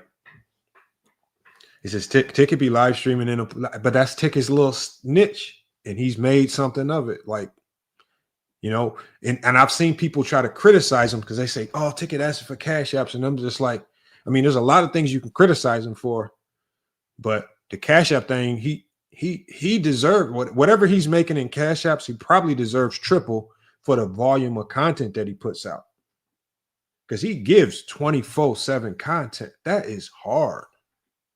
Like, to stop a live, find new content, go live again, stop that live, find more content, go live again, stop that live. And it's just like, damn, do you have a goddamn a twin or something? Do you got a clone doing content? Shit. But that's what it'd be like, man. All right, y'all, man. Look, FYF Sports, man. Salute to everybody pulling in. Hopefully, I'm going to be back live tonight around 3 p.m. Mountain Standard Time. That's going to be 5 p.m. Eastern Standard Time for everybody. So make sure y'all lock me in. If you're not getting my notifications, unsubscribe and subscribe again and turn on notifications. That generally does the trick. Or you can just follow us on IG. Easy to find. Just look up FYF Sports Debate. He says, yes, like him or not, definitely can't. Yeah, that's what I'm saying. Like I say, you know, some people can't stand him because he blocks you and all that. But I mean, once you're a content creator, man, there's got to be some type of level of respect amongst content creators where we got to be able to respect the business side of it, man. So that's really all it is right there. But Foxy, I mean, I don't know if you knew Foxy. I feel like you've been here for a while. You knew me by first name. So like I said, man, even Foxy, North Sea Fellow, Bezo the Prophet, anybody that's still in here watching, looks there's 102 people in here. We got a couple people on Twitch watching as well. The main thing is, look, man, we need y'all on these panels, right? More people on the panels, the better the panels pan out to be. And the best thing about having women on the panel is generally when there's a woman on the panel, sometimes it makes the dudes chill out and we can actually have decorum. Because for whatever reason, these fools know how to have some sense up here on the panels when a lady is on the stage. So sometimes that helps just keep everybody and all the testosterone levels in check because everybody want to be right. I don't know why or how that works, but you know, it is what it is, man. So I would love to have a co-host. So if there's anybody up here that knows how to co-host, really want to do this thing, or you really want to push content, man, just let me know, man. I'm easy to get in a hold of, especially on IG. So y'all just reach out. It's easy to find me. FYF Sports said I've been here. Salute to Bezo the Prophet. He said facts. All right, but look, y'all, man, I got to get out of here, man. I got to lay it down, man. I'm going on 4 a.m. Out here in Arizona, man. So again, I appreciate everybody pulling up, man. Hell of a stream. Going on 36-minute watch time for this stream, man. So that means you guys were sticking around actually watching the content. So I definitely appreciate it. But look, FYF Sports, man, it's been another great podcast episode. We will be back with more sports and news, y'all. But until then, man, it's FYF Sports, and we out. First of all, Ernest, I would like to start off by giving a shout out to FYF Sports Debates Podcast. I really love that podcast. I really do. Yes, Charles. I saw a recent podcast on a piece they did about Kwame Brown. Very interesting turn of events. Yeah, I like the way they broke down the similarities between Kwame Brown and Shaq's games. Just stop it, Kenny. Stop it. Shaq couldn't guard big country. What you think he gonna do with Kwame Brown? Shaq, Kwame did average a double-double in head-to-head matchups against you. Maybe there is some truth to Kwame Brown being more dominant. Stop playing with me, Ernie.